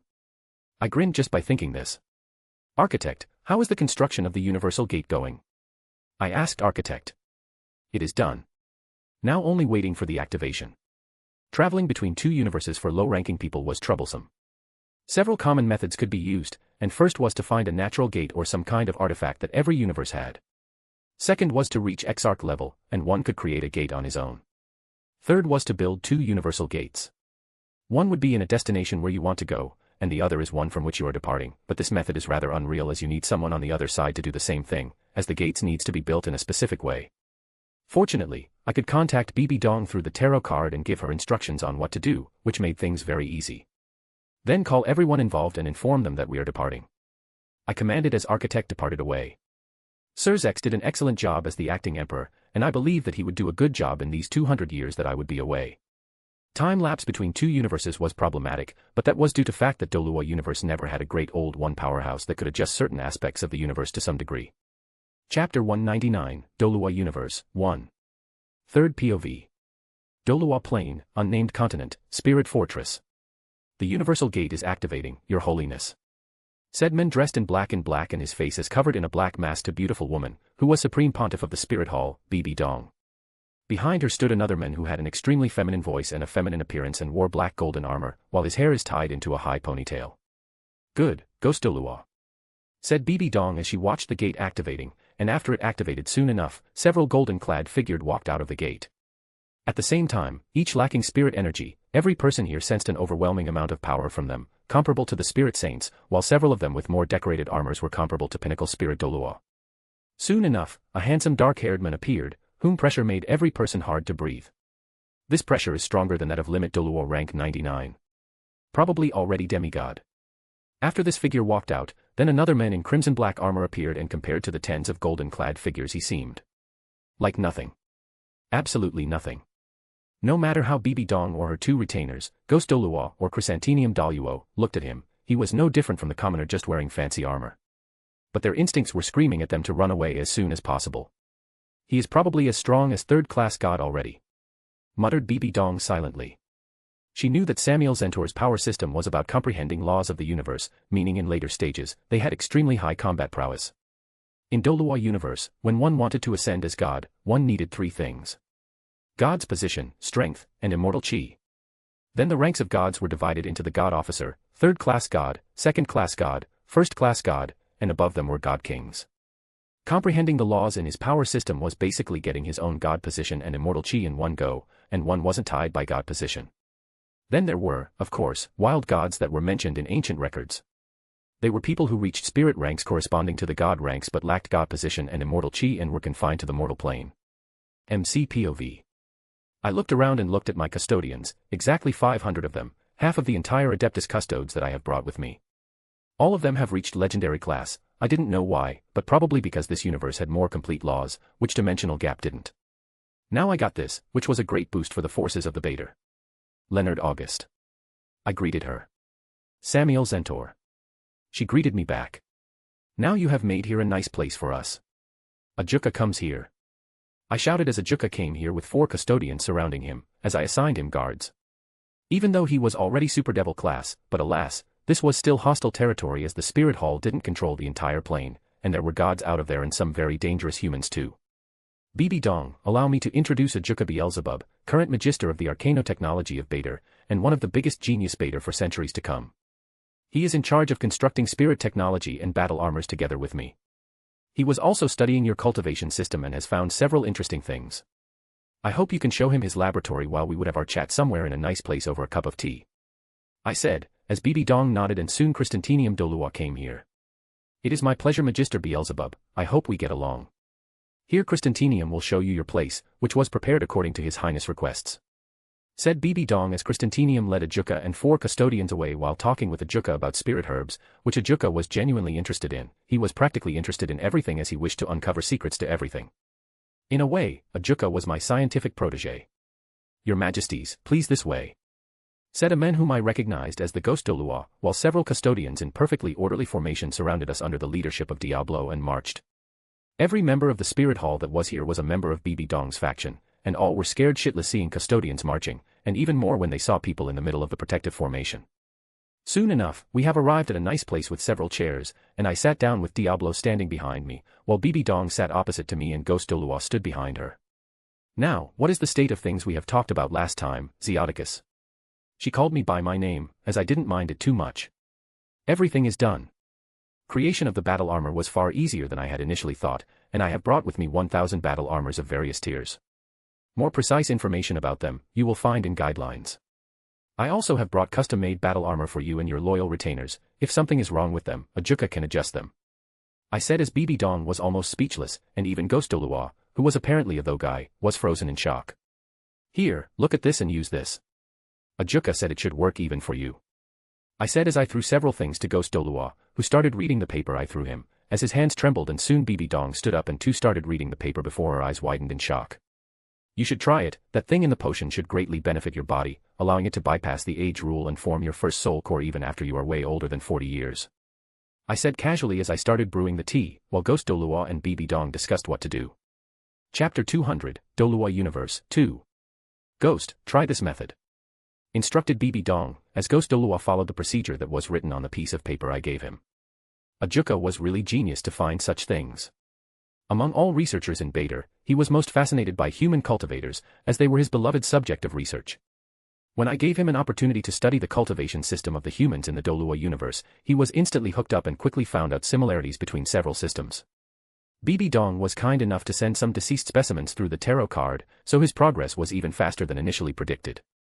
The entire process took only several minutes until the Ghost Doolua was done with this. After he finished condensation of the first soul core, he started condensing the second one, which could be condensed after unreached Hyper Doolua, meaning spirit rank 95. How are you feeling, Ghost? Asked Bibi Dong as she observed changes on the Ghost Doolua, who appeared to be a lot stronger than before, even though his spirit rank didn't increase. The benefit of the soul cores was in the increasement of the recovery speed of the Spirit Master's spirit power, and one could store more spirit energy in their body. I feel that I will reach spirit rank 96 within the next month or so. My spirit power recovery speed has increased tremendously, and even energy reserves were expanded by a lot. He answered swiftly as Bibi Dong had a delighted smile over her face. Till now, all of her subordinates were weaker than elders in the Hall of Elders, but now that could easily change. Though with Solgius, elders would become her puppets, basically. Good, now go to cultivate and try to reach spirit rank 96 as soon as possible. Share the method with Christantinium and several loyal followers to me. Ordered, she as Ghost Doolo bowed deeply before he disappeared into shadows, leaving us alone, as I also sent Diablo away to do what he wanted. While Diablo was my servant, he was more of a friend and companion than my protector during the years. So, I take it that you are satisfied with current development? I asked casually as I finished brewing my tea. Yes, after the elders are dealt with, I can expand my influence however I wish. She sipped her tea. So, how is the state of the Spirit Hall's development currently?